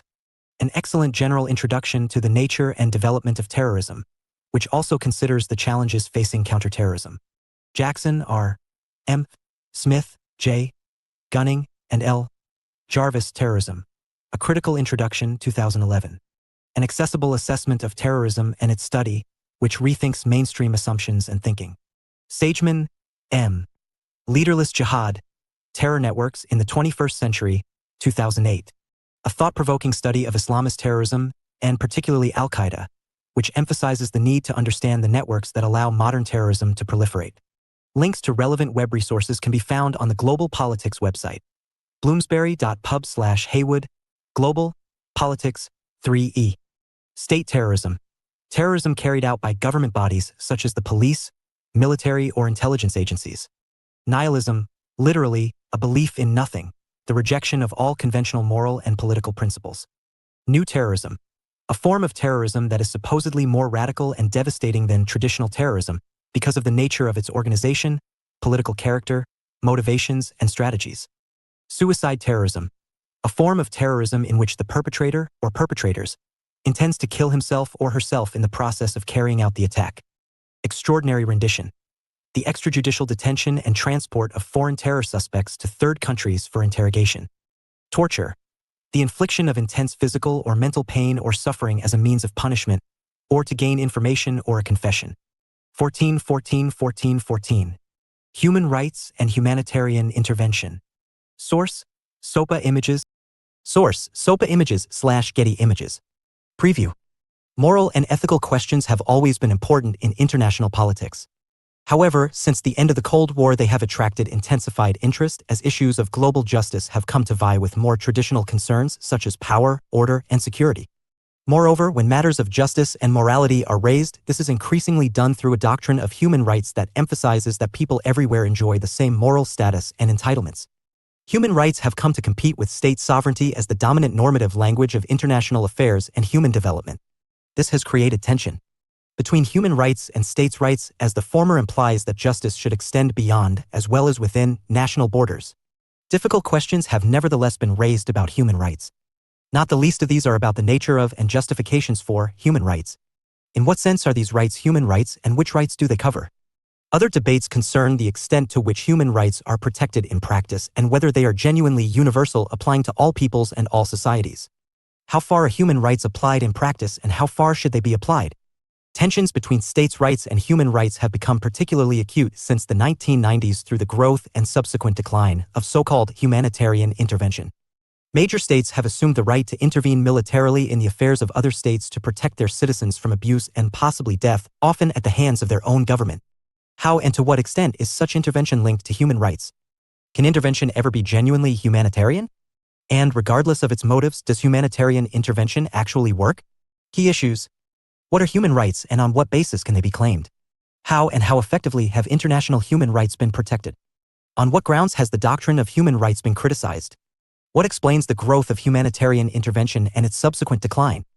Under what circumstances is it right to intervene in the affairs of another state? Why has humanitarian intervention been criticized? Defining human rights. The individual in global politics. International politics has traditionally been thought of in terms of collective groups, especially states. Individual needs and interests have therefore generally been subsumed within the larger notion of the national interest. As a result, international politics largely amounted to a struggle for power between and amongst states, with little consideration being given to the implications of this for the individuals concerned. People, and therefore morality in terms of the happiness, suffering, and general well-being of individuals, were factored out of the picture. However, this divorce between state policy and the individual, and thus between power and morality, has gradually become more difficult to sustain. Human rights. Human rights are rights to which people are entitled by virtue of being human. They are a modern and secular version of natural rights. Human rights are universal in the sense that they belong to human beings everywhere, regardless of race, religion, gender, and other differences, fundamental in that a human being's entitlement to them cannot be removed, indivisible, in that civic and political rights and economic, social, and cultural rights are interrelated and coequal in importance, and absolute in that, as the basic grounds for living a genuinely human life, they cannot be qualified. International human rights are set out in a collection of UN and other treaties and conventions. See key events. Major international human rights documents. Many cultures and civilizations have developed ideas about the intrinsic worth and dignity of individual human beings. However, these theories were traditionally rooted in religious belief, meaning that the moral worth of the individual was grounded in divine authority, human beings usually being seen as creatures of God. A prototype for the modern idea of human rights was developed in early modern Europe in the form of natural rights.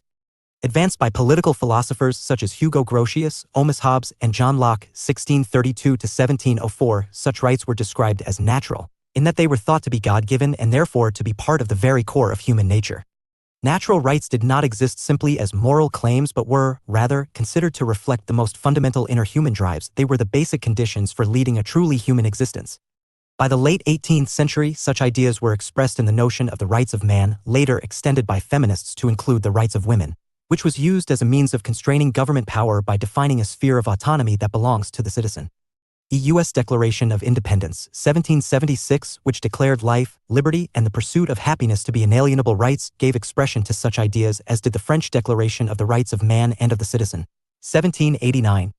Such thinking gradually acquired an international dimension during the 19th and 20th centuries through attempts to set standards for international conduct, usually based on humanitarianism. For example, the growth of humanitarian ethics helped to inspire attempts to abolish the slave trade, a cause endorsed by the Congress of Vienna 1815 and was eventually achieved by the Brussels Convention 1890, with slavery itself being formally outlawed by the Slavery Convention 1926, even though forms of slavery continue to exist in practices such as bonded labor, forced marriage, child labor, and the trafficking of women. The Anti-Slavery Society, formed in 1837, can perhaps be seen as the world's first human rights NGO. Other humanitarian causes that were translated into a form of international standard setting included the regulation of the conduct of war through the Hague Conventions 1907 and the Geneva Conventions 1926, and attempts to improve working conditions spearheaded by the International Labour Office, formed in 1901, and its successor, the International Labour Organization, which was established in 1919 as part of the Treaty of Versailles and became, in 1946, the first specialized agency of the United Nations. Such developments nevertheless remained piecemeal and largely marginal to the general thrust of international politics until the end of the Second World War.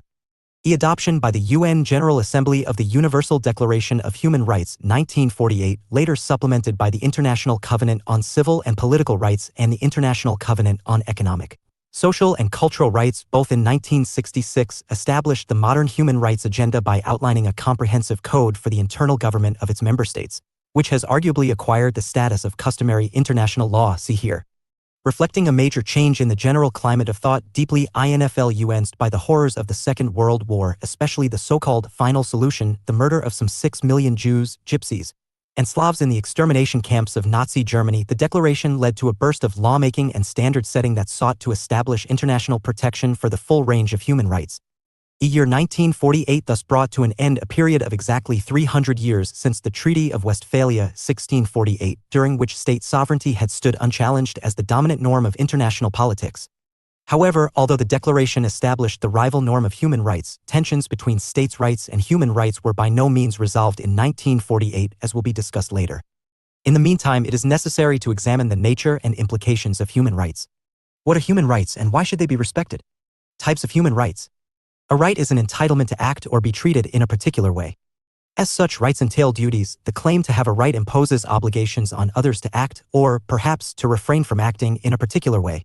Human rights are essentially moral claims or philosophical assertions, but they have gained, since 1948, a measure of legal substance. Human rights, most basically, are rights to which people are entitled by virtue of being human.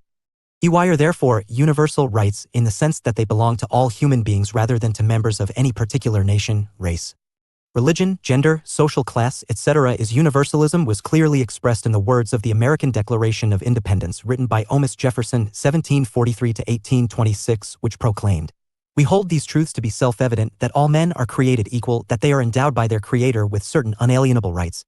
However, there have been very deep divisions about what rights human beings should enjoy.